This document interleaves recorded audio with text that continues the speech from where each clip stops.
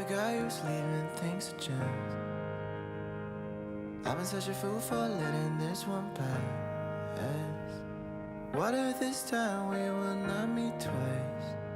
Are we gonna end up in different lives?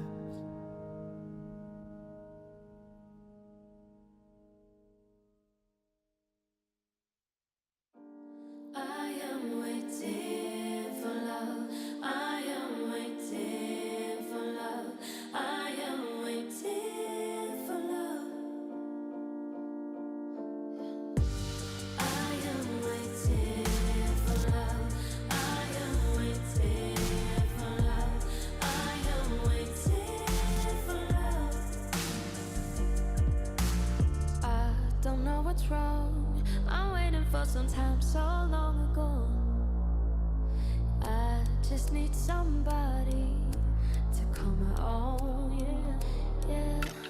Lying in my bed, I feel your hands on me, they're everywhere. But it's just a dream, it's all in my head. Scared to be all by myself, always and forever. I need to lose the demons from the past. Why can't I recover? I am waiting for love. I am waiting for love. I am waiting for love. I am waiting for love. I am waiting for love. I am waiting.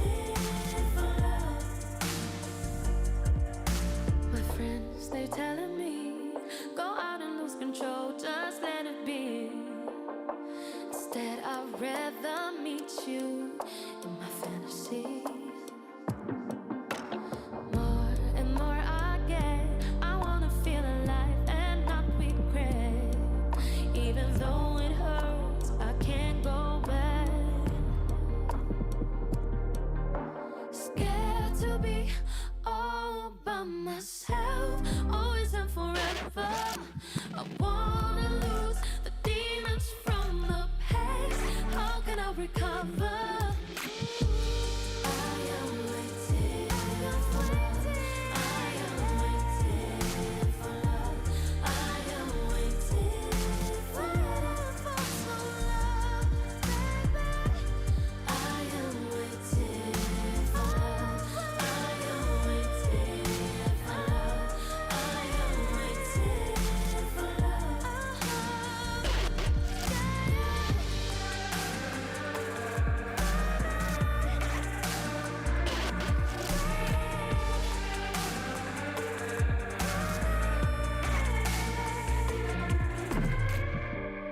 I am waiting for love. I am waiting for love. I am waiting for love.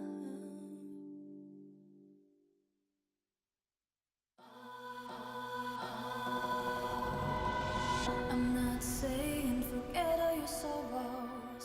I'm not saying don't look back. I'm not saying act like there's no tomorrow. I'm not saying leave what's holding you back. You're spinning round and round. You've lost the ground because you're stuck in the middle. Why don't you live a little?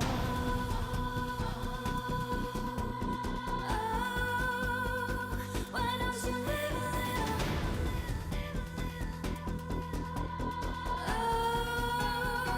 Why don't you live a little?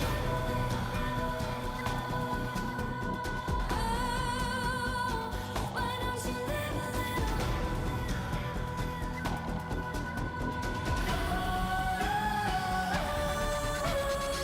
I'm not saying that life must be hollow. I'm just saying some things won't last. I'm not saying that there's no one to follow. I'm just saying there's more than just one path. You're spinning round and round, and you've lost the ground because you're stuck in the middle.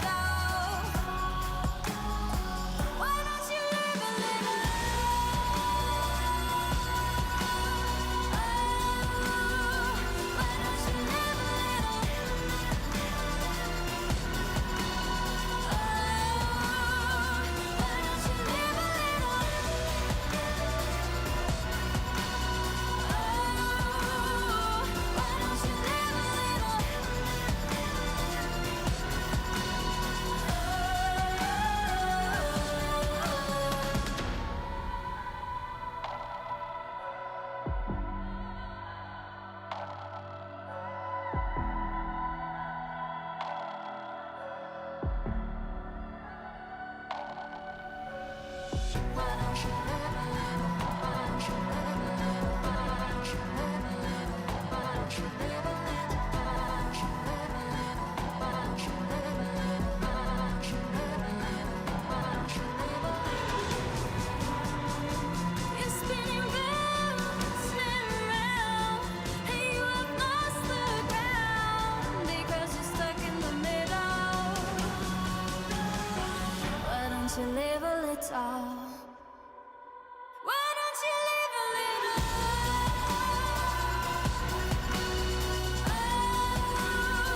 Why don't you live a little? Why don't you live a little? Why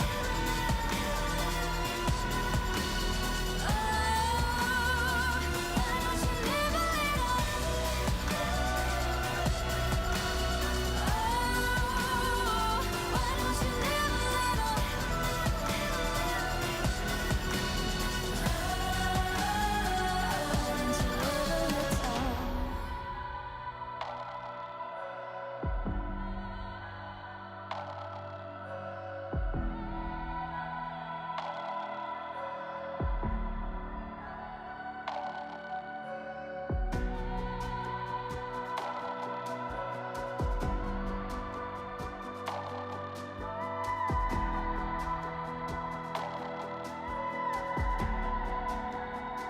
Why don't you live a little? Get up, let's go. Get up, let's go. Get up, let's go. Get up, now let's go. Wake up, we never stop. Gotta get it done, show me what you got. Like, I'm gonna turn it up. Walking on the block, girl, I'm feeling hot. Like, nobody can touch me. They wanna be like me. But I got no time, see. Get up, now let's go. We gotta move on up. We gotta move on up. We gotta move on up. We gotta move on up. We gotta move on up. We gotta move on up. We gotta move on up. We gotta move on up. Get up, now let's go. Get up, let's go. Get up, let's go. Get up, let's go. Get up, now let's go. Get up, let's go. Get up, let's go. Get up, let's go. Get up, now let's go. Wake up in the morning feeling super fine. Now let's go, don't got no time. Yeah, turn it up, I'ma strut my stuff. You see me walking on the block, can't get enough. Like nobody can touch me. They wanna be like me, but I got no time. See, get up, now let's go. We gotta move on up. We gotta move on up. We gotta move on up. We gotta move on up. We gotta move on up. We gotta move on up.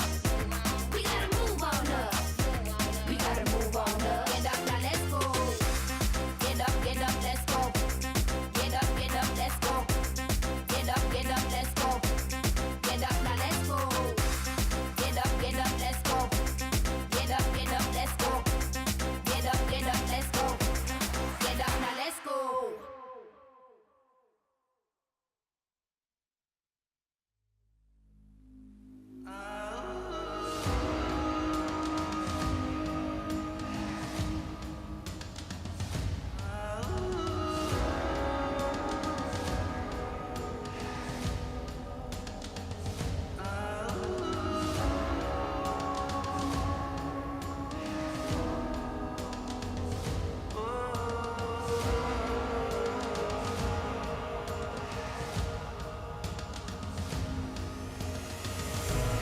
All these years I don't know where to begin. To repair this life of sin. Now I've already gone to somewhere I know is waiting for me. Down I go, where the river don't flow.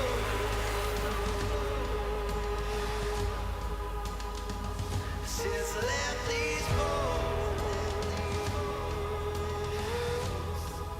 turn a gun now lost me. Ferry man took his toll. It's gonna take me where the river don't flow.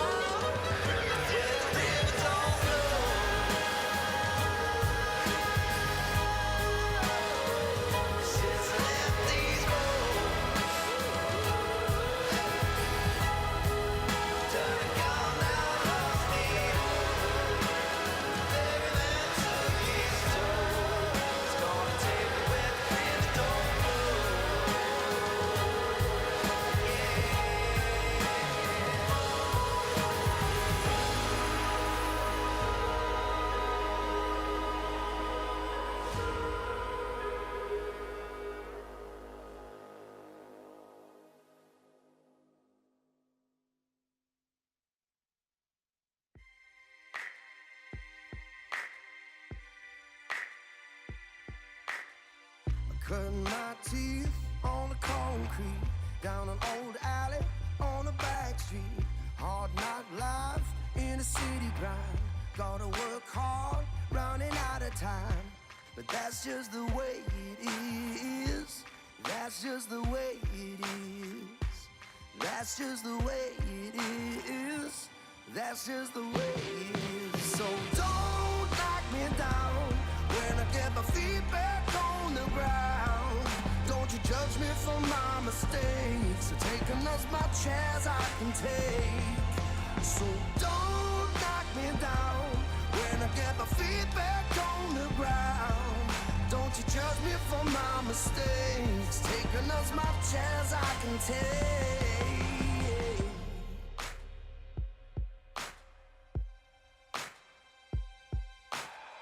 Street light lit down in the grid. Can't turn back when I wanna quit. All of my tears, all of my fears got me shook up through all these years. And that's just the way it is. That's just the way it is. That's just the way it is. That's just the way it is. So don't knock me down when I get my feet back on the ground.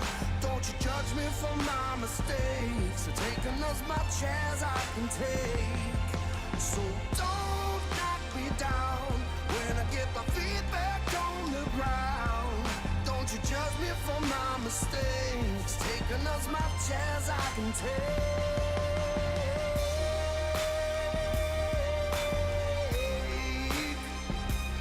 Don't you judge me. Don't you judge me on my mistakes. I said, don't you judge me anymore. That's just the way it is. That's just the way it is. That's just the way it is. So don't knock me down when I get my feet back on the ground. Don't you judge me on my mistakes. I've taken as much as I can take. So don't knock me down when I get my feet back on the ground. Don't you judge me on my mistakes. I've taken as much as I can take. Taking as much as I can take.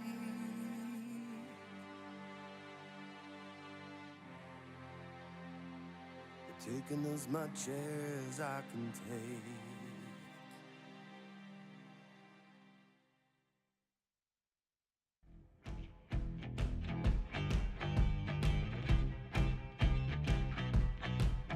It's that kind of night. I'm dancing with the devil. Dancing with the devil. I love starting a fight. You better hide, I am Jekyll. This place is never gonna last.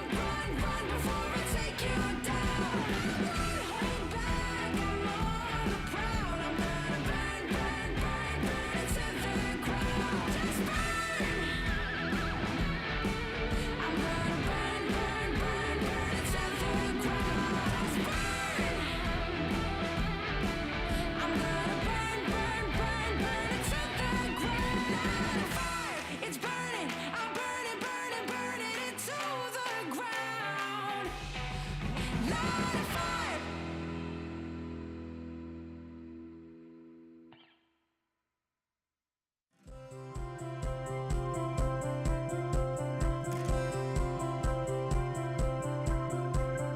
Let in the sunshine, feel it on your face. Gone are the gray skies, clouds are blown away. Time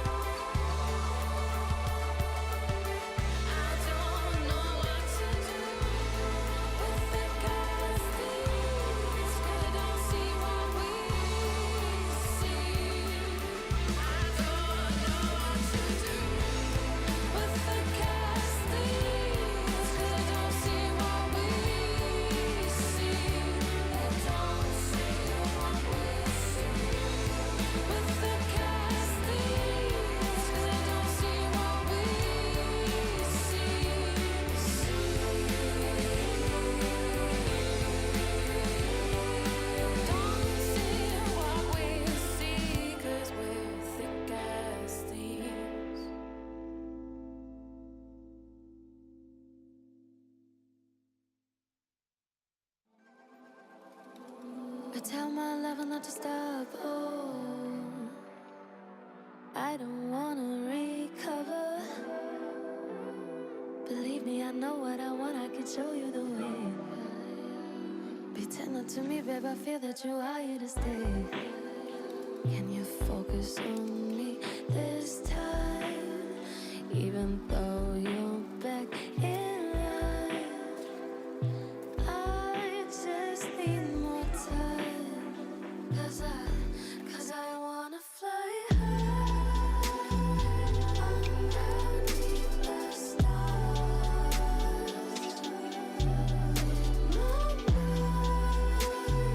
Till the sun goes down.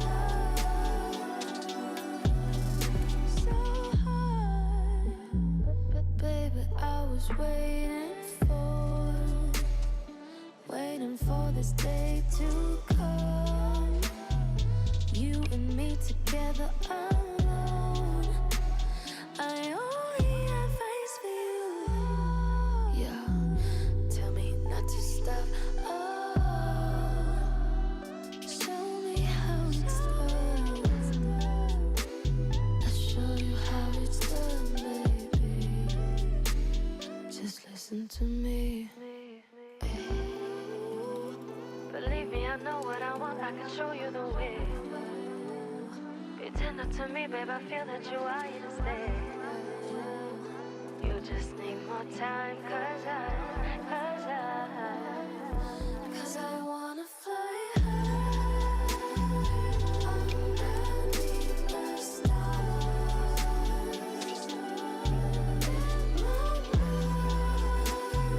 Till the sun goes down. I wanna fly high underneath the stars.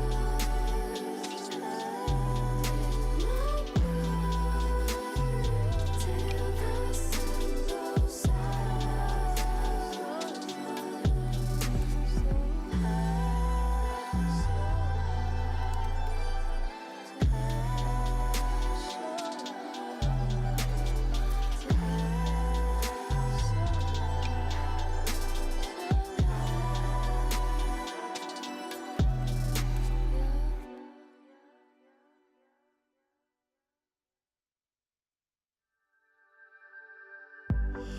We've been walking countless miles on a mystic way of life, unsure where we going.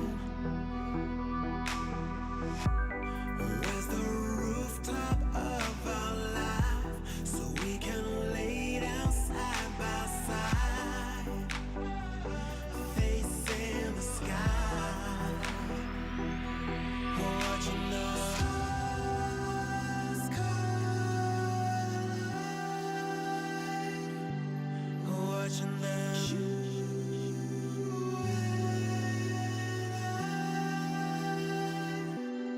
watching the stars collide, watching them.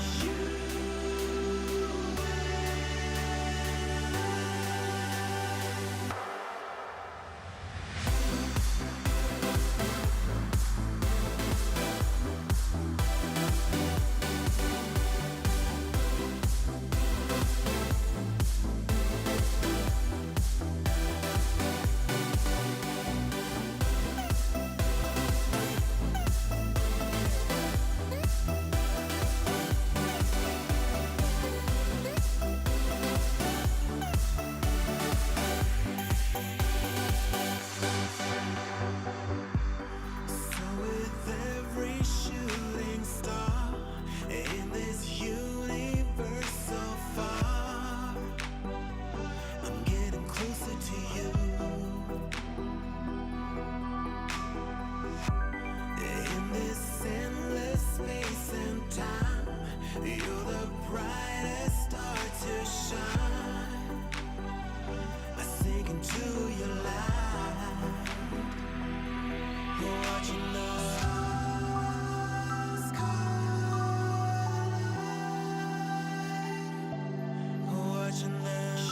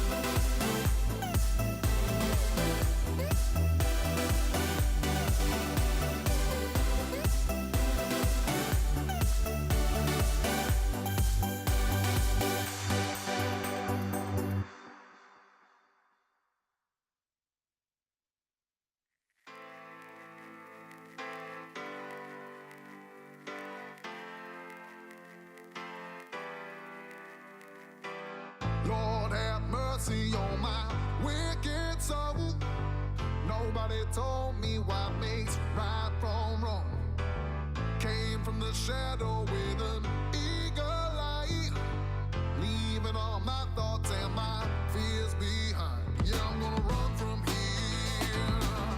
Run, run, run. Yeah, I'm gonna run from here. Run, run, run. Nobody come from here. So I leave today.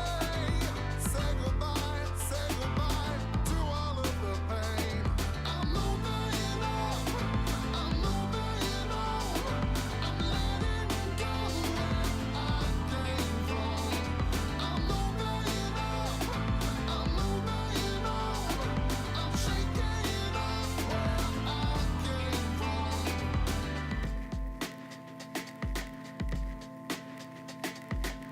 Riding with freedom and I found my way. Ain't nobody gonna lead my mind astray. I'm gonna move the ground beneath my feet. I'm gonna lose the feeling I defeat. Yeah, I'm gonna run from here.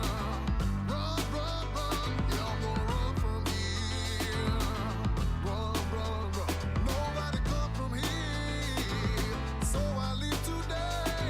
Say goodbye to all of the pain. I'm moving on.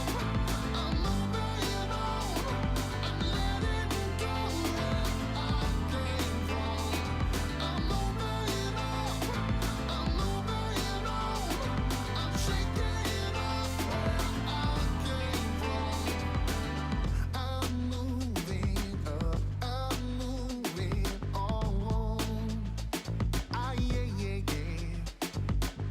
I'm moving up. I'm moving on. Ah, yeah, yeah, yeah. I'm moving on. I'm moving on. I'm letting go where I came from. I'm moving on. I'm moving on. I'm shaking off where I came from. Yeah, I'm gonna run from here. Run, run, run. Yeah, I'm gonna run from here. Run, run, run. Yeah, I'm gonna run from here. Run, run, run. Yeah, I'm gonna run from here. Run, run, run.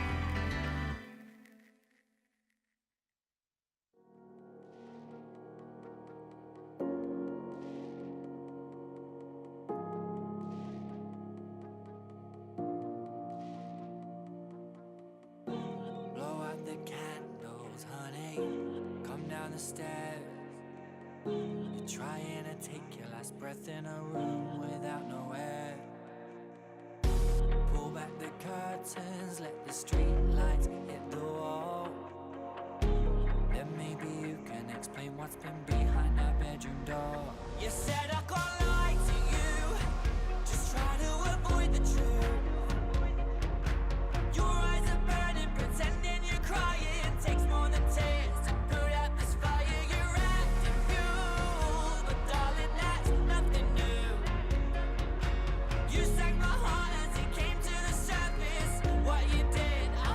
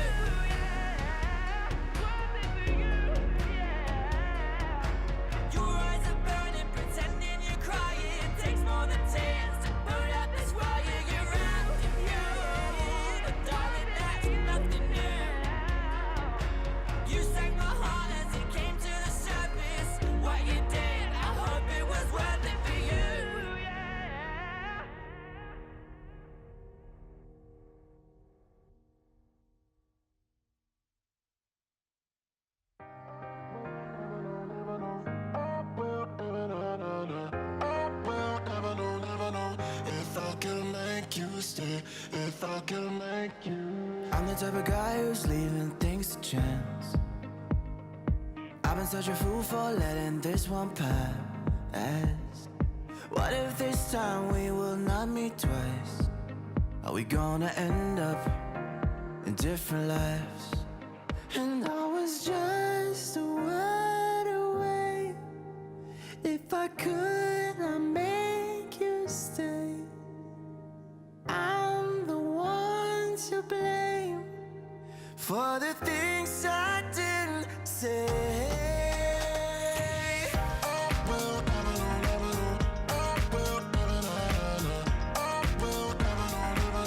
If I can make you stay.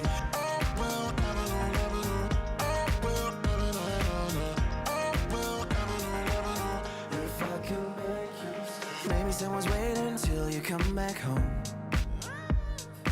I don't even wanna know what's on your phone. Oh. They say good things happen along the road. Till I met you, I thought that mine was closed. Till I met you, I thought that mine was closed.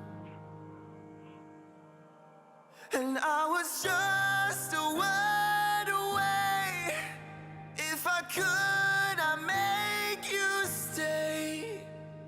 I'm the one to blame for the things I didn't say.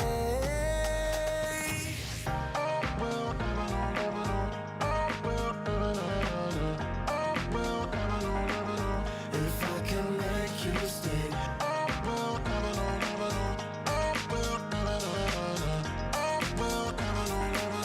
If I can make you stay.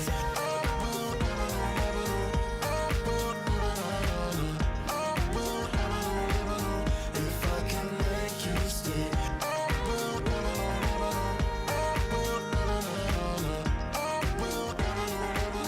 If I can make you stay.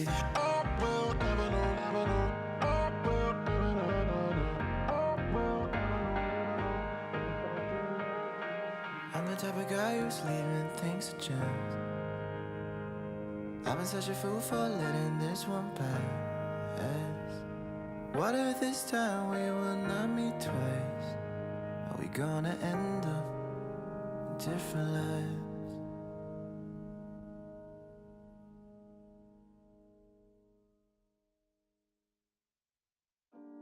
I am waiting for love. I am waiting for love. I am waiting for love. I am waiting for love. I am waiting for love. I am waiting for love. I don't know what's wrong. I'm waiting for some time so long ago. I just need somebody to call my own, yeah, yeah. Lying in my bed, I feel your hands on me, they're everywhere. But it's just a dream, it's all in my head. Scared to be all by myself, always and forever.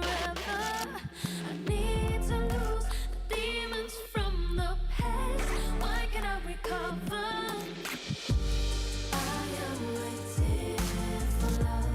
I am waiting for love. I am waiting for love. I am waiting for love. I am waiting for love. I am waiting for love. My friends, they telling me, go out and lose control, just let it be. Instead, I'd rather meet you in my fantasies. More and more I get, I wanna feel alive and not regret. Even though it hurts, I can't go back. Scared to be all by myself, always and forever. I wanna lose the demons from the past. How can I recover? I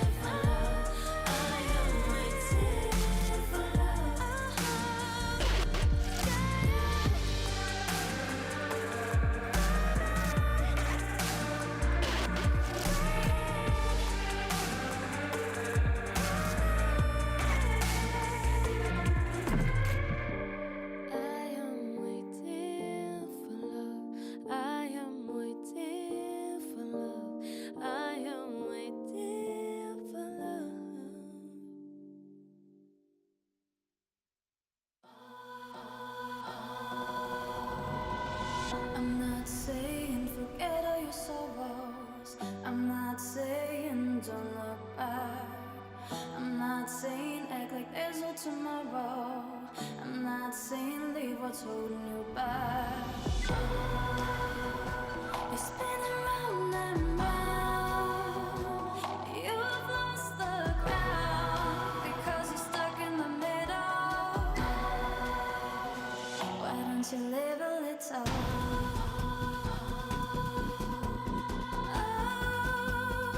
Why don't you live a little?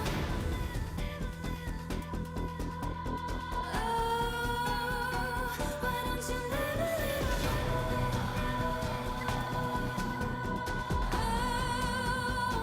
Why don't you live a little?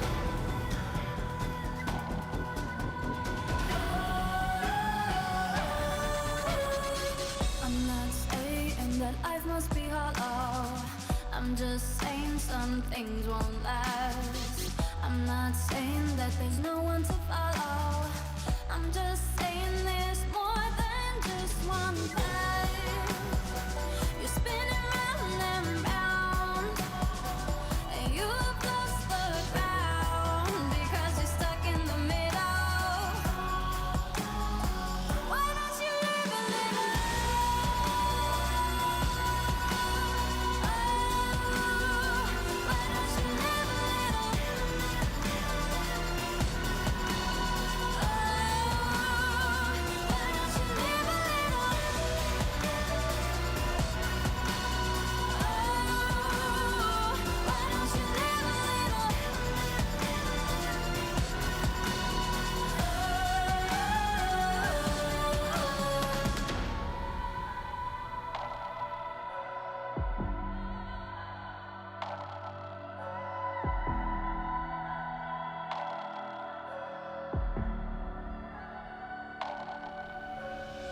Why don't you live a little?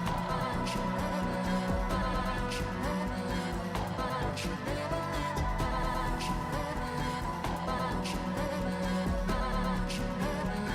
Why don't you live a You're spinning round and round, and you have lost the ground because you're stuck in the middle. Why don't you live a little? Why don't you live a little?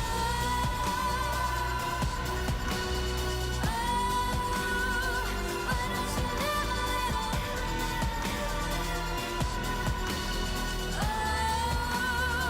Why don't you live a little?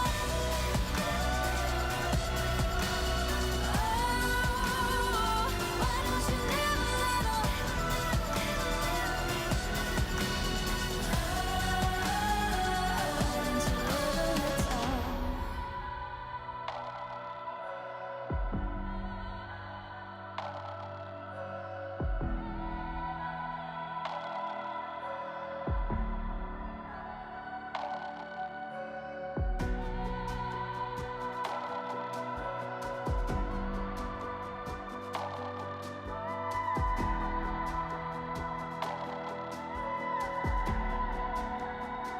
Why don't you live a little? Get up, let's go. Get up, let's go. Get up, let's go. Get up, now let's go.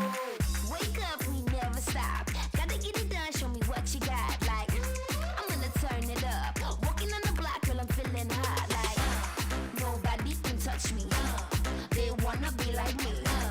But I got no time, see. Get up, now let's go. We gotta move on up.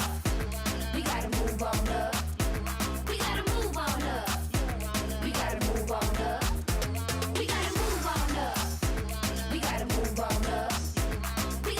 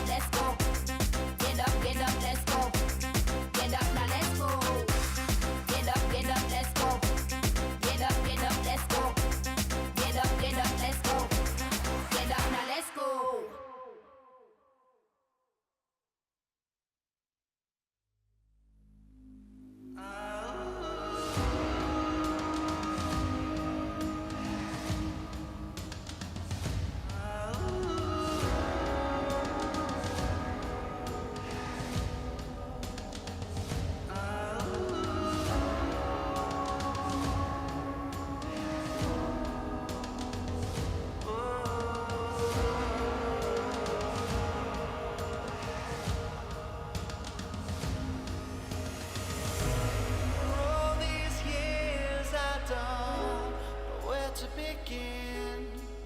Do I repair this life of sin? Now I've already gone to somewhere I know is waiting for me. Down I go, where the river don't flow.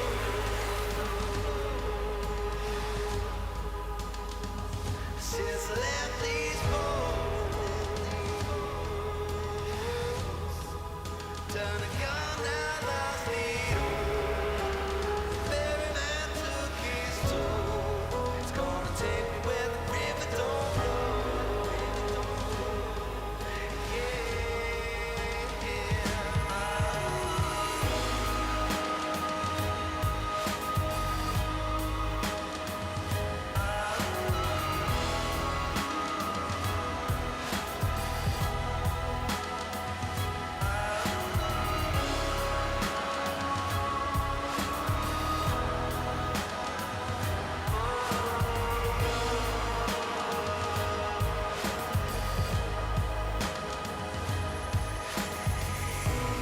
All those lies I told so many times, couldn't figure out what was wrong or right.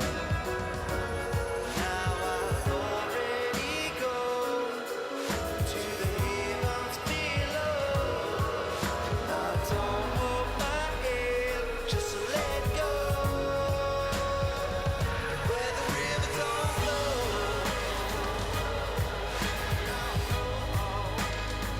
Since I left these bones, down a gone now lost me. Ferry man took his toll. It's gonna take me where the river don't flow.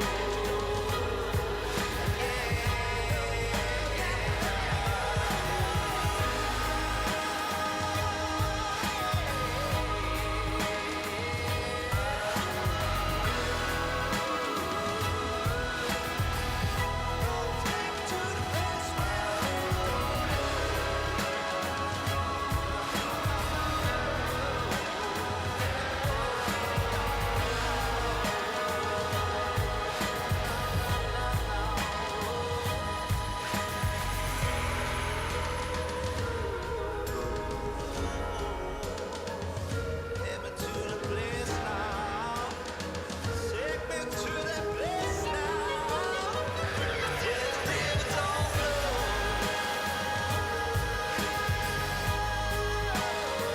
Since I left these bones,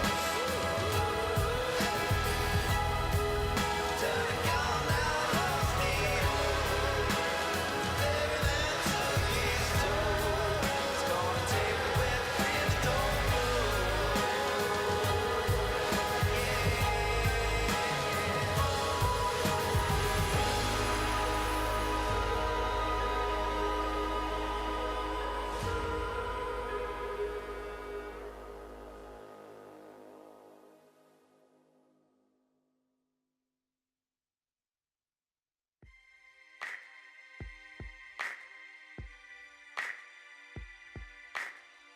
Cutting my teeth on the concrete, down an old alley on a back street. Hard knock life in a city grind. Gotta work hard, running out of time. But that's just the way it is. That's just the way it is. That's just the way it is. That's just the way it is. So don't knock me down when I get my feet back on the ground. Don't you judge me for my mistakes. So taking as much as I can take. So don't knock me down when I get my feet back on the ground. Don't you judge me for my mistakes. Taking as much as I can take.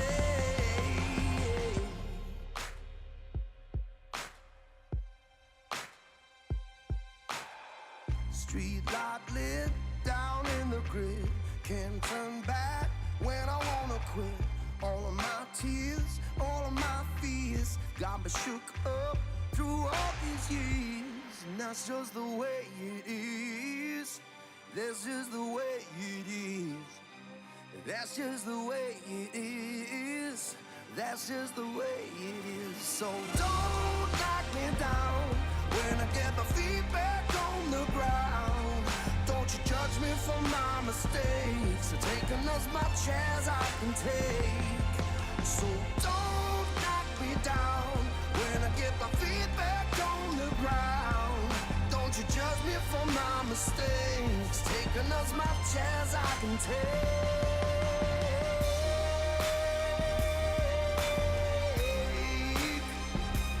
Don't you judge me. Don't you judge me on my mistakes. I said, don't you judge me anymore. That's just the way it is. That's just the way it is. That's just the way it is. So don't knock me down when I get my feet back on the ground. Don't you judge me on my mistakes. I've taken as much as I can take. So don't knock me down when I get my feet back on the ground. Don't you judge me on my mistakes. I've taken as much as I can take. Taking as much as I can take.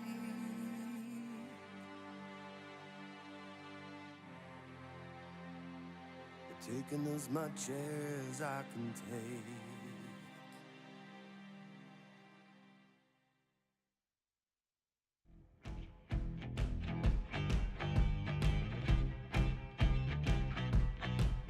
It's that kind of night. I'm dancing with the devil. Dancing with the devil. I love starting a fight. You better hide, I am Jekyll. This place is never gonna last that long if I'm around. Light a fire, it's burning. I'm burning, burning, burning it to the ground. You're watching me, you know I love a crowd. You better run, run, run before I take you down. I won't hold back, I'm on the prowl. I'm gonna burn, burn, burn, burn it to the ground. Just burn. I'm gonna burn, burn, burn.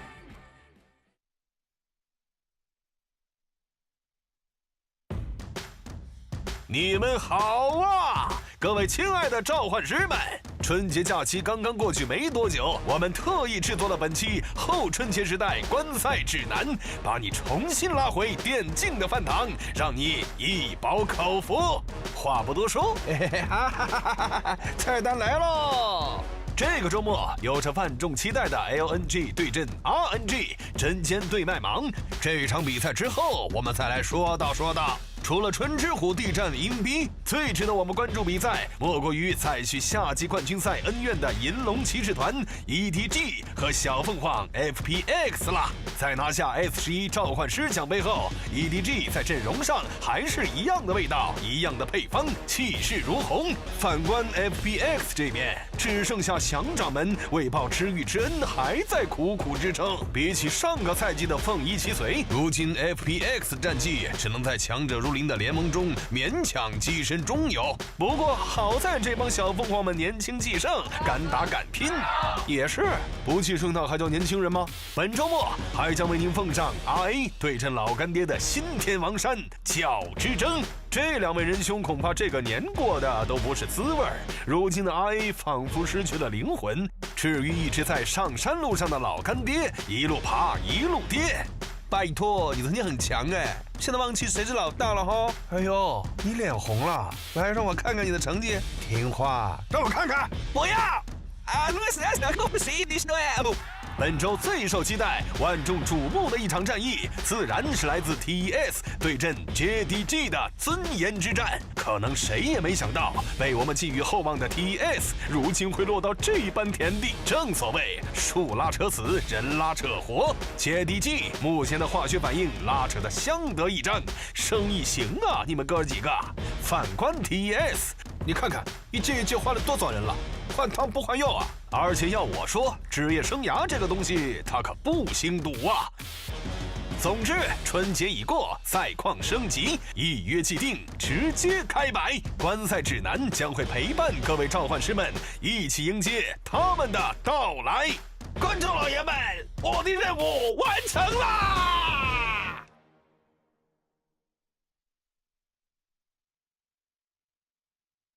！Welcome. We are here for the kickoff of the Week 5 Super Weekend here in the LPL. I'm Mazel, joined once again by the ever lovely Dagda. My dude, how you doing?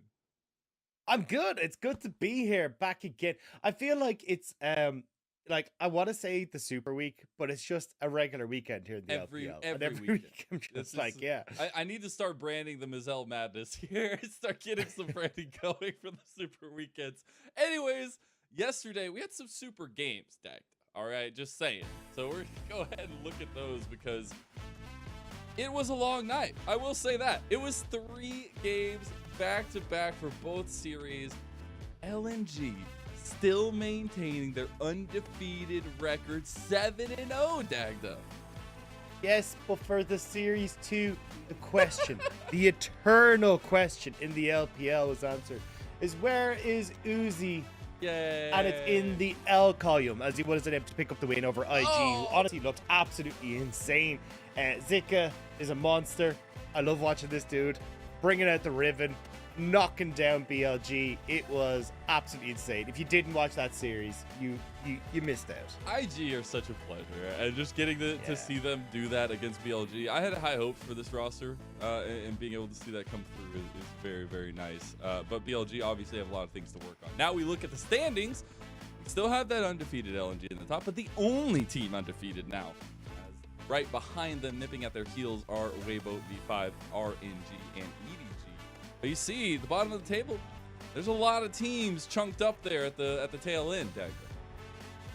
Yeah, I mean, look, you might be looking towards that top of the table. Hey, look, who do we have playing this first series? Is it LNG? No. Is it Weibo? No. Yeah. We have to look on the opposite side of the scale because we're looking down at Ore versus LGD, and that's all I'm here for, Mazel. That's what I'm ready for, to bring in our weekend of madness. Exactly. RA trying to get away from a 5-game losing streak. On the other side, LGD is trying to find some stability in this season so far. Both sitting at 1-5, so tightly contested match, even if it is at the bottom of the standings. Then you see Ultra Prime taking on Weibo game. That'll be brought to you by Hysterics and Lyric. And then EDG taking on FPX in a very hype match to finish this off. Yeah, I mean, definitely maybe a little bit one-sided, the 2 games later on today with Weibo and EDG kind of looking like fan favorites. But we'll have to see if they're going to be able to be some upsets here today, because this is the LPL. You never bloody know what's going to happen. And that's why we love it. That's why we're here. But we got to dive into our first series of the night. And it is that one you mentioned, RA versus LGD. Both teams having a little bit of a rough time here in 2022 so far. But, you know, there's been positives to some extent for both of them. Now, going into the first bit, though, it is a completely different Rare Atom than what we were seeing in 2021, where it was a storm in the teacup, chaos controlled. How do we adapt to that playstyle? Now, it feels like we've gotten a much different version of RA.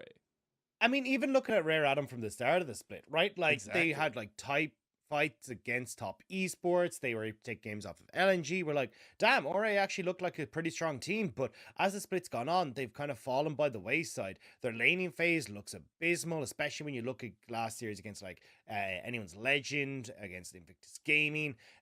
The coordination isn't there either. Like, although we see them going for these early plays, and they're like not the, like by any way bad, is like when they get there, though, the communication and the coordination about how to actually execute on the play isn't quite there and end up going astray instead. So I think for a lot of what I want to see from Rare Adam is kind of going back to like, hey, look, let's have very simple communication about how we want to start off our plays and how we want to try and make that happen. Because that's what we saw at the start of the split. It feels strange that they've now kind of lost that magic. I'm just saying, I want the storm in the teacup. I want the chaos. I want iBoy just dip, diving, dodging everywhere. That's what I want. But something that they want is for Strive to achieve greatness for RA, because he has been the cornerstone, it feels like, for this team in the mid lane. Huge damage percentages for his team, a lot of flexibility in that mid lane as well. But he feels like kind of the adult of the group, right? You have a lot of anger, you have a lot of aggression for the rest of the team. Even if Strive is young, he's the one that feels like is always there to rein them in and kind of put some reining of horses, I guess, on the team. Yeah, and a lot of it comes down to the mistakes that are coming through from the side lanes, right? Because you end up seeing like mistakes here from iBoy and Yanja, a lot of the times we end up seeing Strive trying to fix the wrongs of his side lane. That's why things like the Rise have been so prevalent for Rare Adam, and even in their games against anyone's Legend, IG, oftentimes it's him trying to either, one, as you say, like be the adult, keep the children in check on the side lanes, or when we get into the mid game, having these big moments where he's trying to bring the team back, but oftentimes he can feel like it's kind of a two-man army with him and Lien trying to control it, and unfortunately it's just not enough to try and get them across the finish line. And it's funny, you know, we talk about it being an adult, but all these players are young on Rare Adam, and it's just funny to see that dynamic kind of playing out. But on the other side of the table, we have LGD and their season being a little bit treacherous, it feels like. But they all say, Dagda, that beauty is in the eyes of the beholder. And I will say that I've seen some positives from this team in LGD, and it's centered around Shadow for sure. Yeah, the beauty is in the eye of the person who only watches for the first, 12 minutes of the game. Oh, no! LGD look pretty good in the early stages, right? I think Shadow's done a wonderful job of getting control of the early stages. Oftentimes they can come out of lane with these big leads, right? But it's when we get to the mid game that this team really does look lost. Like, oftentimes we see them, even when they get leads, try and make these map plays where they actually end up falling behind in tempo, despite the fact that they went in with the kind of the tempo advantage or with the gold advantage. They're getting picked off because they're not aware of what the opposition is trying to do. And then their team fighting oftentimes looks very disjointed, where you'll have like the front line trying to play off to the right-hand side of the fight, whereas you've got the left-hand side of the fight where all the carries are actually being focused down by the assassin. So it ends up like very, very messy in a lot of these situations. So I gotta say, LGD, like, I actually don't mind what they're doing in the early game. It's kind of been dictated by Shadow, but it's after the fact is where the issues start to lie. Transitioning it into a solid mid game to a late game finish is always so important, especially in the LPL, and especially the way that the meta is planning out itself. But our big spotlight for this matchup, because both these teams live or die by the sword, it feels like, is Lan versus Shadow. This mid lane, or this jungle matchup rather, because the first 15 minutes are pretty much going to tell us what we get for this game, I feel like. Yeah, especially as we kind of just said, right? Shadow has been a cornerstone of the early game for LGD, trying to set up a huge amount of their early success. You can see there, right? Like, his kill percent nearly 70% in the early stage of the game. Super high damage percent for a jungler, because oftentimes we see him bringing out things like the Talon, the Diana. Like, he's got such a wide variety of champions that it does feel like he can kind of slot into whatever LGD need for him. Whereas when we look across on the upside for Leon, oftentimes it's Lien trying to work alongside Strive to make moves in the early stages of the game. And for Rare Adam, oftentimes that's a case of trying to unlock Strive and then move up to the top side. Whereas when you look across at Shadow, he plays through the mid, but also, as you can see here, a major tool in team fights where he's actually been able to set up a ton of these big wins for LGD, where they've been able to take games off of teams that honestly you don't really expect them to. Teams where you look at like being able to beat OMG, like trying to push the envelope against teams like Ultra Prime as well. Yeah, and you see a little bit of that aggression we're talking about, right? The two words that key in for both these players, and you see the plays unfold themselves. The thing for me, though, and as we transition to thinking about the draft, because I do feel like both these junglers are going to heavily influence the first round of the drafting phase, is this champion pool. Shadow is 7 games played on the Xin. Are we going to get to see that continue? Has he just found the comfort pick? Do they let it through? And on the other side for Lan, the Rek'Sai. How much more do we see this? It's been popping up everywhere, it feels like, and he is one that I want to watch. Yeah, I gotta agree. Like, I think for Shadow, he actually looks pretty good on the Xin Zhao, although Xin Zhao definitely the strongest jungler, it's on the patch. Yeah. People have started to move away from it. It kind of depends on what you're looking for, right? I think once we started to get into like the current meta, teams are looking at going, right, you know, we want to go towards these super heavy skirmish orientated junglers. And like a lot of the early junglers would be that bridge to the later portion of the game, right? Where you try and go like, cool, this can skirmish well, it can play towards objectives well, it can gank well, good clear speed. That means that then you can try and protect a lot of those big scaling lanes that we're looking at with like the Victors, the Corkis, the Jinxes, the Aphelioses.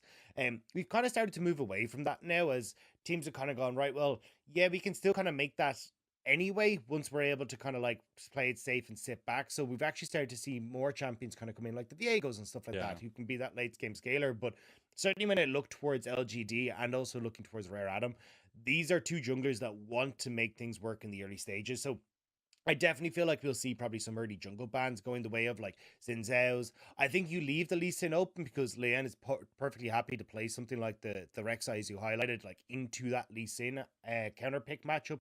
But even I think I'm keeping my eyes on a lot of the assassins as well. Like we've got 3 games of Kiana coming out from Lian. It's been a bit hit or miss, I have to say, but still like something that can do a lot of work post 6, and especially when that seems to be a lot of the time where the map starts to come alive with.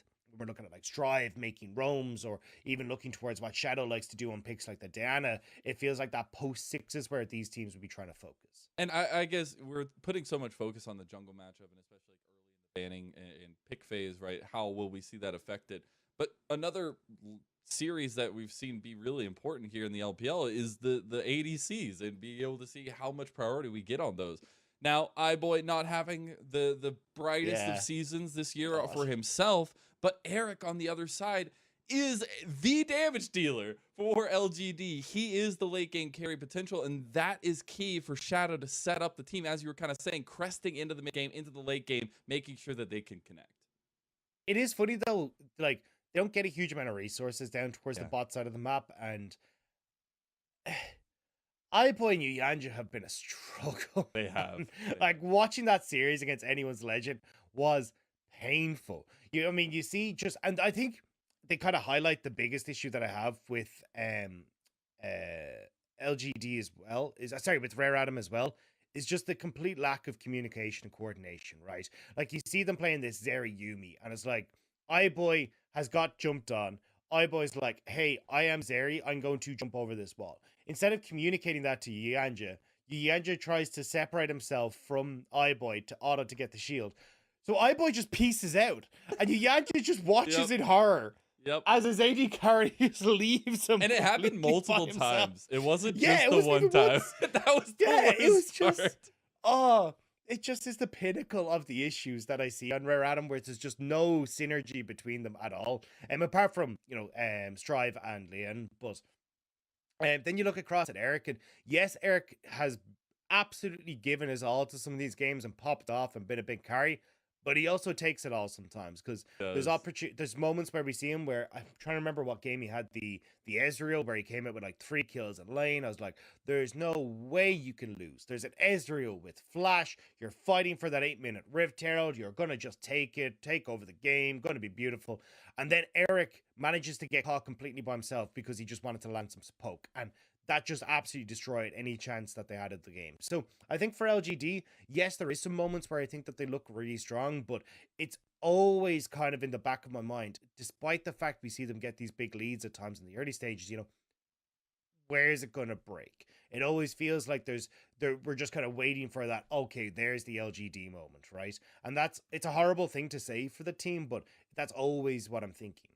Yeah, it's always an interesting conversation to have, right? And especially as we are in the 5th week of the season, right, over that halfway mark, it's actually incredible to see how many steps the teams have taken, but how far they still have to go, right? And how much that communication lies in between that. Another focus I want to bring in, since I did get word we are just waiting on Champion Select to start up before we get into that, is something I appreciate. I'm sure maybe Lyric, maybe Ox, maybe you, Dagda, can appreciate, is the fact that the mid laners at least on one side, at least on LGD's side, yeah, G playing a plethora of them. The Orianas, the Gallios, we got the Vexes, the Graves, even the Echo.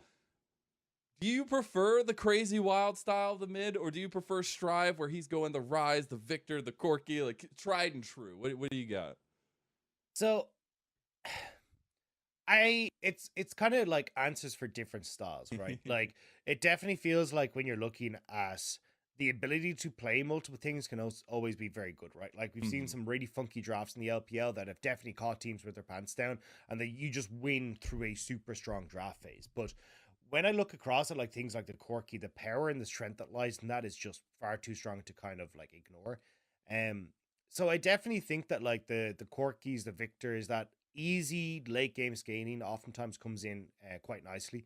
Like it's really difficult to try and fight against an Oriana or a Victor like post 6, right? Like they offer so much zone control, especially Oriana, right? Like that level 6 alongside say one of these strong early game skirmishes you're talking about like in the Jin Zhao. Suddenly that level 6 or even things like the Olaf that we see sometimes, like that just becomes very, very hard to control if you're on the opposition side. So definitely I think these more skirmish but late game scaling champions have so much to do in this meta. Well, I'm excited to say we are already underway, Dagda, as we're waiting for Champions Select. Here we are, LGD on the blue side. We got RA on the red. Rek'Sai, Caitlyn, and Corki banned away by LGD. Zeri, as well as Renekton, the good old Crocodilian boy, banned away by RA. We'll see what their final ban is going to be. I would expect at least maybe the Zin's out, maybe a little bit of jungle priority, but it is a missed ban, actually, it looks like. Yeah, not sure. May actually have gone through, but could be a Might bug. have, We'll have to wait and see exactly what the story is. But looking, if that's not a Thresh ban, obviously have opportunity for a Thresh pickup here. Like opens up for the Aphelios, opens up for the Jinx as well, and you kind of just get to pick whatever side of the equation that you want on that. With the theory being that Rare Adam aren't going to take away the one. Whatever one, but it's actually going to be the Jinx instead. So if I'm Rare Adam, potentially to look towards like a Jinx or a Thresh Aphelios if you want to, but they're just going to take the Aphelios with the Xin Zhao. It does feel like now for Jin Zhao though, you can just go towards the Thresh and take a jungler for yourself here on LGD's side. Yeah, very interesting way for it to pan out here. You know, we were talking about, will we see that much jungle influence in the picks and bans? We did see the Rek'Sai obviously have to ban that one against Leyen, but here we are going into the final parts of the first phase, and we're still waiting for Shadow to pick up his jungle as it's Rise and Nautilus picked up for LGD. It's actually become really interesting to see how the meta has kind of shifted in the jungle role. Like we started to see a huge amount of priority onto these like early jungle picks at the start of the year, but instead now we're starting to move over to where people like Shadow who've got a ton of picks in their back pocket are like, look, I'm totally fine. Like I've still got things like the Viego, Jarvan, Olaf, Lee Sin is still up and available. And even then, if that starts to fail, right, we've seen Volibear start to come through as an answer for the Xin Zhao as well. So you have a ton of stuff that you can work with. Oriana, though, picked up for Rare Adam in that mid lane. So Strive going to get himself a nice matchup there. Going to be able to take the Summon Airy, push Jay in these early stages, and make sure that they're setting themselves up nicely for that kind of strong mid jungle that we actually kind of highlighted coming into draft, that this is something teams have started to play quite heavily around. And I'm loving this draft so far for both sides because both teams are kind of picking away comfort picks from each other, right? You've got the Jinx taken away for iBoy. He has 9 games played on that one. The Xin Zhao taken away from Shadow. You got the Oriana taken away as well from the side of LGD, as Jay will be in the mid lane this time around. And it's so exciting because the second phase means that much more. And as we get into that second phase of bans, we get the Hecarim ban, which has been rising in priority for RA, in Gwen, the busted champion, being banned away by LGD. Hey, so the Camille banned away here as well. So I'm curious what the plan is here for Rare on the top lane. Could be looking for something like a Kennen or a Jason that top side for Cube. Still, a lot of teams eyeing up that Graves blind pick. I've started to become less and less of a fan of it because a lot of times we see this Rise locked in on the opposite side before you manage to go for that Graves blind pick. And so many teams have been totally fine going towards a Tryndamere, and Rare Adam may find themselves in that same situation. That Graves was hovered for a second. Rare Adam realized, look, let's just take the counterpick matchup in the support role, keep ourselves in towards the... No, okay. Nope. I was going to say keep your counterpick for top, but that's not what they want to do here. That may not have been the best idea. I wasn't even sure if Cube was just setting up for an orb pick, honestly, with the Camille plan and Gwen taking off the board. But yeah, I mean, always the option here for LGD to go towards Tryndamere if you want to, like play fully through those side lanes and not even go towards a team fight. We've even seen the Nara start to come out as a blind or as a pick in towards this Graves as well, but not going to be the case. Instead, we're going to look towards that Kennen for Fearness in the top lane, and now you got to figure out what the jungle is for Shadow. A lot of engage already here, so you kind of have your pick of the litter here for Shadow. There's no like, oh, we need something from this team. You can just go towards something you feel comfortable playing into Xin Zhao, which in this case is that Lee Sin. Yep, there you go. The aggression, the name of the game here for both junglers, and they get beautiful tools to do just that. We do have LGD's composition rounded out here. It's a lot of team fight potential there on that side, where you did have, you know, Graves as a split pushing pressure, but on RA side themselves, they're no slouches when it comes to team fights. So I'm expecting a pretty big bloodbath once we get to the objectives. Yeah, I mean, these two teams are all about the 5v5, right? Like, huge amount of team fight on both sides. AoE, CC on both ends. You've got great late game AD carries, strong mid-range pressure in the team fights for Tribe as well in this Orianna.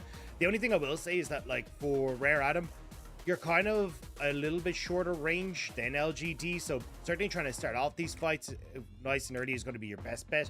But I really like the Kennen pick into these sort of short range compositions, because oftentimes they have to overextend to try and find the fight and find the engage.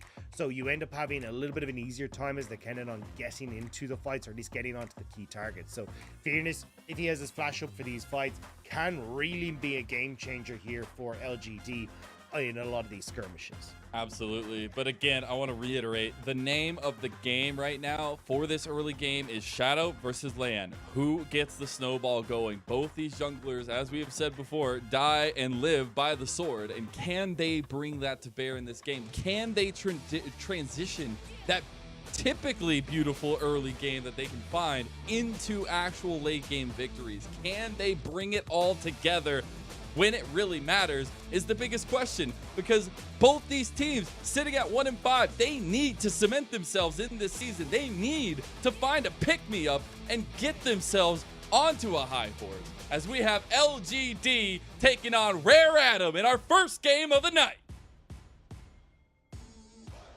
And here we go. Rare Adam versus LGD. Not the top of the table clashes that we saw yesterday, but still two teams with a lot to prove, especially when you're playing against kind of teams at your own level on the standings. You want to make sure that you're able to get these wins nice and early. Both teams finding out in the early stages. No pesky shenanigans coming through thus far, but I still expect to see, like, on Lian's side, trying to play through this top half of the map is probably going to be your best bet, right? Like, Strive, that level 6 is going to be really potent for early skirmishes when you get the access to the ultimate. And then you look towards this top half of the map as well for Cube. Fearness, because you've got the AP damage and also outrange the Graves in a lot of situations you can't do well until Graves gets on your face. Oh, like right no. now. Cube. You have fallen to the early aggression. He is not going to actually burn the flash. I thought maybe that early aggression of LGD will get the flash out of Cube, but he's too calm, cool, and collected, Dagda. He ain't falling for that one. Yeah, even opted in for the longsword triple pot, so he should be able to heal not too shabbily, especially when you look towards the fleet footwork as well. The Graves is always run, should be all right. Shadow actually taking the Sonic Wave early, though, means that his clears to be a little bit less healthy, so especially if he ends up running into Lian, that could be a bit of an issue. Like, Lee Sin's prefer to start the safeguard / iron will, because you're able to, like, shield yourself up, get a lot of health back. But with the early smite coming through onto the blue camp, it shouldn't be too much of an issue. So, Dagda, I highlighted the jungle matchup, right? Lian, Shadow, very important. We were talking about the main carries in Strive as well as Eric for their opposing team.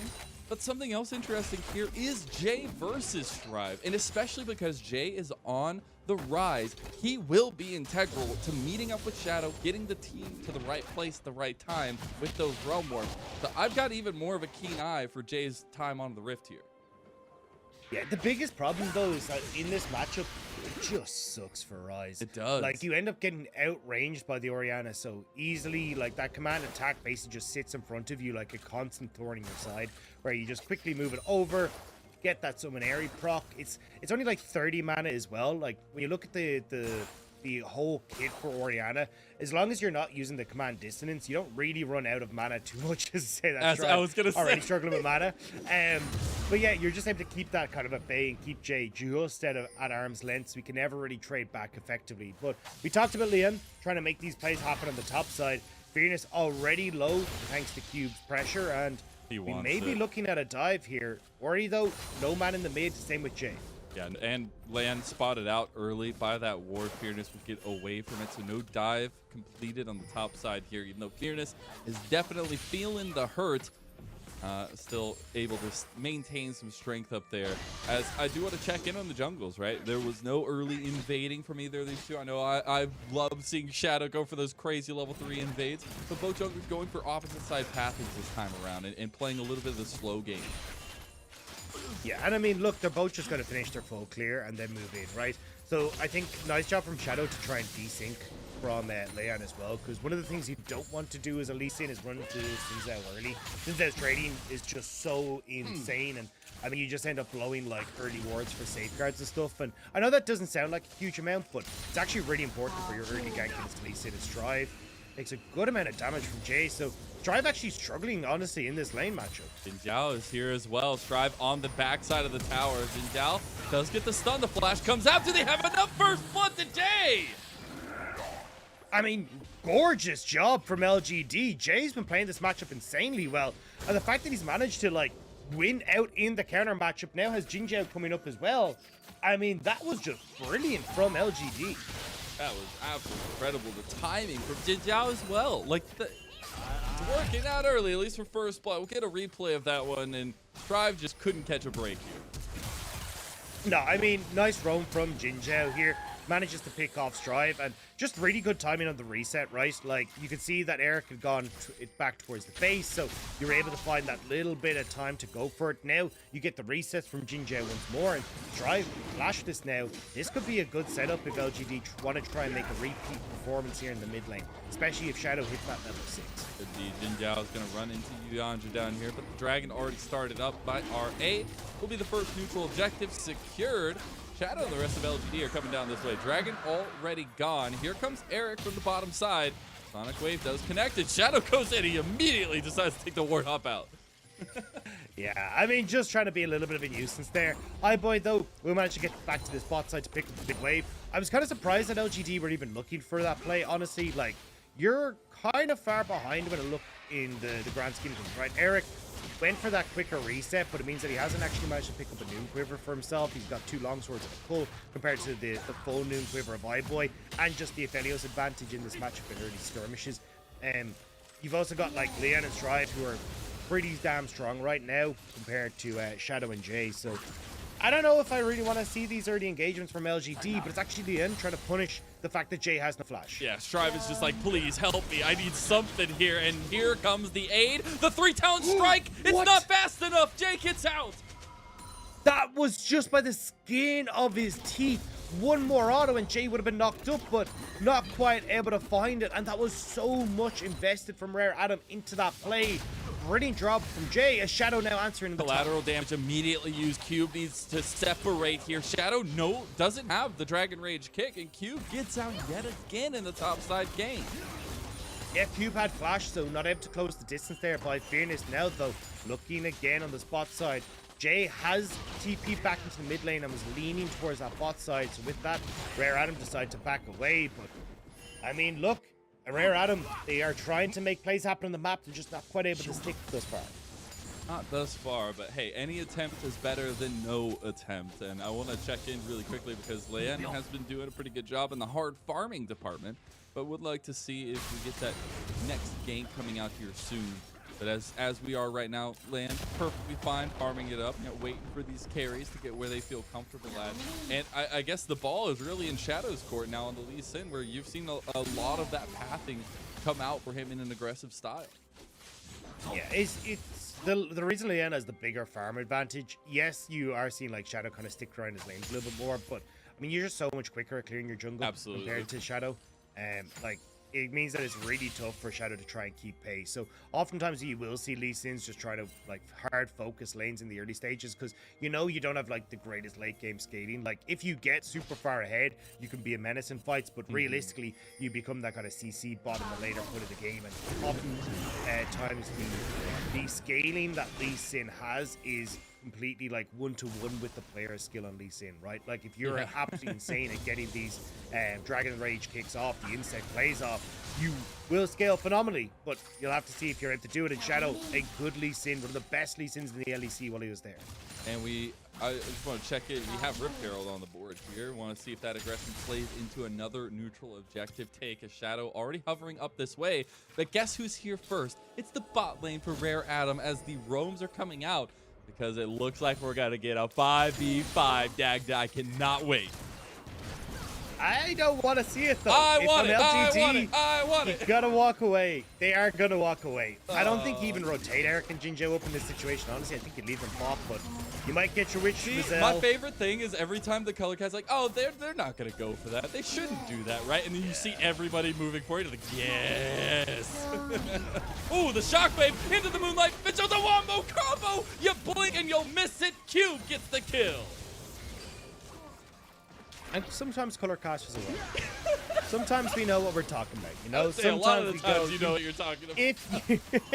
If you look at the situation, you've got Strive, who's got that great shockwave there. You're walking in completely blind, Leanne. So let's do a run down the list, right? We'll take the top laners out of the equation because oftentimes you gotta like completely wrap around to make these plays happen, and Fearness and you weren't really in a position to follow up on that play. But Leanne, stronger than Shadow right now in skirmishes. Strive, stronger than Jay in skirmishes. iBoy, stronger in skirmishes. Yanja, stronger in skirmishes. Like, why are you opting into this play? Like, it's such a bad idea. And all you have to do is literally do this, right? Leave Eric on the bot side. You trade plates. You go for the counter play. And especially when Jay has the realm walk as well, right? Like, if you try and like push in mid, play down towards this bot side, it becomes really difficult for Rare Adam to try and defend in the bot lane play. Instead, you see walking in blind here, that trigger pull just sets up perfectly, and there's so much damage. You see Jinjo like just gone, deleted with the 1-2 punch from Strive and iBoy. Yeah, the solar flare on top of it too, adding a little bit more flair, if you will, to it all. But that combo is so ridiculous. And for me, it was that trigger pull, right? I said it in the replay, but like seeing that instantly come out, Strive is like, we killing them right now. And that's the kind of execution you're gonna need with this composition. As we do see Leanne back towards this bottom side. Dragon is spawned, but you have bot lane pushing, so they might go for a bot lane gank instead. It looks like LGD are aware, but I want to go back to like Strive. Like, this is why we highlighted Strive at the start of the day, right? Like, this guy is so good when it comes towards setting up these plays. We might need to once more as LGD gonna be flipping. Here comes LGD. They're coming in for the fight, and already down is Leanne. Dragon for LGD. A nice job from LGD to realize they'd push bots, so their bot lane can react. iBoy was stuck underneath this tower trying to clear with the Infernum, so not able to come across. So LGD find the pick. Fearness TPing in, though, means that they want to put more pressure on towards this bottom side. And right now, again, like, yes, you got the Rift Herald going over towards Rare Adam, but already 3 plates for Eric in the spot lane. He has the cuddle as well, so when it looks like it's an even advantage with the CS numbers and the assists, that balloon 600 gold matters. The prison into the shockwave, but beautiful shockwave back to it. Oh, nicely done. Eric gets out on the bot side with a nicely timed cleanse, and ganks everywhere right now. Take a bow Strive. That was seriously nasty. Beautiful. Just able to connect on the edge of both with Shadow as well. Stops any sort of play from happening. Now though, top side. With Fearness TPing into that Dragon play, Cube got some damage on the turret, and Leanne has a Rift Herald. The Maelstrom is available, but Leanne walks right into Fearness around the corner. Oh no, Fearness pops the Maelstrom. That's the button you needed to save there as the power goes down to the Rift Herald. Fearness stays alive. All they wanted was the gold. Oh, cheeky little backstop from Eric from downtown in the wave. That's actually pretty big stopping him, because now you're going to see Eric get back into lane. He can push it in and might be able to get another terror or two. I'd love to see LGD actually try and make a play onto this bot side off of the fact that you're going to have that slower reset for my boy. These things never look big, but you're playing so much off of these tempo advantages at the higher level that, you know, Eric can now shove in, maybe get a turret play, but it looks like LGD aren't really in a position to support him, and Rare Adam are on their way down, so Eric's got to give it up. I mean, nice job from Eric, but kind of disjointed from LGD to try and follow up on it. A little bit. I will say that both teams definitely at least adhering to their win conditions to some extent. You know, Eric, that late game carry, the damage potential is getting very strong with all the gold he's gotten from the plates, but as well on the other side, you know, they're putting a lot of attention around Strive, but Strive has been able to brush it off every time. We'll see if I cast a curse from here though, as Dragon Rage kick comes in, depth charge as well. You got everything used on you, and you're dead this time, Strive. Realm Warp out. Can they do it? And they do succeed. Nicely done by LGD. I've been actually really impressed with Jinja this game. His roams have been super strong, and especially when he's moved across from the AD carry position, he didn't have the best of times in the support role, but really starting to find his groove now in this on this Nautilus. Yanja now doesn't realize Shadow's in the wings. Shadow's all down. This is 3v2, but actually it's Jin Zhao who goes away from it because Eric has the minion wave under the tower. Nothing coming of it just yet. I'm still waiting to see these fights really kick off though. Like, it's been a bit of a slower pace one comparatively to what we see to LGD and Rare Adam as per usual, but here you go. You can see Shadow, nice flash there, manages to set up beautifully for Jin Zhao, sending Drive right between the sticks, back into the jungle towards the Nautilus, and they just pop on out with the Realm Warp. Beautifully orchestrated there from LGD. That dredge line around the corner is so nasty.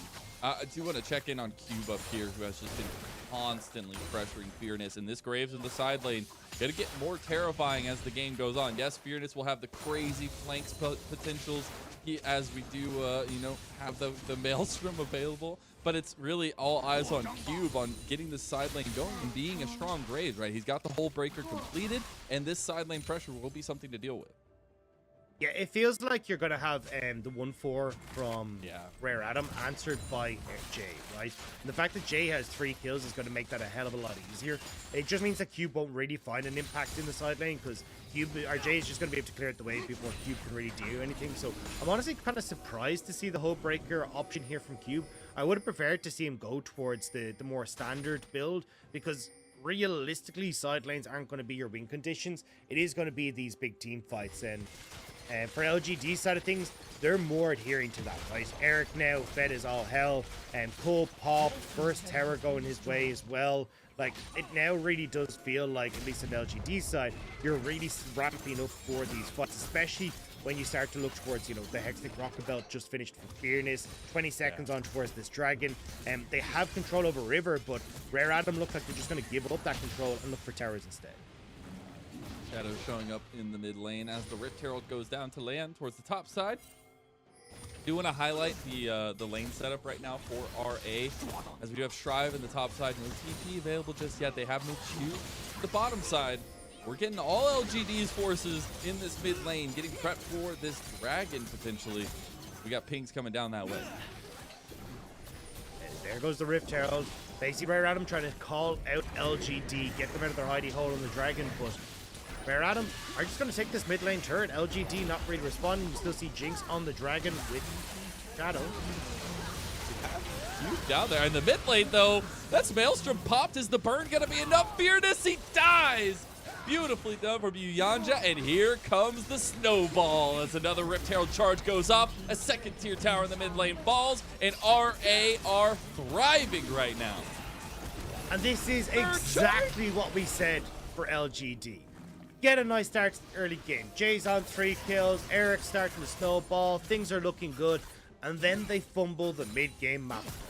Over-committing towards the Dragon, not respecting Rare Adam, and suddenly that's 2 towers gone in the mid lane. You've already lost your tower in the top side as well, and now it becomes a hell of a lot easier when you look towards Rare Adam to get vision control up over the Baron, right? Like, you can already see that they've a ton of vision control established on that top side of the map, and when you're looking at, you know, team fighting teams, the ability for Rare Adam to like find picks like this, it's really difficult for LGD to contest it, because you honestly don't really have a tank on LGD side, right? You have great team fighting because the CC that Fearness brings, but if Fearness is the one getting popped instantly, that's not the way that things are going to go well for you, especially if Fearness needs to try and find these flanks with his flash down.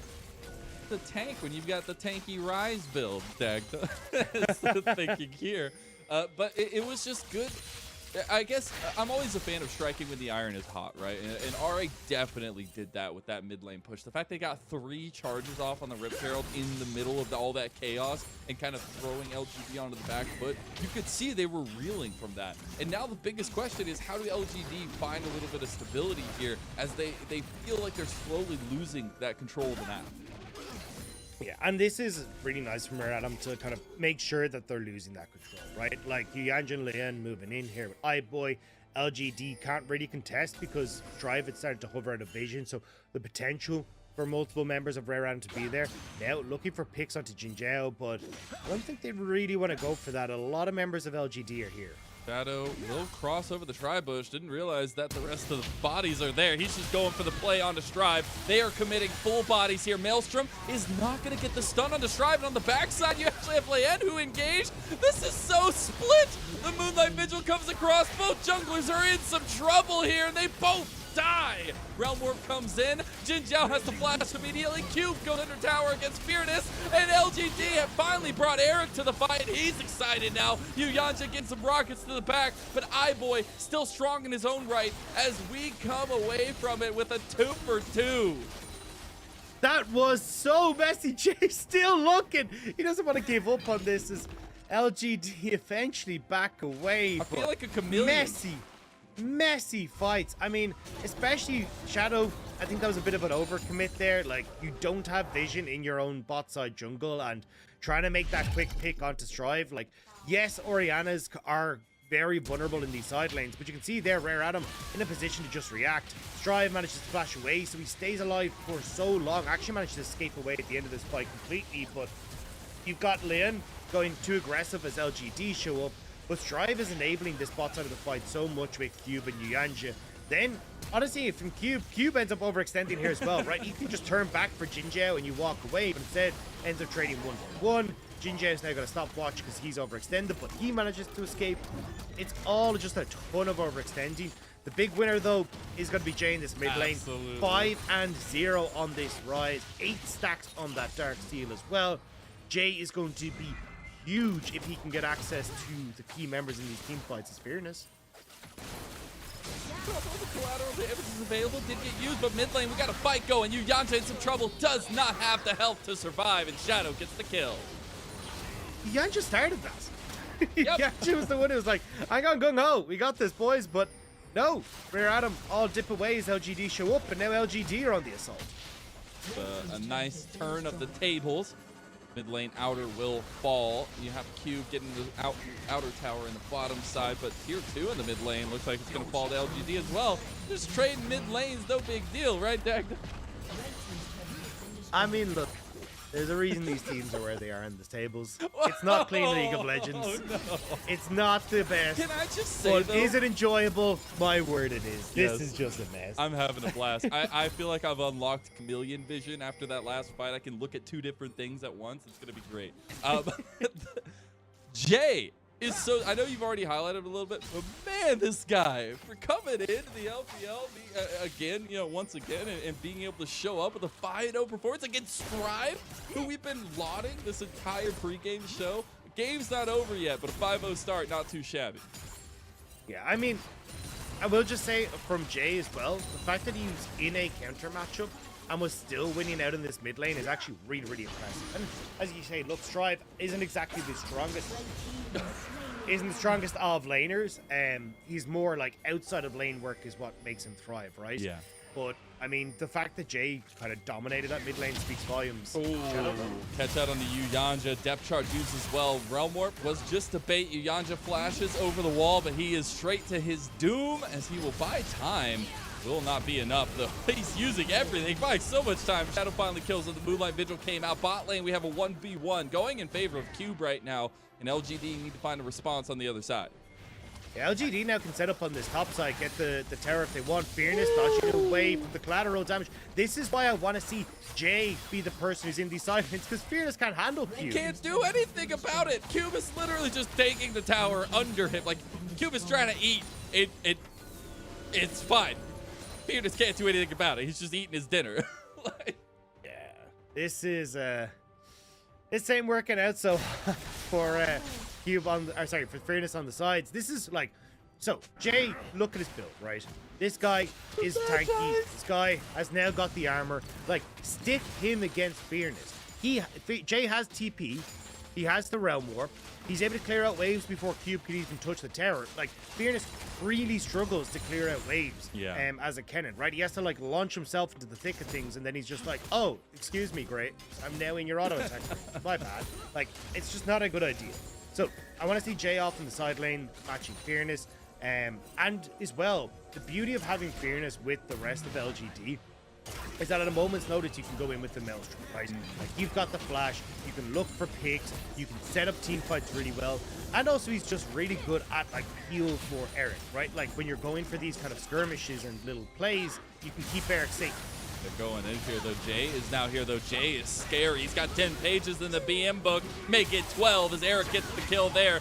It's still going as well. RA just caught in the chaos. LGD come out on top with 2 kills.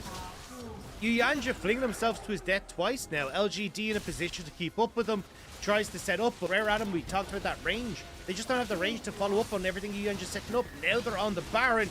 Cube is coming through. Fearness waiting in the wings. He has the flank here with the Maelstrom available. He has the flash. He's looking to go over, but Cube's going to find him out early. Jay flashes in, misses the Everfrost. The Maelstrom comes out. The Shockwave in return, but Strive still dies. Cube, you might be strong. You might have Hullbreaker, but that's 5 members on your back, and you're dead. And once more, LGD find two more picks onto both the solo laners, and now they turn back towards the objective. Beyond won't be able to get here in time, it looks like, although Shadow taken extremely low. This might actually buy time for Leon to get here. Is it the 50-50? A little close, Shadow. A little low. Okay, there we go. Flank comes through, easily secured, right? LGD secure the Baron, though, for themselves, and RA themselves reeling after that objective take and the fight lost. Yeah, I mean, I don't know why Yeon just contesting this, right? Like, Strive is in base. They don't know where LGD's 4 members are, and Yeon just like, hey, look, I gotta go, which is never really the case. And it means that Leon tries to help save him, and he ends up getting caught. Nice hook into kick combo from Jinjiao and Shadow. And LGD just like that, like, I'm full control now of this game. We talked about the, both teams wanting to look for those 5v5s. Rare Adam just haven't played towards that, right? Cube going with the Hullbreaker.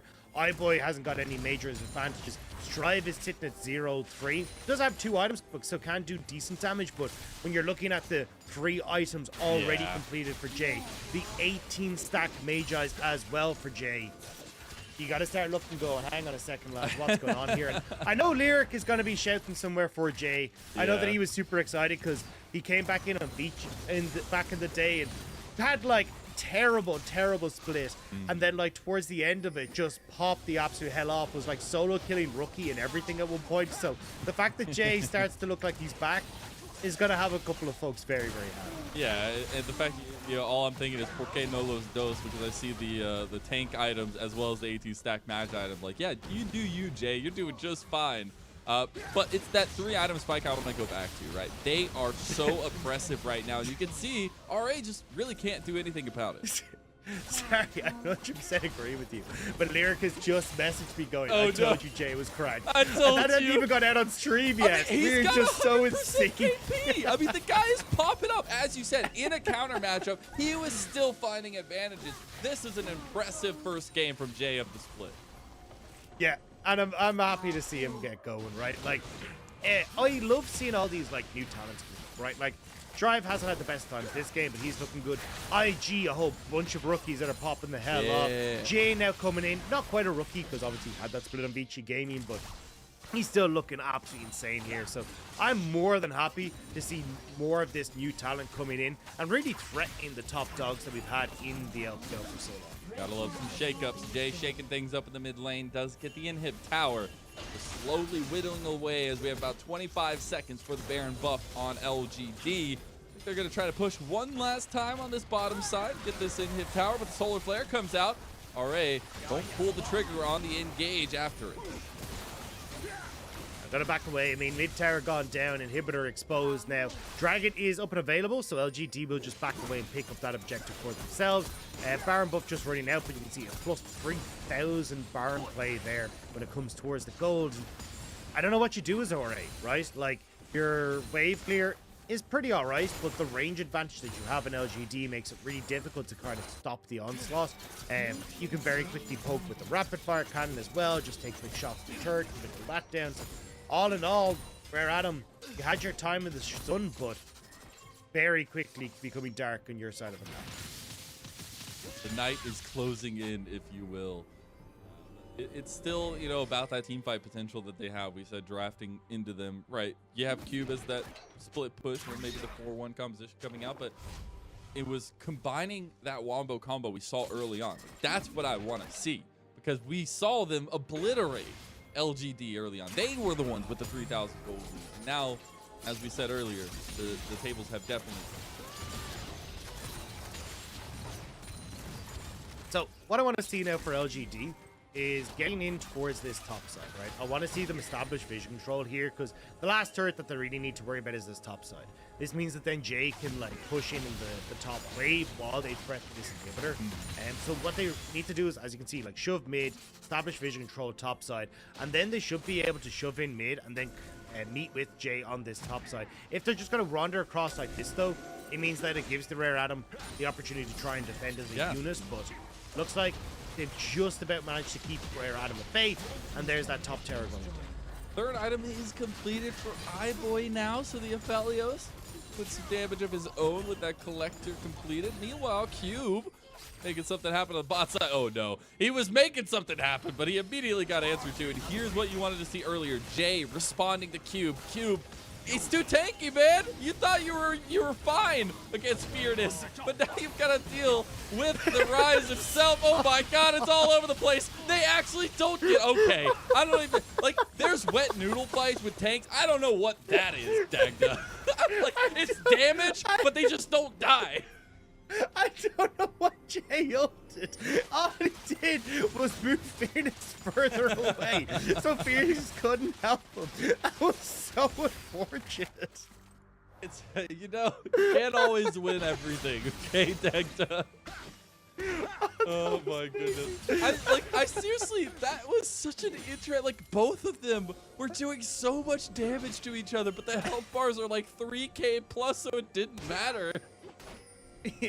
I mean, it's just so silly, right? Like, the lifesteal between both the Immortal Shield Bow, the Bloodthirster, the shield that Immortal Shield Bow gives you, the extra armor, as you say, a magic resist to get off Hullbreaker. You're not getting through Graves anytime soon. Jay, unfortunately, just doesn't have the same sort of Omnivamp in his kit, so means the Graves is able to kind of win that one out eventually, but... Gargoyle still play now, though. Yeah.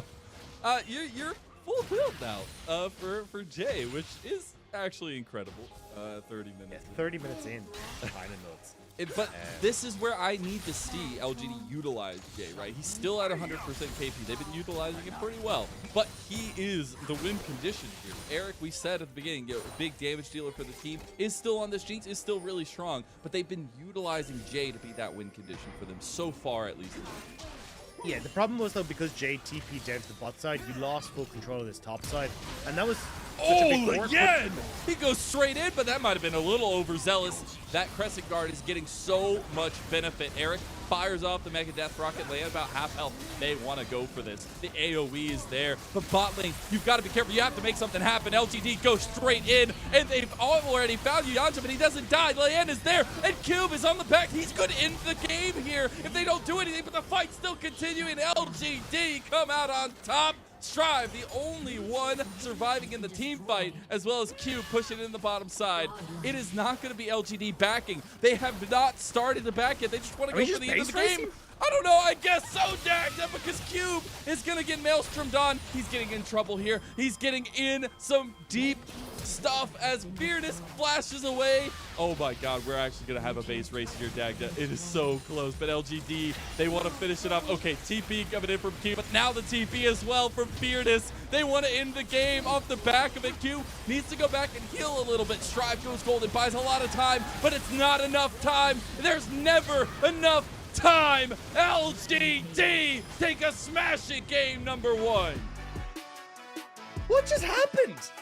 How did we go here? How did this go from, hey, we're having a quick scrap over the Baron, and you know, Cube has done a good job of getting bot lane inhibitor, to the game's over? I don't know what just happened. Welcome to the LPL. God, I'm this not on game was camera. so I'm not on strange. camera, but I did the imagination thing for SpongeBob just for you, Dagda. Yeah, honestly, as a player, I'm just yelling at stuff happening, and then the game ended. So I don't know anymore. The fact that Cube was close to having a base race, but then got called back from his team, and then it didn't matter anyways. This is the chaos that the LPL brings us, and this is why we love it. I mean, yeah, but like there was a couple things that I was trying to like going through my head, right? Like as we got to the end here, with Jay TPing into the bot side, right? It meant that you actually gave up a ton of vision control that had already been established by LGD in that top side. I was like, you know what? This is great for Rare Adam. You have a composition that really wants LGD to walk into you. You're playing Fog of War, and then you're going to be able to draw them in. And then instead of actually playing to that Fog of War, like we saw in that like early fight where Strive got that big shockwave onto Jin Zhao and Shadow, Lane just gung-hos into them, just fires himself into the mix, and it means that, you know, the range advantage that LGD are able to play at then comes into play once more. They're able to win that fight. Cube, I appreciate the effort, like nearly being able to end the game, but I don't know, this was all over the place to finish it out. Yeah, it absolutely was. You see the gold graph is all over the place. The damage numbers are all over the place. We got 19,000 for Eric, only 7.6k for iBoy. Like, this game, I don't even know what to say, Dak. I'm not built for analysis, but I can't even analyze that game because the fact that it was so contested, we didn't get that early full-on aggression that we were talking about early. It was very reserved early game from both junglers, and then it just explodes like that in the last 2 minutes. It's incredible, and I'm very excited for the rest of this series, as we're going to go ahead and send it away to a little break, Dad. We need a refresher after that one. Make sure you don't miss game number 2 of Rare Adam versus LGD right after this. Little bit sus. Zora's like, okay, brother, I'll do it. There's a zap. Dodged, but they're actually in there. Surprise! iBoy, how you getting out? Grabbing him. Inferno, one more hit. It is Lumao who picks up first blood. We like just the 5v5 team compositions in the LPL. Yep. But for LNG, this is working out beautiful. And we're going to see replay here. Destiny comes out straight into the gold card. Channeling the ult about an inch away. And, yeah, I think I would have preferred a replay. I'm... Oh, man. Oh, the fountain!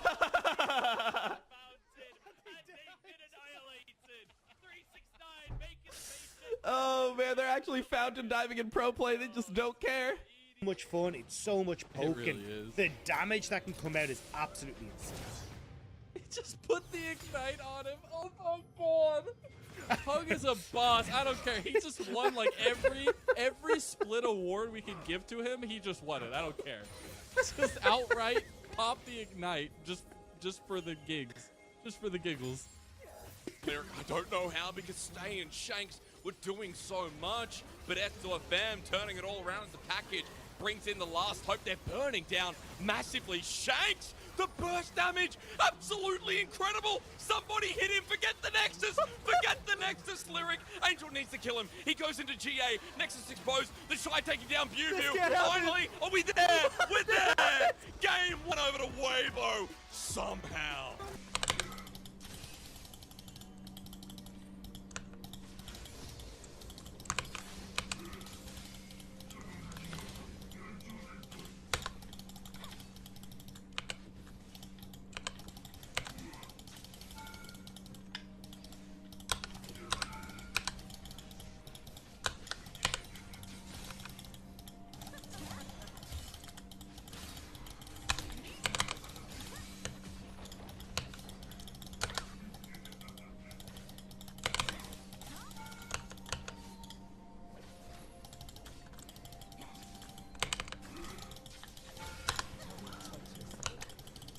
backline. It's Wei with the jump in onto Loyen. He takes a bit of damage. He swipes down early. In fact, that was Loyen who looked like he healed up.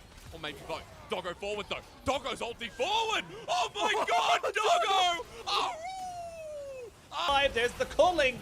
Not quite able to do as much damage as they want, but look at Bin. He's going to go try and go for the end. There's going to be a 1v1 in the mid lane, or sorry, in the base, I should say. Is that just Bin saying, look, I don't care about the 1v1. So it's like, where are we going, observers? We're looking at one, the other. RNG take the neck. No, he didn't the inhibitor. No, wait, did he?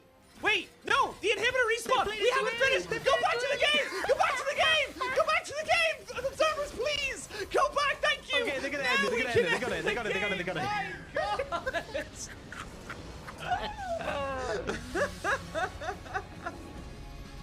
Oh my God.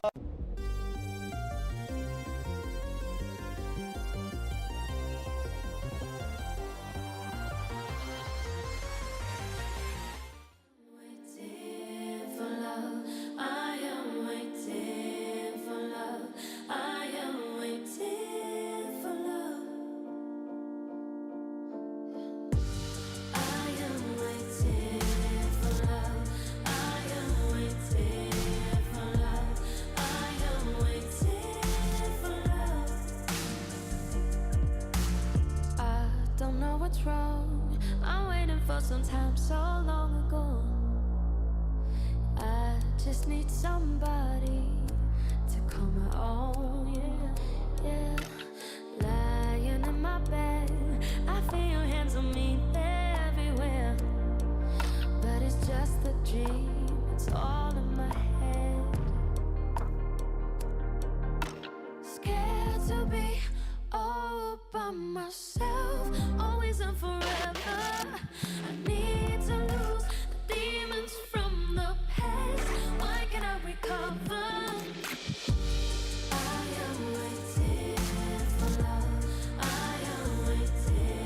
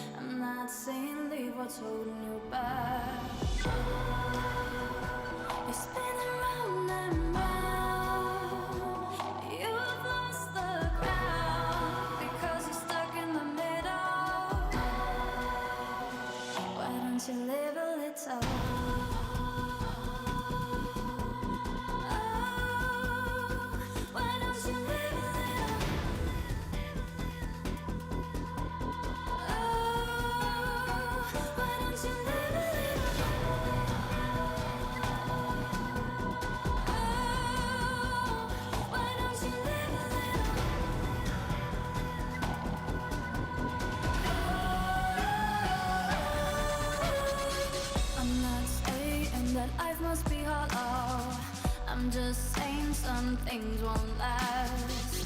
I'm not saying that there's no one to follow. I'm just saying there's more than just one path. You're spinning round and round, and you've lost the ground because you're stuck in the middle. Why don't you live a little? Why don't you live a little? Why don't you live a little?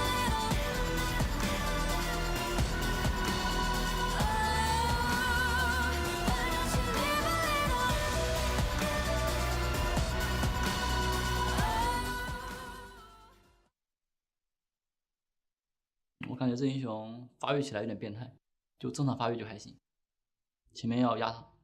iBoy 是一直以来都挺强的 AD 吧，打他就跟他发育吧。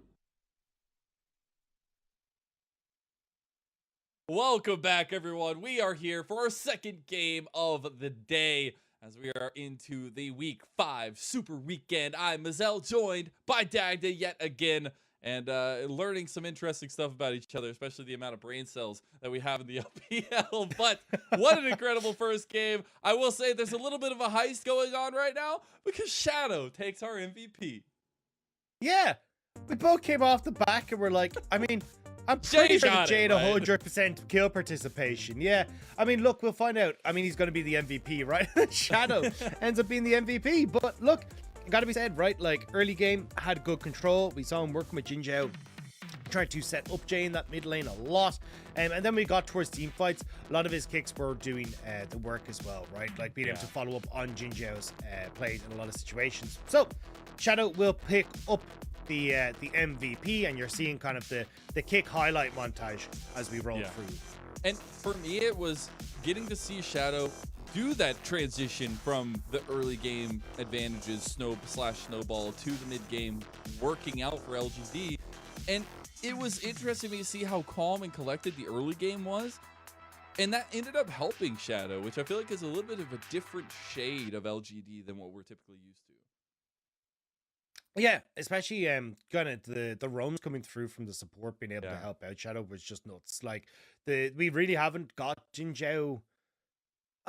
It's not even like they've been particularly dominant in the 2v2. It's just been that Jin Zhao has been very situated in that bot side. So I'm enjoying seeing the fact that this guy's getting out to roam, and it's kind of one of the big things that you've got to learn as a support, especially in the current meta, is like, when are your roam timings? How well can you be effective on them? How do you kind of set yourself up off of bot lane wave and mid lane wave and trying to make all those moving part work? But I mean, Jin Zhao did a really good job of it this time around, and especially as we said, like, Jin Zhao used to be an AD carry, right? Like we saw him on BLG back in the day and then moving across to here. So the fact he has like an inkling of how support works, yeah, sure. I mean, as an AD carry, you will, but it's very different when you're put into those shoes. And we're starting to see Jin Zhao grow in this situation. Kind of like similar to Chocho, right? Old guy who was an AD carry, but now coming back in and kind of starting to make a name for themselves in that support role. Well, and especially, in that last game, really being a force to help Shadow and to set up Shadow, and that combo of them two really worked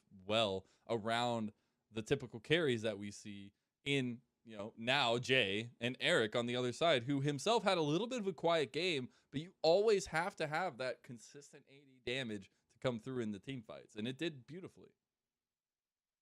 Yeah, I mean, look, the team fighting from LGD was far superior, right? Like, we saw time and time again that they were just able to, like, kite back, give Eric space. And when he's able to play so far back in that range, it makes it really difficult for Rare Adam to try and answer for a lot of that. And as well, Shadow working alongside Jin Zhao, like, it felt like almost every time these, like, team fights were starting off, some sort of pick would come through from Jin Zhao and Shadow that would get, Eric excited and then kind of set things in motion. So, nicely orchestrated. Still, though, we're seeing that from LGD side of things. Messy decision making when it comes to map plays, right? Like, they go for the second dragon, give over 2 towers in mid. Not the best trade deal that we've ever heard. Even the majority of their inhibitor turret in mid lane as well was gone after that play. Trying to make plays on the top side, not having any sort of answer because Fearness is losing out super heavily to this Graves on the split push. So Cube has now gotten, several of your towers on the bot side, threatens your Nexus and even gets a Nexus turret. So it's all kind of been a bit disjointed when it comes towards the mid-game map decision making prospects of LGD, and that's something that I really want to see shored up.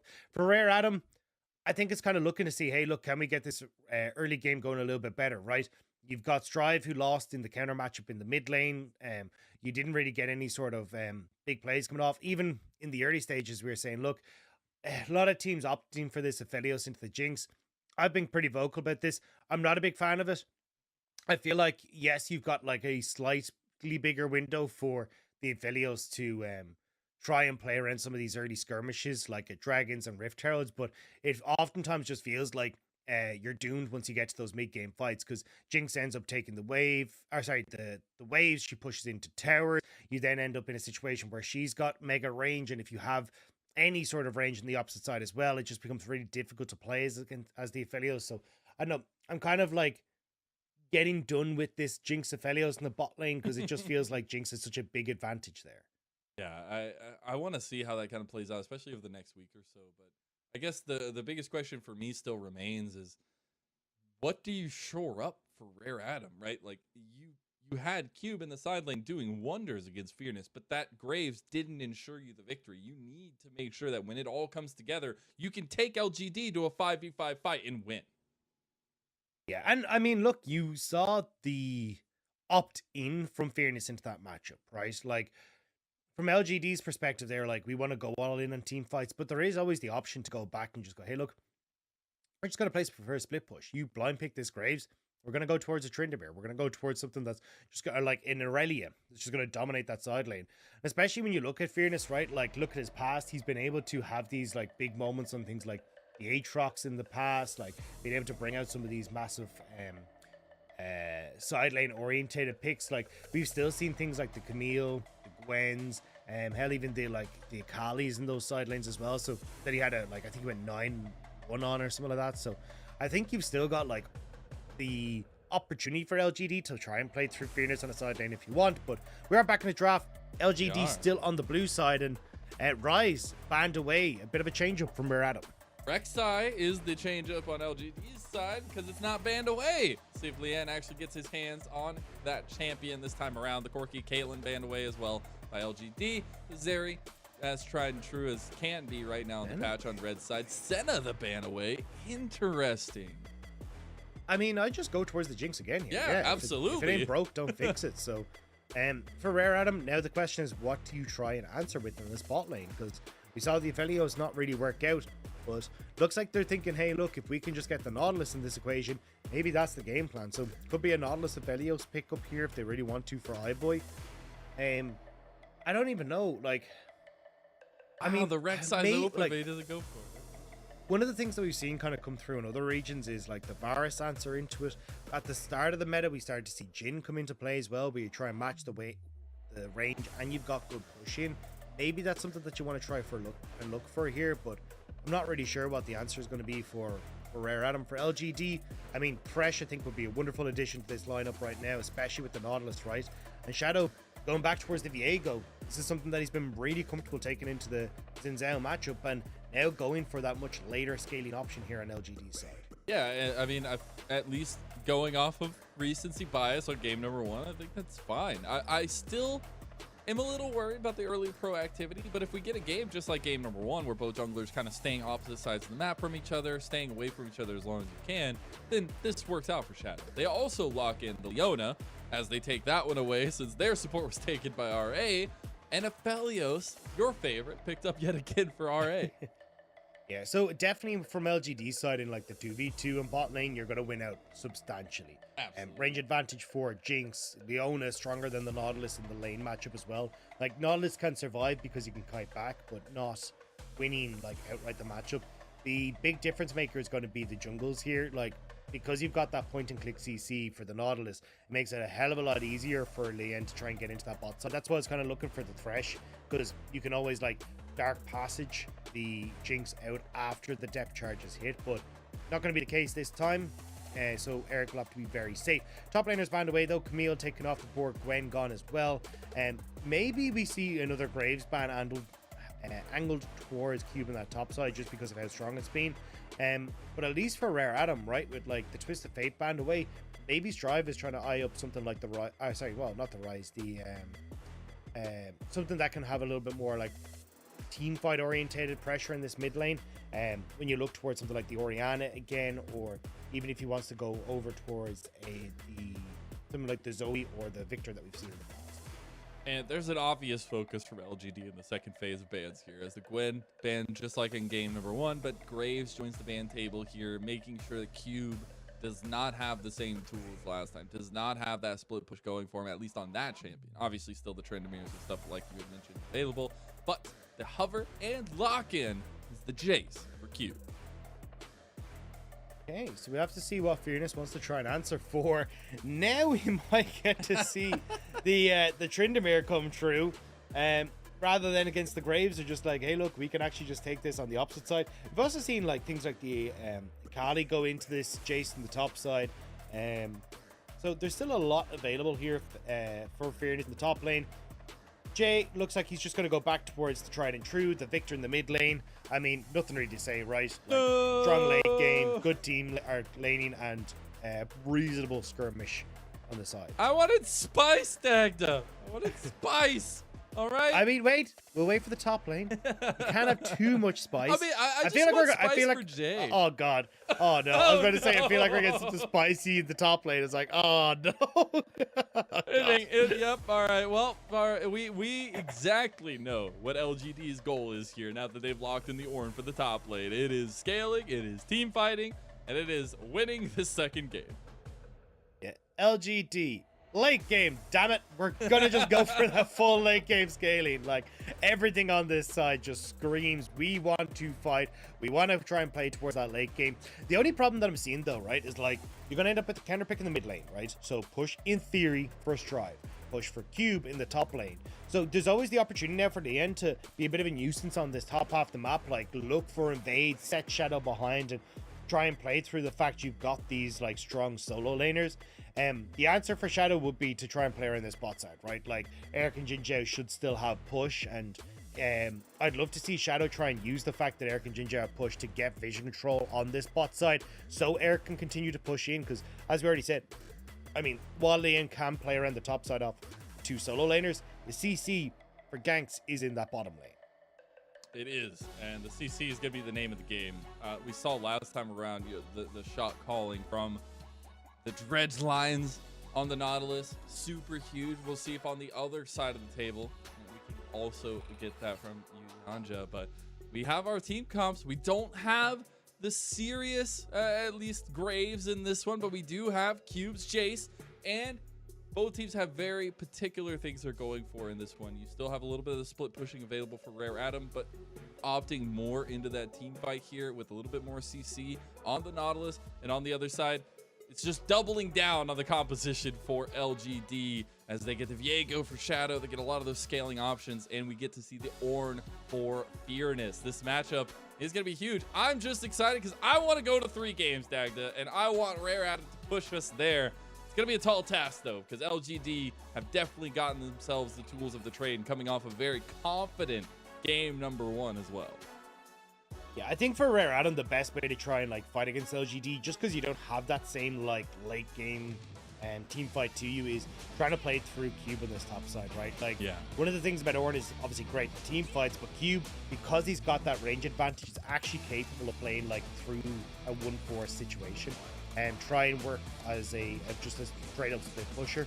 So I wouldn't be surprised to see something like an early Shroudless Grudge come through, or even like actually like some sort of Last Whisper, other Last Whisper item come through from, just so we can try and like fight against Ornn on the side, try and push through that. So I'd expect Lian to try to start bot side here and look for some early plays towards Fearness before the full tankiness of this Ornn comes into play.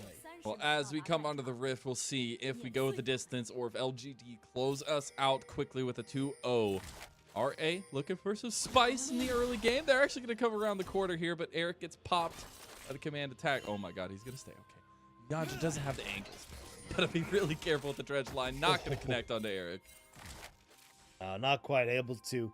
Looking back at this top side though, Cube opting in towards the first strike. I really like this. Like, the Fearness is going to get insanely tanky, right? Ornn, no doubt about it. But actually being able to, one, have a little bit of extra damage come through from first strike, and two, that extra gold that you should pretty easily be able to proc his cube here, means that you can start to get a ton of extra items into your back pocket and kind of like beat the race that Ornn is trying to do to get towards that late game while cube isn't able to do damage. I will say, checking back on this bit latest drive, wants a little revenge, I feel like, from that last game. Not against the Rise this time, but against the Victor. We'll see that heavy trading going on. I will say a lot of similarity from that first game is the fact that we do get opposite side starts from these junglers. And again, opting into the potential of staying away from keeping the ships in the night separate. Yeah, I mean, for Shadow, again, like, this is your best bet. You don't win out on the early skirmish. We kind of talked about at the start of the day. Like, Jin Zhao, the reason why he's picked is he just beats so many people at the early stage of the game. So the only thing person I think that really kind of does well against him is like an Olaf who can clear faster and look for an invade. So yeah, I'm going to be totally fine here, just clearing up towards that top side. We said, look, the potential here to try and play around Cube. And Cube going to try and see if he can crash this early wave. Should bounce back, which at least means that the wave can be set in the middle. So you have an opportunity for Lian to try and look for a gank. If Cube isn't going to push in, to go for some sort of dive. Yeah, pushing spots out for LG. RA. I was going to see if the level 2 ops into any fights for the bot lane. Yuan just, no, but not going to be so. And that does mean, you know, the first action is definitely going to come from these junglers if we don't get any shenanigans in the lanes. But I feel like, that being said, Lian is much more set up this time around to be there to facilitate those early. Yeah, and I think, you know, the last matchup that we had was the Lee Sin versus Xin Zhao. So if Shadow was able to kind of avoid Lian, he could set up his own plays. A little bit more difficult on the Viego, but you've got a ton of CC in your lane, right? Like, Fearness able to set you up. Jin Zhao on that bot side, we talked about the winning 2v2 for Eric and Jin Zhao. So if you can play towards that, you can actually be relatively okay. And it looks like that's at least what Shadow has in mind, right? Yeah. Like, try and play down towards the spot side. Set up Eric once more to be that massive carry. And that's the big difference, I feel like, as well. There's not that volatility in the top side as much as there was in that first game, right? Where you had Fearness just getting beaten down by Cube all the time. Now, you can feel a little bit more confident to leave Fearness up there, having to go into later fights. Although we see a fight in bot lane, Iboy about half health. Does not get any of the summoner spells from LGD. Thought maybe Jin Zhao was going to burn the Ignite. Both teams staying calm and steady, at least in the bot lane. You typically see the summoner spells burn pretty early. It does give a good back here for Eric, though, right? We'll probably see the quick pull come through alongside, like, probably the longsword and a dagger. Actually, just going to go towards the boots. So, I mean, from Eric's perspective, right, you now get to move back down. Should be able to pick up the wave. And so, again, like, Eric and Jin Zhao trying to play around this push that they have in the bot lane, which can, especially with the resets coming through from Iboy now. Well, you know, I thought you could be fine leaving him on the top side. Nope, turns out you can't. It's a 1-for-1 trade. And the top side, Shadow shows his face at the last moment. Yeah, and I mean, look, nice decision making from Cube, right? Spots out the fact that Shadow's coming up onto this top side, so fully commits onto Fearness to get the kill. Just trade the 1-for-1, but that wave now has to be TP'd on to Fearness to try and pick that up, whereas Cube can actually just walk back to lane and hold on to that TP. So nicely done here for the top laner of Rare Adam. Once more, getting the advantage in this top side matchup. Is what we'll see on the bottom side, though. RA respond with a dragon start of their own right at that 5-minute mark. The first dragon going over to RA. Yeah, just kind of thinking, look, Cube has his TP. Can't, obviously, because the teleport changes TP to ward, but if they actually try and contest, here's LGD. Oh my Sorry, they left it at 1. If LGD tried to fully contest, he can always, like, TP to a tower and then, like, run in, especially with, you know, the move speed that you get and the acceleration gate. You can pretty quickly get into fights as the Jace, but anyway, moving on. Rare Adam, at least with that top side advantage that we wanted to see. No jungle pressure needed thus far, so maybe now Lian with no flash on Fearness, and if Cube could potentially freeze the wave here, could look for a gank. You can see Shadows going right. I can't go for my bot side camps. Ooh. I need to try and protect Fearness on this. He's not spotted either, and Fearness, now he knows he's here. The Ward Horn popped, will be flashed away from Lian.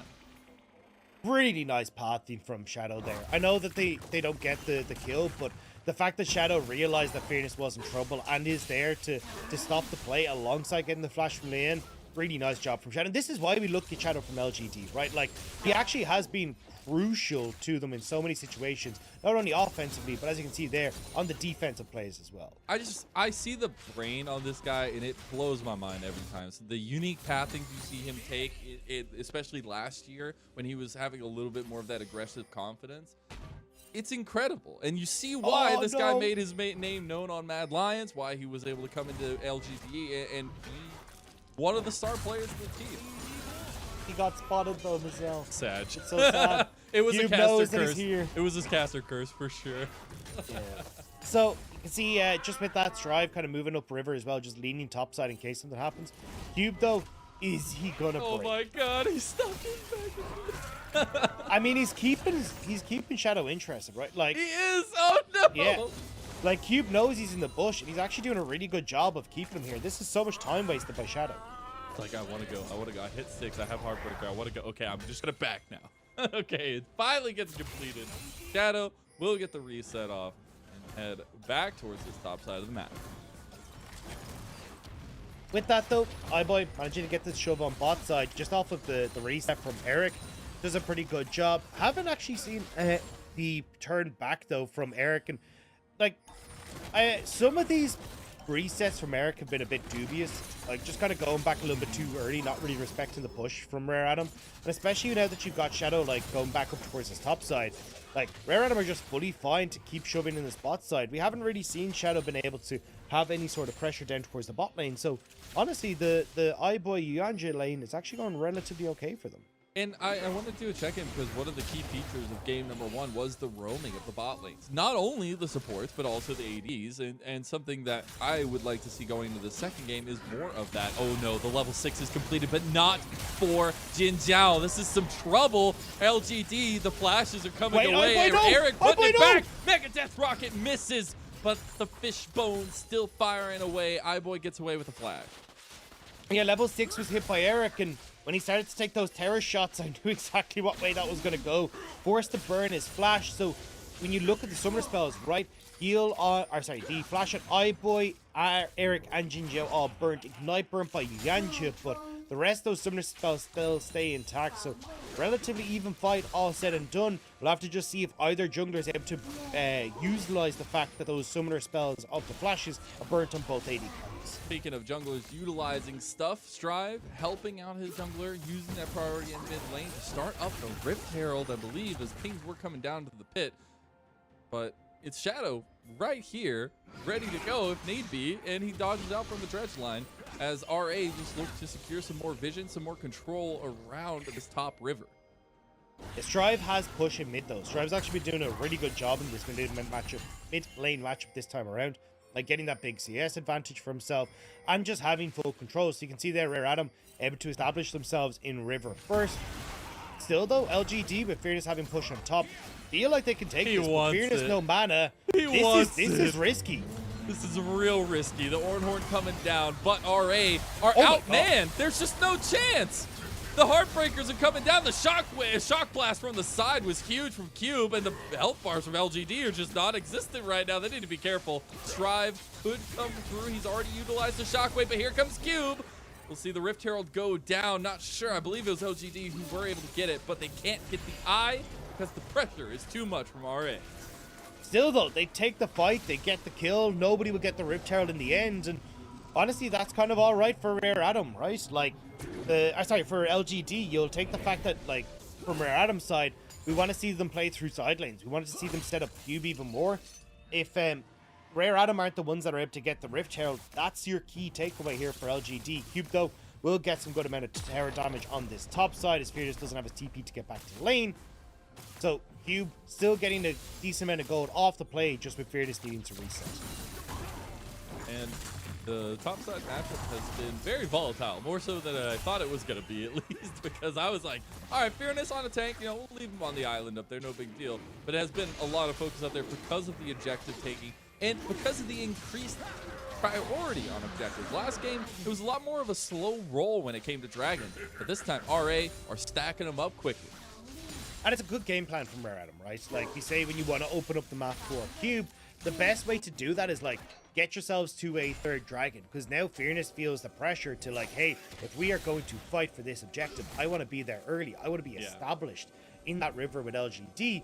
Whereas for Rare Adam, they're like, cool, we can then like kind of hands off the dragons, go, we don't care. Cloud Dragons, we're not that worried about you picking up some of them LGD. So Rare Adam instead will try and just continue to play through the main man cube in the side lane.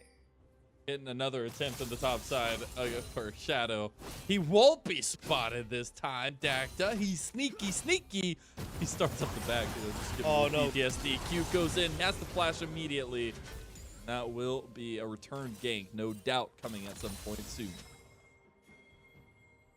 I mean, it's great and all that, like, Fearness is getting this pressure, because, yes, they're trying to shut down Cube, but the fact that they're not really getting anything from us, and the rest of Rare Adam are still managing to make plays, is a little bit, like, worrying. You can see, like, just 1,000 gold lead for Rare Adam at the moment, and maybe more when Fearness moves up here, but looks like Leon just going to reset. Cheeky little reset there. Fearness not falling for the bait just yet. We'll have the redeploys coming out from LGD onto the bot side of that map, though, because Shadow not having too much to go for at the moment. Looking at Terrace's bot side or mid to get something going for himself, as sitting on the 1 kill. Not exactly the snowbally start you need for LGD. So, I'm actually not a big fan of Strive's build right now. Okay. Going towards the Luden's Tempest. Sorry to, like, completely sideline. No, I like it. Big brainness coming out here. So, I feel like the Liandry's Anguish would have done a lot more with how tanky the front line for LGD is, and a lot of the times... Ooh, hang on. Wait, Shadow? He just went for that. He didn't even get the blue, and he just dies. Okay, well... So, the Liandry's Anguish is going to do pretty well against the front line that LGD have. And honestly, is Drive, I don't feel like you're going to get a huge amount of time with the range that LGD have to like try and hit onto the back line and burst someone out. So I feel like the Liandry's Anguish probably would have done more here, but if he's able to get that like one-shot potential on towards Jay and Eric, maybe it'll be worth it. I just feel like you're probably not going to have access to the back line. And after that catch out from Leon, they take the advantage and keep up the tempo there. I mean, he's already got like a 30 CS differential against Shadow in the jungle, but they know to press their advantages when they can. And Leon goes straight for the invade onto the rafters. They would take that one. And I guess the biggest question is like, how does that happen? And for me, it's the question of, do RA have enough to hold on here and kind of scale up with LGD Dagger? Because yes, LGD might be giving up some of these early crazy things, maybe Shadow overextending a little bit, but they still have that scaling factor for them that we highlighted in the draft. It just feels like these team fights are going to be impossible for Rare Adam to operate, right?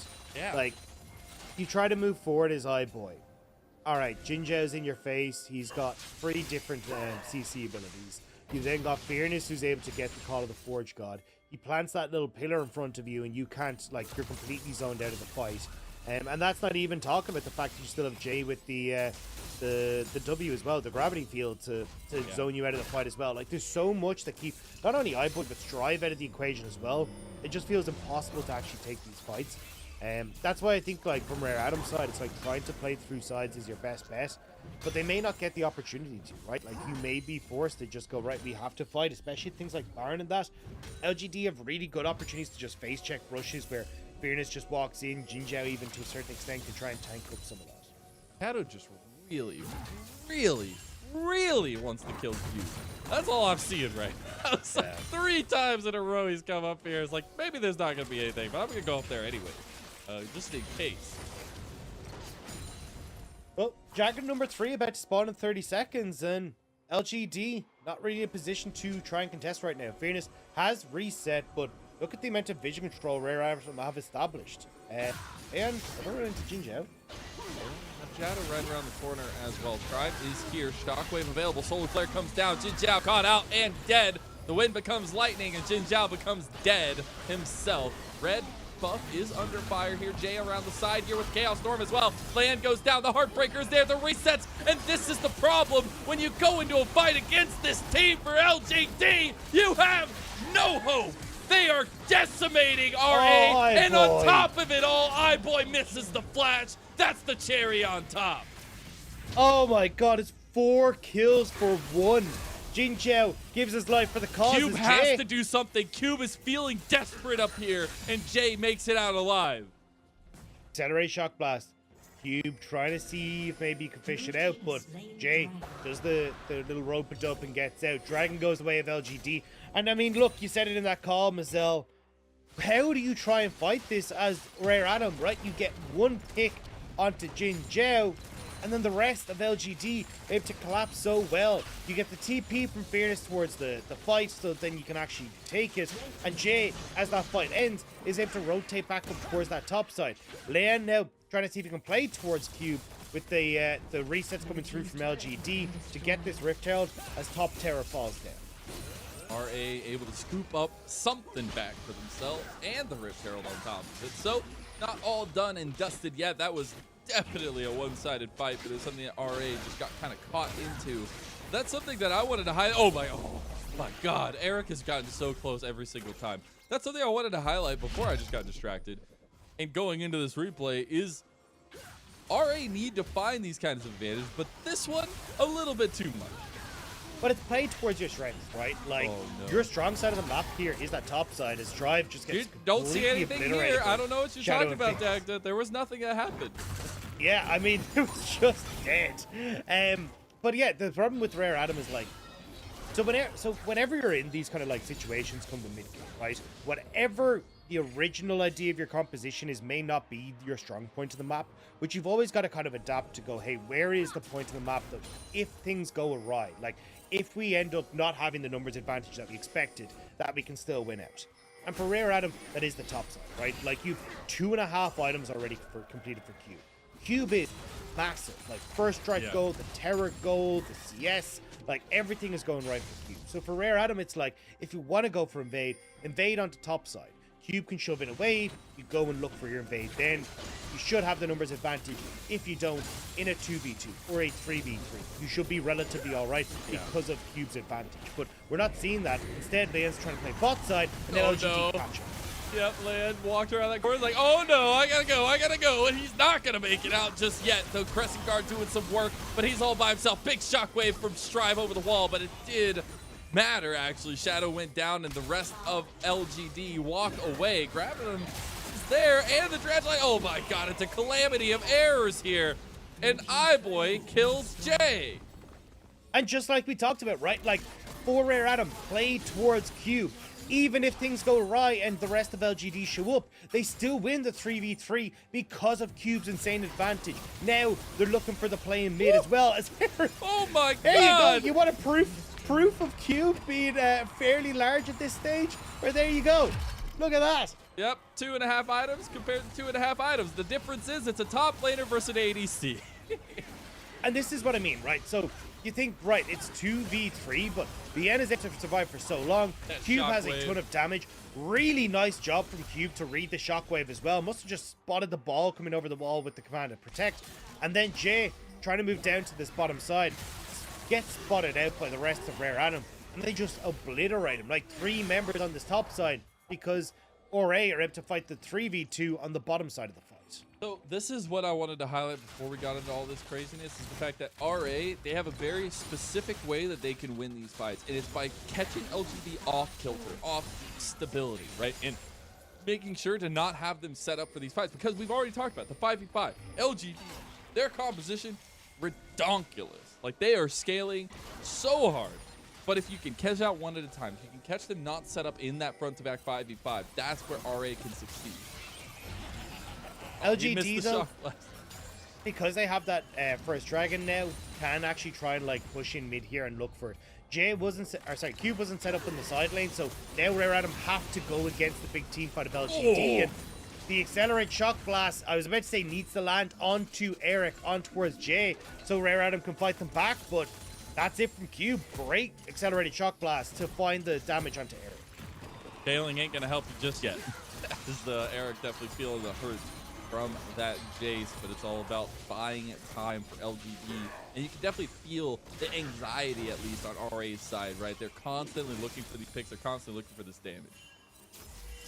And you can see that they're very aware of like where the damage on Rare Atom is, right? Like Fearless has gone for not only the Chemtech, but the Chem Tank, sorry, but the Randuin's Omen as well, right? Like as much armor as possible, try and stop the crits coming through from iBoy, but having a bit of a slow as well for everyone who jumps on. So kind of adding a further layer of CC for Fearless as now with Dragon up, LGD trying to contest mid priority, see if they can get that tower as Rare Atom are looking to get that Dragon. And I will say on RA's side, iBoy has the Lord Doms completed now. So this tanky front line not going to be as tanky, right? You're still waiting on the 3 items for iBoy to really be putting in that work, but still helps to that extent. And the rush to the second item is definitely a good one. We did see the 3rd dragon of the game go over to RA at least, and so they're 1 away from Soul.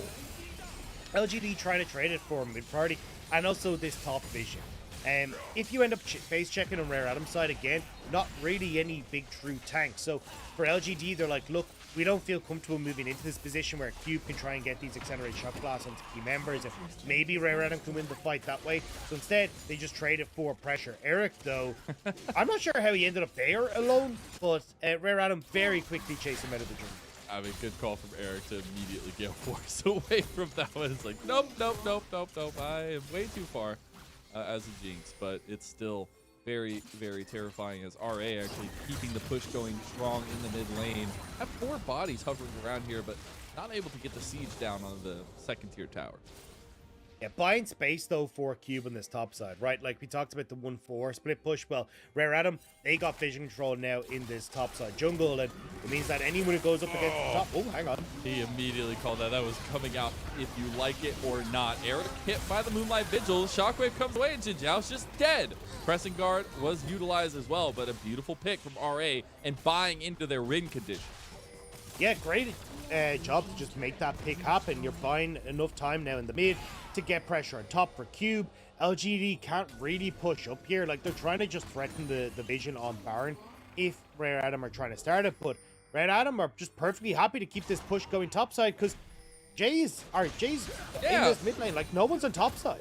And that whole wave's just going to crash to the tower. He'll make it there eventually, but a little bit of a missed call there from LGD, feels like. And you still have Fearless in the top side, now going to be responded to by RA. And the rest of LGD just taking their time here. As we hop into the replay, we're just going to get this pick.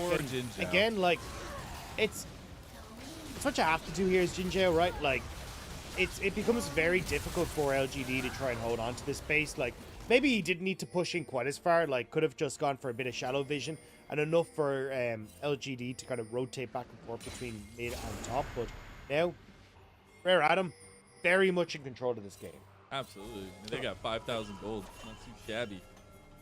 But also just the map that they have, right? As LGD trying to make a pick to bring it back. The flash with Fearless, and Strive doesn't have any mana. He will eventually just dive flashes away there. Nicely done, but it just buys a little bit of time because RA are doing the Baron. No, TP for Fearless, though he can still come in with the Call of the Forge God. Now they have vision that they're doing it with the Super Mega Death Rocket going wide. This TP is so late from Fearless, though. It's already gone. Look at Yuyanja on the side. He just knows he doesn't need to engage. He just needs to stay there. Solar Flare on the side as well. Cube, it's a split fight. Leyen just goes in, but the Gore Drinker is huge.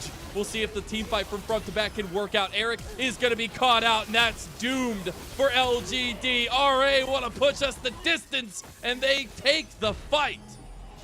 Eric gets completely caught out in that fight, and it means that Rare Atom are able to win it out despite the fact that they didn't have drive. Now, with Baron, Rare Atom move in to start cracking open the base of LGD.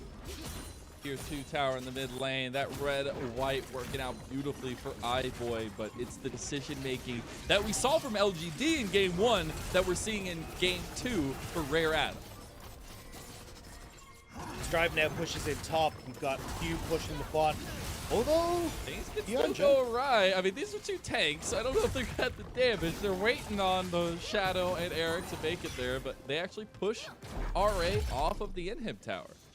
Yeah, big mistake from Rare Atom not finishing that off. But watch here, right? Like, Eric just completely gets roasted by Yuyanja. It sets up beautifully for Leyen to get in here. The Crescent Guard keeps Leyen alive for so long. And tries to even flash forward with the wind becomes lightning, but isn't able to do so. And Fearness, because of how late that TP was, isn't able to get into this fight. Like, I honestly, like, this fight could have gone well if Fearness had just TP'd that little bit earlier and got to that fight, because could have had a better setup with the Call of the Forge, got able to hit onto multiple people, would have been able to continue the CC lock of iBoy. Like, I don't know. I like, pushing that wave and bot was not the priority there, Fearness. And especially, you know, that flash from Yanja to catch out Eric there. It all works out all too well. I will say we have some ornaments coming in here. I believe we have 3 completed now. 1 for Ornn, 1 for Shadow, and 1 for Eric. The Dragon fight is what is next. We have the Dragon Soul for RA if they can secure it, and they do not want LGD to have any part of it. Yanja on the back. Jin Zhao just gets obliterated by the accelerated shock blast, and that's the go button for RA. They have the sideline from Yanja, but is it enough? They still haven't been able to get Eric just yet, but now they do, and it's all snowballing downhill now. It's all purple, and it's all RA as they take the soul, and now they take the game. LGD's team fighting, we said at the start, is not that hot, and even with a very simple to execute setup like we see on LGD's side, they still drop the ball. No vision on the flanks. Yanja able to get in onto the back line. I mean, Jin Zhao just gets burst out. Jin Zhao gets burst out completely, and then Rare Adam. That's gonna end the game. Yep, there's no way the Jin Zhao can stop a 5-man push like this going in. The scaling was not on the side of LGD. The game was on the side of Rare Adam as they do bring us the distance, and I am oh so happy. We tie the series 1-1, and RA shows some life. Rare Adam coming out swinging, and we said that it was going to have to be through this top side. We talked about Cube needing to be the one that set this ball in motion, and with a ton of early pressure coming through from Shadow, just wasn't able to find anything on towards Cube. The Jace takes over against the Ornn, and the accelerated shock blasts accelerated the pace of the game for Rare Adam in this case. It really did, and it took what LGD wanted to do, and we saw what they wanted to do, right? Shadow focusing on topside, trying to make sure that Fearness doesn't go down too far. They were trying to get this mid lane operative, but it didn't work out. And Cube, being the one that got opted into, performing beautifully on the time, there was just no real answer from LGD. And you can have scaling, you can have late game, but if you never get there, what does that matter? Yeah, and I think that's the, like, it's not even the fact that, like, we didn't get there, right? Like, God. I was about to say, like, these fights were just terrible from LGD. Like, messy setup, nobody really in the right position, no vision on flanks. Like, this is a very easy to execute composition, right? Yeah. Like, set up wards so that you know that your flanks are safe, and then you just kind of slowly march yourself forward with the mega tank that you have in Ornn and also the tanky support. But every single time we were watching these fights, right, like, Yanja would just be waiting off the wings with, like, no vision control for LGD. Yeah. Eric was getting caught out. And then as well, like, Fearness, his Ornn ults weren't hitting key targets, or at least, like, allowing Eric to, like, set himself up. He'd oftentimes be trying to, like, CC iBoy, but it meant that Eric wasn't actually able to, like, get into these fights, try and kill people and get excited. So very messy from LGD's side, and Rare Adam took big advantage of that. Both Yanja and Cube coming out huge in these team fights. Yeah, absolutely. And it's telling as well because that decision making, that shot calling was there for game number 1 from LGD. Like, it was incredible. That's how they ended the game so abruptly. It was just one team fight. It was one decision that ended up winning the game, and to see it completely fall through in game number 2, there's got to be a turnaround or something, because that was a night and day performance from LGD. And RA, you know, as I was saying earlier, strike when the iron is hot. Yeah, and I think there's a couple things that kind of lent themselves into that, right? Like, in the mid lane, Strive looking a hell of a lot more comfortable. And Cube as well, we already saw get the advantage in game number 1. So I like the adaptation from Rare Adam to go, look, let's just double down on it. Like, Cube is kind of running rings around Fearness in this series. But I did get word we are ready for the break, so we're going to send it away, take another little breather as we get ready for the culmination of this first series of the night. RA versus LGD, game number 3, starting soon.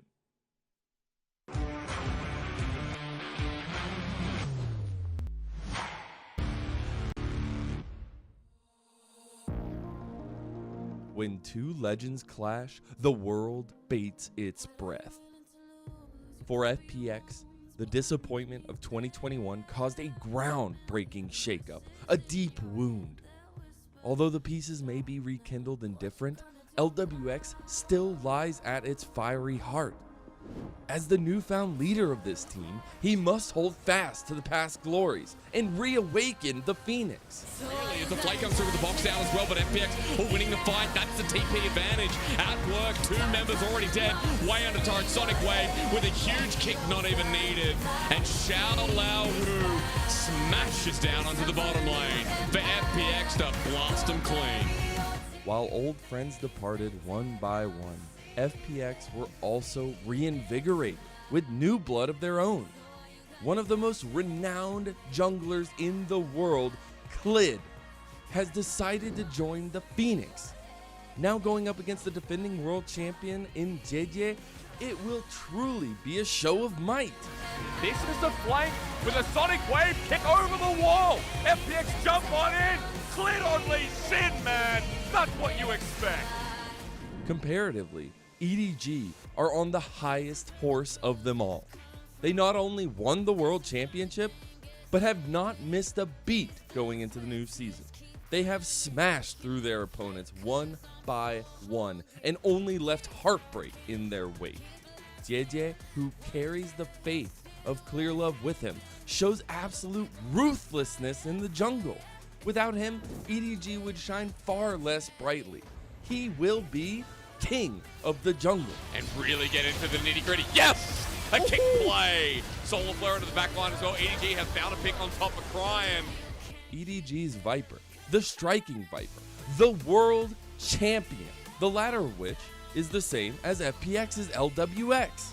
This type of competition is thrilling, and there is no doubt that Viper is oh so excited. No matter what happens, both of these championship ADs will do everything they can to become miracle makers.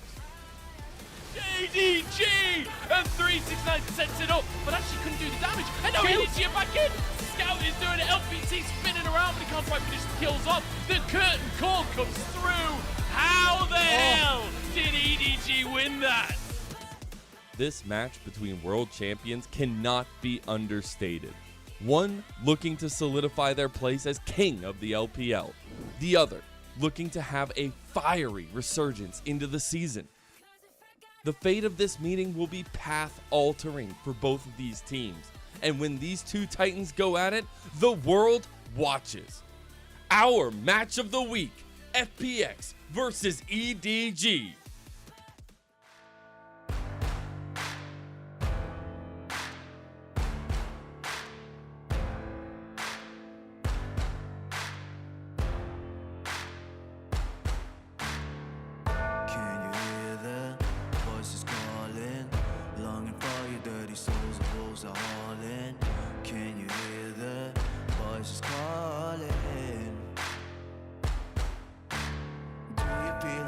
Dragon, waiting for a second to push you to your limits, growing stronger, feeling better.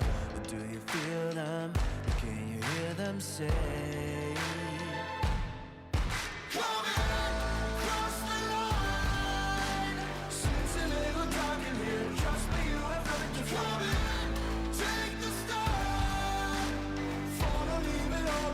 Welcome to the other side.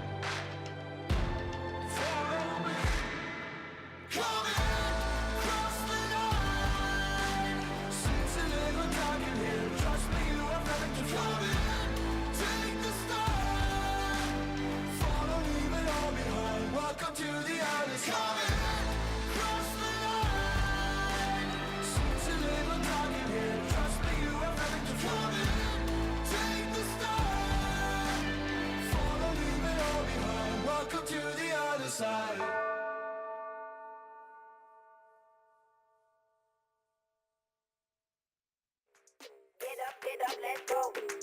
Get up, let's go. Get up, let's go. Get up, now let's go. Wake up, we never stop. Gotta get it done, show me what you got. Like, I'm gonna turn it up. Walking on the block, girl, I'm feeling hot. Like, nobody can touch me. They wanna be like me. But I got no time, see. Get up, now let's go. We gotta move on up. We gotta move on up. We gotta move on up. We gotta move on up. We gotta move on up. We gotta move on up. We gotta move on up. We gotta move on up. Get up, now let's go. Get up, let's go. Get up, let's go. Get up, let's go. Get up, now let's go. Get up, let's go. Get up, let's go. Get up, let's go. Get up, now let's go. Wake up in the morning feeling super fine. Now let's go, don't got no time. Yeah, turn it up, I'ma strut my stuff. You see me walking on the block, can't get enough. Like nobody can touch me. They wanna be like me, but I got no time. See, get up, now let's go. We gotta move on up. We gotta move on up. We gotta move on up. We gotta move on up. We gotta move on up. We gotta move on up. We gotta move on up. We gotta move on up. Get up, now let's go. Get up, let's go. Get up, let's go. Get up, let's go. Get up, now let's go. Get up, let's go. Get up, let's go. Get up, let's go. Get up, now let's go.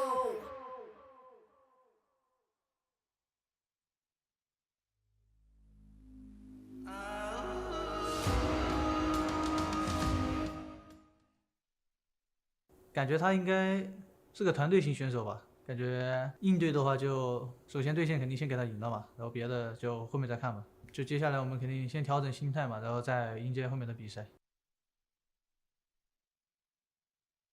Welcome back, everyone. We are here for the final game of our first series of the night, one of 3 series that we're going to be having. It is LGD taking on RA in a 1-to-1 series so far. It's been absolute slobber knocker. I'm Azel, joined by Dagda yet again as we get into our 3rd game of the day.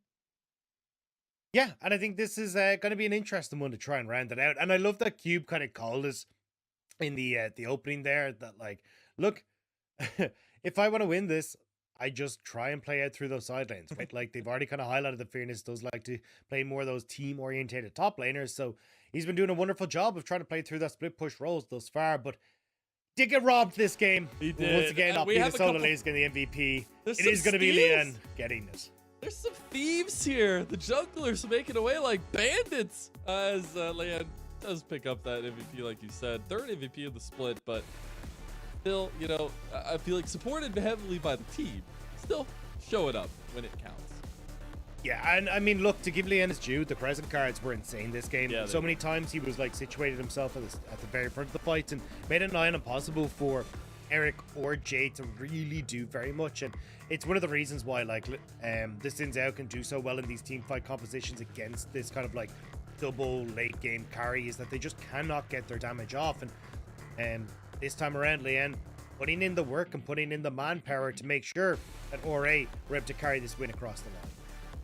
And you can see every time it's just him in the midst of the storm with the chaos, the Crescent Guard, with the Gore Drinker being activated.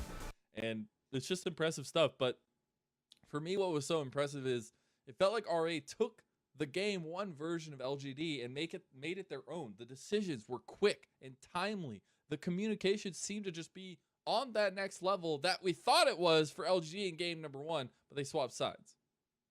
Yeah, we just don't really get it this time around, and we'll have to see if they're going to manage it for game number 3, right? It feels like we've kind of seen both sides of the coin now. Well, Cube honestly dominating that top lane matchup. Fearness really needs to try and figure out some sort of game plan there. When we look at the mid lane, though, we've seen kind of game 1, Strive wasn't in the best of situations despite the counter matchup.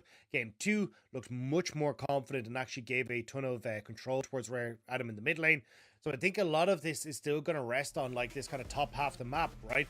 Jungle matchups, solo lane matchups, this is where the crux of this series seems to land.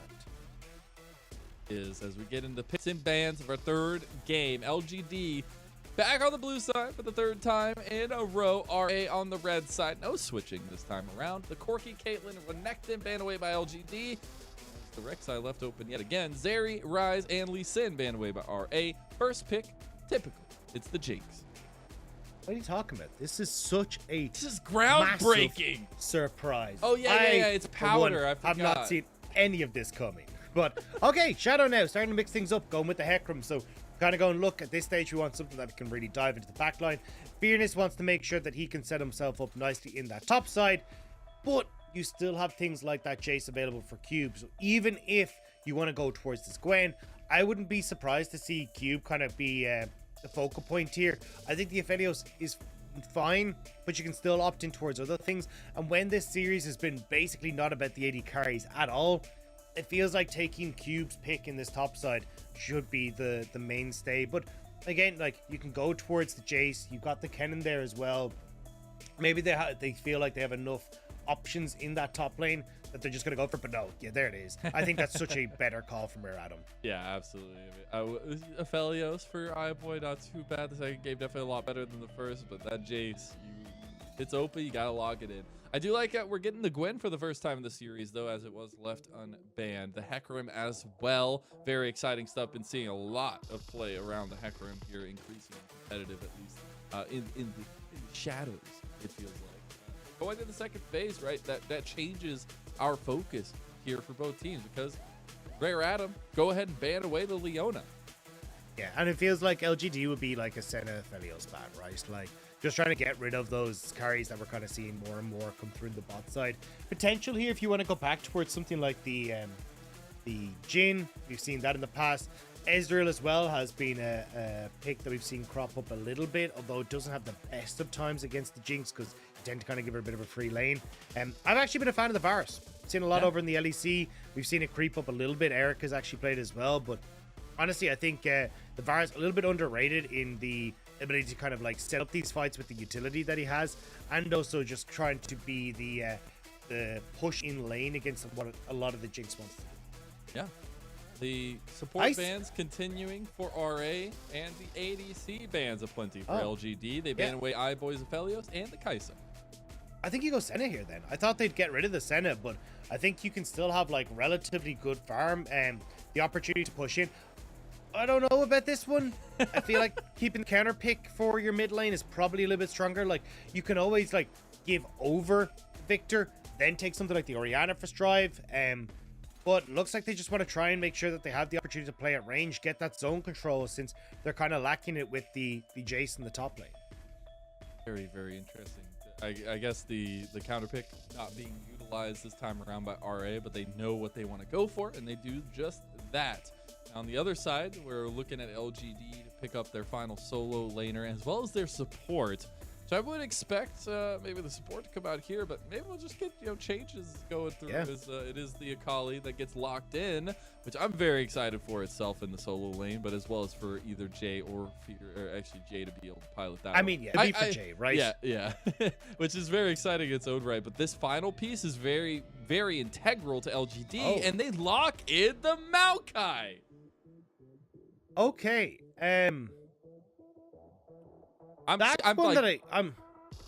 So I'm trying to work through it, right? Like, the Leona was gone, Rakan was gone. Maokai, like, works well into compositions where you have a ton of range you can try and kite back, right? But it's not exactly. I love it because every single pick of this draft after the first two has just decimated you, Dagda, and I am here for it. So for LGD, right, like, Maokai works well into compositions to have range and want to kite back. The only range that you have on LGD side is the Jinx. So honestly, Rare Adam, we're the ones I was about to say is you have Jace, you have Victor, you are the ones that are going to be able to kite back super effectively. Lock in something like the Senna, you've got really good kite back, great control, zone control between like Senna W, the Victor, like, and then we get Fate. I see your analysis, and I raise you iBoy. All right, he knows what he wants to play, and he gets it. All right. Yeah, I think Vayne works wonders into a Hecarim that's going to jump in on top of her. Jay or the Absolutely. Akali is going to be standing right beside her the entire time she tries to do anything. And then in case she even tries to enter a fight because both of those are gone, Fearless is going to be there. That seems like a great opportunity. It's gonna be great. It's gonna be great. It's so interesting to me because it's a far cry from the Aphelios for iBoy, and that's been the bread and butter for this series so far, at least. But to kind of fully flip the table here in the game 3, right? You're putting all your eggs into the basket of this Vayne, right? Like the Vayne is the late game carry. You've got the Victor in the mid lane as well, and it's setting up those pieces to succeed. We saw Q be the main focus last time around. I would say we'll probably get more of that, but I would like to see some resources given to this Vayne that maybe we see the iBoy pop off once again. Oh, you have to. Like, Vayne gets shoved in so hard in this lane, it's going to be nearly impossible for it to really do anything. So we're going to have to see some attention down to the spot side. The only thing is with the Maokai there, has really good peel, especially against Leon. So makes it kind of tough for Leon to get into that lane, especially post 6.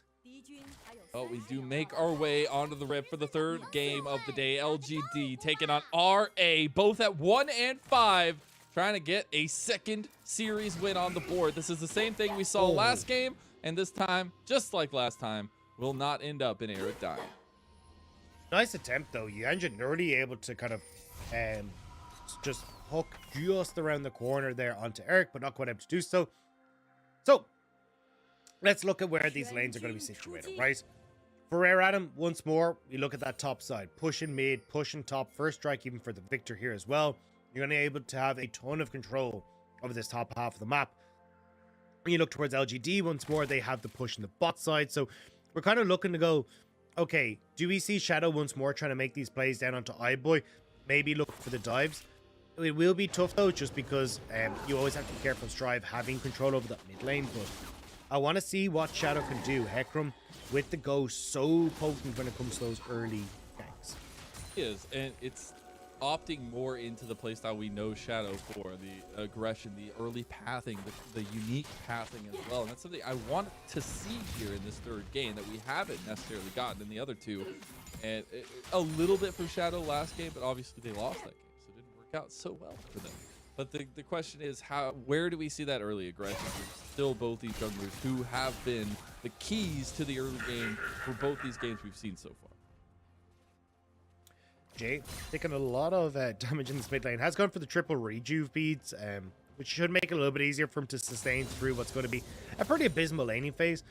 But I think coming back to like your kind of jungle point, Leon, looking at it, has like the opportunity to try and play through mid if he wants to, like push in, good damage. Like honestly, I wouldn't be surprised to see Leon try and go for like some sort of early like level 3, level 4 dive onto mid lane, right?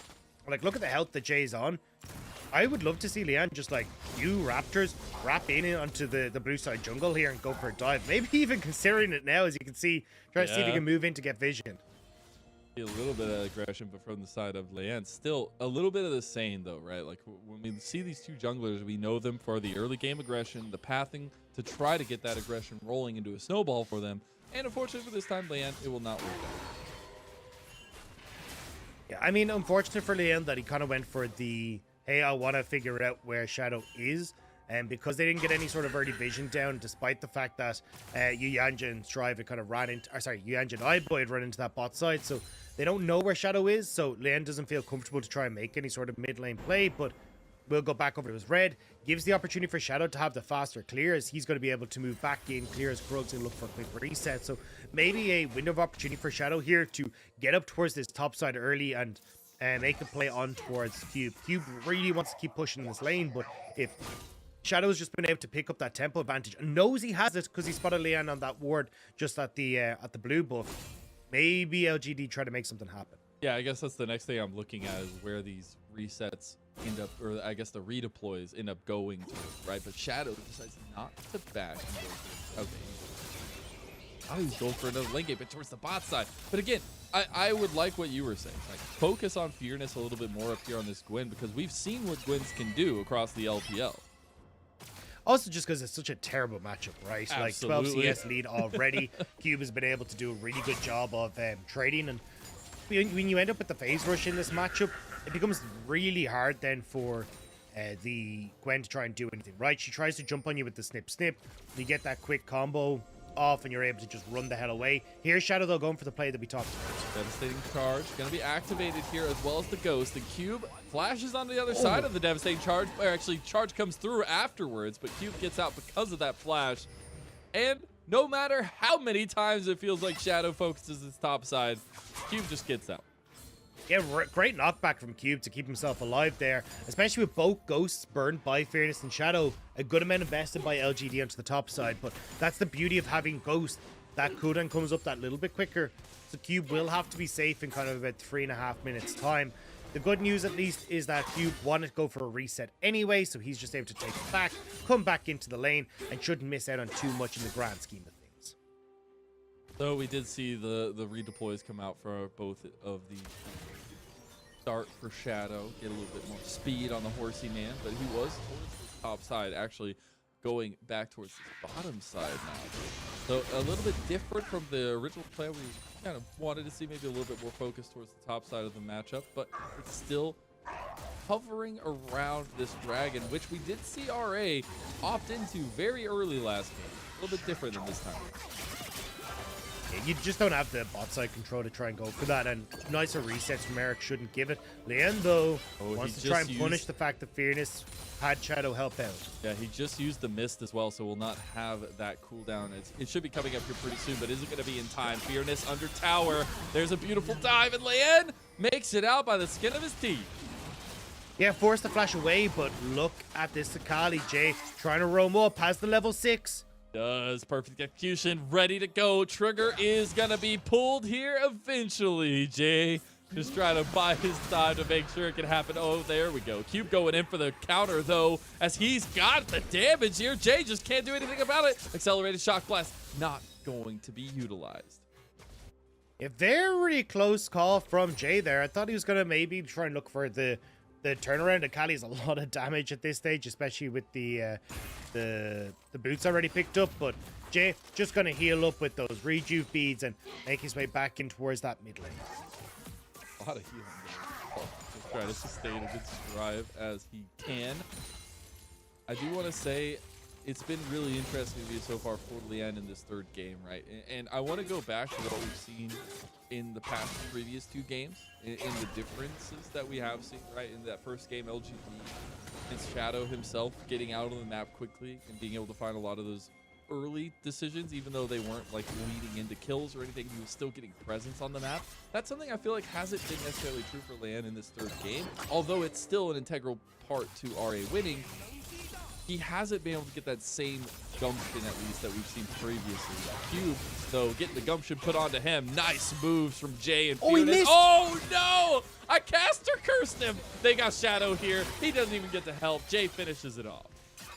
Okay, so at least from LGD's side, they still get the kill. A little bit messy, but look, it's still working for them. And this is really big, right? Because for Cube, he wants to try and punish through this strong lane, but as you say, right, Lian has got up here to try and help out once, but hasn't been able to get up here now again to protect his top laner. So LGD are starting to get Fearless into a great position, and when Jay and Fearless can play through side lanes really well, that's going to be an issue that's going to come back and bite Rare at them if they're not careful. You need to make sure that as Lian that you're keeping control of this early game. And that's something else that is much different for LGD going into this one. The other 2 games, absolute team fight comps, right? Like you had a little bit of finickiness here or there. This one is more so opting into that 1-3-1, making sure that the solo laners can have something to say. iBoy immediately burns Cleanse and try to get away. Beautiful Condemn back. He's got the level 6 and he makes it out alive.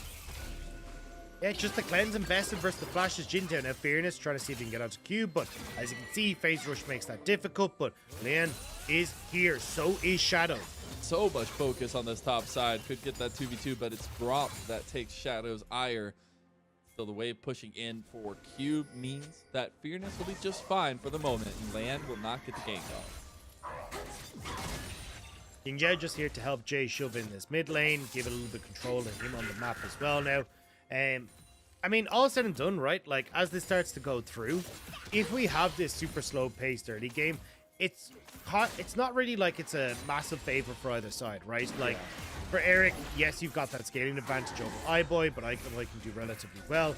Side lanes are more what LGD are trying to look for, and I mean, look, Jay was thinking how well is this Akali in towards that side, but not having the TP will mean that that Jay will need to be kind of situated with the team very often. This is what I love, Dagda. We're going in. It's the onslaught of shadows to kick us off, and Leyen dies because of it. Fearness gets the kill. Got the grasping roots going a little bit wide. Yuyanja flashing over the wall, but LGD find the fight. And they're still chasing down this Nautilus. Yuyanja, where are you going to go? Trying to TP in with the Wolves. It was a 1-for-1. See if they can make it a 2-for-1. And he is... Wait! No! I thought he was going to be one with the Wolves, but he is not. Yuyanja has to get away. Dredge line out. Fearness trying to chase him down, but Cube is there as defense. Yeah, Fearness not able to spot him, so Yuyanja, it'll take him a little bit of longer time to get back, but he will return home safely. And Rift Out is still up and available. Neither team was able to get it despite the fact. So, as we come in here, just see Shadow, great engage coming through here, you know, managing to get Fear on towards the Victor in the backline, which sets up nicely for Lien to get the kill, but as Drive is able to come back out, he managed to turn one back around. So, a 1-for-1 trade all said and done. As we may start to eye this one up once more. Eric and iBoy have made it back down towards the bottom side. Shadow looking to clear out vision. The Super Mega Death Rocket is up and available for Eric in just a few moments, so if Rare Adam are trying to contest, they do have to be worried that ult could end up connecting. Very fitting that both junglers fall at the same time in the engage there in that last fight. We'll see if we get another fight, though. Deja vu as we put ourselves around the Rift Herald here. There's the engage from Yuyanja, but can the Shock Blast on the side help? Cube is in there doing damage. The Mega Death Rocket snipe from across the map is going to get the addition of Eric into the fight. LGD now trying to take it to Yuyanja, but he does not go down. Strive and Cube, the damage dealers here in the fight, are trying to separate Jay, but they might have put themselves into a fish in a barrel type situation as Jay is popping off and a double kill for the LGD mid laner. 4-0 for Jay now on this Akali. This Akali is going to be huge in this game. The fact that Shadow went down does mean that Lien does get the Rift Herald. It has got into the hands of Cube, but I think on LGD's side, they'll be happy with the amount of gold they picked up from that skirmish. And you see here, right? Great hook onto Shadow from Yuyanja. But with everyone kind of committing the damage to Shadow, who managed to stay alive for so long, the Super Mega Death Rocket picking off Lien as well, this turned into a 3v3 that's very scattered, with no real CC apart from Yuyanja to lock up Jay. He's having a field day here, as he just gets to pop back and forth, working with the two shrouds, and essentially between Fearless and the Hall of Mist, to keep LGD at healthy status and able to take the fight. And it is terrifying there when those two get rolling together. But going at it the top side, a little bit of redemption there. Lien spotted out with the lane ward from LGD. And keep your eyes on Shadow, because he is waiting here in the wings, has the onslaught of shadows as well. So if they try to make a dive off of this Rift Herald play, they can get it. Jay will be spotted coming up river, so maybe they don't go for the dive. It might just be the Rift Herald. Fearness actually going in on the aggressive here as Devastating Charge is available for Shadow. They see Lien. They immediately turn onto him. He pops the Crescent Guard, but that onslaught of shadows is going to seal the deal. Lien dies to Jay, of all people, giving him his 5th kill of the game. Of course it had to be Jay. Jay gets all the kills in the LGD games. What are you on about? But hero MVP of that ward manages to spot out. Now we're going for more.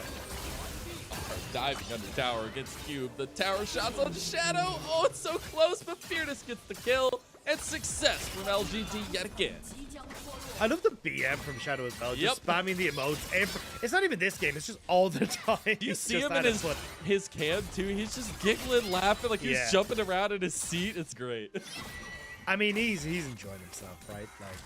Like, it's really cool to see as well, because like I remember casting Shadow back in like it was EU Masters 2018 when he was playing in the Italian league back in PG Masters, and the fact he's gone from there to LEC, now to LPL, it's been such a chaotic journey for him, but you can still see how much he loves the game, and the fact as well that he's having some pop-off moments. It's gotta feel good. That's what I love so much about Shadow. That's why I would say he's one of my favorite players to watch and keep track of, because he has had such a weird and crazy story, but all the time kept the same mentality, at least outright, right?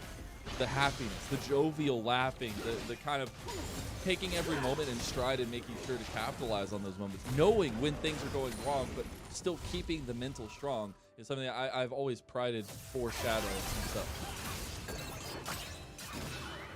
Coming back into this, right? We're just coming up to the 15-minute mark. Let's take stock of where we are. As I say that, though, Shadow's about to change that stock. We'll have to see if it's up or down, though. Are the stonks going up or are they going down? Devastating charge will mean that the stonks are rising, baby, and Fearless takes the kill. LGD are going to the moon this game. I mean, you're getting Fearless in complete control now this top side. 4-1-4 on this Gwen. The Riftmaker already completed. She is so damn strong, and she hasn't even reset off the terror damage she's taken. Poor matchup for Fearless. Nah, 400 gold bounty. Jay as well in this mid lane, 5-0, is going to be unstoppable in these fights. And remember my sarcastic rant about iBoy trying to play this Vayne in team fights? Good luck to you, buddy, because it got a hell of a lot worse thanks to Shadow on this Hecarim. Anytime I see the Hecarim and I'm an ADC, I get terrified because we've all been on the receiving end of those devastating charges / onslaught of shadows. It's never fun. And iBoy, I know he hasn't more than likely, but I hope he watched the movie Dodgeball, because he's got to figure out how to dodge all these wrenches and kind of dive, but the thing is, dodge. it's like heat-seeking wrenches. It's all point and click. Like, Shadow just runs at him and auto-attacks him and he hits him. Jin Zhao just hits W and it connects. Like, it doesn't, but these aren't wrenches. They're just like attached to the back and people are just flinging them at him. Oh my god, I love it so much. We'll see RA trying something on bot side though, as the wind becomes lightning, connects onto Jin Zhao. The grasping roots utilized backwards though, trying to get them away from him. Jin Zhao just dies. Top lane, Cube, yet again, he's just being oppressed. He gets out with a nice flash. Yeah, I mean, look, Shadow's always around when Cube's in question, but LGD starting to move up now. The Super Mega Death Rocket not able to connect. So at least on Rare Adam's side, trying to trade tit for tat on these side lanes is good. It's just that as you start to go forward, I just don't see where the win condition for Rare Adam is. Cube is too far behind. You have some good team fight structure, yes, with Lian's driving Yanja, but your follow-up isn't really there when you look at what LGD are trying to achieve. We've also got Rift Tower coming up in just a few moments, and with like the 9 kills on the LGD side situated between the two solo laners, that just feels like you're going to be able to walk on in and take that. Jay, so difficult to try and lock down. Same when you look at Fearless. I don't know how you try and contest this. It's definitely going to be difficult, especially Jay about to finish his second item here while the spikes are coming through. But they do have to kind of bring it all together for RA, right? Make sure that they're being able to play this front-to-back style that they wanted to bring to the table, making sure that iBoy can be safe and that you're pulling for the Vayne, because we said the scaling factors are there, the damage factors are there of Strive and iBoy, but it's all about execution. So far, that is all in LGD's court. They're going to TP in here, though. They want to fight over the second Rift Herald. Jay taking the fight against Cube, though. He's got the follow-up, and Cube, you just die every time there. Fearless going forward. They've got everything they need. iBoy in the back does help get one cleared out, and that Mountain Rift is helping them a ton. Chaos Storm from Strive keeps them at bay. The flash from Yuja onto Eric. He misses the dredge line. The grasping roots come out. That's a triple root as Eric is popping away. Shadow gets condemned back, but Eric gets the kill anyways. Yeah, Jinja not having the ultimate just at the start of that made it kind of tough for LGD to have multiple ways to follow up in the fight, but you can see as soon as that comes through, LGD take it. I'm pretty sure they also got the Rift Herald in the grand scheme of things as well, as Shadow finished that off. Yep, there it is, just in his back pocket. While that fight, or that scrap was happening mid, but we're just going to get a replay here, right? Like, Jay destroying Cube on the side lane, even with the knockback. You'd already connected with the Shuriken, so the flips to follow. And then, how do you deal damage here, right? Like, yes, iBoy gets a couple pop shots off onto Gwen went a bit too far forward with the Shroud, but up until that stage, like, iBoy just wasn't able to do anything. Eric, great reaction with the Gale Force. I actually didn't spot that the first time around, but you see there the ult comes through from the Maokai and makes it impossible for Rare Adam to follow up. iBoy and Strive just have to run away. Now we're at Dragon and ding ding ding. Sounded like round 2. We're ready for the fight here as iBoy joining the fray. 5-man squad from RA is present. They got to be careful not to get picked apart. You got Jay on the flip side and ready for the flank. RA realize the predicament they're in and they pull off. Yeah, they don't want to try and go against this, but Jay just getting hooked in the mid lane. Rift Herald pop from bot side will get the tower as they get the Dragon. So double trade up for LGD. Leon trying to see if he can get onto Fearless as he goes through, get this Rift Herald down so they can't take the tower, but still LGD taking River. I'm spotting a couple of members from Rare A. Oh no, iBoy. Devastating charge into the onslaught of Shadows. Clintz came out though, and Shadow might have overextended now. He gets hit by the dredge line. iBoy chained up by the Flame Chompers, but Strive gets the kill onto Shadow. Here comes Jay though with the perfect execution. Megadeth Rocket gets blown away by the Crescent Guard. Here we go, back in Fearness. The flank from Cube though, they turn around immediately as a double kill comes across for Fearness. That's a big turnaround for LGD. And you can see how difficult it is to operate in these fights as Rare Adam, right? Like iBoy and Strive getting zoned off, one by Jay, another by Shadow. Then you've got Jin Jiao who's able to come in with the ultimate again and lock up iBoy after Cleanse is burnt.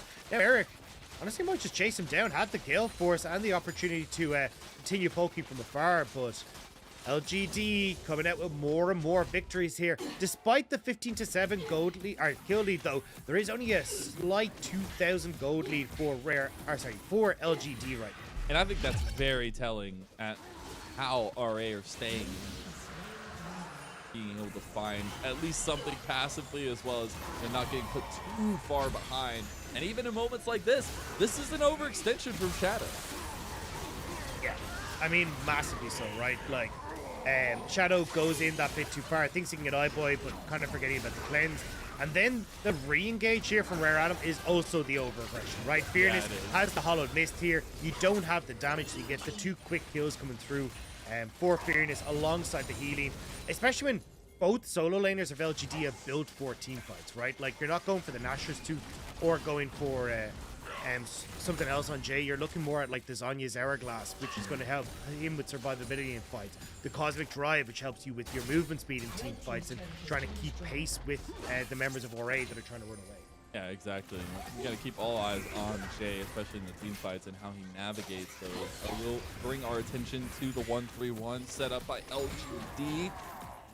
Not exact answers, I feel like, for RA, but their answers to just go in on mid. Devastating charge into Onslaught of Shadows again, just pulling RA away from the fight. Although Eric might find you Yanja. There you go. Eric's going, excited now. He's still going. He's got the lethal tempo procced. And now Jay coming to slam them home.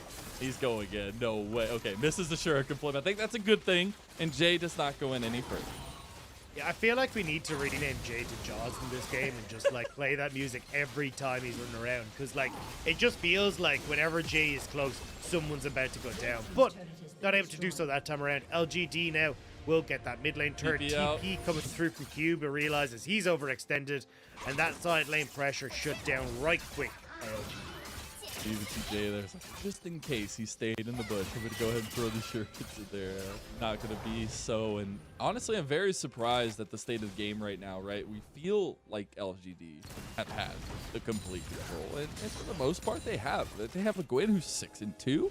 They have Jay in the mid lane who's 6-0. 3-0 on Eric. But it's still just a slight gold lead for LGD to an extent. And it's still RA looking promising when iBoy can navigate the fights. If he can.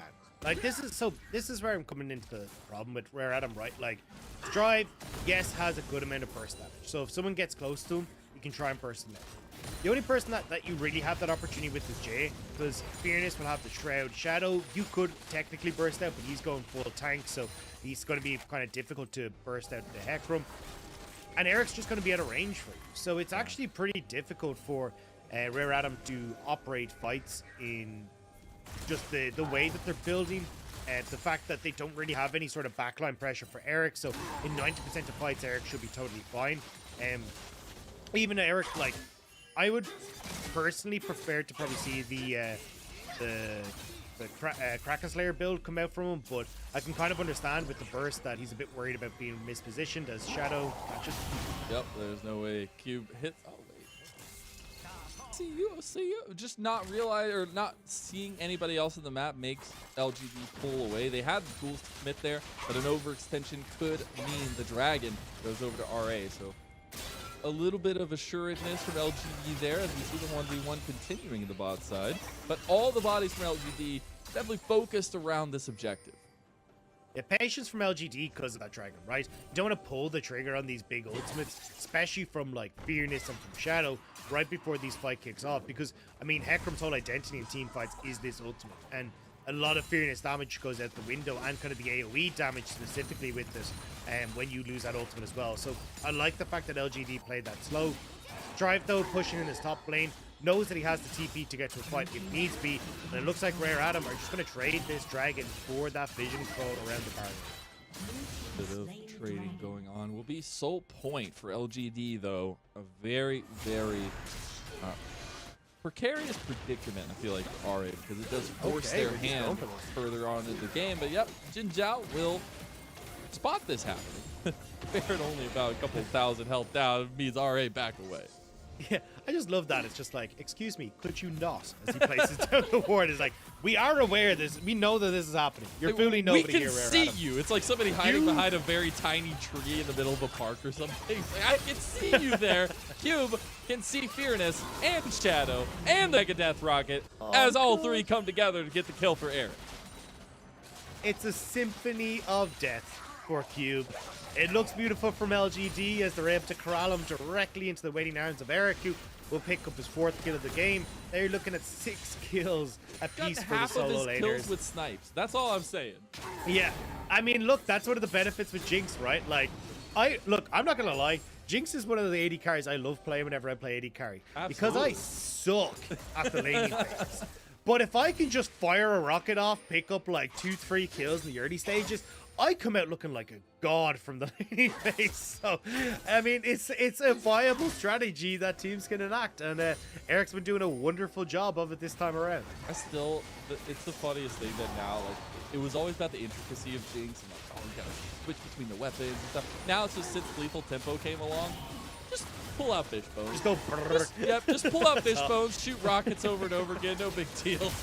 We'll see if Yuyanja actually wants this fight. This is a 2v or 3v5 rather, and Yuyanja's already almost dead. Jay gets the kill, and there's no hope for RA in this one. Fearness is taking a 1v2. Shadow's in the pit, still dying to the spikes, but they get the Baron, and LGD now moving forward. The perfect execution. Jay just dies outright though. This is a big fight for RA. Can they turn this around? Strive getting a double kill. And that's what we're talking about, right? Like, Strive has the opportunity to burst out Jay if Jay goes in without the Shroud and isn't able to play it safe. So Jay tries to go back in off the reset on the team fight, but ends up costing him alongside Jin Zhao. So it is going to be the 1-4-2 in kills, but with Baron going the way of LGD, now the issues start to come into play for Rare Adam, as you can start to siege up with this Jinx and make things happen for LGD. But great fight to start things off, right? Like, Yuyanja goes down, and here, a miscommunication on LGD side, right? Like, Jay can play up alongside Fearness here and actually look for some of the kills on towards the 2-man unit on the top side, but you can see there, like, Jay goes in, has no real damage or survivability, and with the already completed Lich Bane that came through the second item for Strive, he hurts if he's able to get on top of you first. Yeah, this Mountain Soul is helping a lot. These close quarters, especially that. Oh no. Yuyanja misses the flash over the wall, will forfeit his life because of it. Yeah, not much to say there. Unfortunate. Shadow now moving in, trying to get vision control established. And minute and a half until this next dragon, so LGD very much turning their focus towards that Mountain Soul. Push in on the bot side as well. Wave is totally fine on top end as you can see Strive trying to move up to at least get some wave control over top lane, but you got push mid as well. Like, you're in a great spot here for LGD to take this tower, have your vision control established in the jungle, reset, and come out and look for that fight. And if you're trying to enter river for Rare Adam, how do you try and do that, right? Like, Fearness can set up really well at these chokes. Same when you look at the Jin Zhao ultimate. Eric's going to be totally fine. And you're even setting up for Shadow of these big ultimates if he doesn't get caught. Yeah, I don't know if that's what you want to do. And luckily, Eric is there to pop some shots into iBoy, but Shadow goes in, goes immediately out. Alright, it's not the end of the world. Shadow's ult should be back up in time. The rest of LGD needs to reset, though. I don't know why they're sticking around here. Like, you actually want to get back here pretty quickly to try and maintain control over the river, but Eric isn't resetting. Same with Jin Zhao. Jin Zhao's running out of wards, and as Rare Adam start to clear out all this vision, this could have been a mistake from LGD. It might give access to Rare Adam to this river once more. RA moving in as a full 5-man towards this mid lane, trying to get some real estate in front of this Baron pit, or Dragon pit rather. I will say, 4th item just completed for Fearness will be that Nasher now, and the item differentials are present, but it's more so iBoy versus Eric in this moment. Who stays alive the longest? Who can put out that consistent damage? Can Jay find the pick? We get set for this 5v5, this Dragon, all pivotal for LGD to secure this win. They don't need it. RA can force the issue here as Jay going around the side for the flank. It's a little bit early, and now LGD are split all the way across the map. They got to get back together if they want to take this fight. You have Shadow over the wings. There's Grasping Roots. They're forcing it into Shadow's hands here, and this is all set up from LGD beautifully. The Jay engage on the back line. You've got iBoy still alive on the side. He's doing work on this Vayne. You've got to get the Vayne. You've got to get the Vayne. He's still going. He's still going. 2 kills, 3 kills. Can it be a quadra? Can it be a penta? Oh my God! RA smashed a team fight and a pentakill for iBoy. Nobody got onto iBoy. All the point-and-click CC that we talked about, all the opportunities to try and lock up this Vayne, and nobody actually does it. Rare Adam able to play against what LGD have, and for LGD again, it looked good at the start, but there were so many issues in that team fight where they weren't actually able to play it out correctly. Like Eric getting incredibly low, taking a ton of damage coming through from the Victor. You've got the Jay not able to follow up onto the key carries. They're still jumping onto Cube, but Cube isn't the problem in these fights. He's 2-7. You've got to get onto the Victor or the Vayne. You see it here, right? Like, Grasping Roots comes through, but Eric takes a massive accelerated shock blast at the start of this, so he's got to play that super safe alongside Lien. Jay focusing on towards the Cube as well, not paying attention towards iBoy. Like, nobody here has put any sort of damage, CC, or anything over towards iBoy, and that is a massive mistake that you cannot make in these team fights. 3 people walked past him or used abilities past iBoy. The devastating charge, the onslaught of shadows, Jay's perfect, like everything was just not thrown at iBoy, and that sets up iBoy beautifully. Now he's going to the moon as he's got 6 kills, having finished his 4th item because of that. And this changes the entirety of the game, and we're 32 minutes in. Yeah, I mean, look, it definitely opens up windows for Rare Adam, but I think it's also going to be a slap in the face, a rude awakening for LGD, is now they can realize we need to get iBoy, but where are you going? No one's there. They're still not going for him. He's still untouched, and he's going to find another kill. iBoy is on fire right now. He's using the cleanse. He's going forward. He's getting the essence here, but that is it for the fight. It's just the 1-for-1 top for support.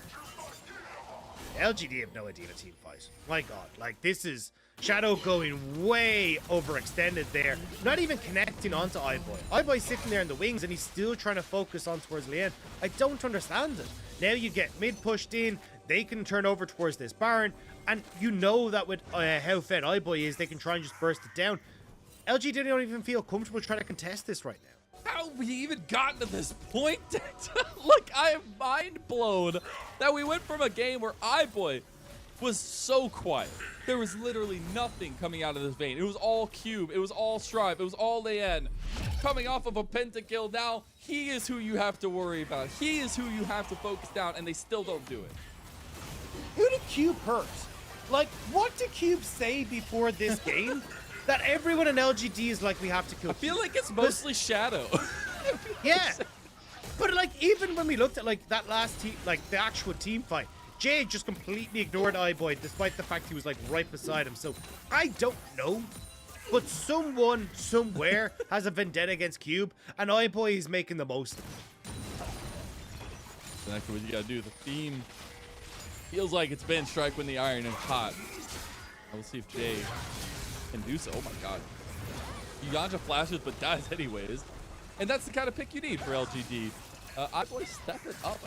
Maybe we're going to get the trigger pull from Shadow, but I think he's realized his transgressions earlier on. They start up the Baron to try and force RA's hand. But now you are heavily reliant on Shadow getting this big engage onto iBoy, and he's already at half health.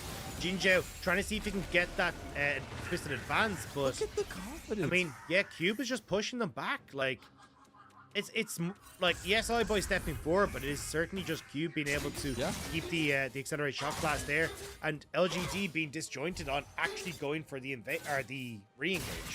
A lot of health loss as well from Shadow on the Baron as he's taking the spikes on the backside of the pit. So nicely done from RA to kind of play forward like that, as you were saying, utilizing Cube's pressure, iBoy playing up and just making sure that he can't get that Baron for free and snowball this even more. And we're getting to a point where it's very even, right? Like, we have full build coming through for Strive himself. We're getting there for the ADs, and the gold lead, very insignificant at this point, only about 1,000, but even more so because of the momentum in this game.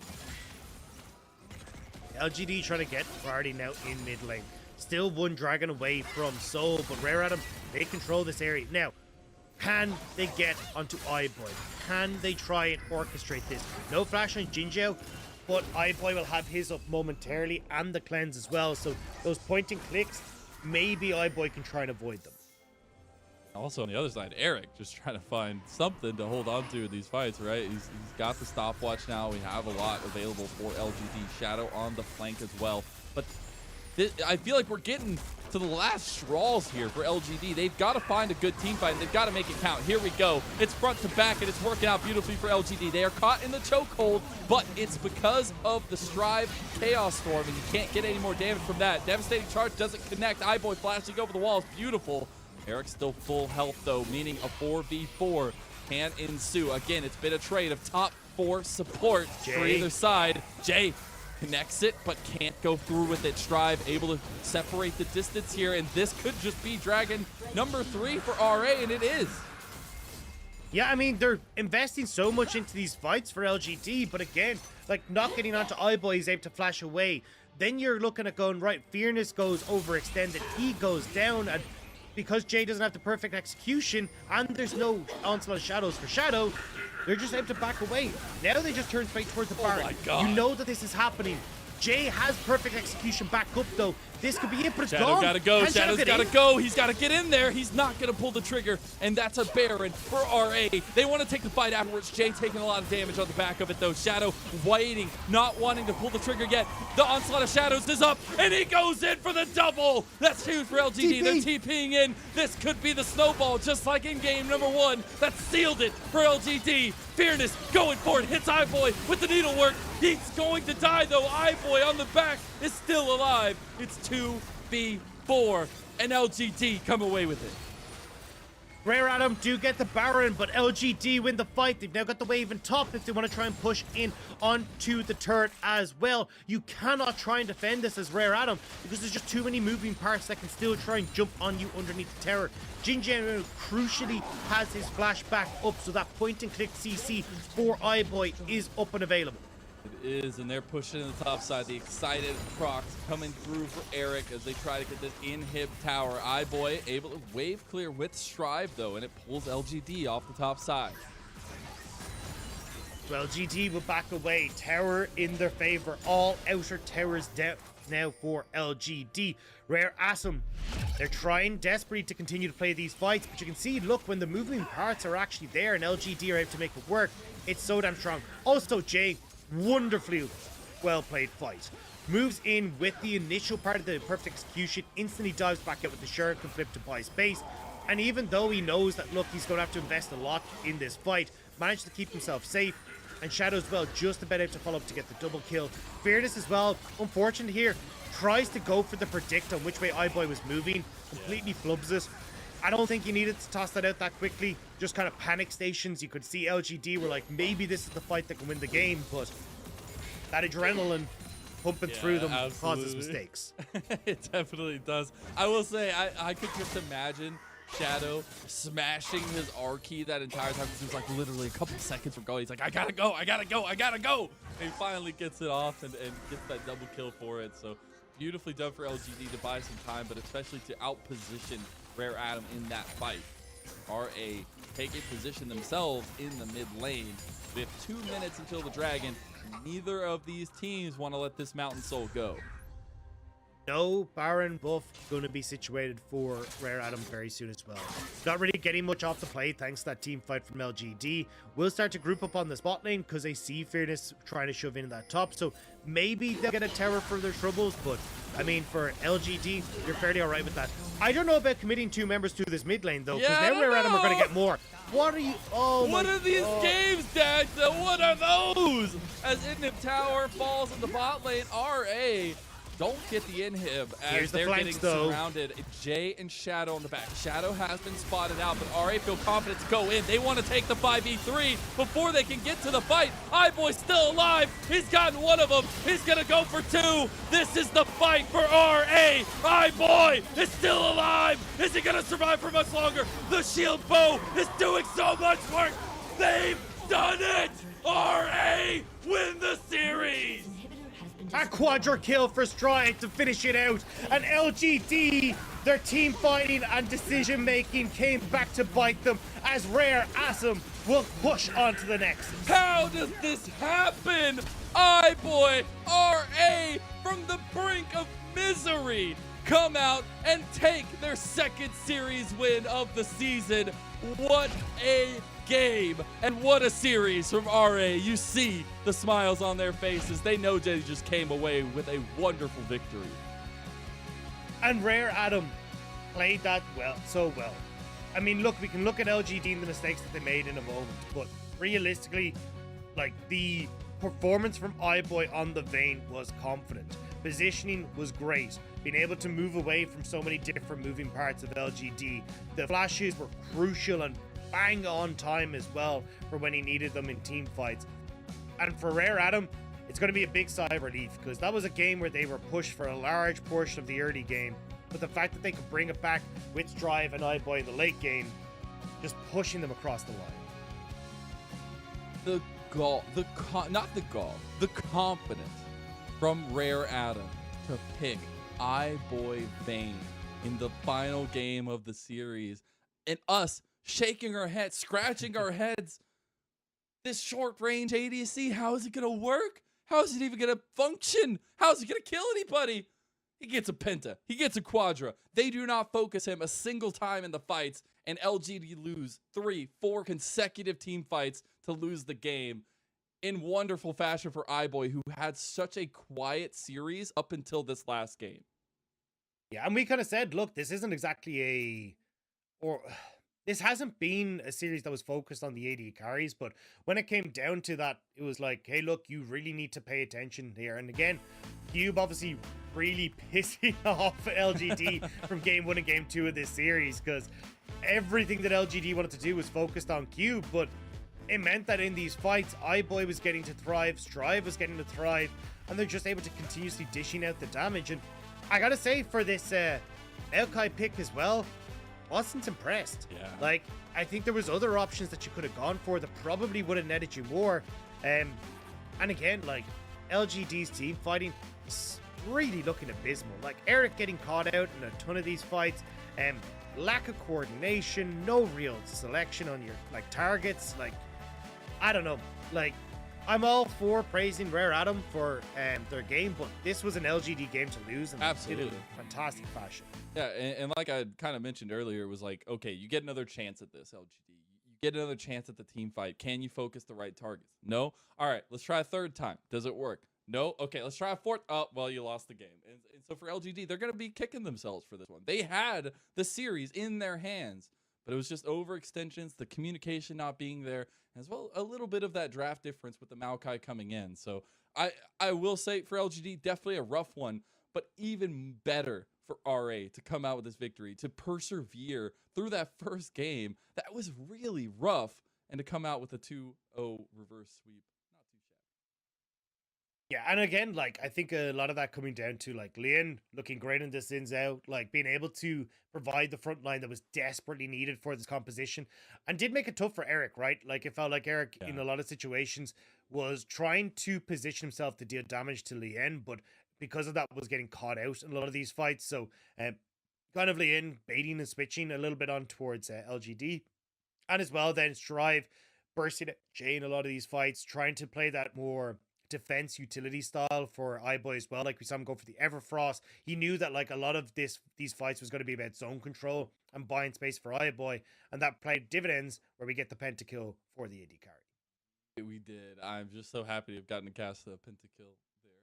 But it's also just like incredible in that moment, right? Like you could literally feel the sides changing in the game, especially after that pentakill, right? Like it just felt like the sides completely swapped. And there was no momentum for LGD, even though they had been leading. You saw that gold graph. It was all in their favor and completely swapped. So I guess that's another question for me is like that momentum shift, that mentality switch for RA. Is that something we see consistently from them going through the rest of the season? Because I think that can be important, especially if you're not one of those top performing teams. You're not at the top of the table. You have to be able to knock out, drag out, fight, come away with series like this. Yeah, I mean, look, I just think it's so hard for me to kind of like, look, yes, Rare Adam won, but like, if I go into a game and I'm like, hey, look, we have a 5-0 Akali and a 4-1-4 Gwen at the 15-minute mark, like, how do you lose that? Like, I don't know. Like, I'm trying really hard not to be negative, but like, there's so many times I look at LGD and just like, look, lads, you get these good early games, like. You just need to figure out some coordination in team fights. Like Shadow, like running up mid lane just to int. It's not even on to like iBoys to try and pick off Cube, who was already like 7 or 8 deaths at this stage. He's irrelevant. Like, I don't know. There's so much there. Yeah, I'm like, it's very frustrating to watch because again, I think I said at the start of the day, right? It always feels like when I'm watching LGD, I'm just waiting. It's like, hey, look, they're doing well, but I'm waiting. I know the throw is coming. I know the mistake's going to happen. And every single time it comes through. But look, coming back to Rare Adam, I think it hasn't been the best of early games for them in this series so far, right? Cube at least had the 1v1 advantage for game 1 and game 2. Got a ton of attention in game 3, which set him behind. And when you needed then other members of the team to step up, I think Strive still performing fantastically. Despite the rough early game in game 1, still looking pretty damn good in game 2 and game 3. And iBoy, when the chips were down, coming out on top. Yeah, and also through all that, Lian being able to fight fire with fire a little bit, right? Coming into this series specifically, it was about these junglers going at each other. But we'll come back to that conversation because I do hear we are ready for our interview. So we're going to send it over to hear from Cube of RA. Hello everyone, welcome to the post-game interview in Shanghai studio. This is Christina. Now we're joined by Cube, the top laner from Rare Atom. Congratulations on your win. I know you have been experienced a little bit of hard time before today's matchup. So how do you feel right now? And how does that victory mean to you guys? 让我们欢迎 Cube 选手来到赛后采访。想请问一下，我们可能知道之前的 RA 经历一些不小的困境嘛，但是你们今天一扫颓势，终结连败，现在感觉怎么样呢？并且你觉得这一场胜利对于你们队伍来说意味着什么呢？就我们之前一直连跪吧，就可能人都麻掉了吧，就大家人都麻掉了，然后这一场胜利应该就挺好的吧，应该能改变一点吧，就大家之前都是麻的。Actually, we were so confused before that because we are in the 5 losing streak. But now we feel pretty good, and I think it will increase our momentum. Next question is about the game 2. In game 2, there was a 4 versus 5 team fight around the Baron pit at 24 minutes.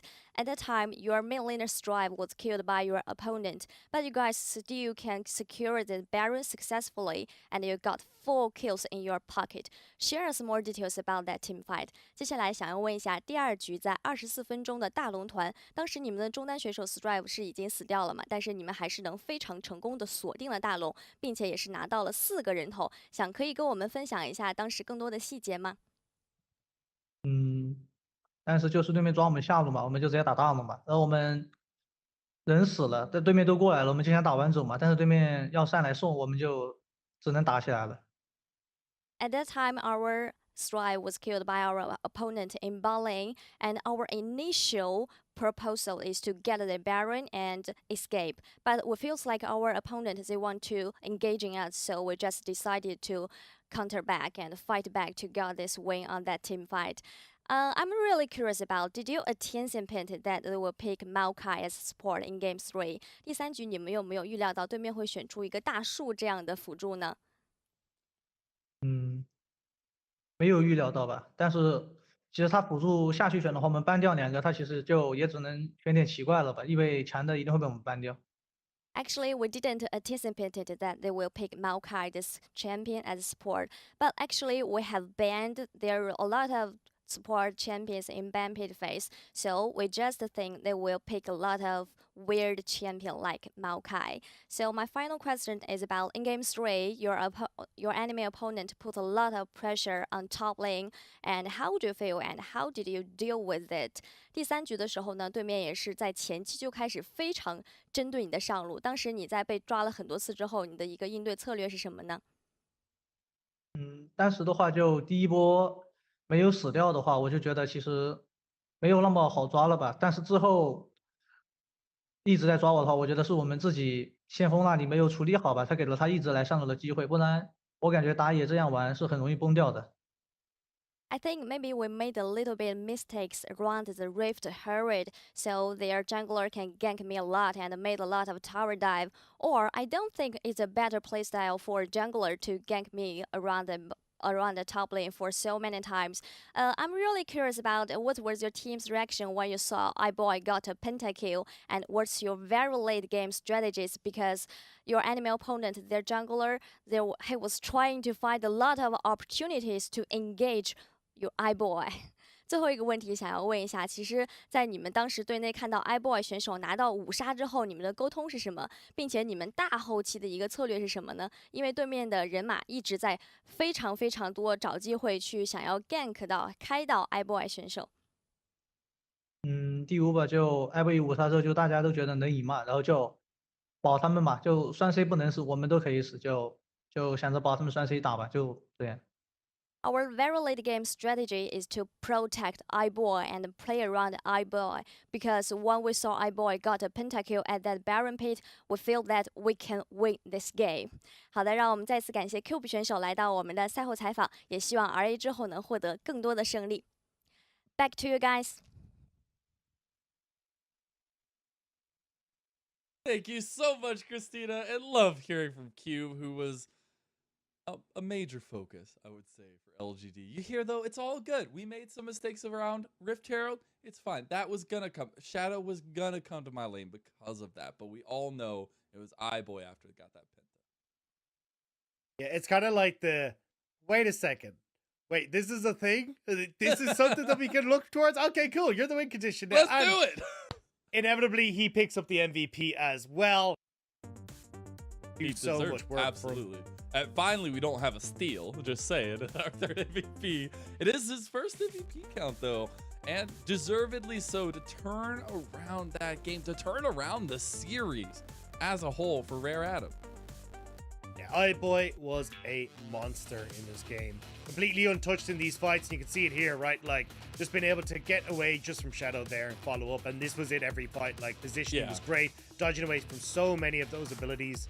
The dude just popped off. And this gives me nostalgia to his WE days when we saw iBoy being able to do things like this on the international stage and having those kinds of pop-up reports, because this guy was the main carry for the longest time. We were talking about Strive. We saw Cube popping off Lian, the cornerstone aggression for the team, but iBoy is always there. But it feels like it's been a long time since we saw that glory, right? Like an EDG, he did look good, right? But then we saw him move across the Vici and it didn't look so hot. And it's been like 2020 waiting for him to pop off. 2021, he had some moments, but super inconsistent. And he's now in 2022. Still that inconsistency. Like, I'm not going to look at that Anyone's Legend series and go, yeah, you got a pass for that one, buddy. Now, iBoy, at least in this game, though, definitely having that big and well-deserved MVP. Does it take to get Rob to forgive your sins? I guess we'll have to do some math and figure out about that one. But it is always an interesting thing when you see games pan out this way, because it is chaos. It is crazy. And it's the reason why that is our game, Dagda. Like, just throw that out there real quick. We are done for the day, at least us two, as we have 2 more series coming over on the rest of the night. Hysterics and Lyric going to be taking over for me and Dagda on the rest of the night. Ultra Prime taking on Weibo Gaming in our next series. That one is hype, but the final series of the night, EDG versus FPX. The fires never burn more brightly. We'll see what happens on the rest of the night as we send it away for game number 2.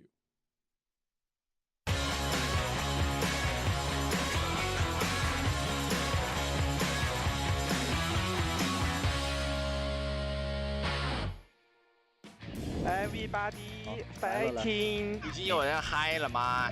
米娜桑干巴明海有点赶，感觉明海有点赶。我干什么？我是最不敢的，兄弟们。真的吗？平常心平淡。我那个分析做的还不细，兄弟们。大家准备好了吗？太细了，太细了。大家准备好了吗？太细了。真的，说你是 OMG 教练，我都觉得是真的。确实，你太了解他们了，太细了，太细了。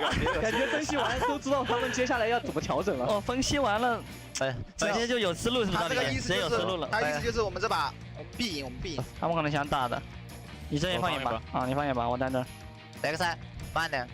哦，好像，哎，看把雷克赛杀了吧，我一下，他一下，走就行，没事。泰坦没闪。雷克赛，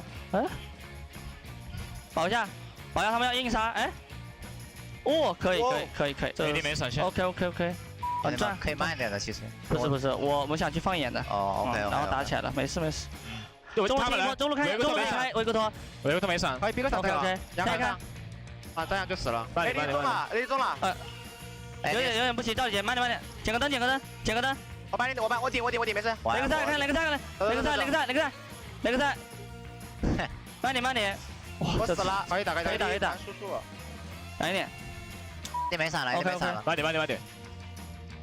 还行，我也灯了，捡灯，可以打，我到了，慢点吧，先走吧。这操作我看的有点没听会了，稳点，赵丽姐太着急，看你操作，回了。我开吧。对，盲僧别乱冲，没事。有点失望，赵丽姐。看一下这波。OK， 准备好看。可以。先看泰坦呗。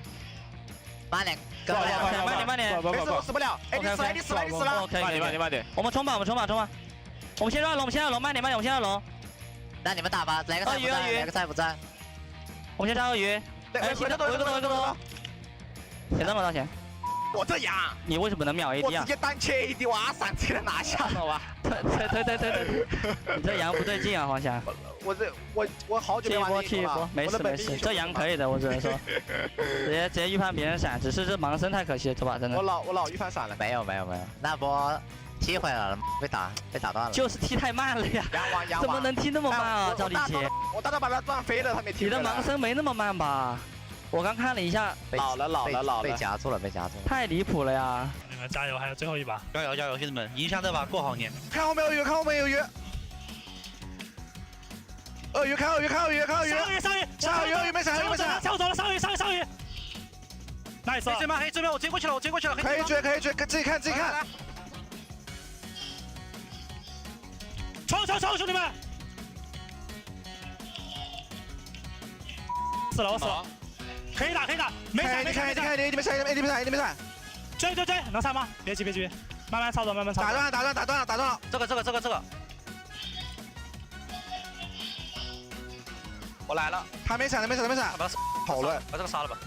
不行就打先锋吧。把他杀了可以。或者我们推上。他能杀，他能杀，别急，他能杀，别操作他。nice，兄弟们，这波操作拉满了。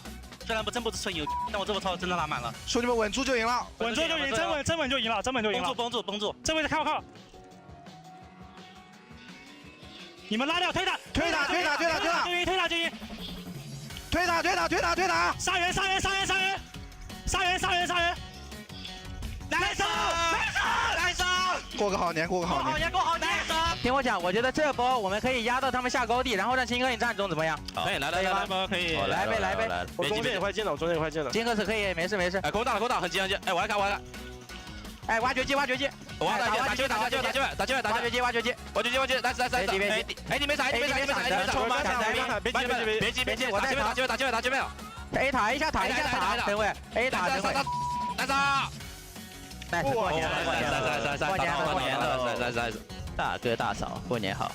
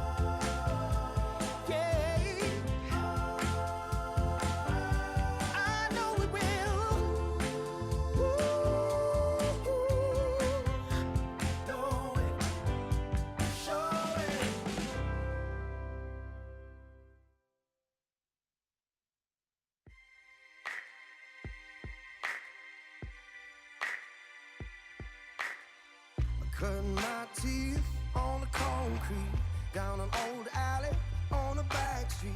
Hard knock life in a city grind. Gotta work hard, running out of time. But that's just the way it is. That's just the way it is. That's just the way it is.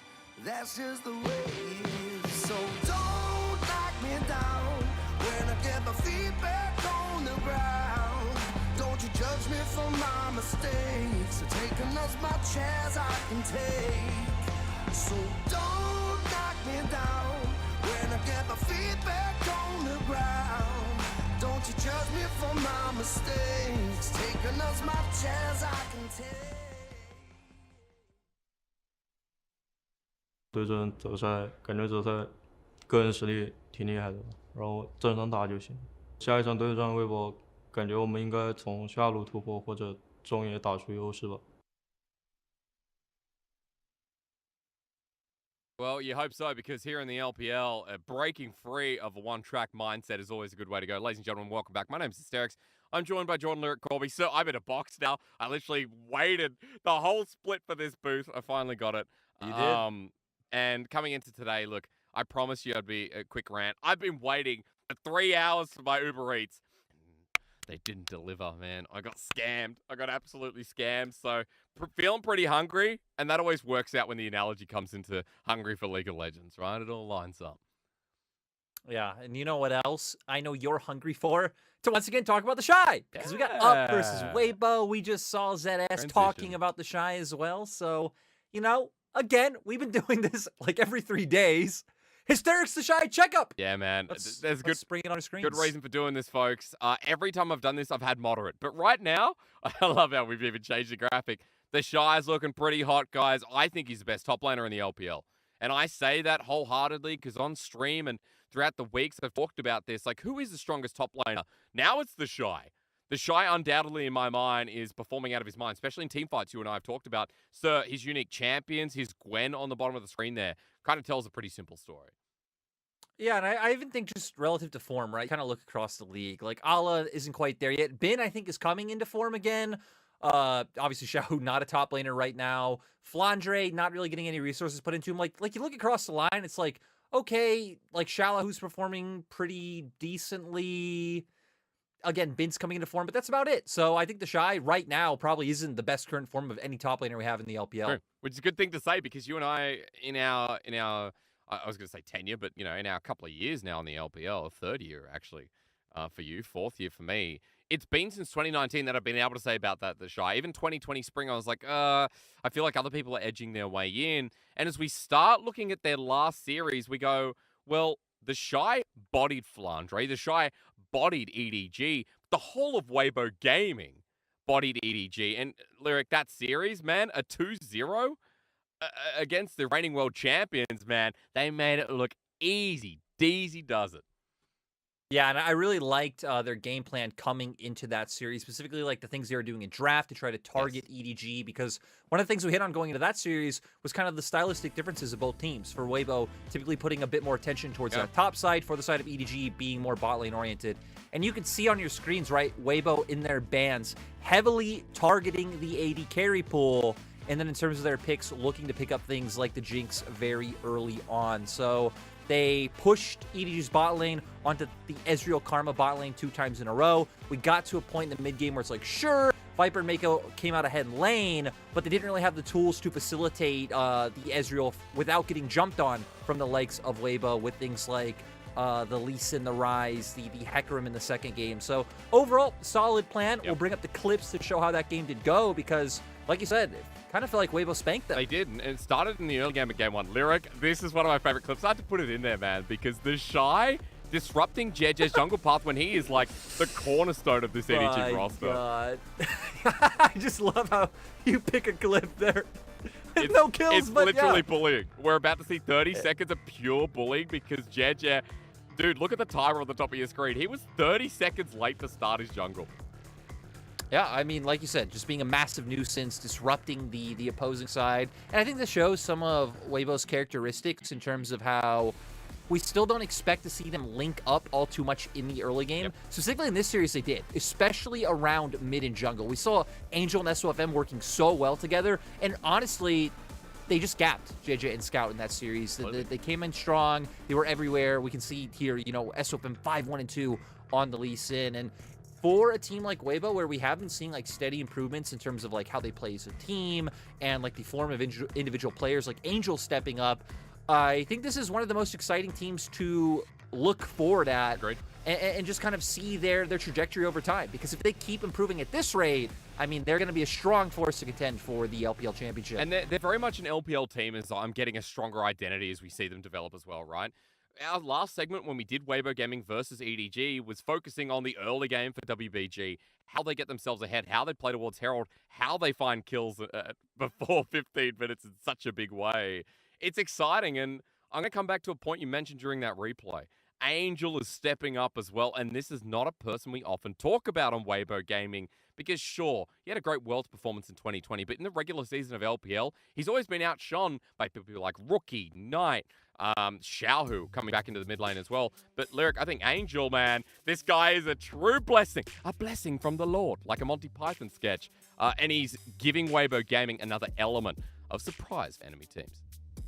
Yeah, we've seen in terms of laning phase, he's still not like this like super lane dominant player who's going to gap you, be able to get the prio and just look for roams. But when it comes to enabling SOFM in the early game, right? 5th in terms of kill participation at 15, and then especially stepping up as a big threat in team fights, over 70% kill participation throughout the game, about 30% of his team's damage. Like, this guy has been doing work. Yeah. His Orianna, the Corki, and then like we saw in those clips, the Rise as well. So pretty versatile player, even past splits, right? He's pulled out things like the Malzahar, the Zillion, the Seraphines. Like, this team in general are full of spicy, unique champions that they can just bring out at any time. Yeah, that's right. I mean, look, unique champions in the Shy was talked about, but you're right, there's so much there for Angel as well. It's exciting to see because today, going up against Ultra Prime, another test for Weibo Gaming to continue the momentum they've been showing us. Remember, the win against EDG put them up into the top 2. Against Ultra Prime today, they can skyrocket and move themselves up near LNG even further. Going up against Ultra Prime, though, Lyric, it is not as positive as a story as we paint for Weibo Gaming because Ultra Prime are still in that developmental stage. They're still piecing together their roster and have got a long way to go, as you were talking to me before we got into the show. Yeah, and you know, we've seen in their recent series, they actually did lose their last 2, lost against FPX, lost against Anyone's Legend. Yep. And I feel like the thing about Ultra Prime is that their story hasn't changed too much. We were just hitting on the growth we've seen from Weibo and the trajectory that they're on. For Ultra Prime, they came in with some very clear strengths that they utilized to get some wins under their belts. And it's still just about enabling those same strengths, all about playing for the bot lane like we're seeing here on our screens. Elk and Xiaoxi still play incredibly aggressive. Hacker will typically path down towards that lane. Then it's also about trying to bring Cryin into the fold. And then ZS, left on his island, functioning as this kind of threat in team fights. So for Ultra Prime, the strengths are still there. If they can get their bot lane ahead enough, this team can still take a win off of anybody. But without a real threat anywhere else on the map, it feels like for other teams, it's very easy just to put some heat on their bottom lane, and then Ultra Prime just fall apart. I mean, and in this game, like, we know that Huanfeng and On, they're not considered these crazy laners, maybe like Viper and Mako, but we know they go through a stable laning phase, and SOFM can be versatile. But further to your point about ZS being left on an island might be a problem within itself. ZS being left alone up there when SOFM has started paying quite a bit of attention. We talked about the early game Rift Heralds where Weibo Gaming also focused their eyes in the first 8 minutes. And especially with the Shy popping off, it looks dangerous. Lyric, also just realized, another cool story point, ZS versus the Shy, IG versus, IG Young as well. So we kind of get the mentor versus the student. Yeah, ZS spending quite a bit of time under the Shy when he was on IG, so you're right, that's pretty cool. It's going to be his time to test his mettle up against him. We saw his pregame interview where he acknowledged the Shy's skill and said for their team, right, he believes the win today will be a lot coming from mid-jungle, so Hacker and Cryin being able to link up, maybe Cryin getting on something more proactive, because Cryin has primarily been the Corki guy this split. 9 games on the Corki, 4 on his second most played, which is the Rise. If they do want to win out through that mid-jungle 2v2, maybe we need to see something like the Syndra or the LeBlanc, both champions he has played this split.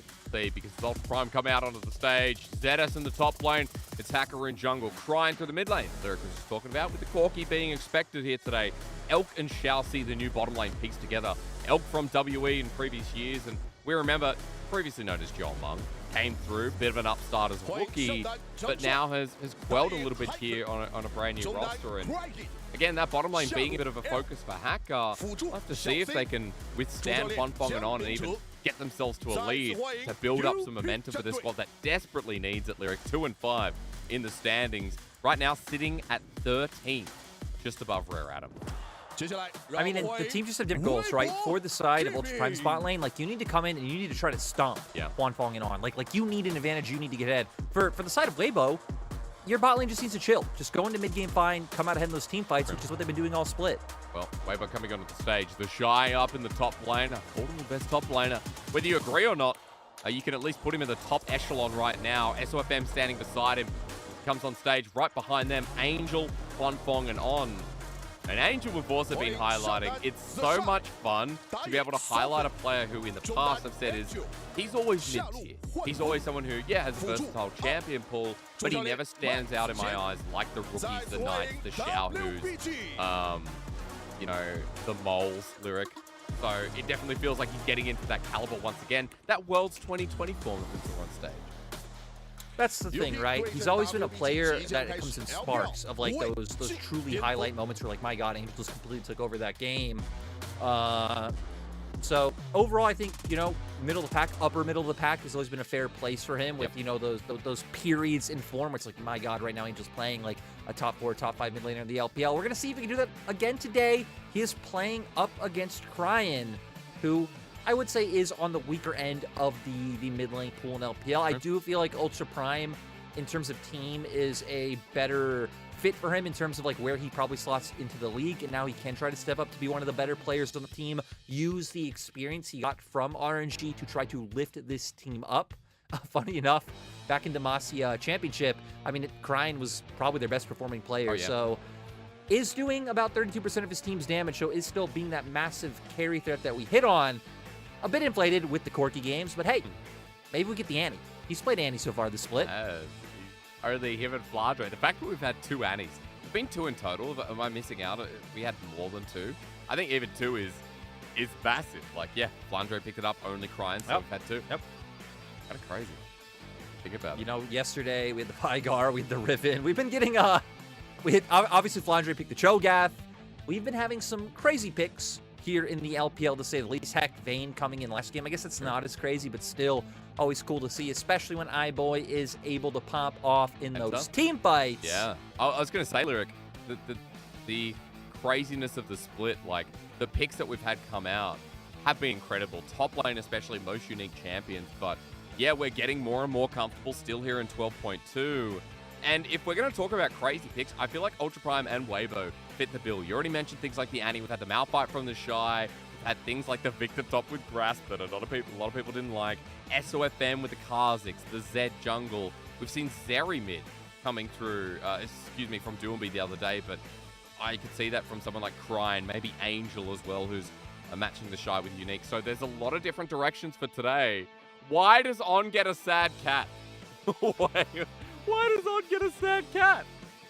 He's only just got on the field. He's been playing well recently. I don't think he gets a sad cat yet. I mean, he did lose his Yuumi game, so that could be why he gets the sad cat. But I like that we were hitting on, you know, like champions and, you know, what crazy picks we can see, because I think it's a pretty good way to pivot and talking about draft, right? Sure. Because I'm curious to see how these teams will feel in regards to bans, because Twisted Fate has been one of the most banned champions against both of these teams. And I think it makes a lot of sense when you look at their mid laners, right? Both Cryan and Angel coming in have been prolific on that champion. We've seen the rise of priority on Twisted Fate on this patch. Again, people like Doinby on LNG have been willing to first pick the champion. Heck, we saw in the last series EDG first picking it as well. So I wonder if that one will have to go to a red side ban. And then specifically for Ultra Prime, like what other bans could you look to give over? Because you even have things like Onzer Khan that you need to worry about 100% win rate. You have the Gwen coming out from the Shy. Both of those are banned. We hit on the Twisted Fate being the only other X factor left open between these teams. Weibo being on red side might mean they will be the one who should look to ban it. You already talked about it. I like that you mentioned Onzer Khan here.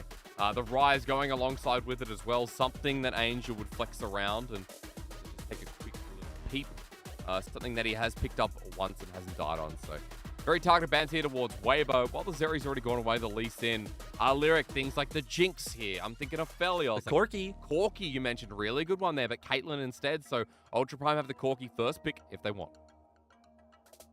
And I'm curious if they'll go for it, if they will go towards the Jinx, because Elk actually has not played a Felios yet this split. Okay. So maybe you wouldn't be too happy losing that one over, but for Ultra Prime, it's starting to look like that Cryan's comfort on Corki outweighs any of the, you know, lack of champions picked in the bottom lane. Well, there we go. Still 12.2, guys. So remember, package timing lands on Dragon and can be played around, or rather, can't be played around as easily. So for Weibo Gaming Lyric, Huan Fong, who never played Jinx before last series, before the last 2 series, now has it available to rinse and repeat again.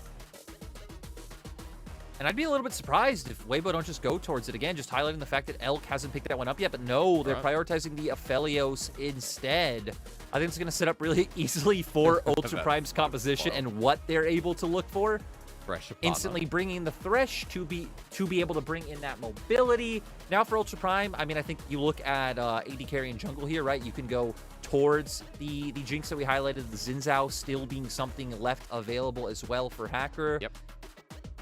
And I'd be really surprised if Ultra Prime don't go towards that rotation, because that has been the stock and standard rotation here in the LPL almost every game. We do see some teams diverge from that one a little bit, but Ultra Prime, I think, have been one of the teams who have been more standard in the split, but no. Instead, going to get Xiaoxi on one of his patented Hook champions. That's right. Xiaoxi welcomed us to Hook City when he came back in the LPL. Remember the Blitzcrank, remember the Thresh, remember the Nautilus. Everyone belongs in that Hook City, so again, another piece of comfort. While for Weibo Gaming, this has been a pick in the LPL in 12.2. We have just seen skyrocket. Teams now suddenly like, hey, let's add the engage of Hecarim once again. 13 games played in total. I believe it is 9-3 at the moment. I'm just looking there. 9-4, excuse me. And no, forget that pick. We have a Veigar. Don't worry about Hecarim anymore. Veigar returns. Yeah, second Veigar of the LPL so far. We did see Fofo bring it out. Actually, that might have been yesterday. Yep. I don't know. It was. I was gonna say, I cast a lot. Sounds like it was yesterday. Did lose, though. Did not work out in the end for Fofo. Obviously brings a ton of zone control into these team fights. As Hysterics whispers sensual nothings. Oh, it's sensual everything. Still Baron with a Veigar. Worth mentioning. Hey, I'll bring you back on track, though, because don't worry. I believe my George's partners arrived with a bit of Colonel on the side, you know what I mean? We have Colonel on the Chinese broadcast, so I had to say it. So, power to be. Lyric, we've got junglers getting banned away. Now suddenly I'm cheering up because I realize there's food on the horizon. Nard getting banned away from the Shy. That's a bit of a comfort, bit of a historic pick for him as well. Hacker losing Xin Zhao. Still very targeted bans here, as we don't have a jungler on either side. So, it's going to be the pool shrinking down quite a bit. SOFM left with the potential Lee Sin. Yeah, I mean, you have other things, right? The Viego still being left open as well. We've already seen the Hecarim hover. For the side of Weibo, I think they do have the chance to pivot into more ranged champions. I'm curious to see if Ultra Prime will ban the Jace here, because you can just have Jace Veigar as your soul lanes. And then once we do get to the mid and late game, kind of posturing over dragon fights, Accelerate Shock Blast comes out. But Ultra Prime realized that as well, taking away that pick. Other things that would come to mind would be any type of, generic tank, the Gragas, which has seen its priority fall. But no, instead, just going to go towards that Hecarim when you are staring in the face of all this range on the side of Ultra Prime. I think it does make a lot of sense for SOFM to go towards it. Has already played it once so far, and it was a win. Was going up against a Viego this game around, though, from Hacker. The Gragas you mentioned is something that could come through. So ZS is actually going to take it before the Shy. And now, what do you run into this? Because tank versus tank usually happens at the top lane when Gragas is involved. I'm curious to see if the Shy will go for some kind of AD carry, right? Really? Because it is the Shy special, and you have such an easy time laning against Gragas as pretty much any AD carry champion. We might get the side grade of an AD carry, which would just be the Graves coming out. He'll have an easy time farming. We'll have Prio up in that top lane. You get a bit of damage there as well. So for the side of Weibo and Ultra Prime, right? It's going to be all about team fights. Tons of AoE damage coming out on both sides. I do feel like Weibo's composition a little bit slower in terms of having that Veigar in the mid lane, but he should be taking Predators, so you have a lot of agency once you are able to push out that lane to look to make plays on sides. And for Ultra Prime, you have some ganks set up in your side lanes for Hacker to look for. Maybe try and punish the Shy in that top side, who even this split is still playing oh so aggressively. Yeah, he really is. Again, he's been pretty hot ramping up towards this week.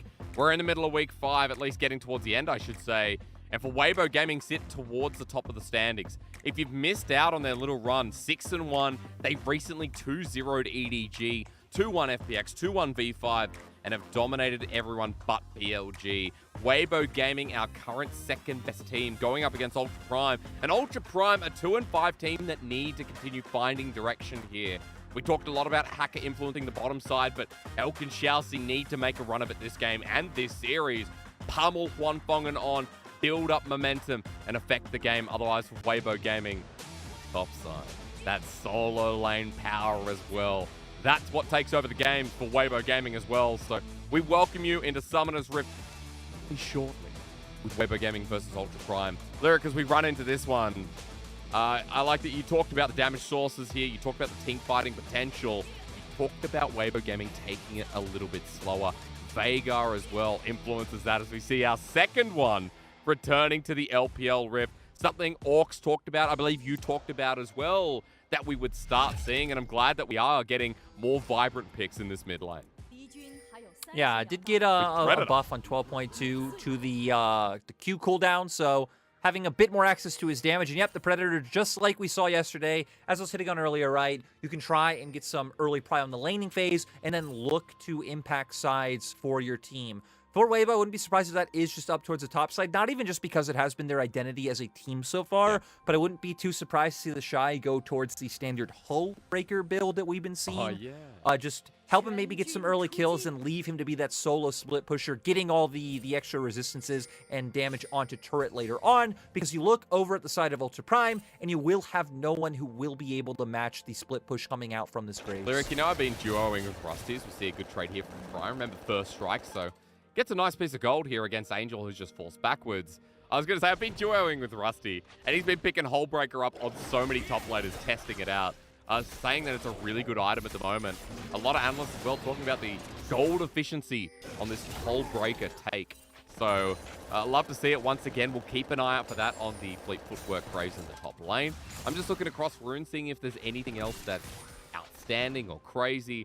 But again, apart from the Predator on Angel, which we'll be watching out for, everything seems pretty normal running into game number one. So where do we start off, Lyric? Junglers on the opposite side of the map. What should we be looking out for apart from this engage? Okay. Enabling the Shy. You can bring Angel up, try to have some 3-man ganks set up towards that, set up for the split push later on. For Ultra Prime, I feel like your plan's the complete opposite. Doesn't really matter what draft they tend to run. You know Elk and Xiaoxi are going to play aggressive, so have Hacker come down towards this bottom lane, get some vision down for them. And for Ultra Prime, their composition is definitely way more indexed into the mid and late game in terms of you have the Corki Jinx pretty much as your sole threats. You want to wait until Hacker has that level 6 available as well to be able to get some resets of his ultimate and take over skirmishes. So even though both teams kind of have champions that are indexed into scaling, the fact that Weibo have the Predator on their Veigar and you have, Hecarim and Ghost Tanks able to come out very early on the game, I expect Weibo to be the ones able to make more early moves. For Ultra Prime, it's going to be more about isolated laning phases and Hacker getting down vision and allowing them to be able to do that. Well, I'll be curious on Weibo's side just to watch the early Herald plays in, because package will be up for Cryan. We've seen a lot of teams prioritize the Herald rather than the Dragons. But again, with all this talk about bottom side, I'll have to see if Ultra Prime, once they get those ultis you talk about, start influencing bot side River, leads to a Dragon instead. As SOFM is already playing towards his top side. To be expected here, smiting down the Scuttle. And bottom side, the only one available. Nice ward here from Ultra Prime ZS. He's quite low. He's going to have to pay respect to the potential dive, but as SOFM backs out on a ward, looks like for now he can stay.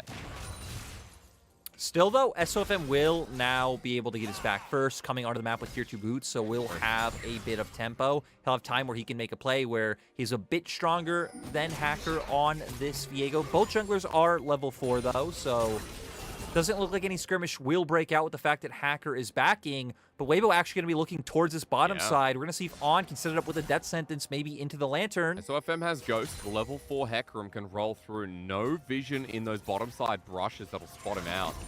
Walks through with his next minion wave. Teleport being used mid, so Cryan can't play defensive. And Hacker's heading towards the top side, and he will be spotted out on a ward momentarily, but trying to wait and see if SOFM will get the same done to him. And, seems like we're in for a bit of a slow burner. Weibo maybe baiting us a little bit with how proactive their performance was up against Edward Gaming. Shall see. saying. Chelsea walking in for us, not expecting it. On to Elk. On wants to hook through, but gets it onto the support. Ignites down as well. The Flay flashed away from Gravitum at the ready to charge, but Huanfeng might have just used it. Chelsea gets away with his life, but has to burn the flash versus the Ignite from On. Yeah, just overall worthwhile trade coming out from the side of Weibo. Especially when we were hitting on for Ultra Prime as a team and their characteristics, it typically has been about getting their bottom side ahead. Yeah. The fact that they're having to burn summoners is quite worrying still, though. Right, Hacker cleared from top to bottom, so he's always going to end up on that bottom side of the map to be able to look for opportunities to pressure. But Weibo have done such a great job of getting vision down. It was on the top side earlier, spotting out where Hacker is. Now they have some wards around the Raptor camp. You could see that Hacker's being spotted out. Once again, it looks like he did just clear that ward away. But Weibo have had full information of where Ultra Prime are on the map so far. Oh, but I'm just watching top side while he's speaking, Lyric. That information also enabling the Shy to play as aggressive as he's playing. On the Graves, 7 CS the lead, but look at this. Zed's going to have to back away, burn the TP. The Shy continues sitting under the turret, knowing that when SOFM's there, he can do what he pleases. Dragon being started by Ultra Prime, though. So at the very least, with topside getting bullied out, Ultra Prime hitting the objective that we talked about. Offside focus sets up the game. Cloud coming up next. Yeah, so we are going to get a soul that is at least a bit more interesting. Yeah. Maybe get the Hex Gates onto the map, allow for SOFM to find some cheeky ways into the backline. Now we're getting to the point where ultimates are coming up across the rift, especially once SOFM is able to get his right. His ganks will just become so potent. You've already burned a summoner in the bottom lane as well, so would set up for a very easy time for SOFM to look for that. Especially as it looks like that Huanfeng and On have been able to maintain push, so could potentially try and set up for a wave to bounce back. Flash from Hacker, but he misses. No! He misses the route down on. The hook comes through, but that also misses. So a miss for a miss. The bros play bro game. Yeah, I guess. I don't really know what you said, but I'm going to agree that it's true. And, you know, off of those pro games, SOFM getting down more vision. Lyric, put it this way. When somebody misses, flashes for that as well, like Hacker did. On's obligation was to miss the hookers. If he didn't, that's, you know, it's like dancing mid when, I think it was Misfits G2 back at the end of an LEC season. So what you're saying is that when the enemy dances in front of you, you're not supposed to just kill them, and you're supposed to dance with them? You don't say it's a competitive game. Say, honor the broker. In all aspects of League of Legends. This is a dive, though. Ghost coming through. Ignore me. Double flash play comes through. But On taking turret damage. First blood goes over to Shoutzy. SOFM just committing as well. L gets that one. That was just disastrous for Weibo Gaming. For the side of Weibo, that didn't work out at all. And Huanfeng commits the ult. And won't get any more. Elk survives with both summoners available, and it's still a win for Ultra Prime. Yeah, I mean, we saw, right, Shoutzy committing with his hook at the same time. I do believe the Aftershock charge came off, able to lock down On, and you have enough burst on Elk right there where they are able to take it. We're going to go straight into the replay to see exactly how it did pan out. On gets the play immediately, isn't able to hook the Jinx. Yeah, just get Shoutzy. Shoutzy's Aftershock is proc. Elk able to just walk around the turret, and then we're going to see where Huanfeng stays and just use that ultimate. But no, I'm lying. We're actually not going to see that. No, we're not. Herald's being started with all the shenanigans that happen at the bottom lane. It's so funny because Weibo Gaming, we talked about Huanfeng and On getting through the lane, but the dive happened. They felt confident, and while Herald's being done, Ultra Prime know they're going to be trading it for Huanfeng's turret plating at the bottom side. So even after the disaster, at the very least, Huanfeng is leading the lane by 10 CS, and now have 3 bits of turret plating to his name. I also got a highlight as I look on my other monitor in a much higher resolution at that dive. Elk with a really nice, E to ensure that multiple people also got locked down in that play. Is Weibo going to try and put some pressure on mid? SOFM, he's out with the package. I believe Crying, lays it down. Huanfeng backing in a bad place. No flash from Shoutzy, but Huanfeng has to burn his with the dredge line. Reaching out, Weibo Gaming. This early game, Lyric, is sucking. Yeah, I mean, it's not going the way that they'd hoped for, right? We saw SOFM, it looks like, trying to anticipate the fact that Crying was walking in that direction, hoping he hit with a fear. And now, for the side of Ultra Prime, zoning the Aphelios off of NECS. It's great. It's great because now with the Herald on the bottom side, Hacker helping Elk push down this turret. Turret plating being traded back, and with the Herald placement as well. Lyric, I think first turret blood well and truly on the cards for Ultra Prime to push ahead in this early game. Oh, definitely right. Ultra Prime should be able to secure this one. They are going to be able to whittle this down. SOFM trying to posture. Red line, but the Chelsea. down. SOFM going to take the depth charge. Will knock on past as well. The hooks this game have not been landing from On, and Ultra Prime get the turret and get away with it as well with the 1K gold lead just about. Now for Weibo, your only hope's really going to be this top side, right? Well, the Shy! Solo kill flash for the collateral damage. But it is a flash down at the cost of the ulti. The Shy will stay in the lane with turret plating available. And you're right, it is up to the top lane now. Unless Weibo Gaming can get bot, which the answer is no. No, for Weibo, no one's going to be in this bottom lane, so SOFM going to commit some time down here. They shouldn't be able to find anything. The bottom lane turret only on 2 plates, though, so SOFM just committing his attention here means that Weibo should be able to pick it up. Ultra Prime already pivoting towards the top side of the map with their bottom lane. Looks like they're going to hope to find a bit of a cheeky gank onto the Shy, who still does have his flash up. Still does, but no collateral damage for the extra movement. You can see Xiaoxi is going around the wing, but he'll be spotted out by a good control ward. Smoke screen also slows down. So the Shy not going to be dying here today, ladies and gentlemen, as much as you want to see it. And note that he is 1,000 gold up in that lane, while for Huanfeng, he's actually still up in the lane, and he's going to get the turret as a response. So a net positive trade for Weibo Gaming, all things considered. Yeah, equaling out on the trade. For Ultra Prime, the reason why you pivot your bot lane top so early, right, is to be able to, since you have tempo, get vision down first. Oh, that was nice from On. Shy's like, no, I'm doing Krugs. I'm not going anywhere near it. It's Krug time for me.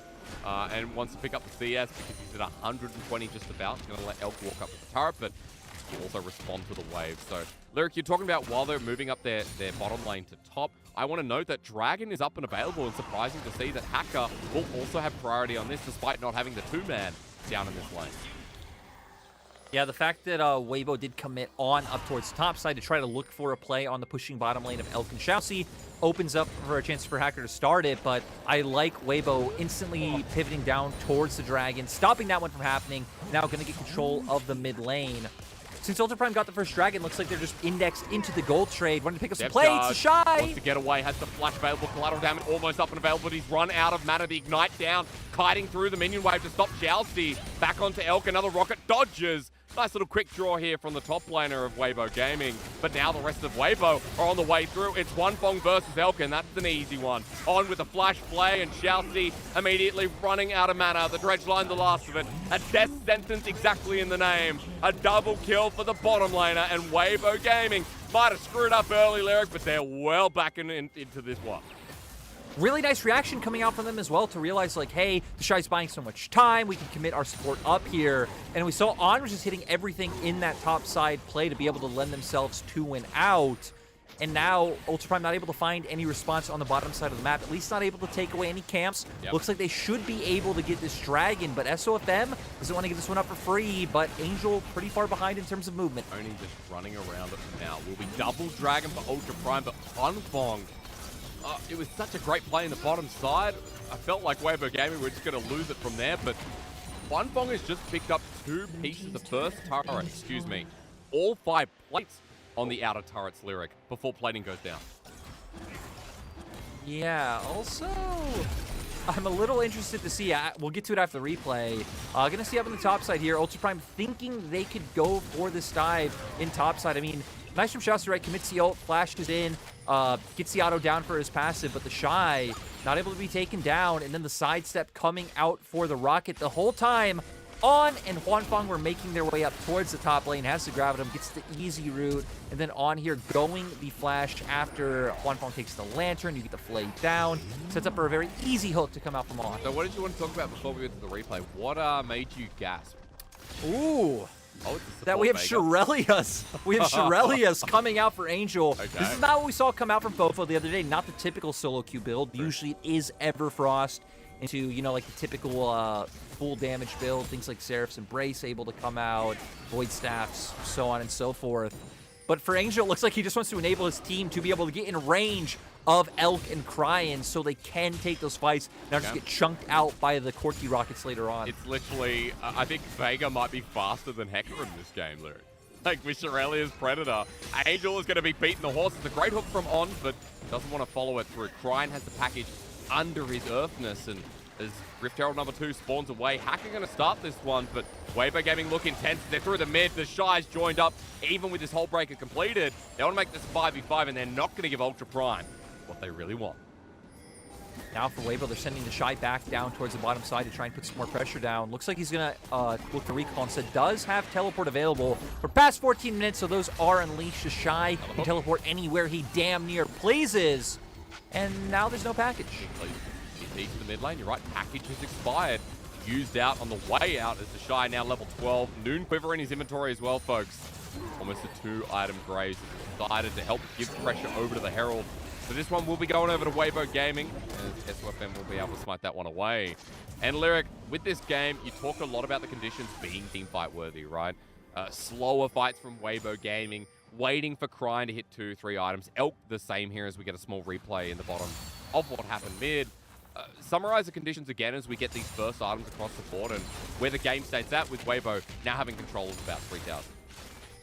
Now for the side of Weibo, right, I think it's going to come down to your 1-4 composition. The Shy just going to keep playing these isolated 1v1s. For the side of Ultra Prime, I think you can send Hacker there and look to punish him, since you know typically you don't want those allies coming down, so you can get all those bonus resistances that Hull Breaker does provide. And then linking up, Angel, answering on opposite side of the map, then grouping up as 4 and trying to find these picks around mid or being able to get into the enemy jungle. For Ultra Prime, I think you're still in a pretty fine spot considering you have picked up the first 2 dragons. So I think you're playing a bit of anticipation right now, waiting to see where Weibo decide to drop that Rift Herald. Just answering accordingly and just keep getting the key items onto your 2 hyper carries. In pure scaling layman's terms, I'm not even sure if that was an English sentence. Does the Veigar build change how Weibo Gaming go into the late game? Like, is this built up to hit mid-game hard and play around Hecarim's speed, on as well, finding a couple of those picks? I think it definitely changes it, right? You're going to be getting less damage out of it. Still, though, the thing that's nice about Shirelli is just the fact that it is such a cheap item. It's so easy to buy. 2,500 gold, get it early on in the game. Like I said, the fact that you are enabling both SOFM and On to be able to get on top of the enemy team. So it might signal that Weibo's planning on playing more aggressively than maybe we would have thought otherwise, and their 4-man core just trying to hold in mid. But no, I do expect them to be trying to enable SOFM to get on top of the Jigs in the core team. Got Chem Tank just picked up as well, so SOFM is gonna be fast. Angel again, I think he might even be faster with the Predator being activated. So folks, we'll wait for that next dragon to come up. As Lyric just mentioned to you, Ultra Prime have built themselves a nice little shield with 2 of them up in the early game. Hacker has been on that, as now off of that control ward taken away. 25 seconds, kill the Infernal Dragon spawns. Herald placed down in the mid lane by SOFM. Pings are getting smashed down, and that aggression we were just talking about, Weibo Gaming going to try and force them out of mid and break open the tier 1. And Weibo even were able to commit to mid first, right? We saw both Angel and SOFM, Angel and the Shy making their way over here. On Fong with the ulti, on misses the They hook. missed everything. Dredge line missed misses everything. as well. Yeah, everybody missed. Again, the Broad Code apparently are staying true in the mid game too. Okay, Engage coming out now. You're in the death gate here from Angel, waiting for Primordial Burst. He uses it over the wall, and Chelsea's dead. Out with the SOFM ulti though, and you're right, Hacker now ulting, but the Shy is left on his lonesome, which is perfect. Spread apart, Ultra Prime, run to their death with Weibo Gaming, get given a bit of a freebie.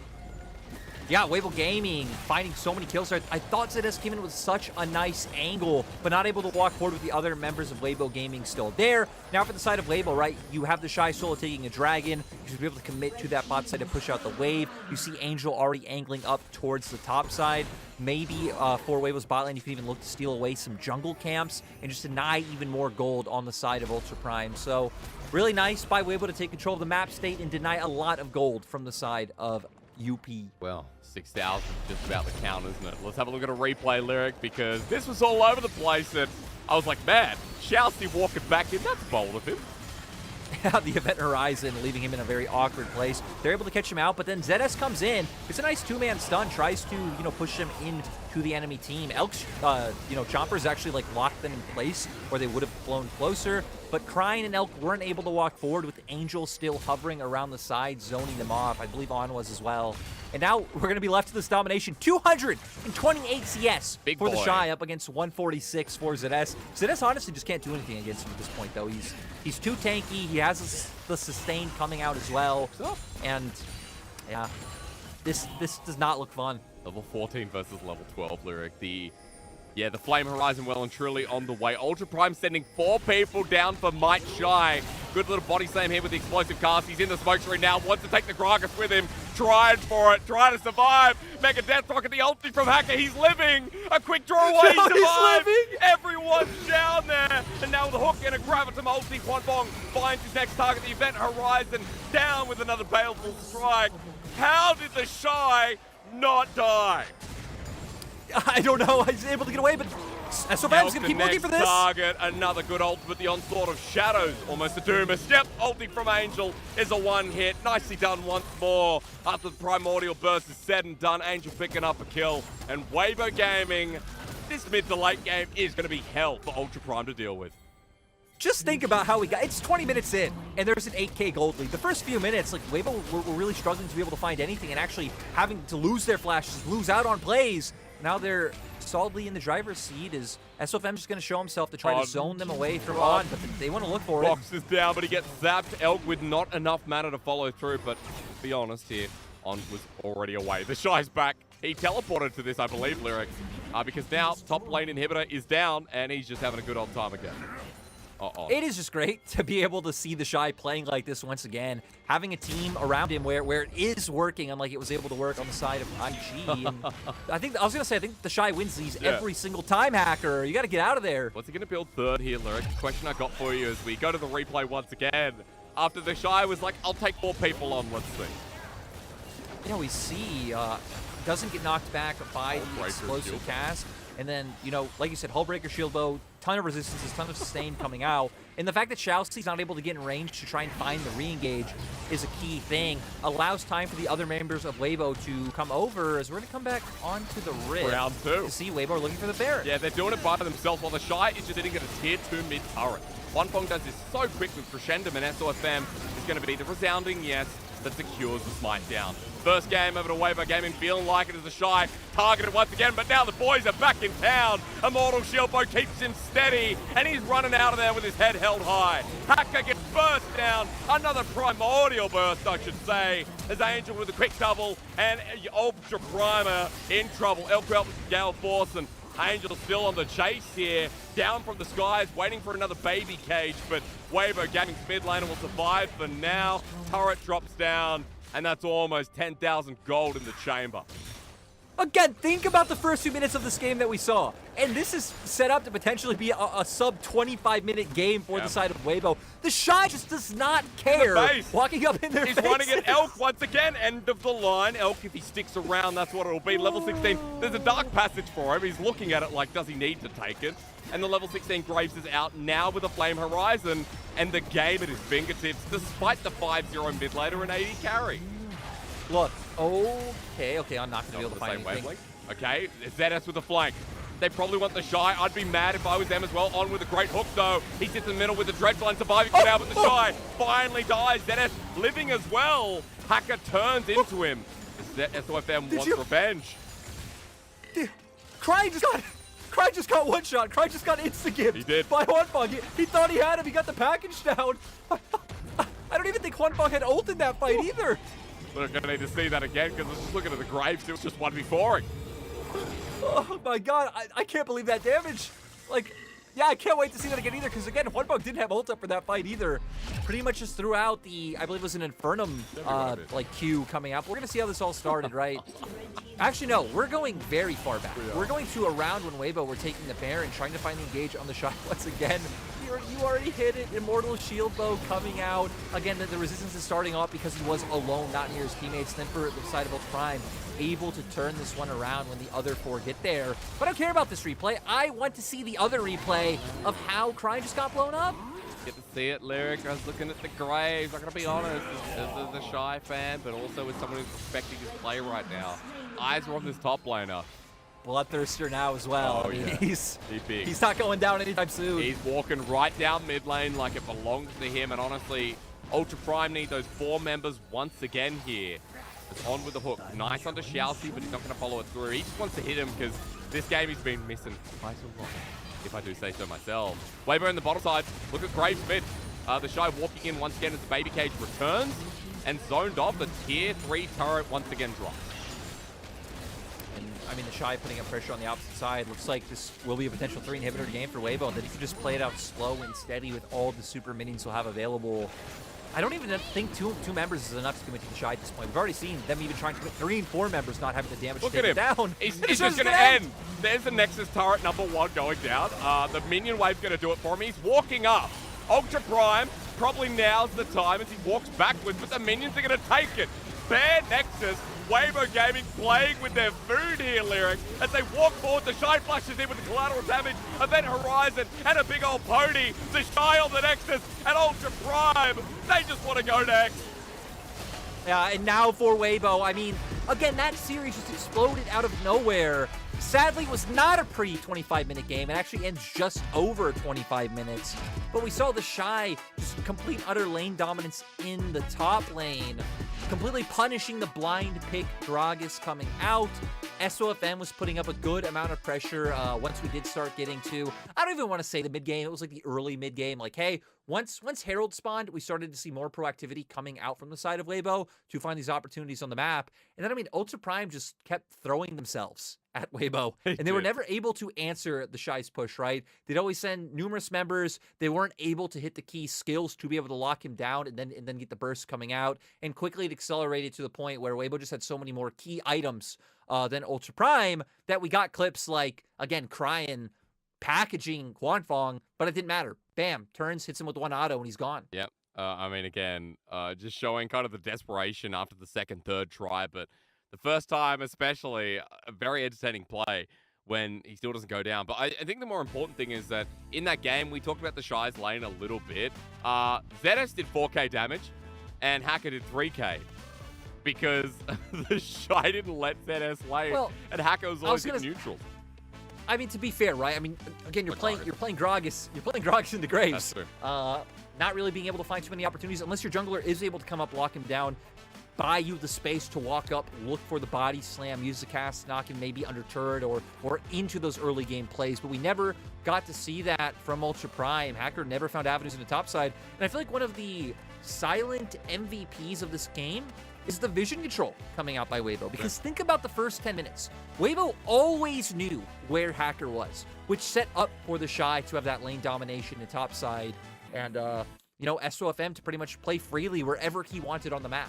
Good point. I mean, there's the vision control that we noted around the enemy blue buff Raptors as well that we pulled out.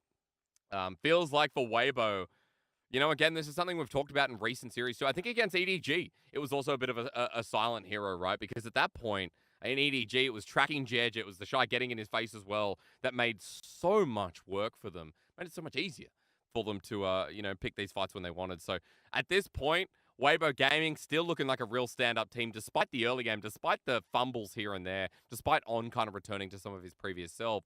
They still find the win through that individual skill we talked about. Lyric, we're going to go to a break. When we return, see if Weibo continue this transaction or if Ultra Prime decide that they've had enough and they want a refund.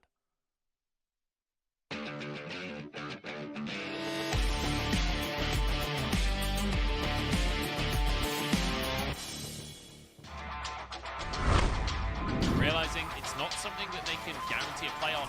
They have time to work with, but Rookie makes a package play. Finally, we see a good package today, and down goes Abel. Rookie making it happen for B5. This PP got saves Caster and Shanji. That was so generous, giving PP got away out of the fight. Shallow, who's getting chunked pretty low. SOFM, I think he can find I mean, the poke's coming through. Shallow, who goes forward. The Shy doesn't care about that trade because SOFM wasn't spotted until Flit's now. here. Flit predicting a level difference between him and SOFM. I wonder how the duel goes. Sonic Wave being held onto. Waiting for the resonating strike. SOFM again holding, but the Shy there. TP might be too late. Flushed away from the Lucian. He's in, but the Shy actually taking way too much. Weibo Gaming have given a double to their opponent. That's the thing, at this point, Tank Crowd's falling off, not doing that much damage, and Betty has the range advantage once more, just able to hammer away at these towers. What can they do? And he's going to get excited as well. And off the back of that, they're just going to snowball this big final chapter coming up from Yu Yanja, though. CDC goes golden. It's on the back line, though. Oh, no. Strive can't get it done. Can iBoy, though? This is the moment to shine. This is iBoy's chance. And he does it. iBoy and Cube. They get the ace on the return.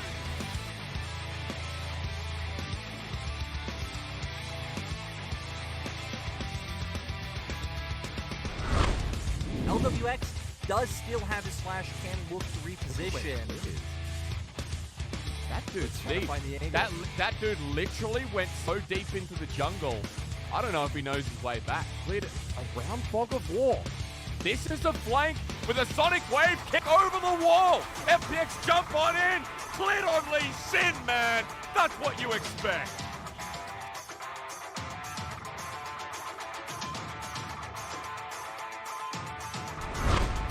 And again, Direct Line connects onto Jackie Love the kick. He's in the bounce house. Leave Jackie alone. He'll heal up though with the 7 multi. The Garlic goes on in. Not enough range.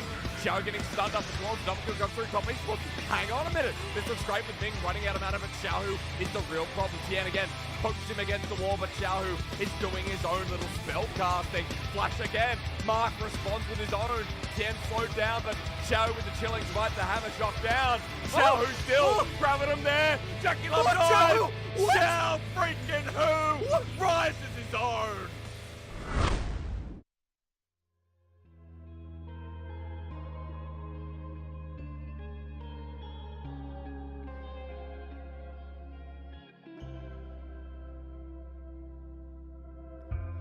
Remember when you ended me? You left with a big smile on your face. In death, there's no guarantees. I'll cheat it just the way you cheated me. Cheated me. Whoa.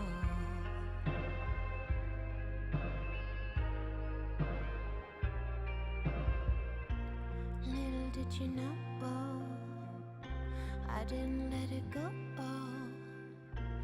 Guess who's back to kill? I promise you, you had to come in. It's a price to pay. Now it's time to play. You know, pass around, rational let. Pull the trigger, see what you get.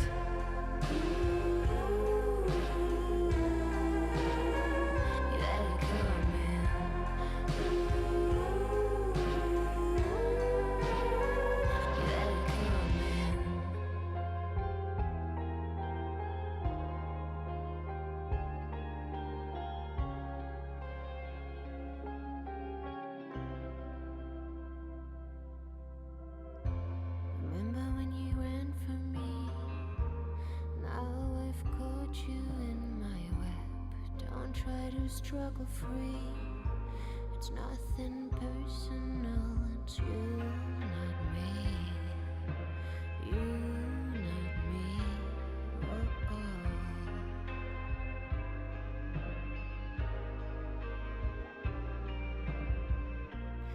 Little did you know, I didn't let it go. Guess who's back to kill? I promise you, you had to come in. It's a price to pay. Now it's time to play. You know, pass around, rational let. Pull the trigger, see what you get.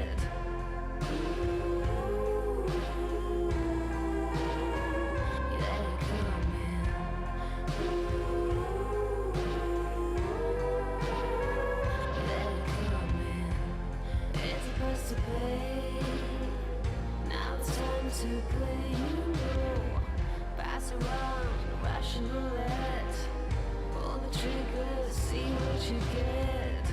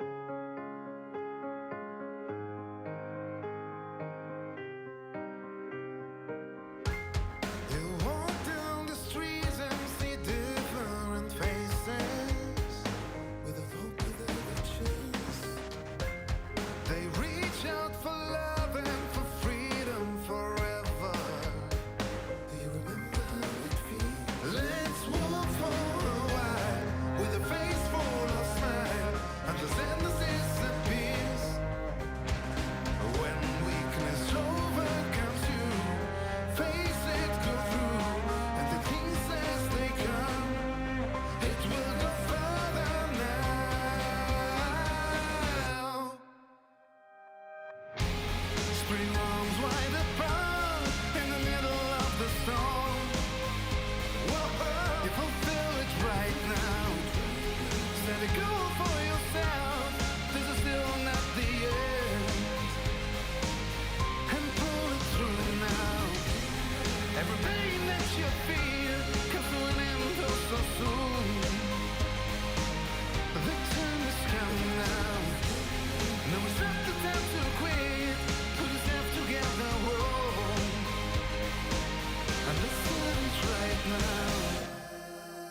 Don't care about the tears, all your problems. I'll be there for you.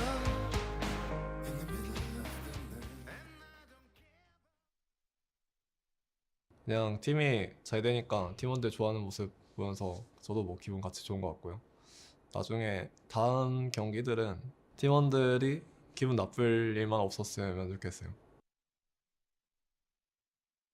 But the Shy's happy. We're all happy, aren't we? Welcome back to the LPL. My name is Derek. I'm joined by Lyric. And game number 1, the Shy looked very happy because in that top lane matchup, how could you not be? Especially when he got to Flame Horizon, 1v4'd about 2 or 3 times, and got MVP in game 1, sir. Yeah, I mean, it's no surprise, right? I mean, came out, had an amazing performance. Like you said, they dedicated so many resources on the side of Ultra Prime to try to keep him down, especially once we got to the mid game. But he was already way too big for them to be able to handle. Some flops coming in on their side, some nice plays coming out from the Shy. And he just said, right, he just wants to keep winning.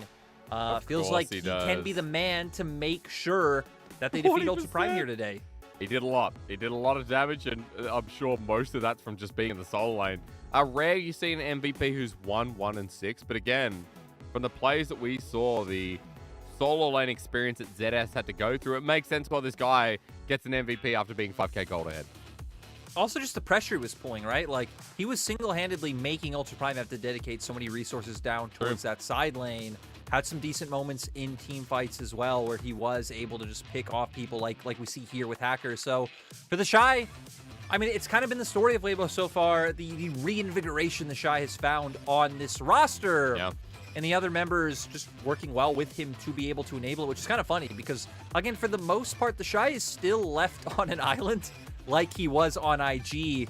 But Weibo definitely having a much better mid-game than that Invictus Gaming roster did. That's true. And like we said, for the Shy, I believe Weibo chose to be Weibo are on red side again going into game 2, so you could potentially save that counter pick for the Shy once again, give him this strong matchup, leave him in the isolated 1v1, then it'll be up to Ultra Prime to adapt, and maybe go back to the style of like, hey, the Shy's up on the top side, we're just going to funnel all of our resources into getting him behind. Yeah, and again, like, you know, that last pick counter pick, right, I feel like had a big impact on what that game number 1 was as well. SOFM going into something like the Heck Room and how it influenced the game too. Everything built up where there might not be direct impact, might not be direct contact in the top lane, but a comfortable environment was all he needed. And some of the vision you talked about in game number 1, I think also enhanced that. You were mentioning that Weibo Gaming did a lot of the legwork with the vision that spotted out Hacker and kind of tracked his every move in the first 15 minutes. Yeah, and I remember you mentioned as well that bringing up their series against EDG, where they did do the same thing like they did in this game 1 as well, in terms of always being able to spot out JJ, whether it was committing things like the Shy level 1, to be able to just be that annoyance, get some vision down on the opposite side of the map. We're going to go straight into picks and bans for the second game and see if Weibo can keep up the same 25-minute domination they had in game 1. Huge shout out to Hypershame for throwing a fan to my left. I'm now as cool as a cucumber. I'm essentially cosplaying the Shy in game number 2 because I got fan on my right, fan on my left, and I'm no longer hot and heavy. And I actually just had a bite of the Colonel's yummy goodness. So coming into this I was going to say, though, in the opening segment, you said the Shy is hot. Yeah. That was your... Well, I cosplayed it first, and I don't know. You know, when you get so hot, you cool down? Have you been through that experience when you sweat so much and you kind of cool down? You're a puddle? Not really. No? Okay. Well, bans so far. Go for it. Bans so far have been the same. Ultra Prime did take away the Rise in that first game. I don't really think you dedicate a ban towards something like the Graves, in first rotation. Yeah. If they do find annoyance coming out from the Shy. Instead, pivoting and taking away the Tahm Kench.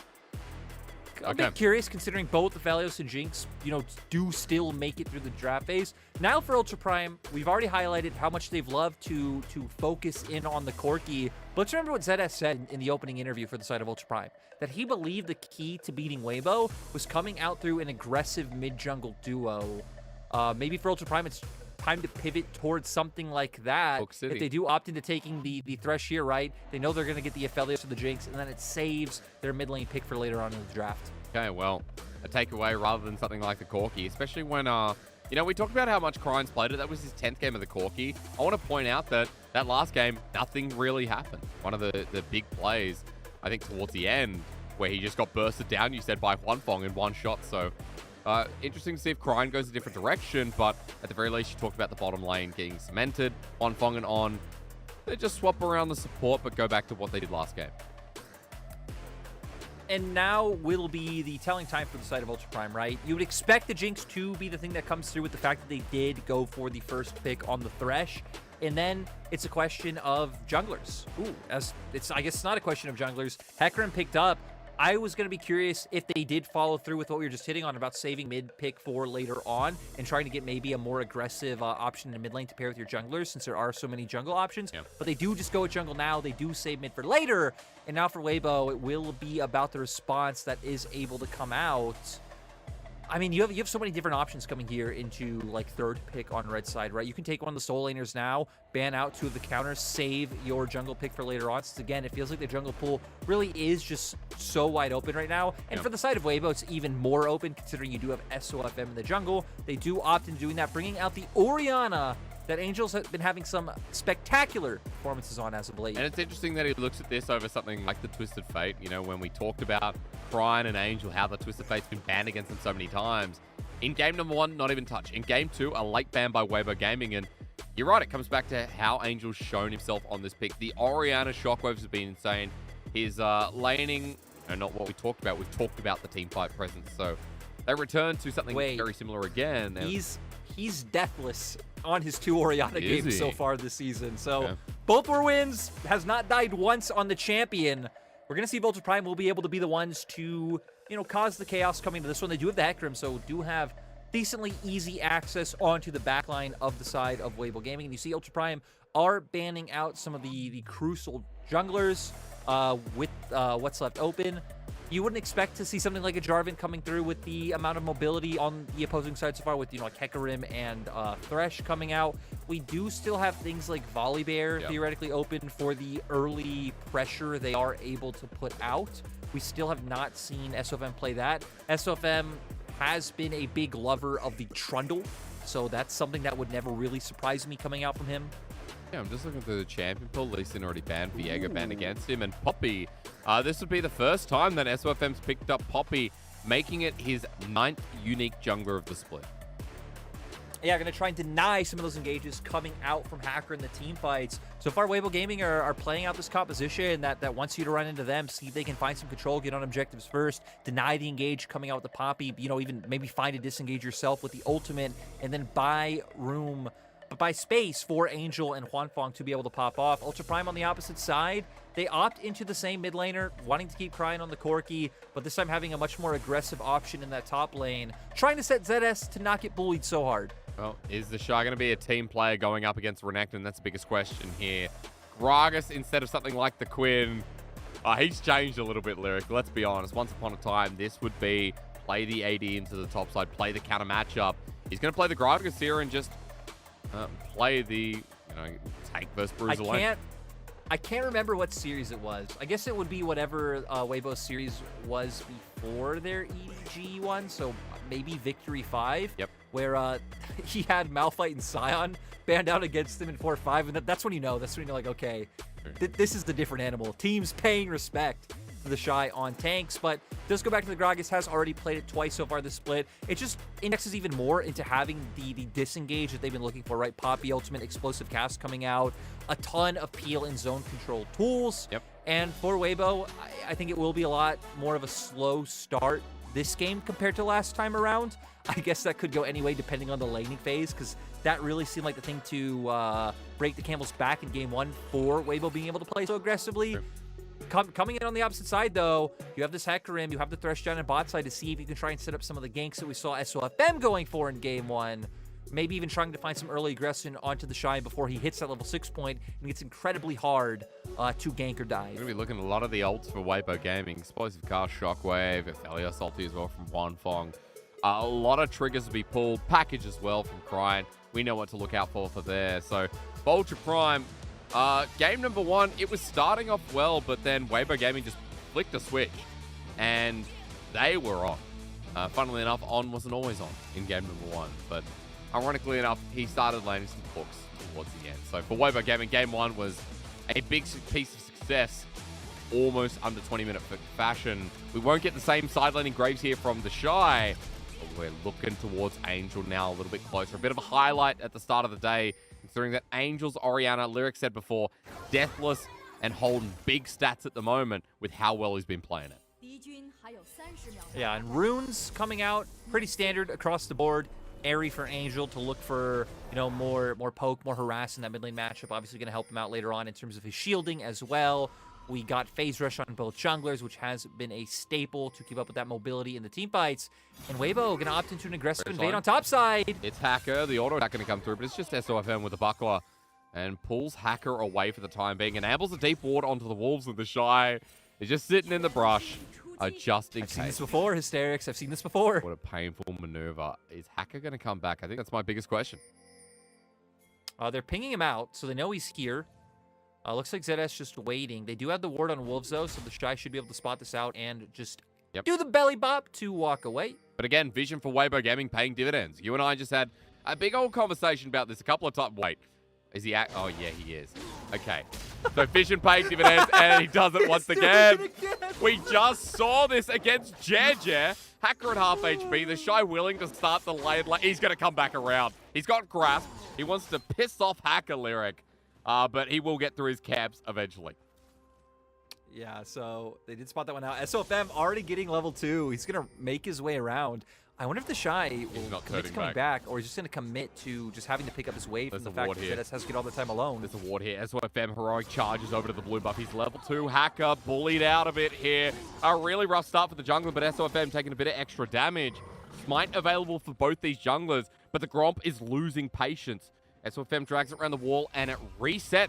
Hacker now backing away here, and Lyric, a bit of tempo gained with SOFM, going back to his own jungle, while Hacker just has to take a really long path around. I'm just instantly thinking back to, casting in 2020 for IG, and, remembering how much Ning was just sitting around top lane, not farming at all, giving up his own jungle. And now we see Ning probably watching this, be like, what's going on? The Shy enabling SOFM so much. Being able to come in, steal these Raptors on the bottom side. We can see in terms of the minimap as well, mid lane matchup going well, the Shy trading well up in top side. The only advantage Ultra Prime really have so far is in that bottom lane. It really is, as ZS getting beaten up on our screen for now. He'll have himself a good Culver Meat coming through, though, with the Fury Bar stacked up. Cryan getting bullied by Angel once again, and SOFM, I was watching his pathing a bit there. I like that Elk and Chelsea have dropped the defensive ward. I like him better than Hacker's Ghost on in on top of Angel. This should be a flash as he gets sent back against the wall near the turret. Cryan can't do anything. Angel holding the Summoner. Very nicely done.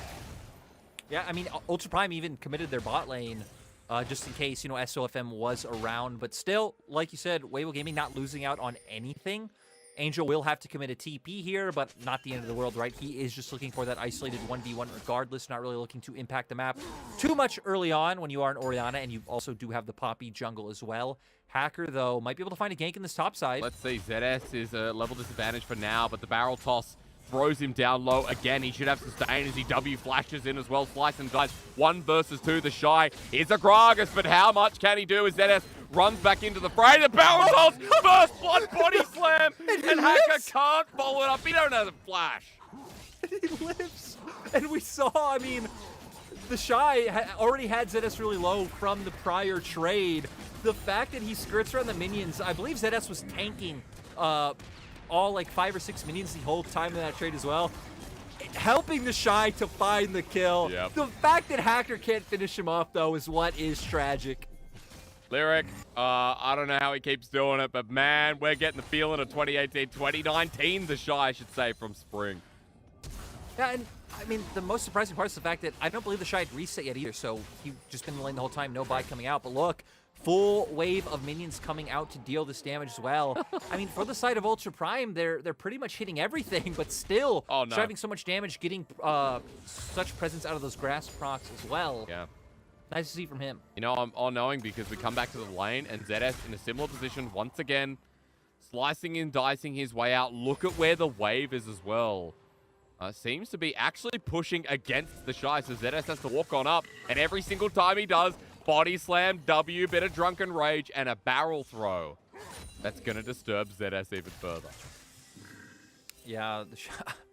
My God, and you know, if you're just tuning in and you weren't here for our opening segment, Hysterics hit on the fact that ZS used to be under the Shy. He was on IG Young when the Shy was on IG. So two players who should be quite familiar with each other, have probably trained together in terms of like where, you know, like the IG base was located. So a rough one for ZS to go up against, you know, his former main team top laner, getting bullied out in both games so far.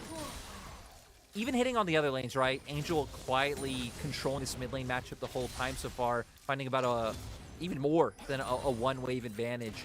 And even Huanfeng and On have been able to pull it back, keep the lane about even. Elk and Xiaoxi will be able to find something here. No! The Dredgeline grabbing him there as well. Trap stop On, but the Ignite's already down. Xiaoxi with a flash. Infernum burning to On as OFM joins in, stops Hacker from getting a bit of retribution. And the Weibo Gaming bottom lane in a straight 2v2. Do it once again. Another Dredgeline On hitting them this game as he flashes away under the turret. This time went so horribly wrong in game number 1. SFM flashing away, survives, and they pull it all back. No mistakes this time around as Hacker's still here. Another Dredgeline. On is making up for it, ain't he, Lyric? As even he will survive. And Huanfeng now 1-0-2.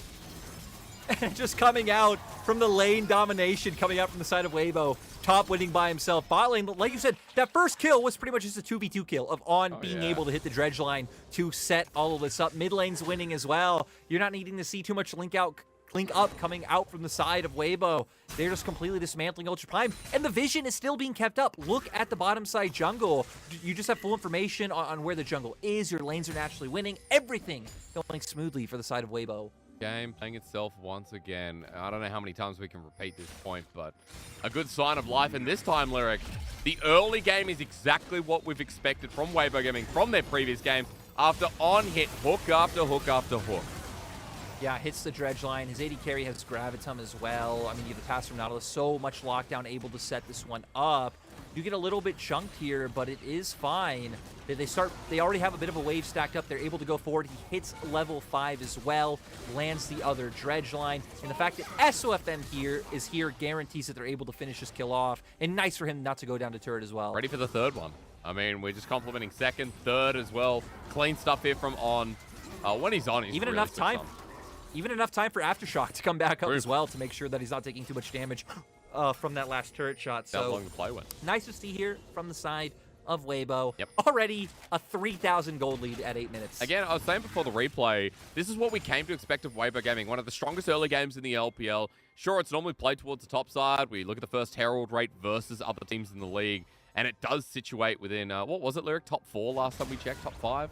Or even top 3? Yeah, they were, I believe, like top 4 and 5 in regards to first Herald and their Heralds overall. And they were like bottom 5 in regards to first Dragon or Dragons throughout the game. They were really the only top team that sat that low when it comes to picking up Dragons. But again, really valuing the amount of pressure that Shy gets in top lane, which typically just sets up for SOFM to be able to start Herald without having to commit his bot lane up towards his top side of the map. And again, just the pressure on our screen showing us why. ZS stops the back from the Shy. Explosive cast into Dominus. Another body slam. ZS wants to take this, and there's some good healing with a good dodge away, but he's flashing towards his jungle, but SOFM has left the city. And a solo kill for ZS. That's got to feel good. I mean, we can't stop now. Yeah, charge onto Elk. Xiaoxi the next target, though. Huanfeng drops the turret down. Shuriken's at the ready, and Huanfeng with his ulti means Elk is running away too. 2-0 to Huanfeng, while the top side loses out. It's a little bit tragic for the side of Weibo in terms of the top side because it looked like SOFM had started up the Rift Herald with how much pressure the Shy was generating. Then once the Shy started losing, had to back off, started making his way down towards mid. Nice for Huanfeng and On to be able to find a bit of retribution down there as well. 10 minutes in the game, still no first Dragon picked up. Herald sitting there as well to be noted. Good vision control from Weibo Gaming in front of it. SOFM now getting scuttled bot side. As he moves towards mid, Krine has flash, but a low mana bar. What do you... Now you're as Hwanfeng, you have Gale Force against tier 2 boots and pickaxe. Oh, true. This could be rough if Elk ever walks a bit too far forward. The Shy kind of baiting this one out, looking for the aggressive trade. I mean, lands the E, lands the Q as well. Conqueror, though, now stacked up for the side of ZS. The Shy feeling like he can win this one with the advantage that he's had, but the Dominus healing coming through. Conqueror stacked up, still having all of his cooldowns available. Didn't commit the Q. The W now up as well, is able to finish out when you're up against the Gragas, who is also a cooldown-reliant champion, right? You're not just going to be able to win out the 1v1 through those auto attacks, so... Coming back onto the Rift, though, Weibo now will start up the Rift Herald. Did commit on up for this objective this time around, and now Ultra Prime not in position to already look for a trade in terms of splitting the map towards spot side, stealing away jungle camps. And they're just going to back off. Pings were starting to come out for it, but Weibo already going towards the mid lane. Now Ultra Prime are going to have to back off. Yeah, I like that SOFM. He presses W, not for the play, but just to get him range in case something happens there and to continue the pressure. On top side, we see the Shy explosive cast once again, but Dominus, this is going to be a rinse and repeat. I mean, ZS will have the minion wave to go on to. Barrel roll once again, good healing here from the Renekton, but it's still a 10 CS lead, still the Shy showing his face. Lyric, I wanted to point out while we're looking at ZS in the top lane, I wanted to see if there's a connection with Hwanfeng, because we remember that Hwanfeng was in the LDL as well on IG Young. There's a split that separates them. Hwanfeng was in 2019 Summer Playoffs when they promoted. Then we remember him joining Suning in 2020, which is when we saw ZS join IG Young as top lane. So unfortunately, they don't align, but are still both IG Young players. One obviously doing better than the other. Watching the Shy play top lane is just so fun. It's great. The laning bait is so good. Throws out the ult, baits out the Dominus earlier, now pushes him under turret. Isn't really going to be able to do anything, but still putting down some aggressive trading. Weibo, though, as a team, are going to be looking towards the bot side. They will be able to get this turret with the Rift Herald. Can look to transition to Dragon after this one. We do see Krine going for the back now, though, so maybe gonna have to pay a bit of respect. The package is up and available. But coming into what you mentioned before, the Gale Force versus the Boots and Pickaxe, Hwanfeng just got that solo turret goal. First Turret Blood once again. It's a very big deal as the ult comes through. Wow! Fly, Chelsea, fly! I'm not sure. I think it's timed out, but SOFM with the keeper's verdict to set him away. Ultra Prime trying to answer up towards the top side, though, but full control of bot side now for the side of Weibo. And they are going to commit. And the flash over from On as well through the minion wave. Ignite goes down. Hwanfeng, Gale forces forward. On survives. He's on fire this game, and Weibo Gaming's bottom lane are going to get yet another turret. All to Hwanfeng. Hey, Lyric, that's going to be a second item when he goes back. And, you know, even looking at the opposite side for options that Ultra Prime have, the fact that they're able to just commit 3-man down towards the bottom side means that Angel is allowed to just hover up towards top to try to protect this top laner. Is making his way there now. The Shy with the ulti, explosive cast sends out ZS in. The Dominus Hacker runs him down with the onslaught of shadows under the turret. Body slam again this time. Being built out, Hacker gonna die. A 1-for-1 trade in that situation is gorgeous. The Shousey flashes away from the shockwave. The Shy does it again. I don't care what you say. We've said his name a lot this series, but it's gonna keep happening. And this is one of the big things about last year. I don't remember how many times we hit on that, like, diving a Gragas post 6 is so annoying. It's not impossible by any means. Gragas is not the tankiest tank champion in the game. Doesn't have, like, a ton of, like, inbuilt steroids, right? Does have the damage reduction on his W, but still, just between being able to lock people down with your E and then being able to separate them with your ultimate means that the enemy team does have to commit a lot to being able to try and find a kill on you in top side. Ultra Prime found a bit of a response. Krine, I think, picked up one turret played in mid, but now with Hwanfeng this big, I mean, they're going to pay so much respect, right? They're going to have to especially worry about if they ever walk too far forward when they're trying to contend over mid lane push. If Hwanfeng just goes for a Gale Force in their face, maybe has Gravitum available, is able to lock them down and just burst them out. Yeah. I mean, that's right at Dirk. That's going to be turning into a collective very shortly with the Cloak of Agility. Plates fall down, folks, but I believe Hwanfeng got... Wow, he got tier 2 in the bottom lane. Tier 1 was completely plated. Mid lane as well, that was just about 3. 5,000 gold lead at 14 minutes in the game. Weibo Gaming want to make sure I get to my dinner a little bit earlier because at 14 minutes, Ultra Prime, they've got a package in hand for this Dragon. They want to find Hwanfeng, but Gale Force is up, flashes up as well. All he needs is a Gale Force, and Ultra Prime are lost on options again. for this, yeah, I mean, just looking at Ultra Prime's options overall as well, like, you don't really have a great way to set up anything. Like, you can try and then look for the pick inside lanes with your Renekton, but now Weibo actually going to go answer the push. 3-man strong against 2. Okay, ZS going to get a nice surprise as he turns the corner on with the dredge line. It's a bit short. Prime, again, the package is in hand, so Weibo Gaming, no, they don't need to push that any further. Turret stays standing, and a big fat 0 for Ultra Prime in the second game is where the turret score lands. Lyric, I also want to point out that the first dragon's still not taken here. Still up. And still up. As we come to this, you know, we know the scaling options on Ultra Prime is good for lands here from Xiaoxi, Dark Passage, the box laid down. The Shy's just standing here. Body slam. He flashes over the wall. He's now against the wall. The Shy 1 versus 3. ZS makes it 1 versus 4. He blows up to Elk and accepts his fate. He was trying to, you know, look for a potential dive opportunity over the wall with how aggressively Angel was pushing in that mid lane. Ultra Prime just collapsed. He does get caught out. Speaking of caught out. Okay, does a bit of damage while into the enemy jungle. SOFM actually the one getting targeted here. 2 picks for Ultra Prime. I guess that leads to first dragon. Ultra Prime finally taking advantage of a window, right? We saw Huanfeng was pushing up in the top side. Ultra Prime say, hey, we don't care about the waves they're losing. We don't care about the turret that is going down. We're just going to commit more members to mid to try to find a pick. And it just goes to the old philosophy, right? That if you are losing everywhere on the map, you typically do have to give up somewhere to commit more resources to an opposing side to be able to try and find something back into the game. We're going to jump into a replay. Again, the Shy trying to posture for a dive onto Elk, at least zoning him off the turret. But Xiaoxi was waiting in the wings, able to land the hook. The box comes out. Hackers now here. Really nice flay coming out from Xiaoxi as well, following the flash of the Shy. And then, I mean, you're surrounded by 4 members. Ultra Prime easily able to pick up that kill. And the gold as well on SOFM. The fact that Ultra Prime, they move it down a little bit below 5k. It's still very much a Weibo Gaming favored game, but you've got an opportunity now for Ultra Prime. Lyric, let's talk about that a little bit more. The options that exist with Corki, Jinx, you know, even the Hecarim and what they do at this point to make the game a little less arguable than Weibo Gaming. It's been weird, right? Because we've already come into 2 package timings for Cryan where Ultra Prime didn't do anything. Yep. They didn't try to like look for the dragon that's been up this whole time. They missed the timing on the first Rift Herald, just nothing. Not able to go Zep or anything. And we know that that's the strength of Corki, right? The strength of picking these types of team compositions where you have this big front line in Renekton and Hecarim. You have Jinx and Corki in the back line. You try to find massive AoE damage with the package, but I don't know. I'm actually very perplexed at both teams not looking for Dragon. For Weibo, you were dominating bot side. You could have pivoted to that objective at any time, and we only just saw it go down. And a Herald going down mid lane, though. Yeah, you're right. Weibo Gaming pick up the first Dragon while we're in the replay, but it's going to be a while before the next one's up and available. If it gets to a soul game, we're going to 40 minutes here. It's Huanfeng with the instinct cleanse. Angel with the shockwave over the wall, the dredge line combos, and Huanfeng's ulti not even needed. Angel with his first kill of this game as Herald gets the charge in. Weibo Gaming going again. SOFM flash against the wall. My stream completely frozen here, Lyric. As ZS from the wing, it's Weibo Gaming now under stress, but Huanfeng hitting them from the rear.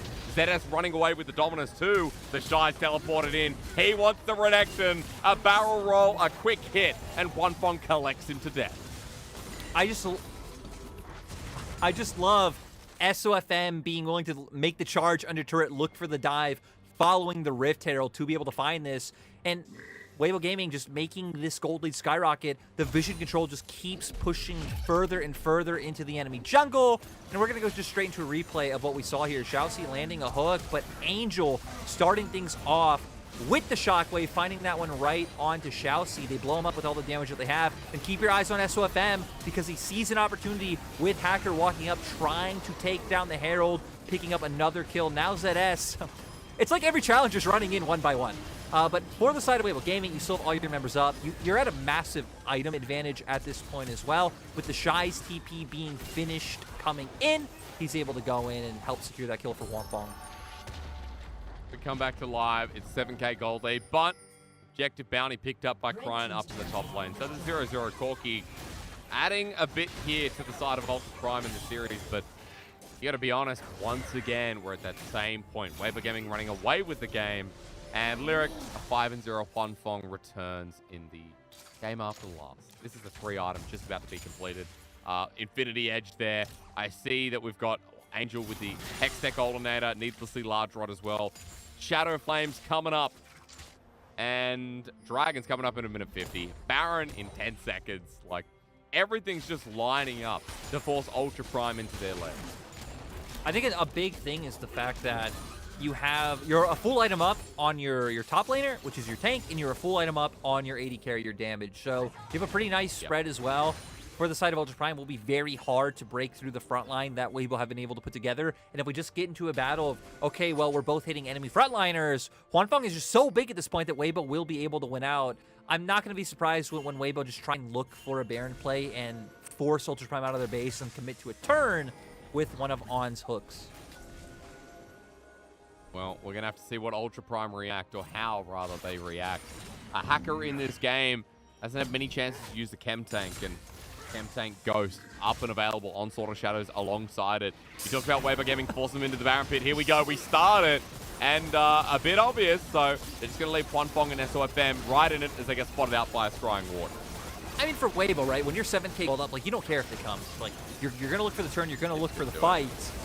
And for Ultra Prime, doesn't look like they will even commit for it. Brian right now going for the reset. Grog is putting so much pressure on the opposite side. And Hacker's caught out afterwards. On right in the middle of the box. Double TP from Ultra Prime. They're going to try, but the Shy's in the back end, and Elk is in a lot of trouble. The Keeper's Verdict sends ZS right towards the Shy. He's in the middle of 5 people, but he's out with a body slam. Hacker in again, but Huanfeng survives. Ultra Prime 4 members down through his Angel.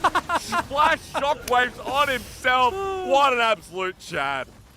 That was great to see coming out from Weibo. I mean, SOFM keeping his teammates alive, Angel going in, you know, with those crazy plays. And I was laughing during that Baron because it is so crazy to me that we've second Dragon coming up in about 22 minutes in the game.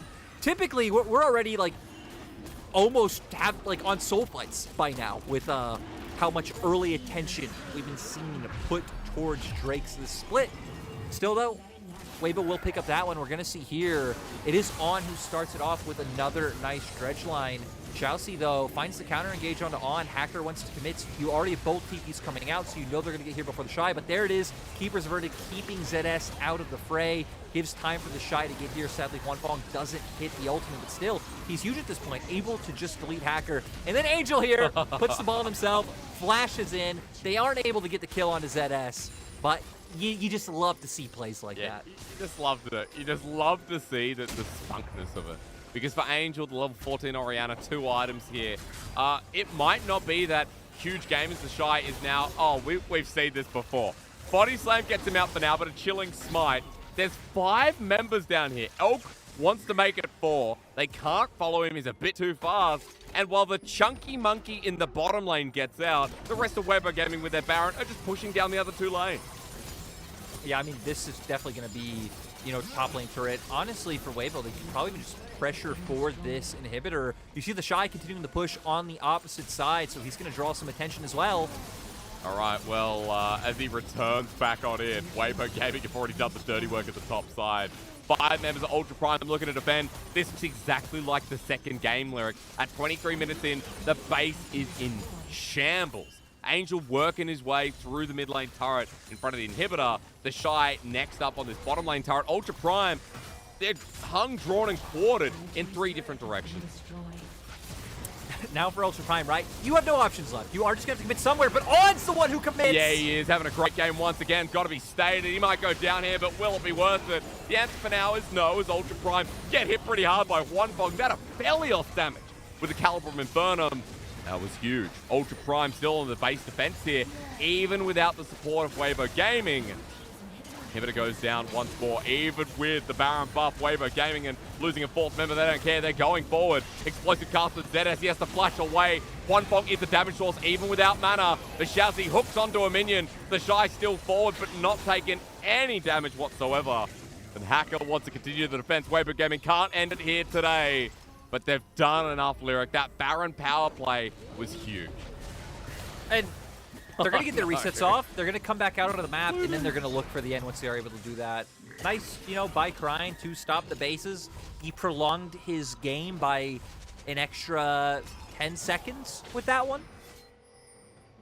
You know, Asterix, in your words, there are no Bryans on the Rift for no Weibo Bryans. Gaming today. No Bryans. No Bryans. And that's good. I don't know what Brian ever did to you, but he's not here. I just think, you know, what is the opposite of Chad? And I don't know, people might say it's like it's Zeke, or I guess the other end of the alphabet, Wilfred would be like the opposite of Chad. I think it's Brian because Great Australian TV show, by the way. Yeah, true. I just think Brian. So the American one's better. I'm watching. Yeah, true. I know you like that one. The Australian one is so much better. As we finish this game, SOFM is like, hysteric, we don't care. Brian's about to die to a Poppy. Almost solo kill with Angel helping out. The Shy's now joined back in with a TP. Folks, forget what I'm saying, because this has been about Weibo Gaming from start to finish. Ultra Prime looks speechless here as Hacker with an amazing flank onto Huanfeng, but as he goes golden, Zetas is about to lose his life. Huanfeng angles down the sniper's range. The Nexus turret almost taking down the 80 carry, but Ultra Prime can't get the job done. The shockwave onto Shoutzy. The Super Mega Death Rocket doing nothing. Flush forward from Elk, though, to shut me up once again. End the game, but the Shy Weibo. wants Just end the game. kills, dude. Why would they end the game when they can stat pad here for another 2-0 for the top 2 team in the LPL? My God, I feel like it was never going to end. If you actually were watching the Nexus, only On was hitting it that whole time. They did pad their stats. They did come out with a very dominant win. Weibo knows that first series went long. They didn't want us to have an extra long day today, as in the first game, that did end in just over 25 minutes. I think this one ended just over. I didn't check the timer right at the end of the game, but, you know, I don't know what more there is to say than, I mean, we saw Weibo outlaning their counterparts on the opposite side. We did see some good pressure coming out from SOFM, especially in this game too, around that bottom lane. And I mean, the vision lines from the side of Weibo have just been immaculate over their past few series. Yep. So it really feels hard to pinpoint one area where to criticize for the side of Weibo Gaming when they are having a series like this.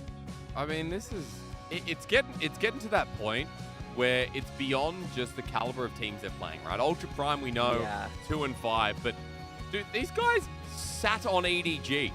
They didn't even know they were on the couch, and the Shy just decided he was going to take an old snooze. And EDG was stuck under him. They couldn't move.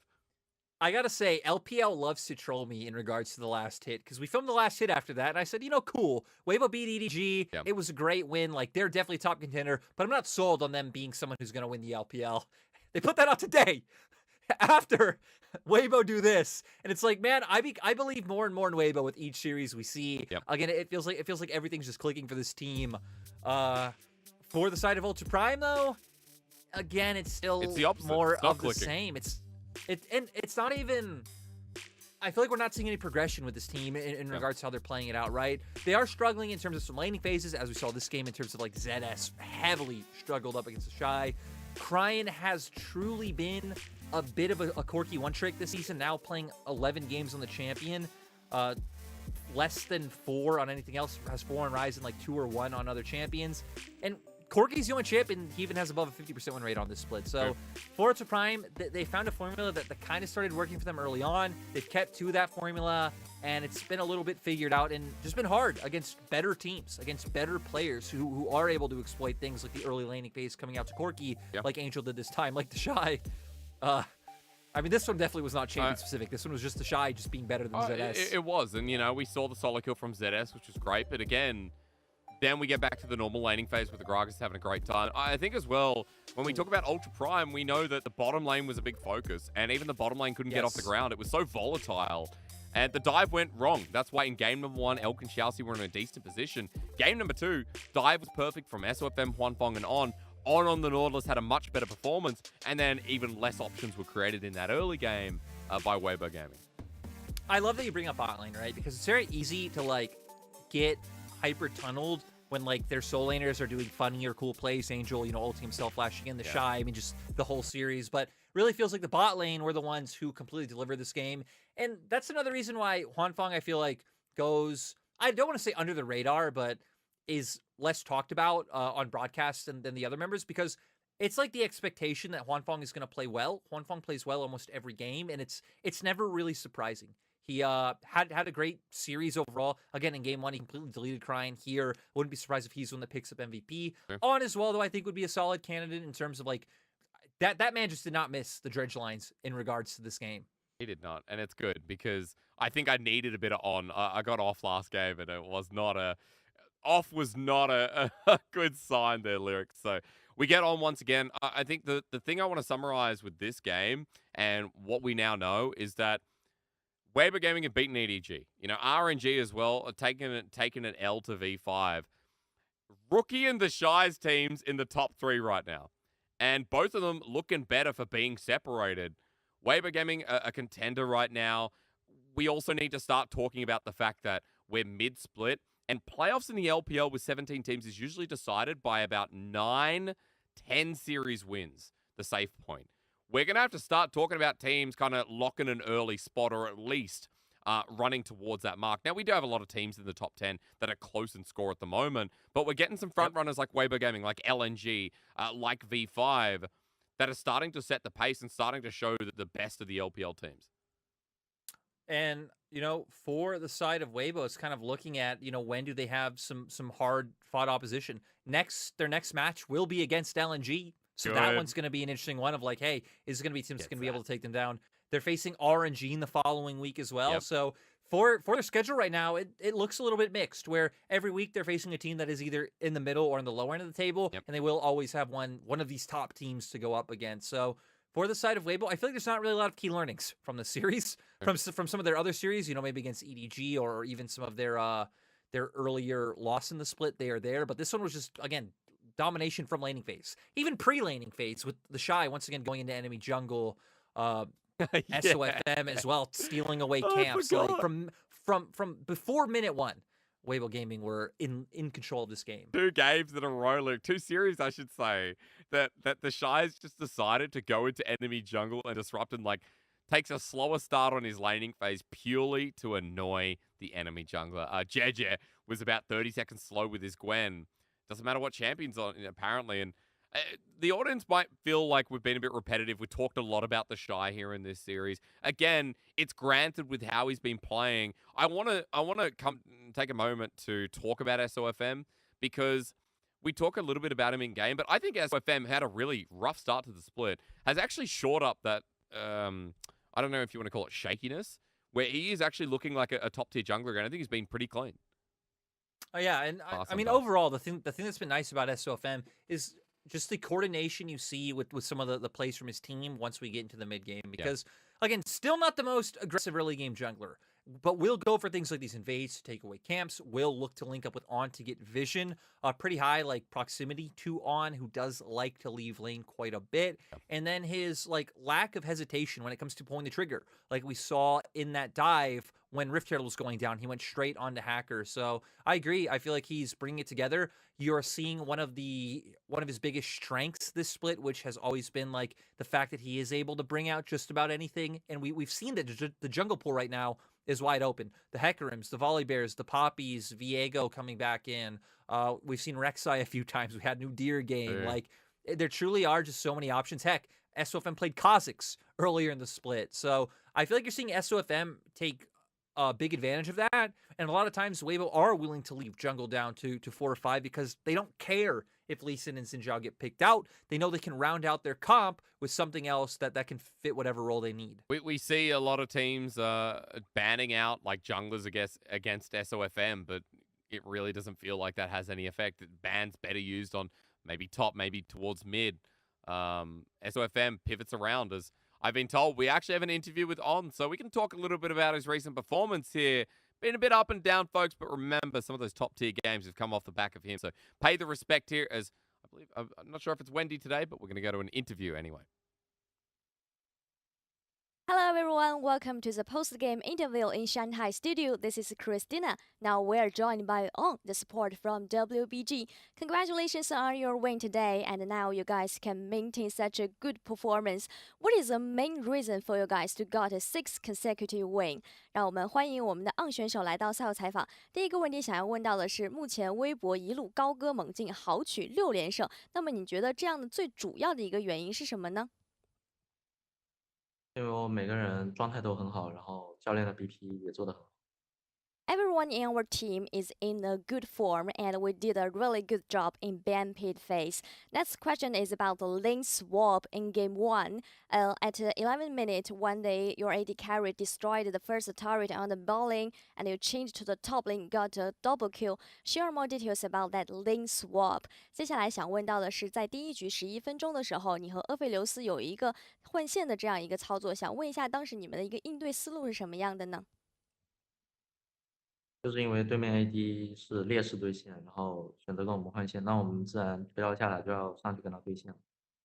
The reason why we'll choose this lane swap is their body is in a disadvantage, and they want these to change this lane swap. They go to the top lane, and we follow them to make that decision and got the double kill on that case. So the next question is about the support pick, because we saw the Maokai in last best of 3. So what is from your perspective, and which kind of support will have a high priority in current meta? 想问一下今天关于辅助的选择，因为我们在上一个 BO3 可能看到有的选手会选出一个大树这样的辅助，那么从你的看法来看，在当前版本还是哪些辅助会有一个比较高的优先级呢？这个版本的话，还是一些硬辅，并且很好做视野的，并且打团也很有很高容错率的辅助吧。 Actually, I think, sorry, 像洛这样的英雄好。Actually, I think like Recon, these champions, they are so did a great job in setting vision, and they have engaging skills. So I think that it will be a better choice. So my final question is about you are going to play against with LNG next coming matchup. So your thought on next game, and are you confident to winning them? 最后一个问题想要问到，接下来你们将要应对的是目前未尝败绩的 LNG 战队，想问一下你对于下一场比赛的看法是什么呢？下一场比赛的话，我觉得我们每个队员只要发挥应有的实力，然后 BP 做好一点的话，应该很容易就取胜。Actually, we think we will easy to get this win if we can did a really good job in ban pit phase, and everyone in our team performed their best. That in that case, we will get this victory against LNG. 让我们再次感谢 On 选手来到我们的赛后采访，我们的赛后采访到此先告一段落。Back to you guys. Thank you. Apologies again. It's Christina today here, not Wendy. I had a bit of a blank, but Lyric against LNG. On's looking forward to it. Of course, we get the general esports answer, which is if everyone plays good, they'll win. And if Huanfeng's playing well, who's MVP of game number 2, I'm sure he'll definitely be looking towards smashing Light in the bottom lane. Huanfeng, again, having a pretty decent game, set up for success. The second game in a row, I'm not even sure if he died in the first game, but this one, he sure as hell did not. No, great performance. 30% of his team's damage. We saw this time around, they find the early 2v2 kill here. Then SOFM starts to come around, and they successfully get off this dive. And from there, they were just able to hammer home on this bottom lane, break down this turret very early on, and then Huanfeng and On were everywhere on the map together. So Huanfeng, since he's come in, has been one of the top 80 carries in the LPL. Yep. This split is no different. Even with the fact that he typically doesn't get a lot of attention, he is like one of the lowest 80 carries in terms of both support and jungle proximity, is left by himself quite a bit. This game he wasn't, though, and this is what happens when Huanfeng starts to get some resources. Again, firing from the backline. Look at this sniper go. Doesn't matter if it's Jhin or Aphelios, the same reaction comes through. For Weibo Gaming, a big win here today. If you are just tuning in, it was a quick series. We started this one, Lyric, 50-something minutes ago, if that? Yeah, it was like a 25-minute game and like a 23-minute game or so. So, yeah, again, first series went to 3 games. So, Weibo trying to keep us on track to end at the usual time. Thank you, Weibo Gaming. And, Weibo's cool. But we got Match of the Week coming up next. We do. Surprising, isn't it? EDG versus FPX. It's the summer grand finals, but it's also not because FPX are nothing like they were. So hold that one to yourselves. But for now, at least, we're hoping this one becomes a banger after we return from the break.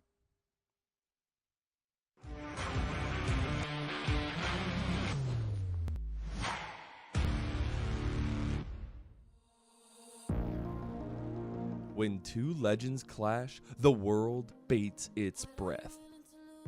For FPX, the disappointment of 2021 caused a groundbreaking shakeup, a deep wound. Although the pieces may be rekindled and different, LWX still lies at its fiery heart. As the newfound leader of this team, he must hold fast to the past glories and reawaken the Phoenix. Really, as the play comes through with the box down as well, but FPX are winning the fight. That's the TP advantage. At work, two members already dead. Way under turret, Sonic Wave with a huge kick not even needed. And Xiao Lao Hu smashes down onto the bottom lane for FPX to blast them clean. While old friends departed one by one, FPX were also reinvigorated with new blood of their own. One of the most renowned junglers in the world, Clid, has decided to join the Phoenix. Now going up against the defending world champion in JJ, it will truly be a show of might. This is the flank with a Sonic Wave kick over the wall. FPX jump on in. Clid on Lee Sin, man. That's what you expect. Comparatively, EDG are on the highest horse of them all. They not only won the World Championship, but have not missed a beat going into the new season. They have smashed through their opponents one by one and only left heartbreak in their wake. JJ, who carries the faith of Clear Love with him, shows absolute ruthlessness in the jungle. Without him, EDG would shine far less brightly. He will be king of the jungle. And really get into the nitty gritty. Yes! A kick play! Solar Flare into the back line as well. EDG has found a pick on top of Cryan. EDG's Viper, the striking Viper, the world champion, the latter of which is the same as FPX's LWX. This type of competition is thrilling, and there is no doubt that Viper is oh so excited. No matter what happens, both of these championship ADs will do everything they can to become miracle makers. EDG! And 369 sets it up, but actually couldn't do the damage. And now EDG are back in! Scout is doing it, LPT spinning around, but he can't quite finish the kills off. The curtain call comes through.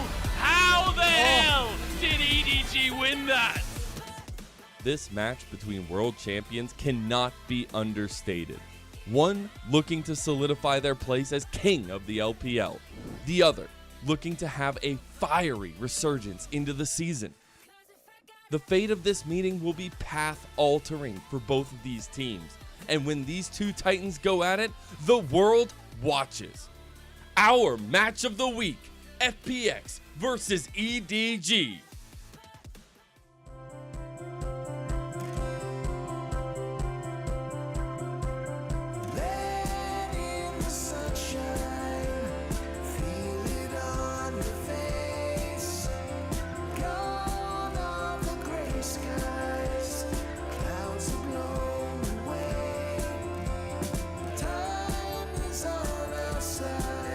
With a dandelion wish, we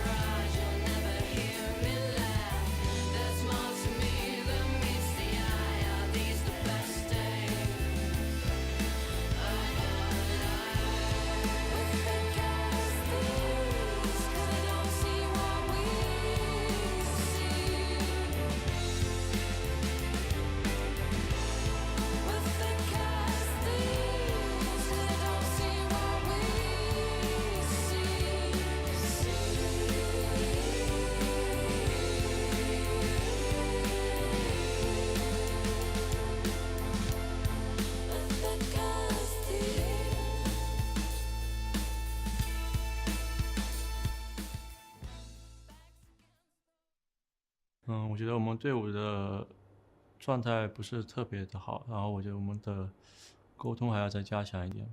对战 EDG 的下路的话，他们下路是属于打的很全能的一组下路吧，然后对上他们的话，就尽量保证自己的对线。Okay. I'm trying. I don't know what LWX said at the end. He's going to try and make sure he's laning. He's laning what? Will always be the question in our mind, Lyric. Welcome back, folks. It's our match of the week. And it's weird because this week, you and I were discussing, we're like, well, EDG FPX is good. LNG RNG is coming up on Sunday too. It's like a double match of the week kind of scenario. So you got a lot to look forward to here this week, starting you off on the Friday with the 3 series days. But our last one here today, as already mentioned, EDG versus FPX. It was our summer grand finals in 2021, Lyric, but there has been a lot that's changed on one side. Yeah, I was going to say, right? FPX only having one player that is still left over from that roster. EDG, though, did retain the full 5, so going to come in today, look to bounce back from their first loss the other day. That's right. It was against Weber Gaming, who we saw recently. It shows that God's complete here, folks. EDG no longer undefeated in the league. Only LNG hold that right. And the fact that the Gods complete opens up a lot of hope and shows that, Lyric, we saw some of EDG's weakness, some of their shortcomings against WBG.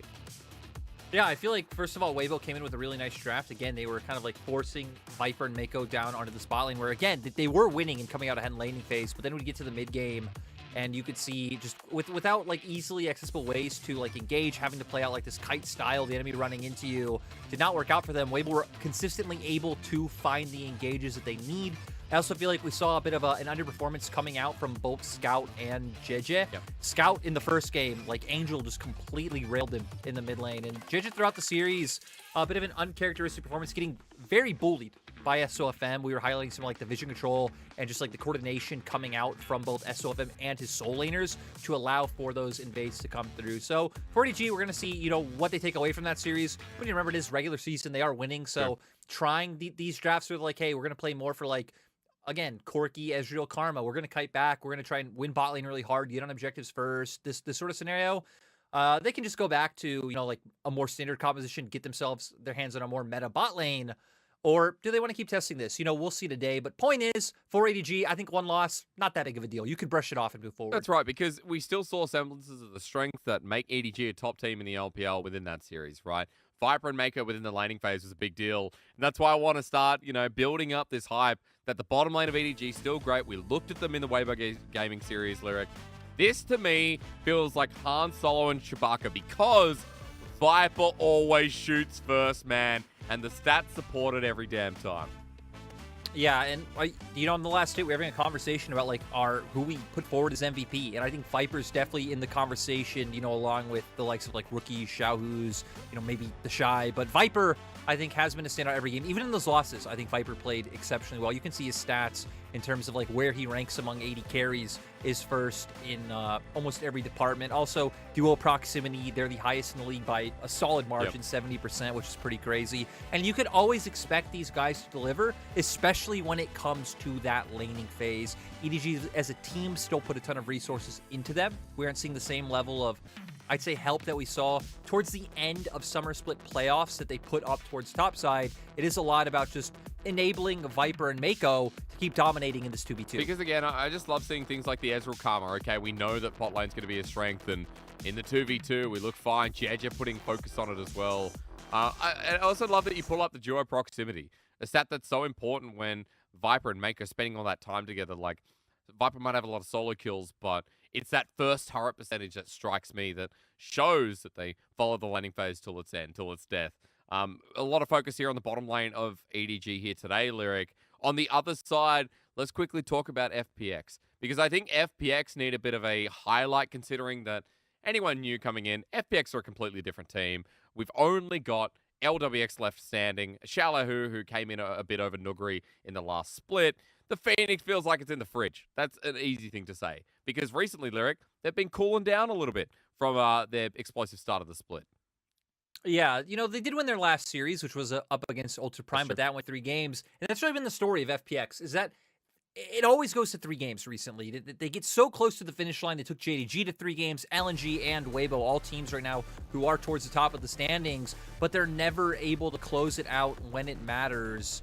Like you said, for FPX, I feel like very distinct strengths when it comes to how explosive their bot lane could be. We've also seen very prone to getting picked off. They are by far the worst Baron team we have in the LPL, at least towards the top of the standings, like teams that actually get to the point where they're able to Baron. Yeah. FPX consistently look to flip this objective, but still, they've shown that they can come out strong in team fights. I feel like the roster has improved a bit since Klid has come in as well. Shallow, who I think has actually been one of the better top laners this split, when we've been highlighting like, hey, top laners have not really fallen off, but I'd say are taking time to find their form relative to where a lot of players were last split. Yeah, I just love, sitting there and thinking about FPX's progression and their projection in my mind. And FPX is a team, someone who came in off the win of Demacia Cup, remember. Let's move over to... No, they fell short barely, right? Sorry, the reverse sweep. I keep thinking, oh, there's Hung that won that. No, it was the first 2 games where FPX looked dominant and then Top Esports came back. You're right. You're absolutely right. But at the very least, look, still a big performance getting the finals with a new roster. And the biggest strength of this roster still stays the same thing. Before Chinese New Year, LWX and Hung. After Chinese New Year, it's still about LWX and Hung. Now, I know today, I'm pretty sure, Casual's co-streaming this one with Dom. There's gotta be some hope here because this is Thelma and Louise. This bottom lane, they're both as crazy as each other, and I just love how well this duo is working together. What is bench press average? I forgot. I was actually Lyric. I had to put that in there, dude. It's a true stat. I think he's first in the league for that as well. Okay, well, 400 kg coming out for Hung.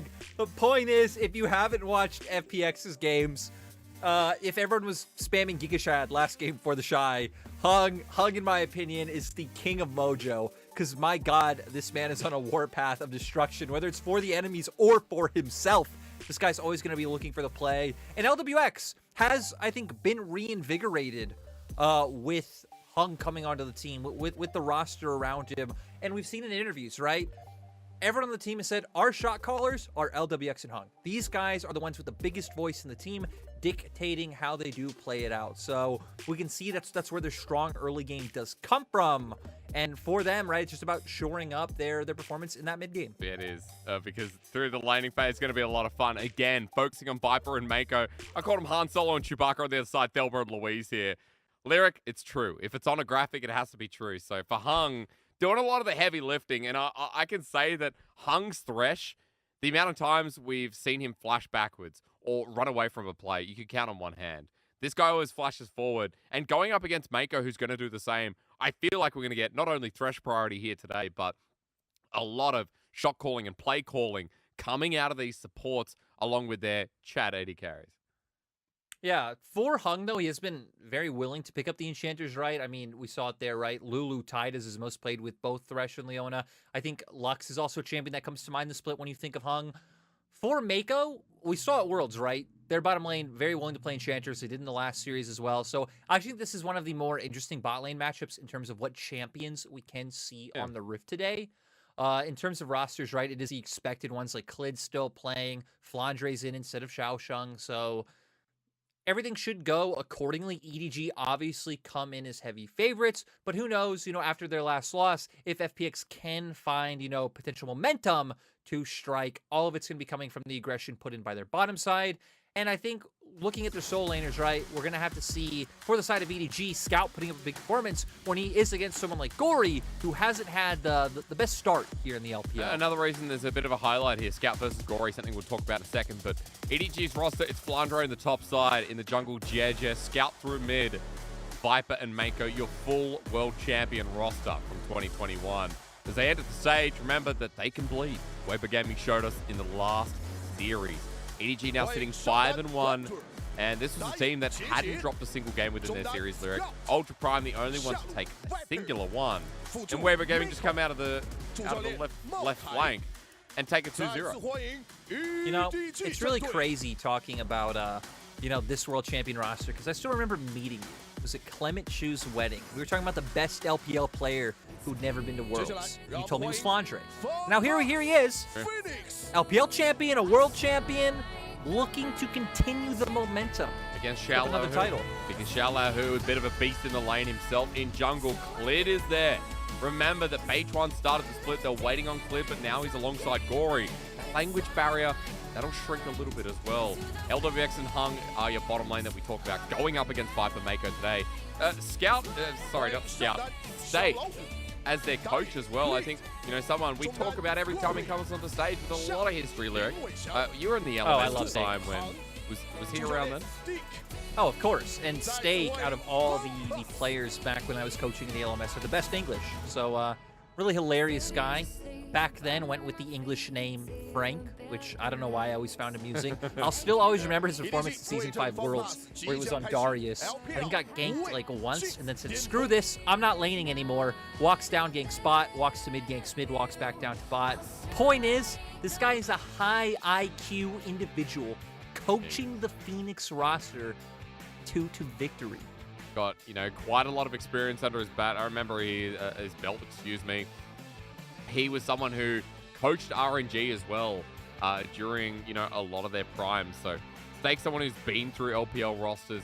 Again, going up against EDG here, Lyric. I think there's a lot to say because against EDG, you're going to need that experience. EDG, a roster that's still, despite losing to Weibo Gaming, I'd still call them on fire. I'd still call them a roster that's come back from Worlds in relatively strong form. Oh, of course. I mean, they have one loss. Definitely not the end of the world for the side of EDG.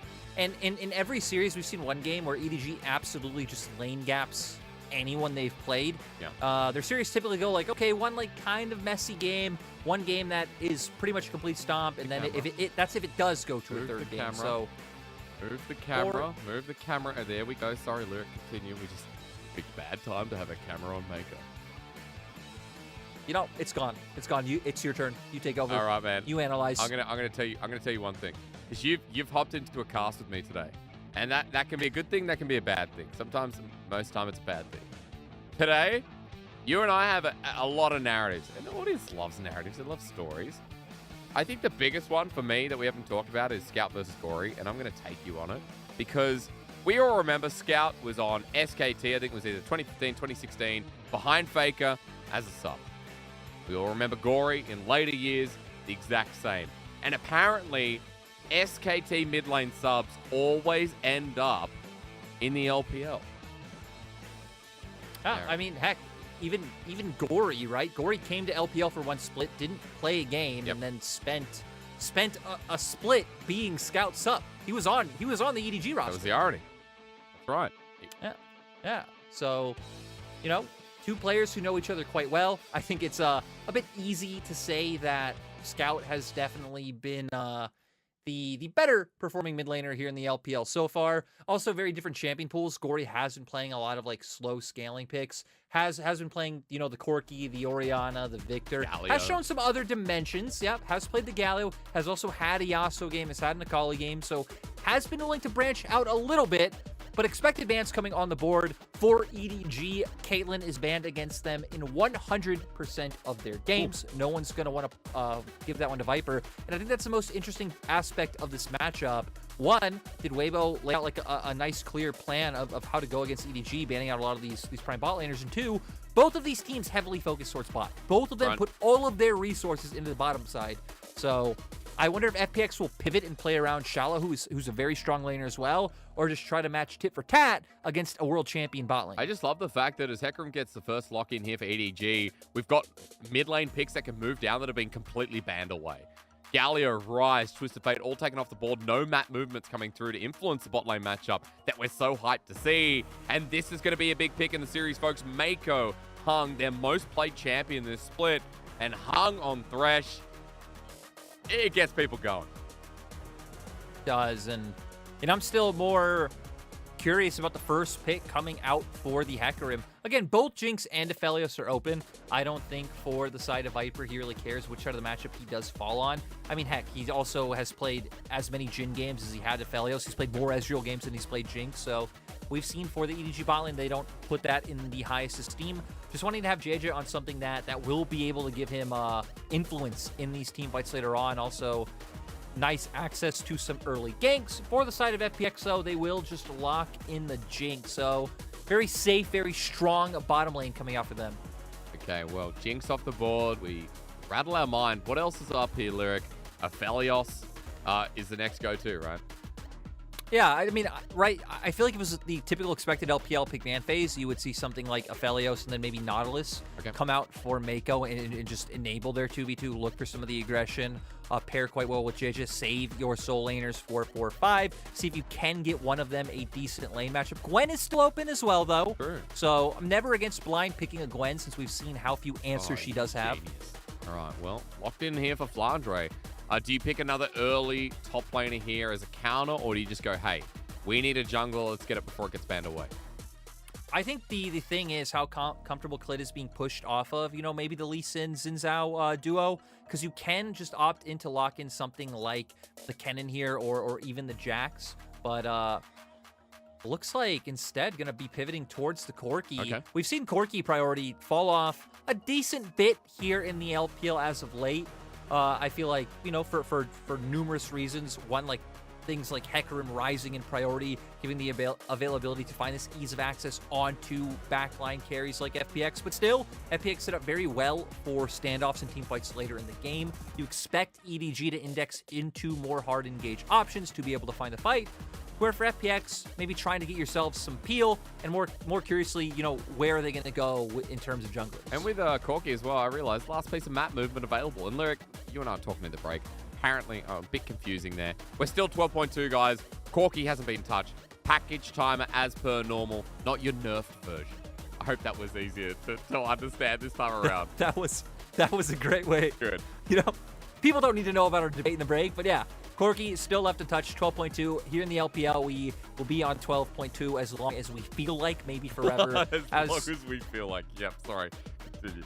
For EDG, actually opting to take out something like the Jarvan, not wanting to give FPX options to punish the Aphelios on the opposing side, since it is FPX the ones who've been able to take away the mobility with the Thresh. And earlier we were highlighting that Mako probably did want to go towards that Nautilus pick, so FPX taking that one away as well.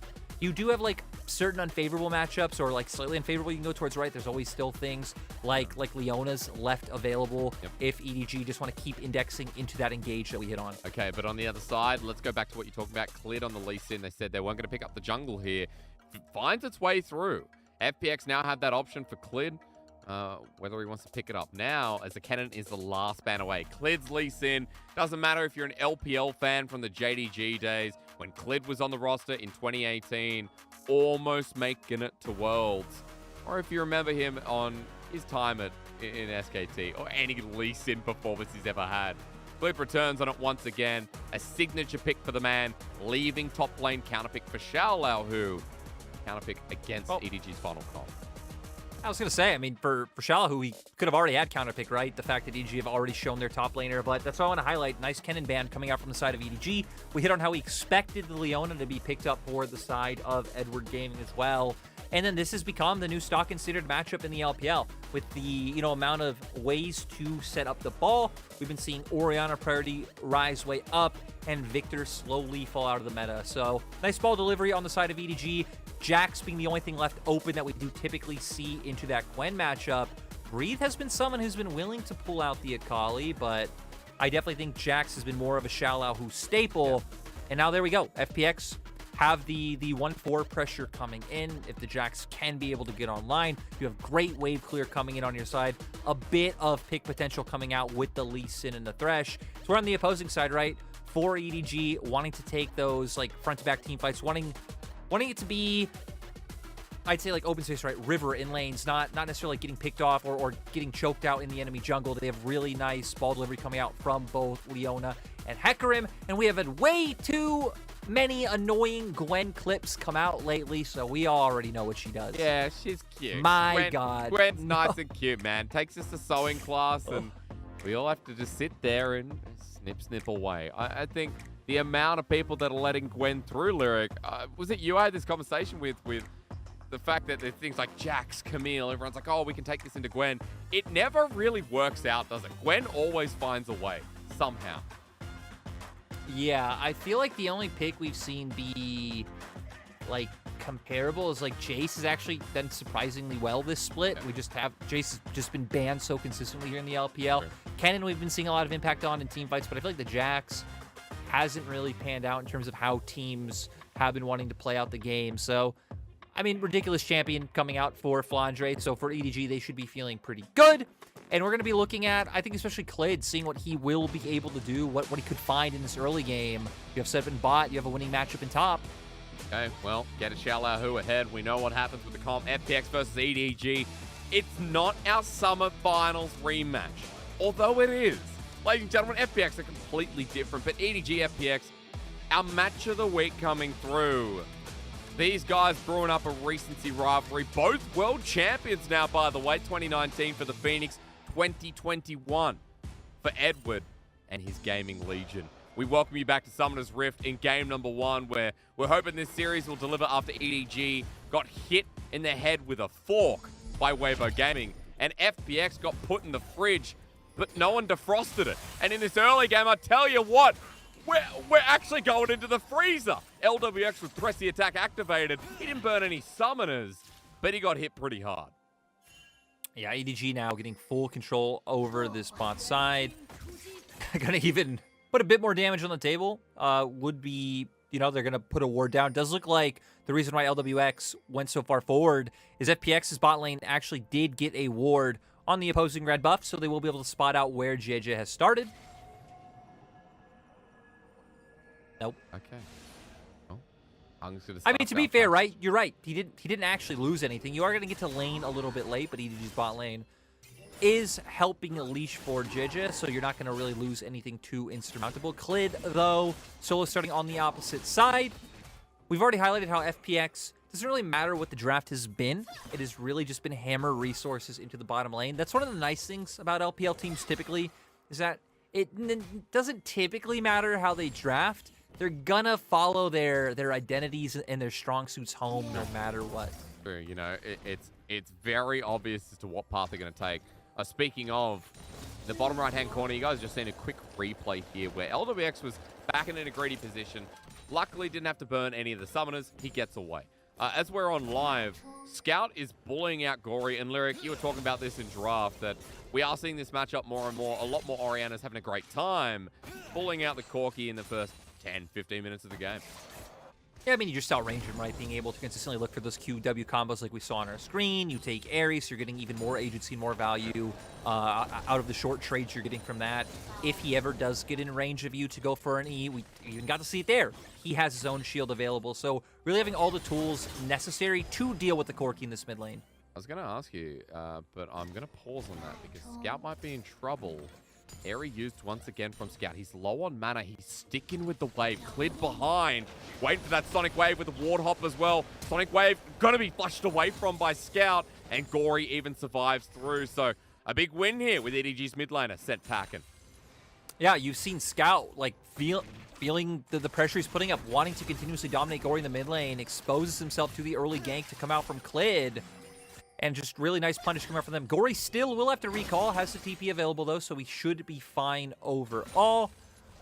Looking at the map state in general, JJ already going with this full clear, so is ahead of the Lee Sin as you would expect, even just in the matchup, but especially with Clid opting into that early gank. Xiaolahu going for the reset top though doesn't give him an opportunity to punish this Jax on the top side. Going to be walking back to lane though, so teleport's available, choosing not to use it as Flandre. Note he's gone with the Ignite this game, Lyric. We've seen a couple of renditions, Exhaust. I think we've even seen a flash at one point, Ghost.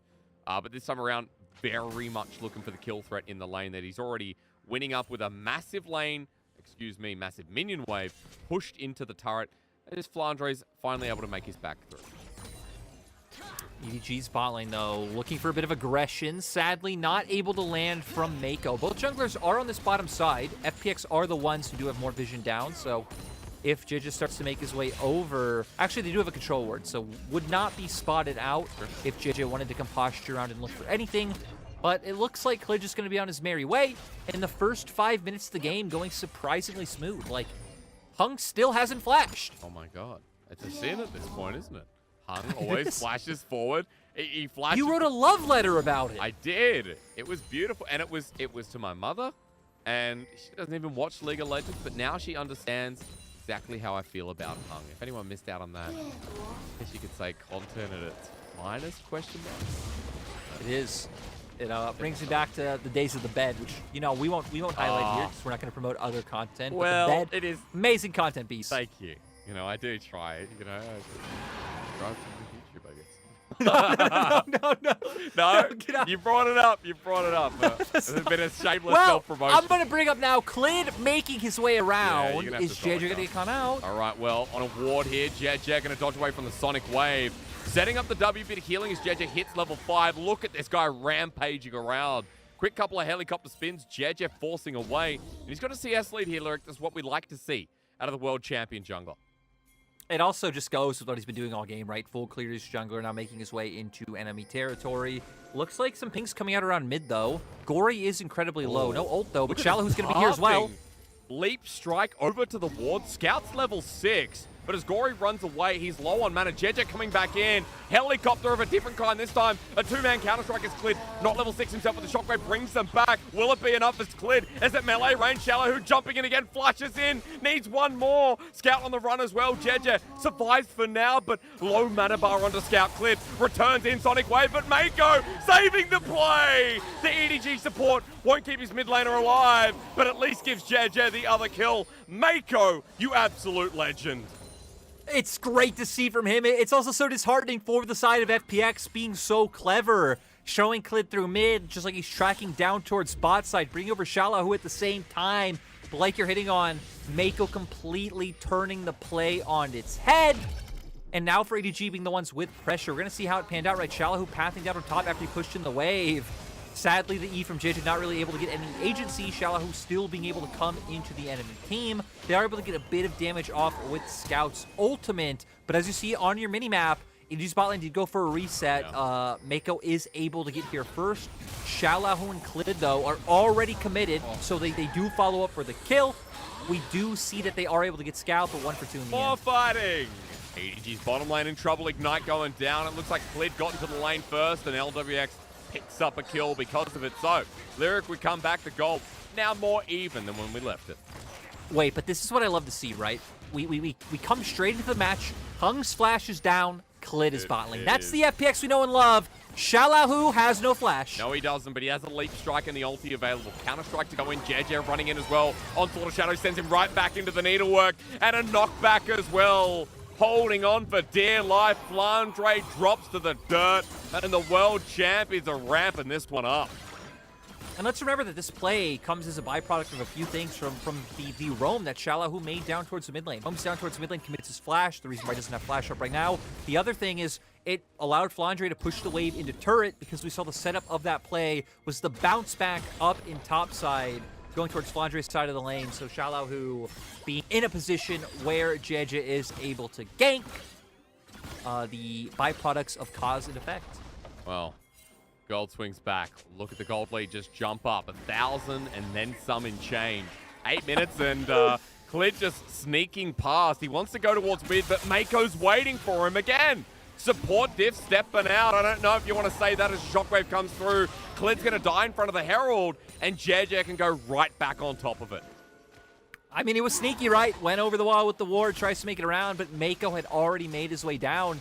And as we see, Hung never even started to rotate over. FPX's bot lane trying to commit to the bottom side, so a bit of a miscalculation coming out from Clid is going to lend itself to an uncontested Herald over to the side of EDG. And even EDG's bot lane not really losing out on anything, as we see now. They get back to lane, they're going to be able to pick up this wave, and their bot lanes will be about even in CS. And it's interesting because even though we saw the 2v2 with Hung and LWX more towards the condition we talked about, Thelma Louise on FPX's side, Chewbacca and Han Solo, Viper and Mako, you got to guess which one is which.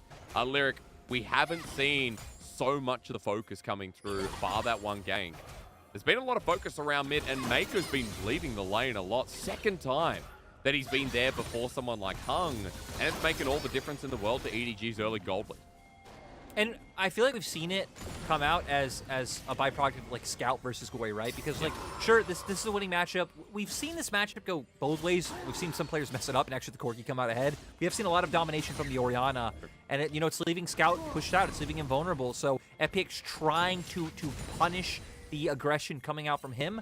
And it's nice that after the early gank that Clid put into mid, that EDG adapted and started bringing Mako, started bringing JJ up around this mid lane. But FPX now going to transition to this early Dragon. JJ, though, looking for another opportunity up on top side. Shalahu, very smart to realize, hey, my team's going for Dragon. I don't know where enemy is. I need to back off. But an ultimate used onto LWX and a cleanse as a response. So Mako not caring about the Dragon, wants to burn that summoner, does so as the wave crashes back into them. And while Dragon's going on, it's the Herald mentioned, going towards the top side, and first turret blood for Flandre. Very real possibility while FPX try quick to trade. And this is honestly the most attention I feel like Flandre's been getting all split long from his jungler. Gets a gank, gets the Herald, even Scout making his way up here as well. I mean, it looks like they should be able to get 2 turrets off this, right? We don't see Gory making his way over, Clid on the opposite side of the map. Yeah, EDG are chilling. They are. There's going to be a massive gold trade in a turret going down at 10 minutes, 45 seconds. Scout and JJ share the gold while Viper getting the wave clear. And FPX have no wave to play with. The turret stays standing for now, slowing the game down, giving EDG 3,000 in the bank. And we have seen FPX's bottom lane still like whittling down this turret and getting all the plating gold, so they're getting a bit back, but still not a worthwhile trade now. Gonna try and commit to a play bot. The problem with this is you're waiting for after EDG's play is already finished, the recalls have already come out, so JJ of course will be able to start pathing down towards this bottom side of the rift, just in case any shenanigans do break out. Heck, all of EDG on the bottom side of the map with where the wave is up in top side. Curious to see if Shalahu will try to freeze this and, get a bit of gold under his belt. Yeah. It will force Flandre to like a really awkward position of having to play on the bot side of the map, looking for plays, trying to force off FPX's bot lane, but still, it could blow up the game for EDG if it goes well. If not, Shalahu's just going to get a free way of, getting some gold under his belt and scaling into the game. Because remember, we still got plating up, so when you talk about blowing up the game, I can see why. I mean, Flandre's zoning, Clid has to come on in. Gory stuck in the mid lane for now as 160 gold goes directly to Flandre. There's a hook that will come out, but remember, W exists. After the Hallowing Mist is looked away from Gory and Scout battling it out once more. JJ on the wing. This Hecarim has Ghost. Chilling Smite on Sword of Shadows. Has Turbo Chem Tank as well. We've already seen how much damage that has done this season ever since the change to the item has come out with, the initial burst of that damage after you get the charges. Yep. They're going to be able to find any plays around mid, though. We see Flandre, putting some pressure down on bot side while the wave was up towards that inhibitor turret. Now going to make his way back up towards top. And, you're already hitting on Mythics coming out. We're finally starting to see Mythics come out for the side of FPX as well. Kraken Slayer now picked up for LWX. He really has the big beneficiary this game, just being left alone with that bottom lane turret. You can see only left on one plate for the side of EDG's bottom lane. Done a good job, and you've got to get some gold somewhere for FPX. So I like that you point out the core focus went into this series, guys. We're going to be talking a lot about the 2v2 in the bottom lane, a lot about these players and their influence in the game. While you're talking about Mythics, I also want to point out that Hex Trinker means we're slowing down here for Gory. We'll be heading towards that first item shortly, which seems to be the Manamune as usual. While on the other side, we already talked about Mythics. I also want to point out that Scout's pretty close. Flandre pretty close, I think, after getting a lot of gold inherited to it in the turret and the gold plating earlier down in the bottom lane too. So, Lyric, for now, while we're talking about these items, we just go back to farming until the next Dragon, next Herald, which coincidentally will be spawning within 10 seconds of each other.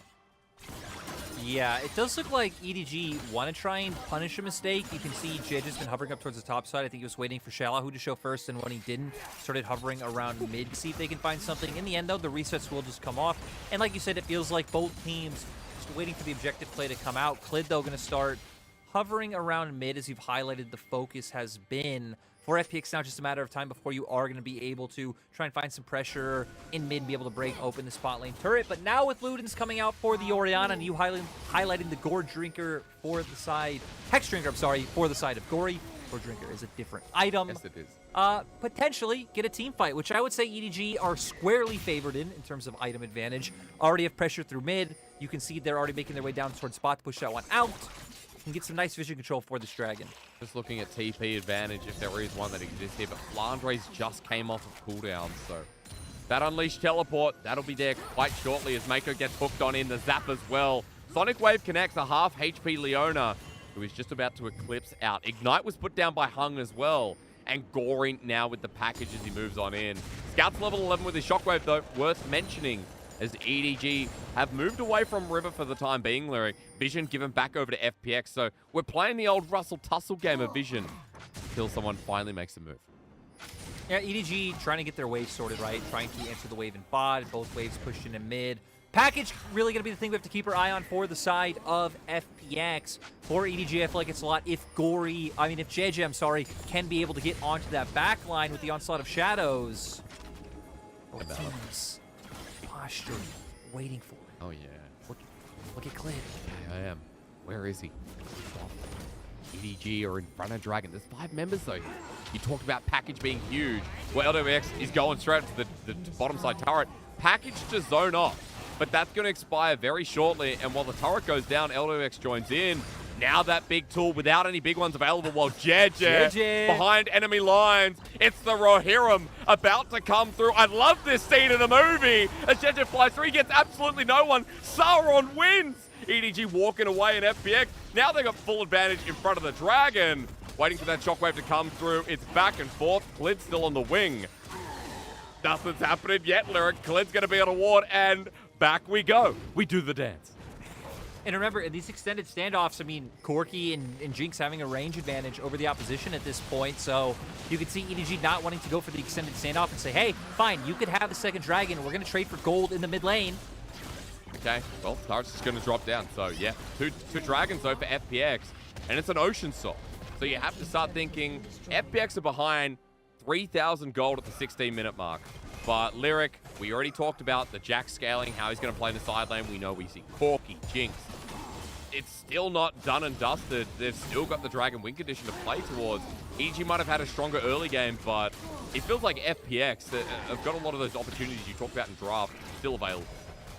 Oh yeah, FPX have been able to hold on, right? They didn't really get blown up too much. Sure, they did lose 2 turrets top very early on, but FPX have been able to hold on. The fact that they're sitting on 2 dragons means maybe they'll be able to put some pressure on EDG if they can secure that next one.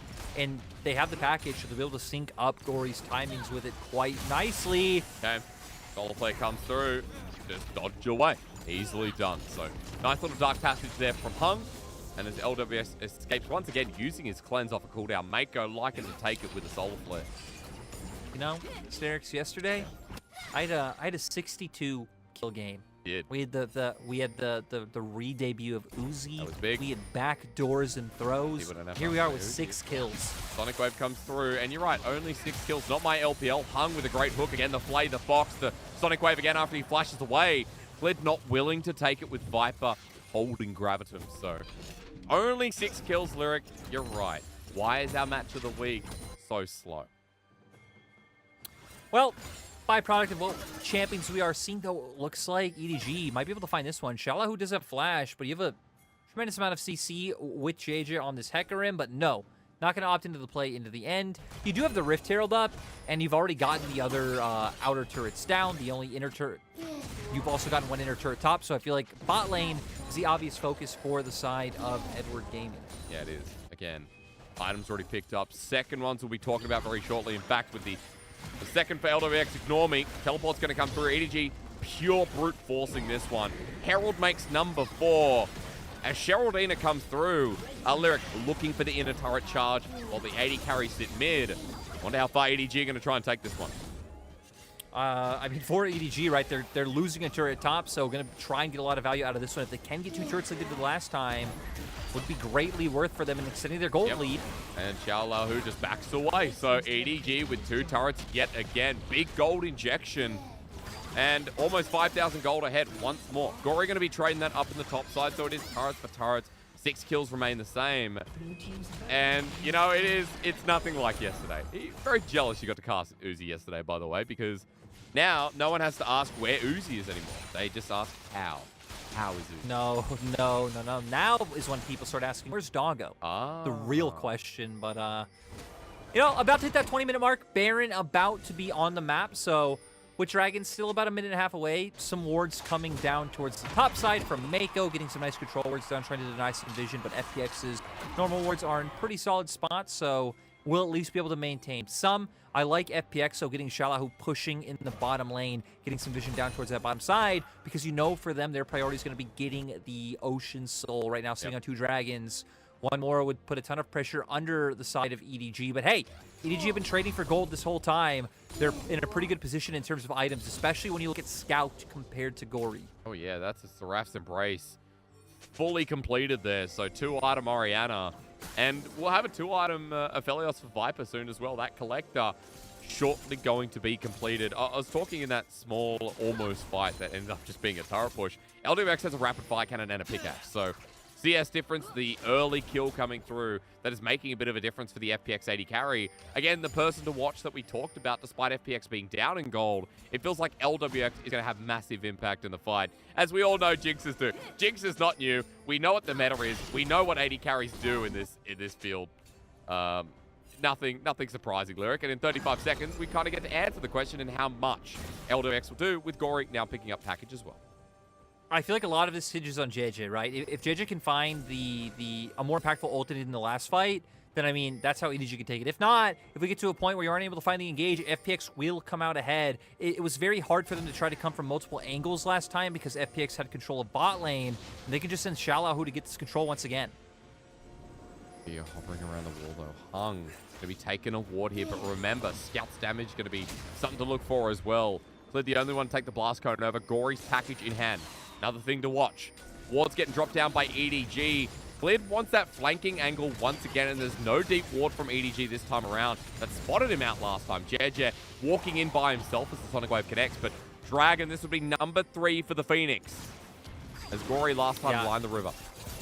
And for FPX, I mean, I think they're playing this one correctly. Doing it again. Just kind of putting out the poke. A little bit short this time. Waiting on the flank. Hung with a great hook, though, into the chopper. Super Mega Death Rocket on top of Flandre. Trying to buy their time as Viper gets a decent ulti himself, but EDG now walking in pretty confidently. Clid trying to take this one down with Xaolahu over the wall. Health bars blinking a bit from EDG, but Jeja going in for the steal, doesn't find it. A 2-man shockwave enough, though, to take the start of the fight. Edward giving him a double kill to Mako. Somehow that happens, Lyric, but the goal still given over for the cost of the soul point. And now for the side of EDG, they can just go for this Baron. Looks like FPX want to respond by pushing down on that bot side. They do have a wave because Xaolahu did push that one out right before the Dragon comes through. I mean, I feel like for the side of EDG, right, they just get so much agency coming out from this Baron. Nice by FPX to respond and find some gold back. They should be able to steal away Krugs, get a little bit more gold under their belt. Now the question is, what can EDG do with this Baron? FPX is on Soul Point. Going to be getting a solid amount of value out from that Ocean Soul if they can pick it up. So EDG now, 2 minutes, 56 seconds. What can you guys do? Going to be a big Baron play because, again, Soul Point after that. Lyric replay time as EDG try to steal this one out from under the nose of Clid. Yeah, we see EDG just getting punished by the amount of poke coming out from them. They wait for the moment to just go for the steal. They aren't able to combo it through, but still the fact that Xaolahu commits to the pit means that once the shockwave does come out as well as JJ, they are able to pick up those 2 kills. Mako's got a bounty. He's the only one on EDG with a bounty after that. So, feeling it. And I love it. I think it's the Eclipse got one, and then Shield of Daybreak, or even just the passive got the other. So, you know, with the amount of times we saw supports get robbed last year for MVPs, I am totally down for the support uprising. Dude, I am. Ming is in that category. Ming, the fact, oh my God, that one's the most atrocious. Oh, dude, I mean, gala this, gala that. I just want to see Mako spammed in Twitch chat. There's no way that man got enough MVPs last year. Sorry, Ming got enough MVPs spam last year. Damn, almost had to copy paste it down pat. Lyric, Baron's up. You talked about it in the play that needs to come through. Flandre's on one lane. Ugh. EDG in the mid lane. Top side. It's being matched. Xaolahu. And they're going to make the TP play. This will be huge for FPX. A teleport to get on out. Hung needs the hook, but spotted out just in time. Hung stops it over the wall. And the whole of FPX here to hit him with Glory. Gory survives. And that stops the Baron in its track. And it's gotten to such an annoying point in the game for the side of EDG, right? Like, you just got the Baron, But you're up against Corki Jinx. They have a tremendous amount of wave clear. We saw, like, okay, they push their waves in, but they aren't able to get anything done. Then you have Shallow at a point where he is pressuring in this side lane, so was able to get the push in that top side. TP's in there, able to pick up the kill. So EDG, it's going to be really hard to find anything without being in a situation where you bring FPX out of their base to find a team fight. But we've seen in every potential team fight, FPX's poke is just giving them so much of a win, but we're going to get the replay here. Flandre pushing out, trying to get the teleport off. Hung, though, lands the hook, and yeah, that's all she wrote. Yep. Goodbye, Flandre. The fact that Gory almost died, kind of hilarious, but 5 members stand strong. Baron again stopped with EDG running it on 4 members for the next 30 seconds. Baron power play at 1200. Soul point already acquired. The Soul itself in a minute 45. FPX haven't been feeling like, or at least showing us, that they're down 5,000 gold, Lyric. This has felt like a pretty close game. And it's getting worse and worse with LWX picking up items now with the Infinity Edge.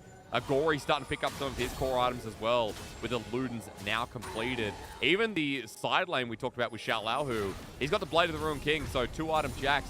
That is going to be a bit of a menace once this Baron goes down. Ooh, look at top, though. Is it going to be a 1v1? Teleport being committed by EDG. Nowhere near the Dragon's teleport play. Can he get snipped to death before it? No! Gory gets out, if only, with about 100 HP.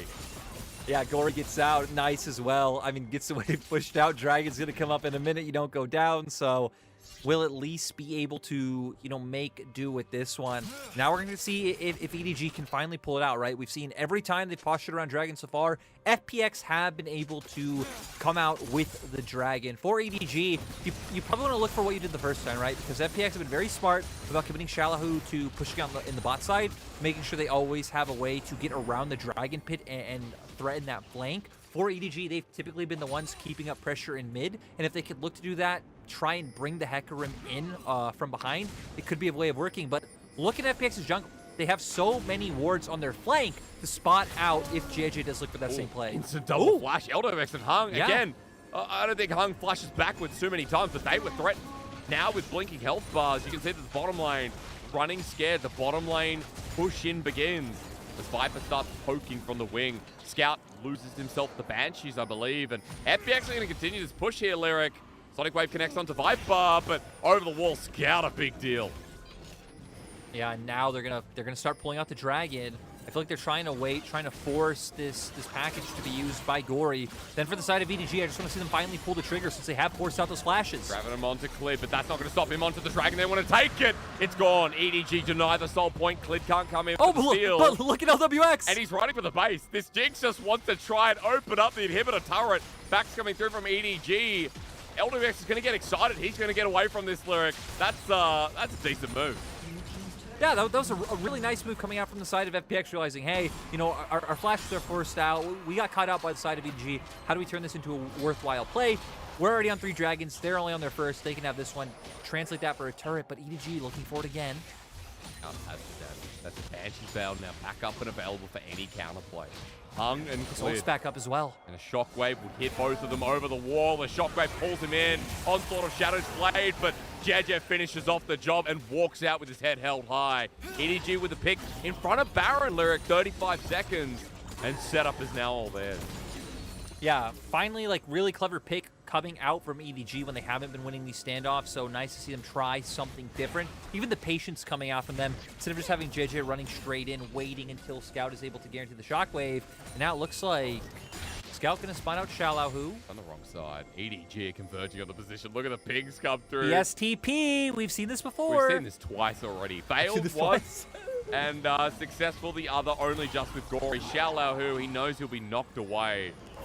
Ultimate, not actually there. Viper coming in with a Gale Force as well. Counter-Strike, ulti from Viper. A flash response, Solar Flare as well. He goes golden as a Shockwave from Scout on the back end. That's the real hero play. The teacher is still the teacher as FPX are absolutely obliterated while Flandre on another angle looking for Gory. All of a sudden, this game looks like it could be in the bag for EDG. Yeah, and I think it is. I like the call of EDG realizing, hey, we have 30-second death timers. Let's just go for the push. pushing down their inhibitors has been so hard. So not going to go for the perceived maybe safer play. Just go for this inhib. Maybe look for the end. Flandre has TP. They find the end. It's a good question. 20 seconds on 3 members. LWX, 4 damage source down. Teleport from Flandre. EDG barreling up mid. As Hung gets a good hook, but he's trying to delay it. Goes golden in the middle. Gory clearing the wave. Meanwhile, sacrificing his life so the game does not end. EDG walk away. They've got a Baron to attend to, but the game feels pretty hard from now on. Yeah, I think that is such a huge win for the side of EDG, like it can't be overstated. We saw how much trouble they were having breaking down those inhibitor turrets, even when they had Baron up against the just amount of wave clear coming out from the Corki and the Jinx. Now having that one down, having the pressure to rely on, if they can pick up this Baron, this will be huge. Viper just hitting it over the wall with the turret. Shockwave again is a 2-man. Gory running into his ex-teammate, and Scout is putting on a clinic this game, zoning from over the wall. Clip with a Sonic Wave. He'll go in on this one. The kick backwards as Baron is secured, but Scout's going to buy time. Over the wall, Jeje with an onslaught of death.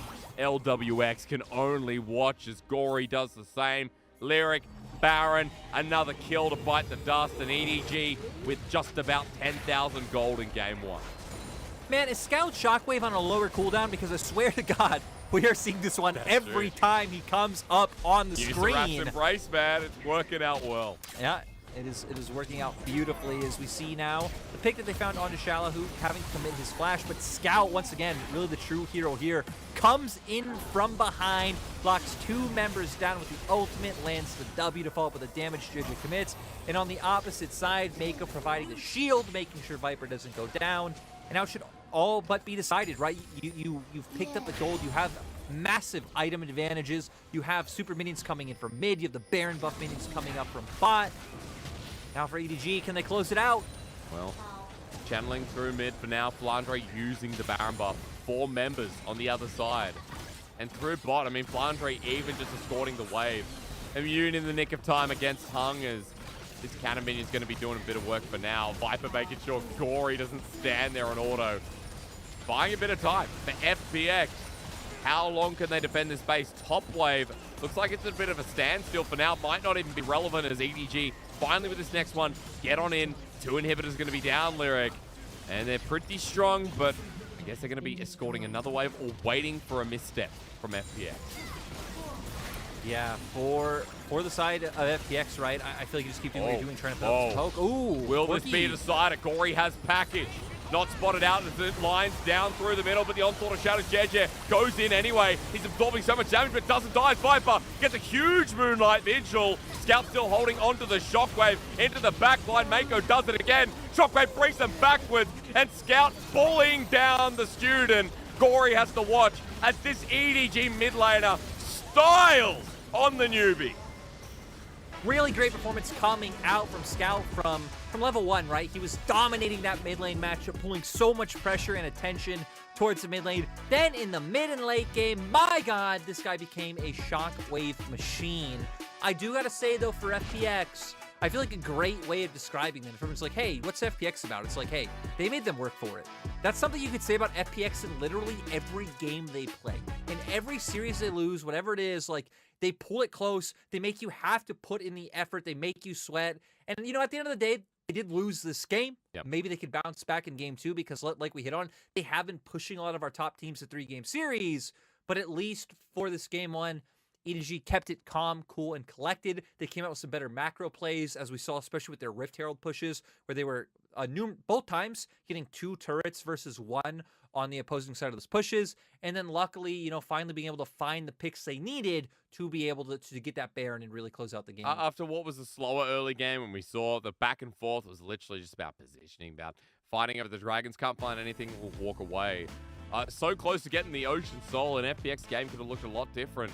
But my God, Scout. The mid lane damage, I mean, that's 35%, that's 36.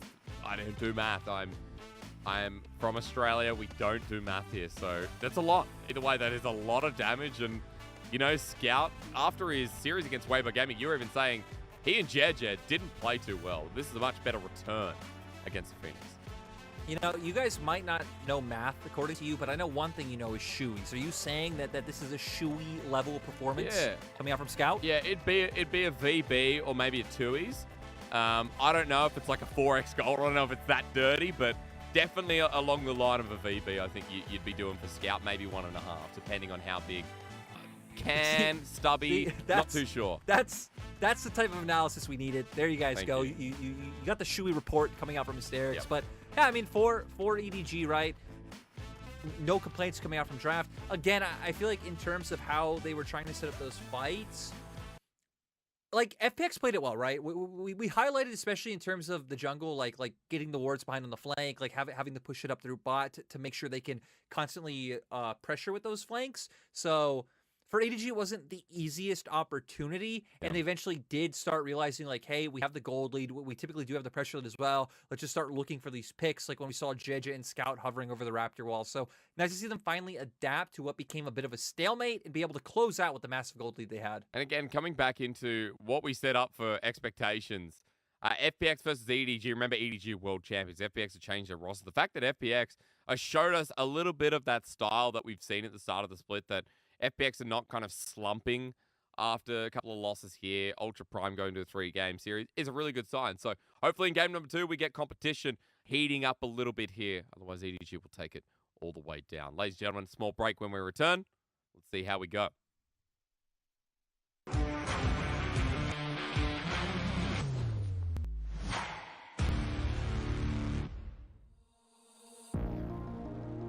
When two legends clash, the world baits its breath. For FPX, the disappointment of 2021 caused a groundbreaking shakeup, a deep wound.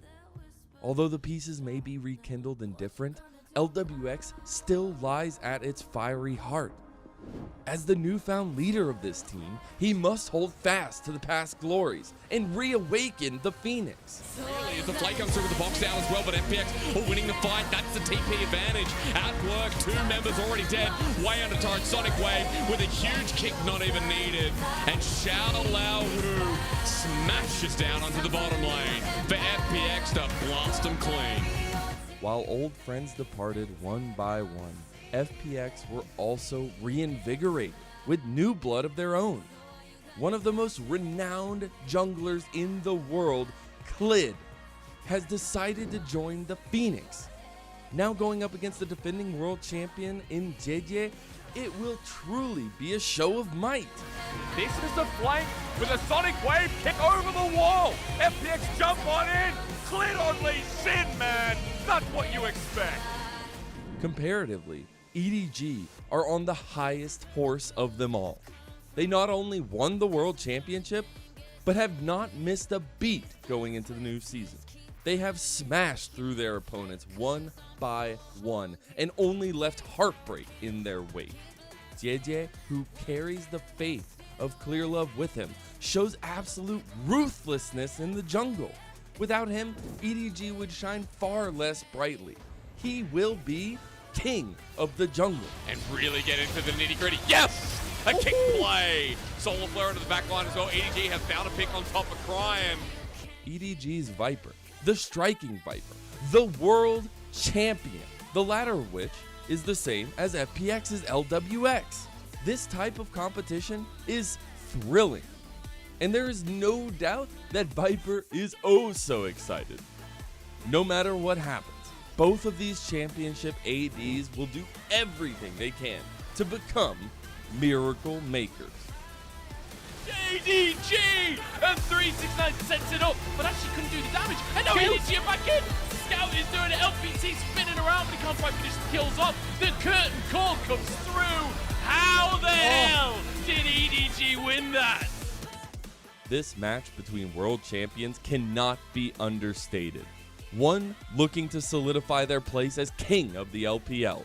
The other looking to have a fiery resurgence into the season. The fate of this meeting will be path-altering for both of these teams. And when these two titans go at it, the world watches. Our match of the week, FPX versus EDG.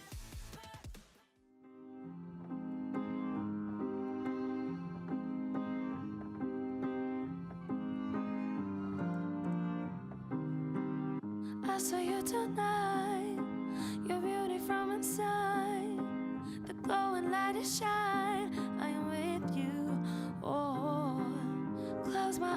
sanctified, being alive just feels so right. We are flying out of space and time. Sparks spraying between us, colorful clouds of dust. Coincidence might be divine. Wanna sing a melody, sounds like poetry to me. Let your key resonate all through my body. I saw you tonight, your beauty from inside, the glowing light is shine. I am with you. Oh, you saw me tonight, the soul of a child, the chaos of my mind. I am with you.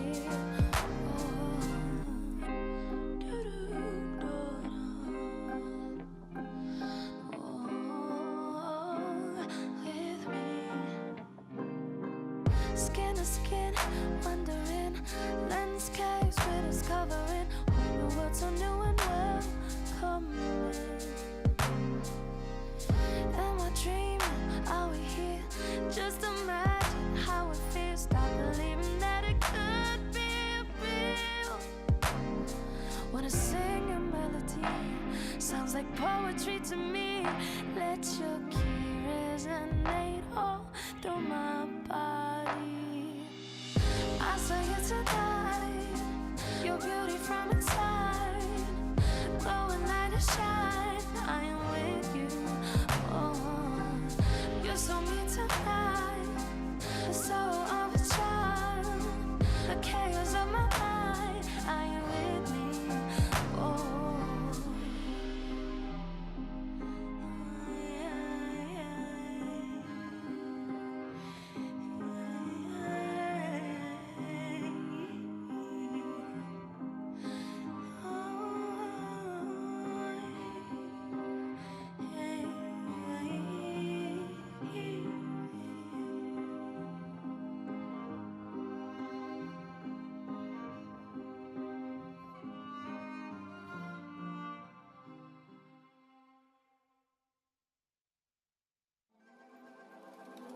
I tell my lover not to stop, oh,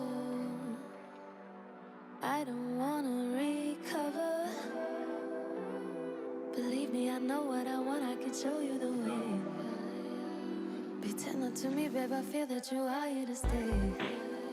Can you focus on me this time?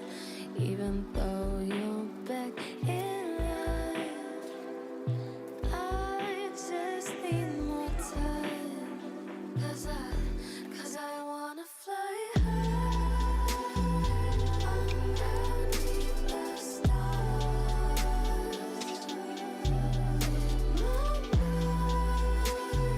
Till the sun goes down.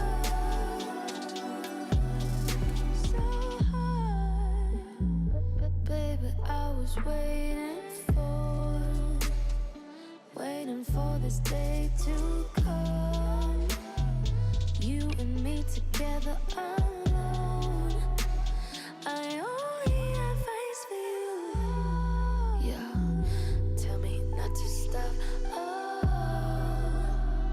show me how it's done. I'll show you how it's done, baby. Just listen to me.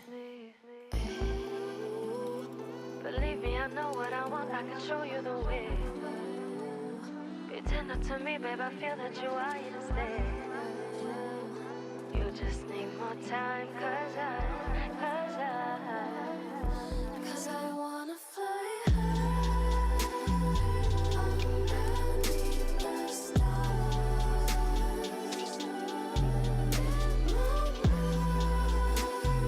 Till the sun goes down.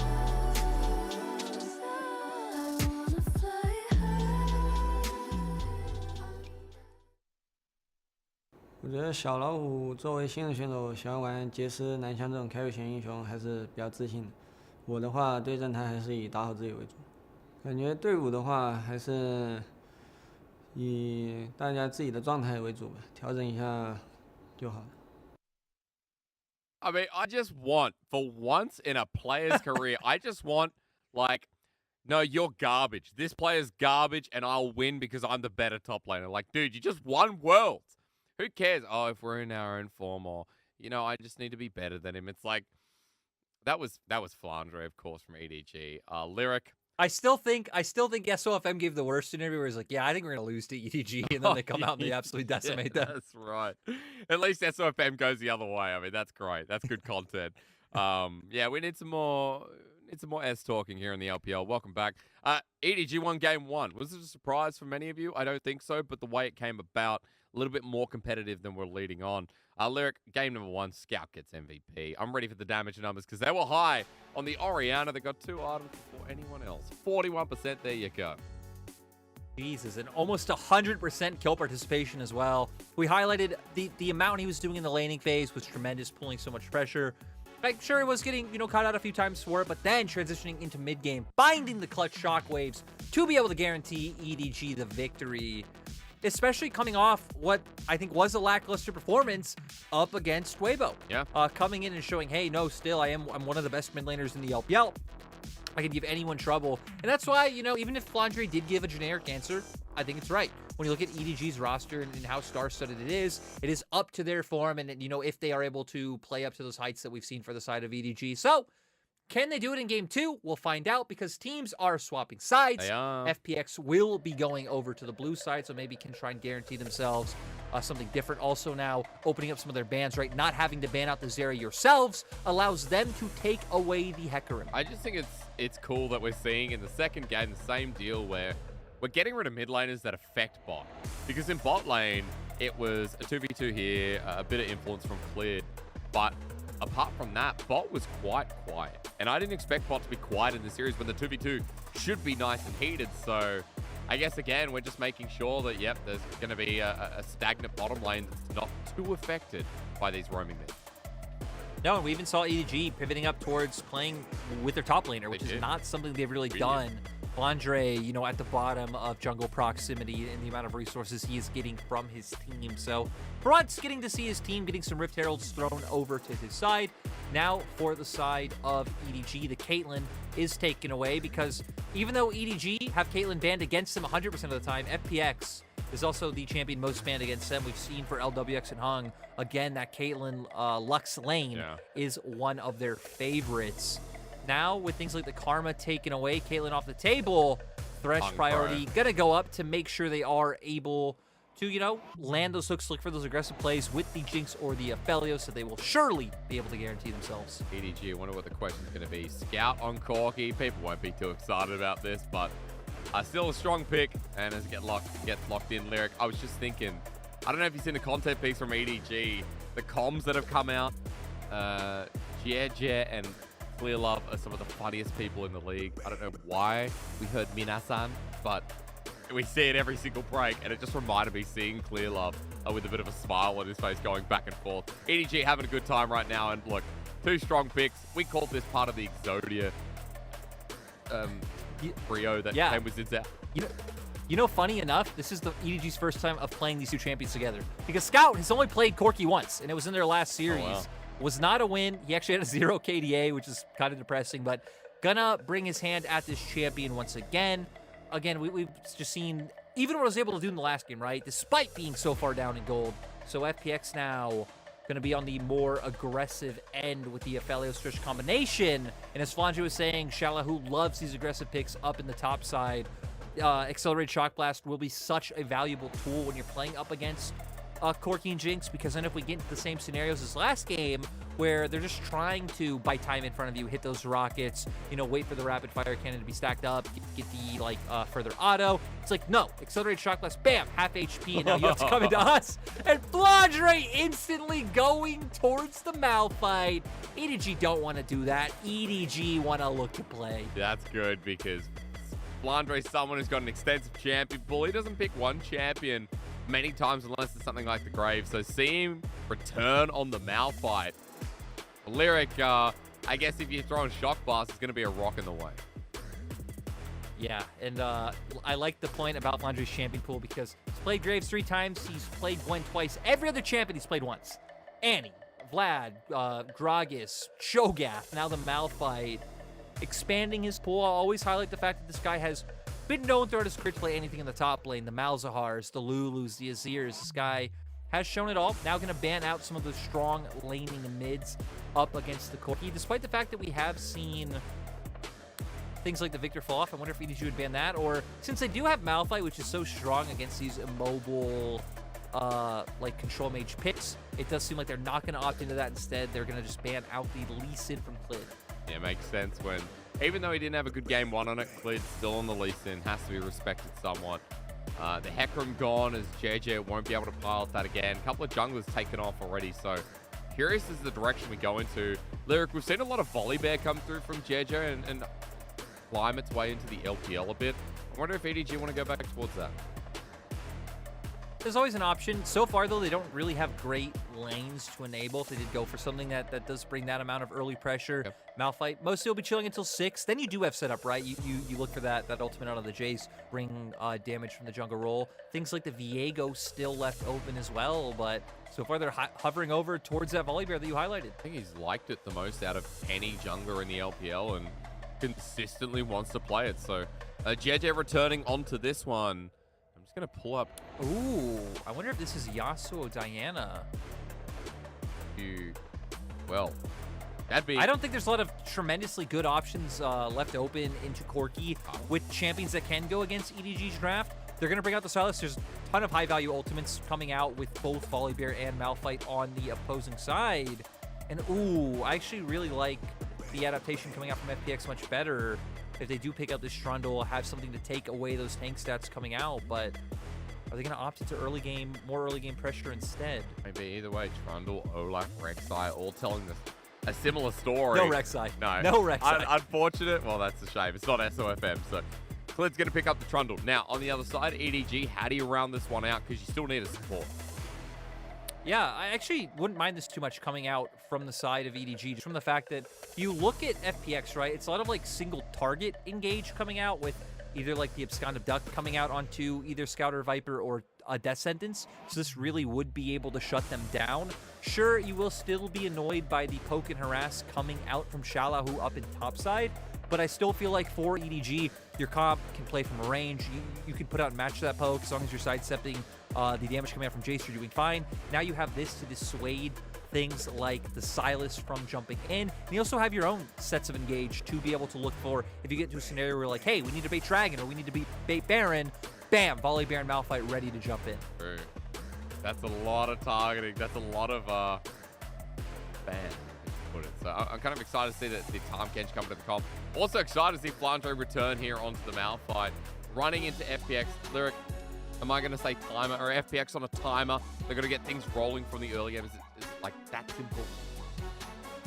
I definitely feel like there's more pressure on them to get ahead early, but one thing they will be able to rely on throughout this game, right, is their control of sides, having Jace and Sylas who will be able to win out. So if they can, get control of sides in the mid game, look to rotate with things like numbers advantage, or even just find picks committing Sylas and Jace to the same side, then I think there's definitely avenues and windows for FPX to find their way in. Okay. For EDG, though, definitely excited for what they've gotten together. FPX also will have early lane pryos to abuse to try to enable Clid to get ahead and find these skirmishes. A lot of people out there might be wondering what are the percentages for solo queue win rate.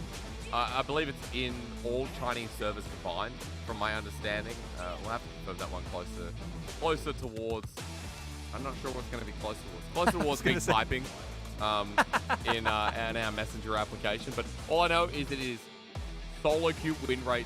Kind of an interesting stat, giving the audience a bit of an insight into how it could generically go. But we know in competitive that matchups, 1v1 matchups, are always so different. Like Corki Orianna, I think, is a really good example at the moment. Gwen Jax, Gwen Camille, Gwen anyone. Gwen with someone who, has sharp feet. Gwen should always win it anyway, so it doesn't matter. So, yeah, I think it's always interesting as a comparison, but not the be-all, end-all that we hold strong to. Going into this game, speaking of like those matchups, I'm very curious to see especially how Flandre builds the Malphite, because I still remember, and it won't leave my memory, of Shanji's build of like going Rocket get belled into like Zanyas and Banshees and just questioning like, what does this champion do? You're not bursting anyone with how defensively you built. You're not tanky at all. We've seen some Turbo Chem Tank come out, which I don't feel like is a super useful item on the Malphite. You don't really need something to close the gap, and then, you know, typically you do just see the Frostfire Gauntlet is what is the typical go-to. So we're gonna keep it at what Flandre is building. FPX though, looking for a bit of a cheese onto this Malphite. Hung's blind. Oh my god, it's blind.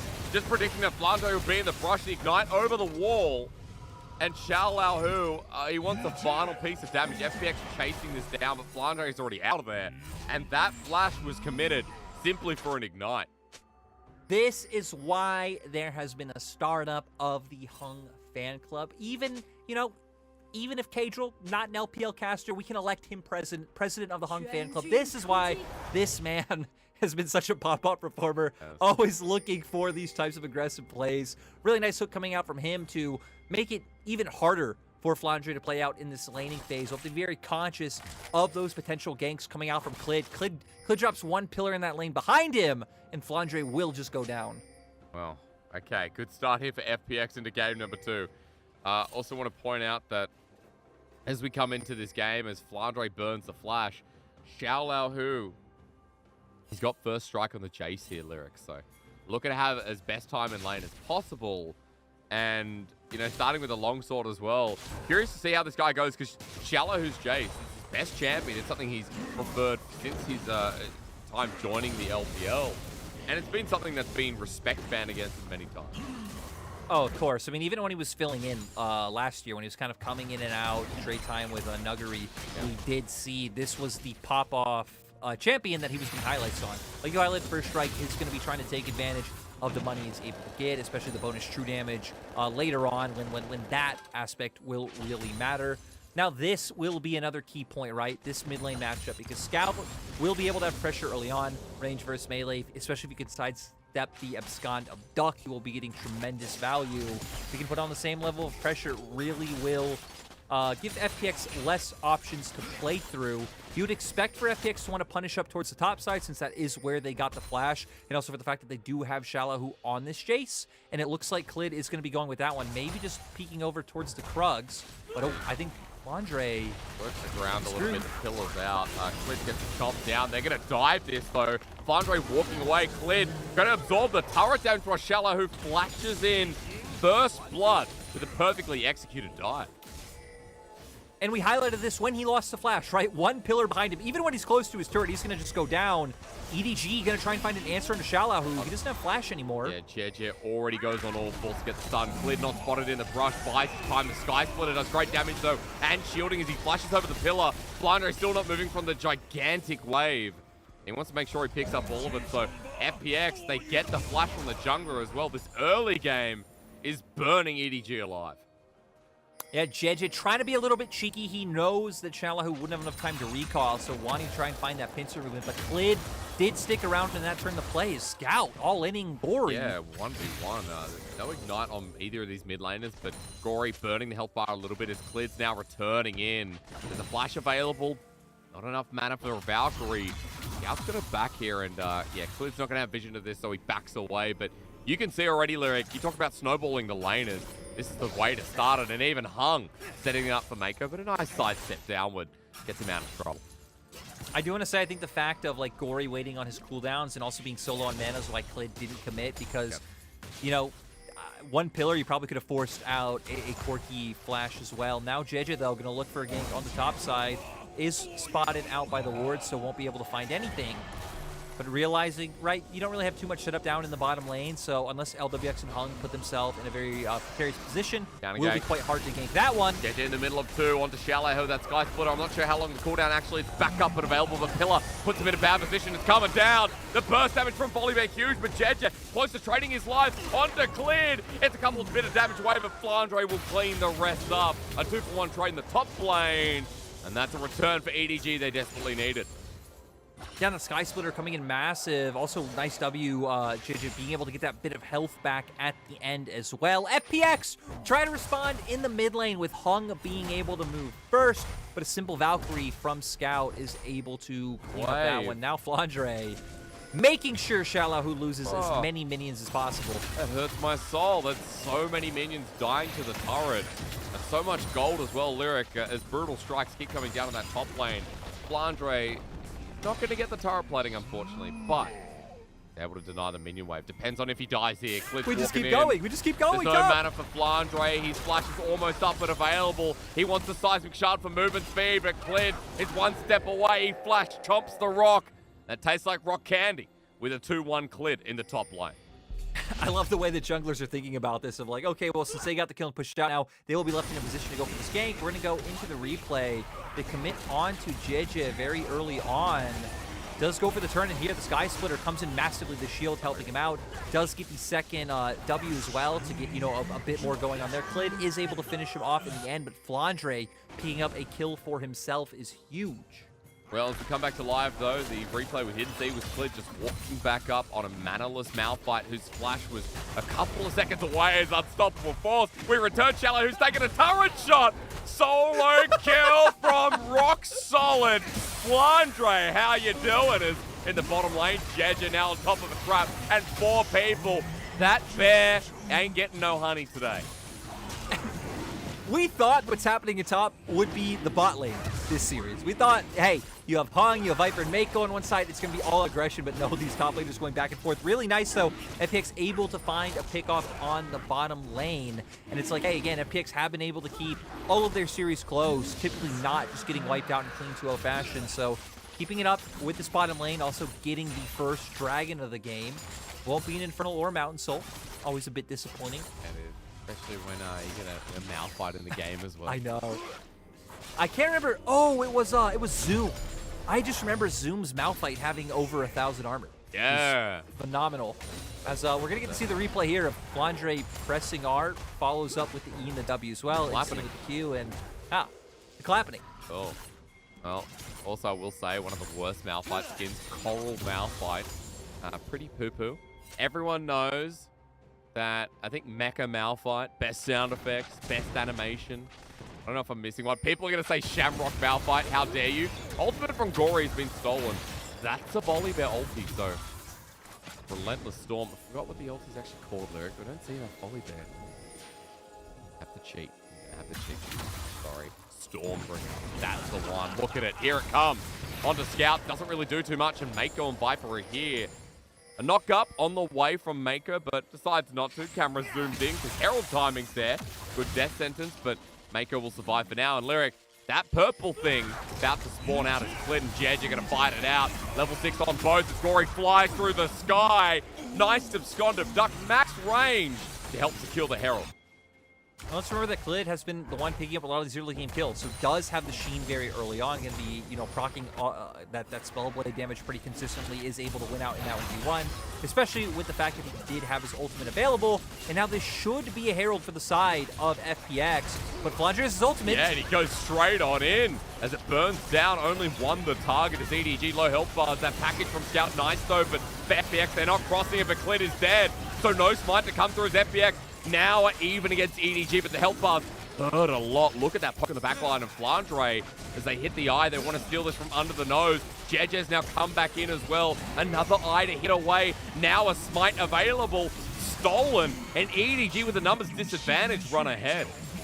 And I'm really surprised that FPX weren't able to pull that one through, especially with Xiaolahu, who the nice flash of the Malphite ultimate cues back in immediately and gets the safety of this team. But EDG stalled enough time. We saw how much damage Scout and Viper were putting off in that skirmish. Now going to be getting some more gold in the mid lane, putting more pressure onto Gory. Once you break this one down, Scout going to be able to have a lot of impact on the map.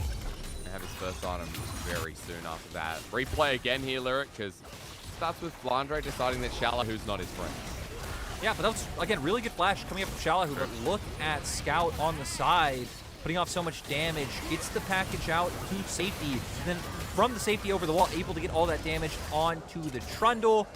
Nice, consistent blasting plant to get him the safety, guaranteeing the objective for the side of Edward Gaming. And before we went to the replay, guys, I said that Scout put the Herald down. He's pretty close to his first item. Not sure if he's back yet. He already had the Noon Quiver Cloak of Agility. What is making you ooh? It just, you know, I didn't notice that we have Scout going towards AD Corki, right? true. We pretty much get the Ludens every game now. Gory in trouble. So- Gory in trouble. Flandre doesn't have ult, but Gory's in trouble. He's stolen the ulti, and he gets out that way. Nicely done. The unstoppable force is the immovable object. So for Scout, banking on the fact that he can. Oh God! Wow. That was so close. Looked at That Glid. was so close. Getting the vision, and he absconds down. I was having a sip of water, man. Almost spat that back out. Oh my God. Boy, LWX Yeah. in trouble. Dark Passage coming through. Gravitum saved him. Actually, it's hung in the Dark Passage as well, excuse me. So, action keeps building up. Game number 1, Lyric, let's be honest, little bit sleeperish. This one, feeling a bit wokish. Yeah, I don't know what that word is, but yeah, Flandre now gonna get aggressed on as we've had a lot of action in the top lane so far. And look at the minimap. Jedge is actually making his way up now. Flandre does have the ultimate available, so FPX gonna try and make a trade on the bottom side. Clid hovering around the bottom side. Wave isn't pushed up just yet though, and now EDG realizes what's going on because they did have a ward in the river. And Clid gonna have to back off. Flandre has ult, and every time Flandre has ult, get excited. Because Flandre might be tank Malphite, but especially with Jedge hovering nearby, gotta keep an eye out now. Shallowhu paying full respect here for now. And while we kind of, you know, lull around a little bit, 20 seconds till Dragon, note that FPX got the first one.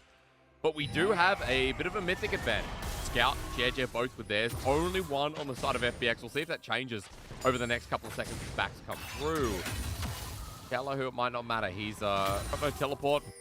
He's delayed his backup in this top side. He wants to catch this wave. Just in case Flandre pushes it forward. A couple of minions miss. He doesn't. Yeah, and again, I just want to highlight going towards the Immortal Shield Bow, right? Because it is just a playstyle difference coming out in mid lane where you are banking on more of being able to get close, Yep. you know, auto the opponent, get more damage off from your Phosphorus Bomb, from your Gatling gun scaling off AD as well. So it's going to be very pivotal of him to really just be able to dodge out on the Abscond of Duck and the Death Sentence. Could also be feeling pretty good about that considering he does have Mako on Tom Kench, so potentially could just get more outright DPS than, you know, the typical build where you are solely relying on your rockets. That's true. The build that we saw primarily with Corki before we even saw the changes in items, the AP buff, as FPX are waiting. Oh, this easy. Mako, I think he was over a ward. The hook lands. Hung's now in with the Dark Passage. Ignite Fox down. Grey Help gets popped though, and Jedge with the counterplay. On top of Clid, he has to flash over the wall while LWX joins him, but he's under the turret. On top of Mako. Is that a mistake? Jedge now clawing at his face. That's bad. It's a Grizzly. Run! Hums now goes down as well over the wall. Gory wants to escape, but Jedge has already flashed over. Made the commitment. Gory goes the other way, but Scout has one of his own. Stormbringer to help on out. Scout with the Immortal Shield Bow. Gory buying his time. A chain slash or two, will it make a difference? Clid coming as well. Abscond Scout. We're all over the place, but JJ clawing while Scout and Clid fight it out. No! FPX win it after what a shenanigans that was. I can't believe FPX are the team that come out ahead. I mean, they looked like they were kind of jumping into a death trap with the fact that JJ was wrapping around from the jungle. We see the Super Mega Death Rocket does not connect, and FPX finding everything. Now a bit of a brawl on the top side. Yeah, let's keep it going. There's the unstoppable force. Flash available for Shallowhu, but Flandre wants to clap him again. Shield acquired. Flandre with a quick dodge away, and that's what you call Mount Everest running right at you. So we're gonna go straight into the replay, right? Again, Mako walking on a ward, FPX thinking, hey, we've caught him out. 2v1 right now, we can try and burst him out immediately. But JJ is here. They're able to turn. Mako is able to start getting away. Has to flash. But then this is where LWX finds an opportunity, tries to run in.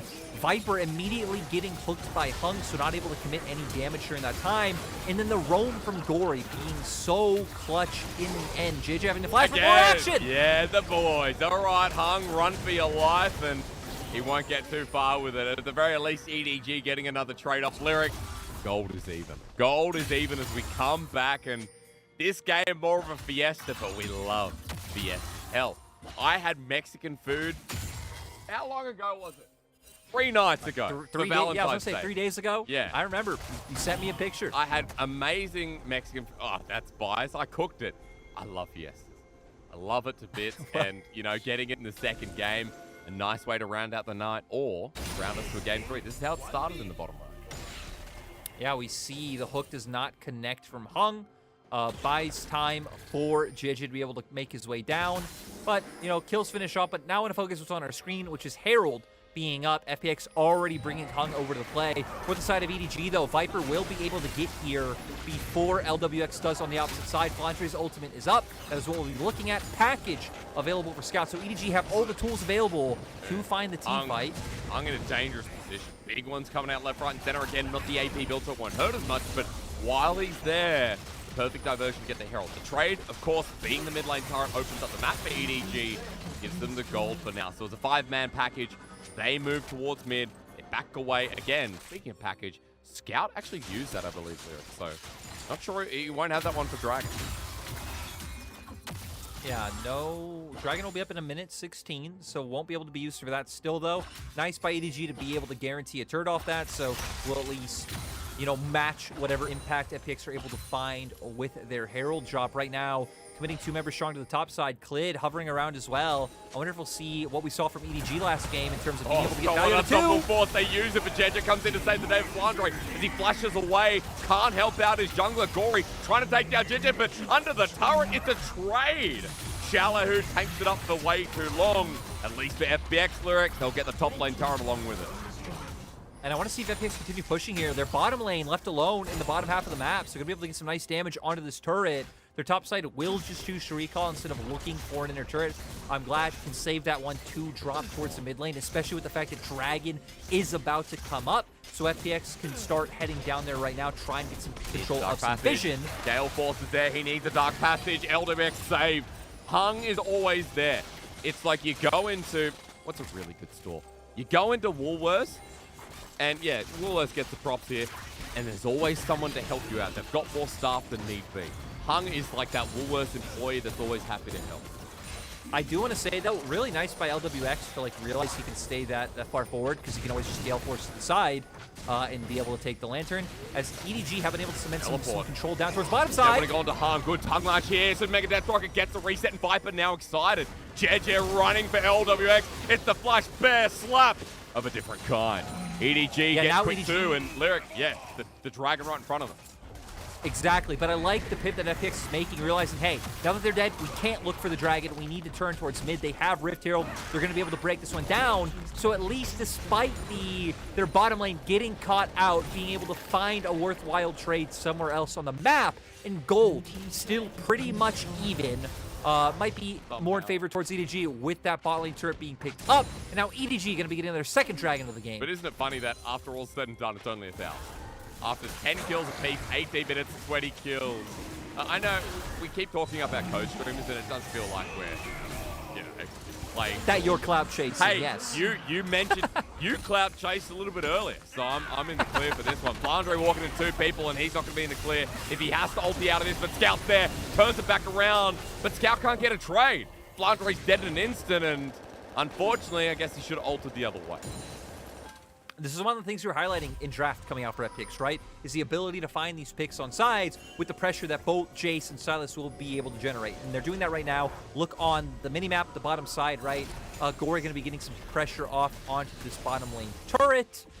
And nice by FPX to realize another way their comp can start looking for advantages, especially with how big their Sylas is. But we're going to go to replay what happened down in the bottom side.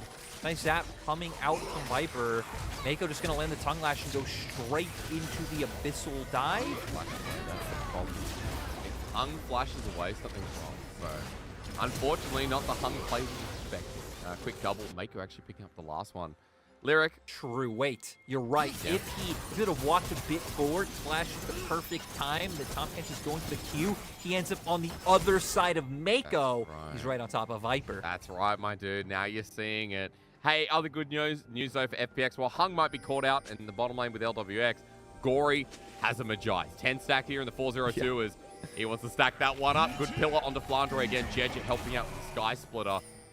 Magi is a big deal considering that Gory versus Scout, bit of a historical matchup. Gory used to be behind Scout on EDG. Both of them have been trainees on the SKT roster under Faker in past years. Scout very, very much further back.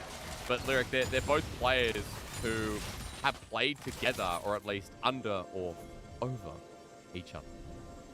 Yeah, and for Gory, right, again, we already highlighted how he's massive. I think especially once he is able to pick up Zhonya's Hourglass and how crucial that is for Sylas, again, in terms of being able to buy you a time for another rotation of spells to come out. Abscond Abduct again, follow up with another W, get some healing down. He'll really be able to start dealing some damage if he is able to get on this back line. So you see now, looks like Viper just trying to get a bit of information on what FPX are up to. They realize that FPX are playing to their condition of having pressure and prio in these sides, and we see Mako hovering over right now. For EDG, I think their comp is a lot more based around the neutral objectives, so I don't expect us to see them looking for too many aggressive picks unless someone really does overextend in one of those side lanes. It really will be FPX the one trying to play on the front foot. Okay. Well, again, if we do see FPX playing aggressively, is Gory actually going to be spotted out. He goes on the scout. Look, damage. Scout at half HP and Abscond abducted to Mako. I'm not sure he's expecting him in there. Hung saves the day with a good Dark Passage. EDG moved to yet another turret. This will be 3 apiece, but look at mid. This is rock solid play. Actually going on to Clid, who subjugates to get his way out, but Jeje on the wing. The pillar won't stop him. He crashes down on Clid, stuns him down, and Scout It's Jungle! secures Jungler's it. down! And you know what? In front of Baron with a package, that's EDG's opening window. Exactly, EDG, I mean, easiest decision of their life to look to turn for this one. They are missing out on some tools to turn and find and engage. No Malphite or Volibear ultimate available, but still, they have the poke, Here we go. they have the package, you still have flashes as well. Galal who gets one onto Jeje, that's big, but at 3k this should be secure. The ulti from LWX as well, trying to get them in the back of the pit. The damage going down, massive, but the smite needs to come through. It's secured by Flandre. Mount Everest, the biggest mountain to climb, as EDG are over the wall trying to escape. Gory goes in again, won't sacrifice his life as he flushes away. Mako even dies as well, but Edward Gaming get out with 2 Barons and a bloody rock that killed a big purple thing. I just want to know what ability he did that with, right? He has no ultimate, so he autoed, he W'd, then autoed or pressed E on the Baron, and out of all the things around, the Corgis, the Jinxes, the Sylases, that's what secures it. I guess we're going to get to find out here exactly what it is. I'm sure our observers will start to slow it down. Keeping my eyes on him. Oh, Eagle. 9. 10! 10! What do you even get it with a ground? 10! Oh my god! With a 3 and then I think it regented. Malphite. Let's go, dude. It got back to 10, but yeah, it went down to 3. So We have a dragon fight now, I guess. There's no package available for Scout still, though. Flandre's ultimate is back up. Gory, what are you going to steal? I don't know what is on cooldown, what he isn't able to take just now. I believe he isn't able to take Flandre's ult. That was what he took in the last Baron fight.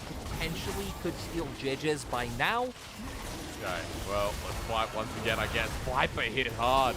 As we return to the action, the Ocean Dragon walked in. Thank you so much, Clint, with an easy steal, 2 apiece. EDG have to walk away empty-handed. And look, Inner Ping's going down. I mean, FPX is just running bot. Base race, base race. Yes. We've had so many base races over the past 2 weeks. Let's go. Let's keep it going. All right, they had the Baron buff still on Scout, though, so base race against him. Not going to work out. They're actually calling it. They're going to back off. FPX running towards an inhibitor turret. Jeje's one back alongside Scout. Even Flandre on the Malphite.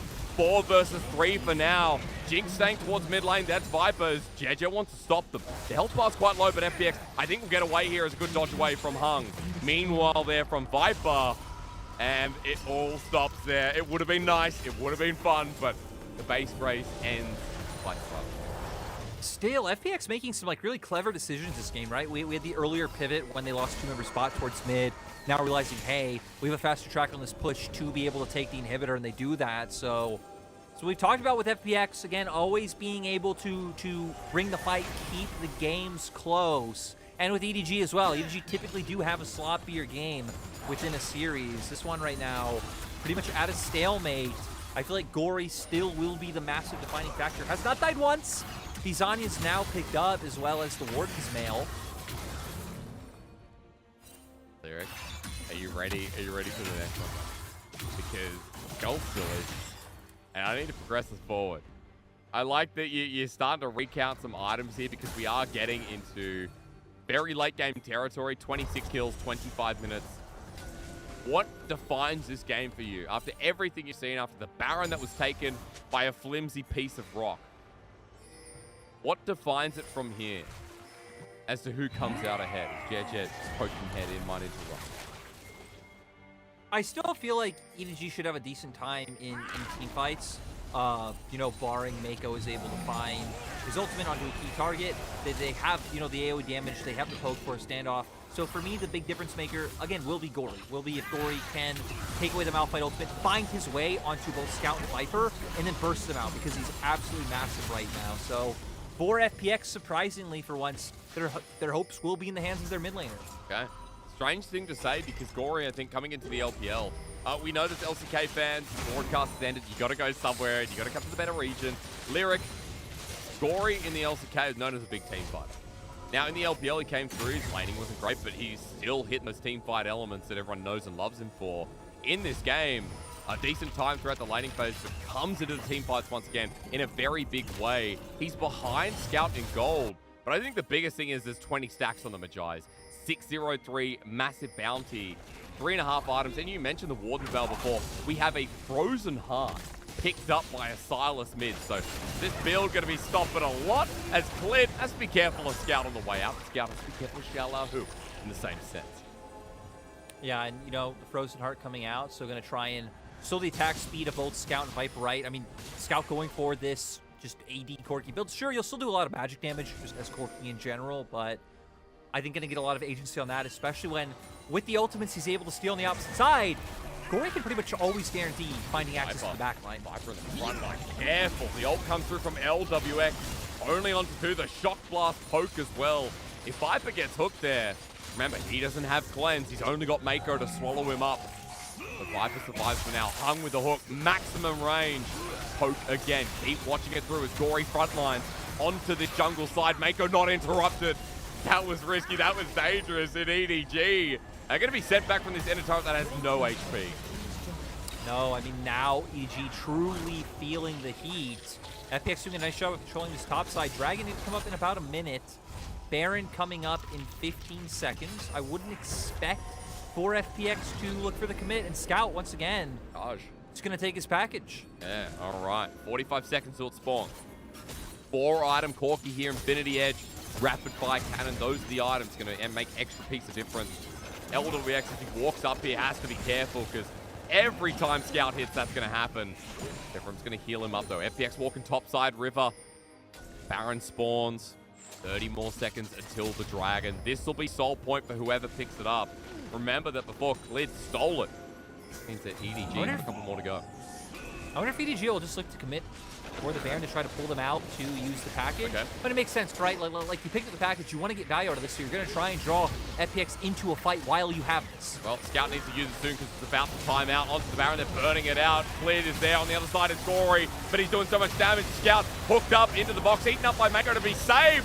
And there goes Gory. Magi stack more flat, and EDG now front to backing it with Mako saving Scout. Everything could be huge, but Viper burnt down in the backline. Scout now running away from LWX. Flandre separated over the wall. Xiaolahu chasing him down, but meanwhile, FPX, it looks like they lost it until they burned down Viper. Well, EDG used so many resources just to kill Gory, right? They pretty much committed everything onto the Sylas. Oh, Flandre canceled the back. Deathset is not going to connect, but the teleport comes through. Xiaolahu with a shock blast can end this one, but it goes to the side. Chasing him down is not the mission. Baron's there while EDG at least will get the Dragon. Yeah, super back and forth game so far. Definitely feels like FPX are the ones holding the reins right now. Will be able to pick themselves up a Baron. Yeah. And then, you know, we're going to see how much threat they are able to put onto these inhibitor turrets. One inhibitor already open, so potentially having, you know, the rest of your force like hovering around mid, throwing out accelerated shot glass, putting Gory in that bottom side. What we're going to see here, like you said, the package is about to time out. So Scout felt like he had to commit in, go straight onto Gory. We see the other members of EDG starting to follow up. There's Malphite ultimate onto Gory as well, so you get into the rest of the fight, you don't really have great ways of committing onto the other members of FPX. And then Shallow, right here, right through the stasis of Volibear, lands onto Viper. And this is why, you know, the Jace pick, very signature for Shallow, but also very good against Jinx and Corki, because you do outrange him with those accelerated shock blasts. So being able to find a ton of burst, be able to outmatch him in that regard, and now starting to put up this pressure. It looks like FPX are going to go for the 1-4 formation. 4 in mid, have your Sylas inside lanes. Oh my gosh, Shallow wants to do it again. I mean, that hurts. Viper at less than half HP. Shallow sending him out left, right, center, but Clid's deep. Clid, wow, that's way too deep as Gravito hits. Maybe not Infernum, excuse me, with the Moonlight Vigil. Clid almost went down the Subjugate, probably saving the life of the stats as Gory's deep as well. Flandre still with the ultimate available. EDG on their defense. Send FPX away. That'll slow down the Baron push. But Lyric, I mean, I've just watched Shallow, who, even though it all goes awry, Viper takes 2 of those shock blasts and he's just dead. Courtesy of the top laner of FPX.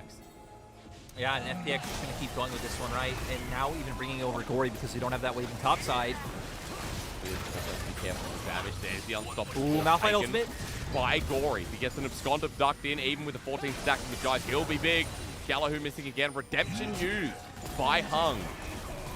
And it's a tense situation in front of the base. Does this go to a game number 3? It's a minute left of Baron and EG attending to their ways, but Gory has Abscond abduct and ulti, and Viper knows he has to respect it.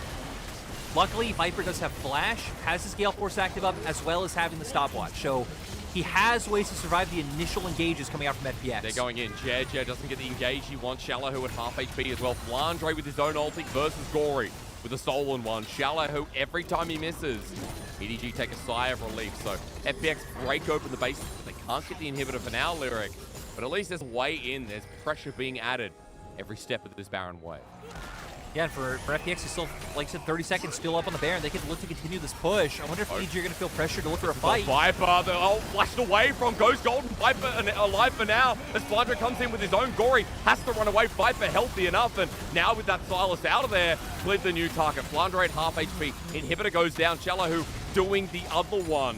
While his poke goes through right onto Scout. Clid threatening too, and double inhib in the play even after they miss, even after Viper survives. Yeah, Viper with a really nice flash into the stopwatch that we were hitting on. Still, though, after that engage follows up, we see once Clid does get that ultimate off onto Flandre that they do no damage to him. Able to just zone them back so they can freely start taking some of these structures. We see the accelerated shock blast miss, but bam! Gory goes in for it. Perfectly timed flash coming out from Viper. Instantly stopwatching the Abscond abduct as well. JJ wasting his ultimate a little bit there. And then just keep your eyes here. You have the members of EG having to back off. Clid, though, is just so tanky. I think Viper and Scout are going to just turn and start hitting him. Not going to be able to get any damage off, but sadly, we don't get to see the Omega tank Chad that is Clid. Don't. But we know it exists, and we know in front of these next fights, those tanks are beefing up even more. Zonya's picked up by Flandre too. Lyric, 50 seconds. 55 to be precise, until a potential Ocean Sol for EDG. But right now, leaving their base seems like such a hard task, especially when there's a ward in it. The potential of backdooring is huge with supers coming into the base. EDG are on defense for the next couple of minutes. Also, just like tough choices, right? Viper going for a Vampiric Scepter because of how much the accelerated shock blasts are doing, feeling like he needs more lifesteal. Yep. But now you don't have any like Lord Dominix or anything to be able to do damage to the front line of Clid if we do get into close range combat. So for the side of EDG, seems like they are completely focused on trying to burst out members like Gory or Shallow. Shallow focused on the fact that he can burst out Scout or Viper, so actually, it goes both ways. Gory's really tanky as well. Force of Nature now as well. Oh yeah, good point. Throws the top for as well. Scout has the package. He's going to have to use it to get out of there. Away from the Abscond abduct. EDG were reversing on an angle as well. Flandre with the ulti and flash available. This is Soul Point if they can steal it away. EDG opting in for the fight, Lyric. Yeah, I mean, for EDG, they gotta be careful. Gory. Gory's gonna go split push. Oh my god! That's a 4-man ultimate immediately. Jedge and Flandre helping seal the fight. FPX have walked in into a group. Gory not nearby. The jungler, the next focus, Clid walking away as Ocean Sol now offered up. Flandre, how diddly doodly neighborino. And for FPX, they're coming back in. Gory finds it. That's a big deal, though. He's going to get Mako as well after the shielding goes down. But Gory now dealing with Viper and JJ in the same blow. Scout trying to poke him out of Scond Abductor follows through. Flandre slow from the back burner. He's trying to TP out of there, but Clip wants to slow this one down. Can't stop it with the pillar. FPX, they lose themselves a potential Ocean Soul, or at least Soul Point. And EDG, they may lose the next current Lyric, but they're going to hold on for dear life. Yeah, they're going to be able to survive another day. And my God, that one was so tense. I can't wait to get the replay of it because you can see FPX were just about to start up a cheeky plan once Flandre did find that massive ultimate. But still, you have the Ocean Soul coming out now. That's going to pay you dividends up against the Jace on the opposite side. Now both teams are going to start turning their attention towards the Baron. Game ain't over. It's great that we've gotten to this point. Still don't know what's going to happen. Flandre without the flash play again, Lyric. But Unstoppable Force is right back there. FPX in River for now. And Gory has teleport. Chooses to use it, but he's going to stick around mid. Moves down to the bottom side. Baron has a ward that FPX will now see. And... ooh, I really like this from the side of FPX, right? Because, I mean, you already know your sauce will 100% win in the 1v1. You can't commit too many members down there because FPX can burn this Baron so fast. Yeah. So FPX using that side pressure to make EDG have to make the tough choices. Well, JJ needs a steal here because going down fast is over the wall. Pillar, but he gets it! It does! JJ gets it! World champion quality jungler. Absolutely outclassed the kid. Smite difference here as Scout has stolen away, but Gory gets his ultimate to poke him through. Big one's flying out. Gory realizes, wait, I can't win this 1v1. The bear's on the hunt. And when we're going on a bear hunt, I mean, Gory, he's going to catch a big one if he stays too. Yeah, I mean, you're right. If Gory had something like the Volley Bear or the Malphite ultimate in this 1v1, maybe he could have been able to come out ahead with the burst and the lockup to find it. But we're finally going to go back to that. Oh no! Oh, we're not getting the dragon replay. We're going to get the steal. Goes in. Did Smite? Oh, so yeah, just able to get the Smite coming out from JJ. But man, I wanted the dragon replay. I wanted the Flandre 4-man ulti because right at that time, Gory had already started to try and go to the base for a backdoor. So I don't think FPX wanted the fight at that time. I think they got it anyway. Lyric, at 37 minutes into the game, EDG with the Baron buff on all 5 members. As they run through mid, Sideways pushing in, Gory has to attend to it. Remember, teleport's still up and available for him. They're running right down here with Flandre picking up the pieces, picking up the tempo. He's got an Unstoppable Force, he's going to use it. Shalahoo doing less and less at this point. EDG with Baron, Gory still there. He's got teleport, but he might have to use it soon. I mean, Gory deciding to back off. Teleport now being channeled. Remove the cameras. Go to the full screen. As he gets behind enemy lines, they're going for the NEG. Want to end the series as JJ gets bursted out, but one Nexus Tarko with a Viper. Gets hooked in. Eat up by Mako. On the backside, Gory steals the ultimate Clint. Trying to get onto the 80 carry. FPX are burning health bars. Is this how it ends? Gory saving the game. He's got the 80 carry of EDG. Now recruiting him, but for how much longer? Flandre's done it again. EDG don't need the 80 carry. This is how they're going to end. They're going to chat it right through the mid lane. 2-0 on FPX. That's it. Match done. And I love seeing Flandre there zoning out Gory, allowing the other members to find the engage, allowing the other members to find the commit. And this was so back and forth, right? We saw Clint steal away Dragons, JJ stealing away that Baron in the end. Gory, some massive ultimates, Flandre as well. FPX keep up their reputation as a team who can bring it close against anyone in the league. And EDG finding some really nice momentum after their loss to Weibo. And I mean, a 2-0, right? No matter what fashion it happened in, you're showing you can withstand adversity, you can withstand the struggle. And great to see Flandre get his hands on the Malphite and find some really impactful ultimates and performances coming out in this game. Lyric, it's crazy to me. It's like watching the 2019 or 2018 World Finals. You think this is going to be a bit back and forth, close, maybe a 3, 4, 5 game series, especially in the BO5. But then nothing to hold up. It's a 2-0. It's a quick slapping here from EDG. Yes, EU, that was a reference at you. And the class of this World Championship team can't be understated. I think more importantly, game 1 was a bit of a clinic as we saw it roll on. Game number 2 with how back and forth it was, how messy it was.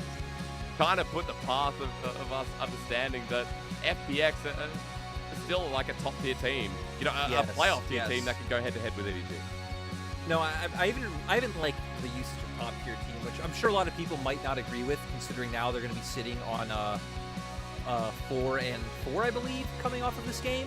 But the fact is, right, they've shown they can keep it close with anyone. With more time, like, this FPX can do a lot of damage come a playoff situation, especially with their level of aggression, how they're willing to adapt in a game, right? We saw some really good macro plays coming out from them. So I want to quickly highlight them, before we get to talking more about our winners. But for FPX, it's like, yeah, I think we see smart decision-making. We see individual talent. Sure, there are some areas where they're barely falling short, but I think this is a team that if you give time, will be the team that if I was coaching any of the other LPL teams, I'd be like, I do not want to draw FPX in playoffs. I don't. Some of their players are crazy. They're very adaptable on the Rift, and it's just nice to see they keep it up, as that's the gold graph. That perfectly describes this game. It does. There's nothing more you can say when... I can't believe it was that back and forth. we experienced kill for kill, blow for blow throughout the whole game. There was a 38-minute bonanza. Fiesta, we called it. And it was great. And let's be honest, it also came off the back of a couple of big steals. Clid delaying the game even further with his steal on Dragon that would have led to Soul Point. EDG getting a huge Flandre ultimate. Getting the Motion Soul Lyric. Jeja moments after stealing Baron. This game was stealing the heart away. That's what it was all about. The storyline that netted EDG a series win. Yeah, and for EDG, it was just nice to see a series where we not only got game 1, where you have Flandre getting, a bit more attention from his jungler and seeing how they utilize that. We always knew they could because they have done it in the past. And seeing game 2, where he was back on this pick, once again, gets a bit more attention because he is able to easily set up those ganks, but also have big moments. Because I feel like when you think about EDG, like, you always know their bot lane's going to show up. Scout and JJ, most of the time are going to perform at a level that is hard to match for not just the LPL, anyone in the world. Flandre is the one you look at a little skeptically of like, hey, Flandre, we all know you're good, but you have shown to be a player who can dip down on performance. So seeing Flandre be able to play so consistently as well at the start of the split, I think has been very promising for the side of EDG. And it just goes back to the same old story. That's what's kind of sad about EDG and sad about when they win, is since they're coming off an LPL title and a world title, there's no magic. You're not impressed. You're just like, okay, we're going to get to the postseason. We're going to see if you could do it again, right? Yeah. Because you're right. That's the perfect word. We expect it to happen. Right, and anything but 100%, anything but that world champion form, and you go, what happened? I remember IG watching them in 2019 after their win. They were great. They won a domestic title, their first domestic title in 2019 spring. They got to MSI. Lose the team like win. And they lost to TL. And, NA's like, we're doing it. Good for them. But in all seriousness, it was like, well, IG lost. They didn't get into the finals. They didn't get an MSI title. They're rubbish. They're garbage. Just very quickly, I just love how you always find a way to fit an IG story. I do. No matter what. I don't know how, what dude. we're talking about. Today, Weibo Gaming, it's like 3 of these players are from IG organization. EDG versus FPX. Let me tell you about IG 2019 spring. It happens, dude. I don't know how, but I have IG pants. That's how. But I don't know where they are. Coming back to EDG, I also want to just do what we always do, just putting more of a focus onto Viper, just because I feel like we continue to see how mechanically proficient Viper is, just how good he is at playing with his team, utilizing the resources, just beautiful flash from the unstoppable force that Gory stole away into the amazing timing of the stopwatch was just excellent. And again, I'm 100% positive come the end of the split when we're talking about MVP candidates, Viper will once again be one of the leaders in the conversation. Easily. It's every split he's been in where I'm just going to look down at the MVPs as well, where Viper's always leading. He's second right now on 5. Lyric, who got game 1? Was it? No, it was Scout. Scout for game 1. Yep. And looking at Scout.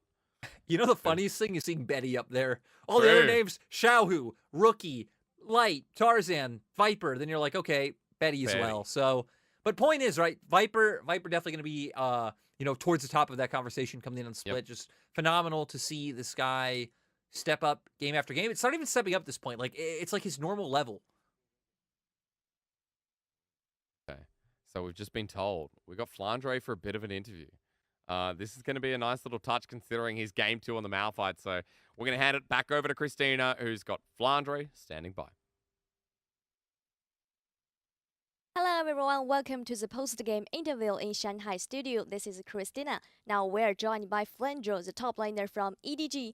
Congratulations on your win. Firstly, I want to touch on the game 1 because you guys got a big turret lead in early game throughout a lot of skirmishes. Could you please share some more your early game macro strategies? 欢迎我们的 Flandro 选手来到赛后采访。第一个问题想要问到的是，在第一局前期呢，你们在防御塔方面获得了很大的优势，想问一下你们第一局前期围绕防御塔这样一个运营思路是什么样的呢？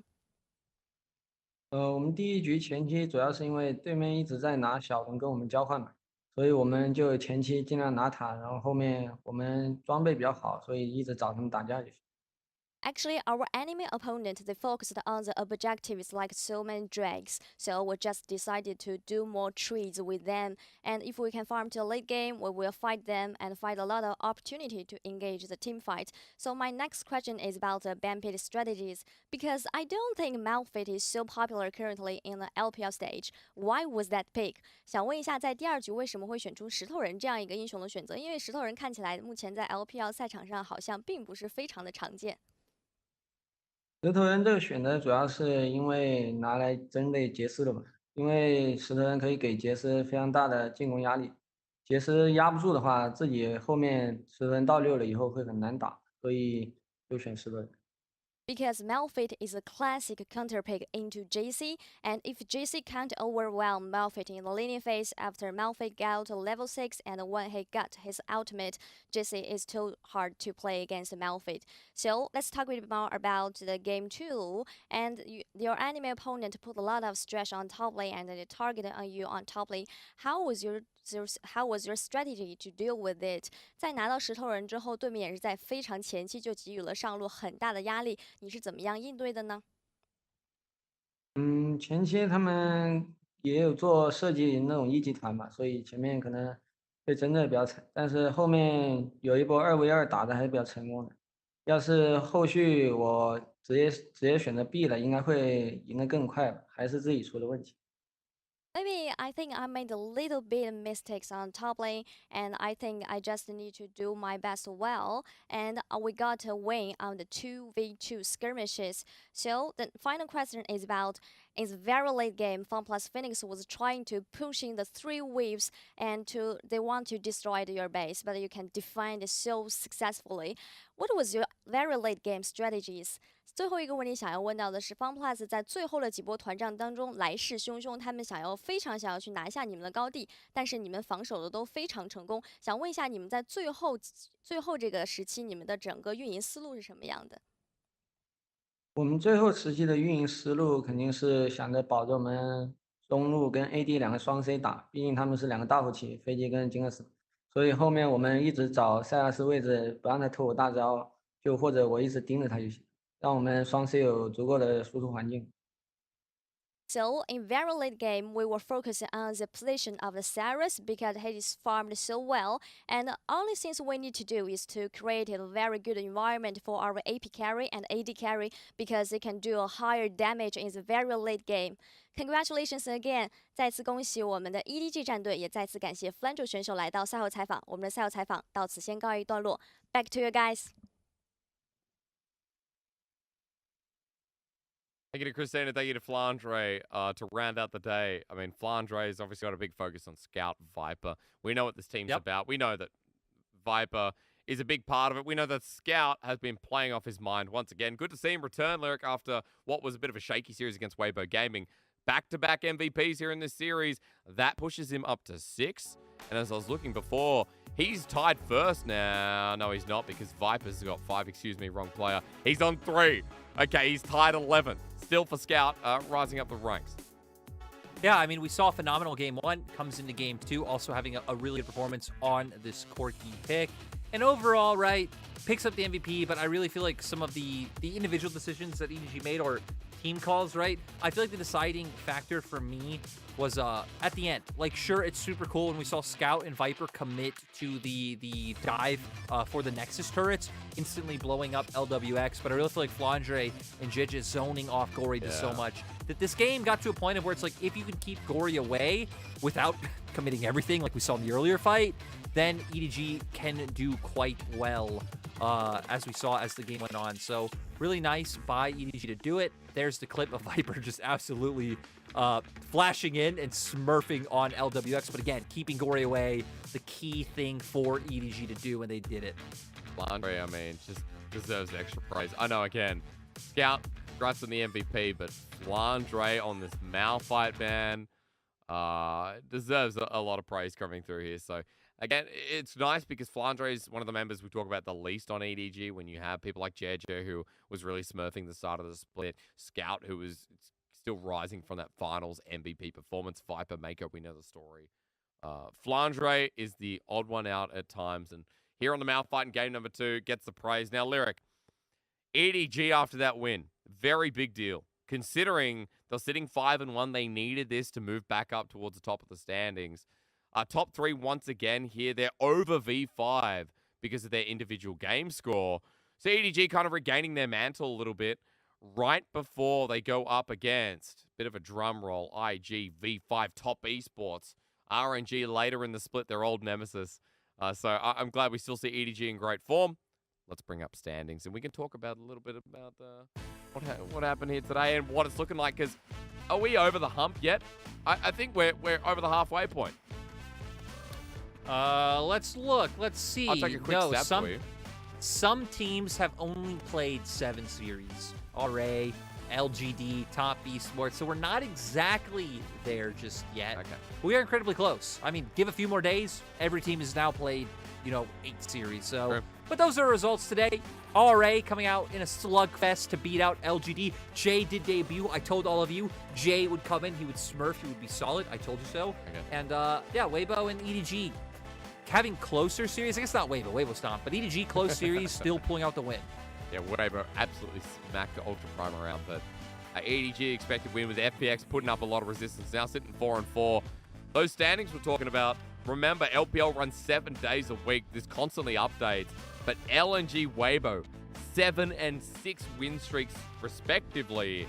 Teams like JDG V5 building momentum too.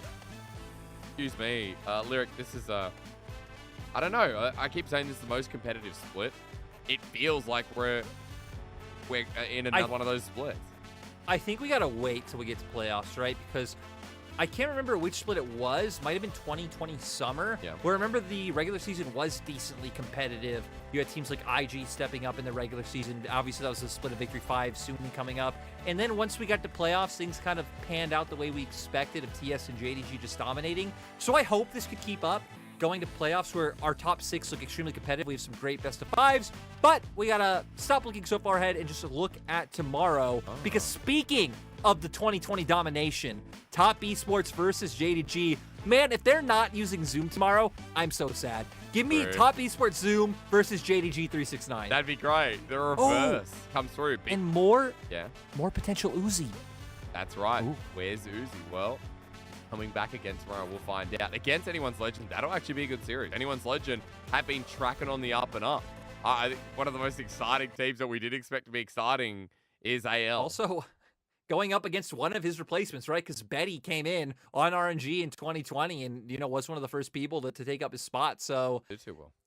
Gonna be a fun matchup having Chocho Betty in the bot lane. But hey, Betty's doing a lot better now. And yeah, point is, tomorrow's matchups, awesome. You should be there. We'll be there. Everyone will be there. Watch it be Doggo tomorrow once again. Ladies and gentlemen, thank you to Lyric for joining in. I guess casting is what I meant to say. Our English broadcast, as always, we'll be back tomorrow for you as usual. It's bye for now, but not forever. Have a good night.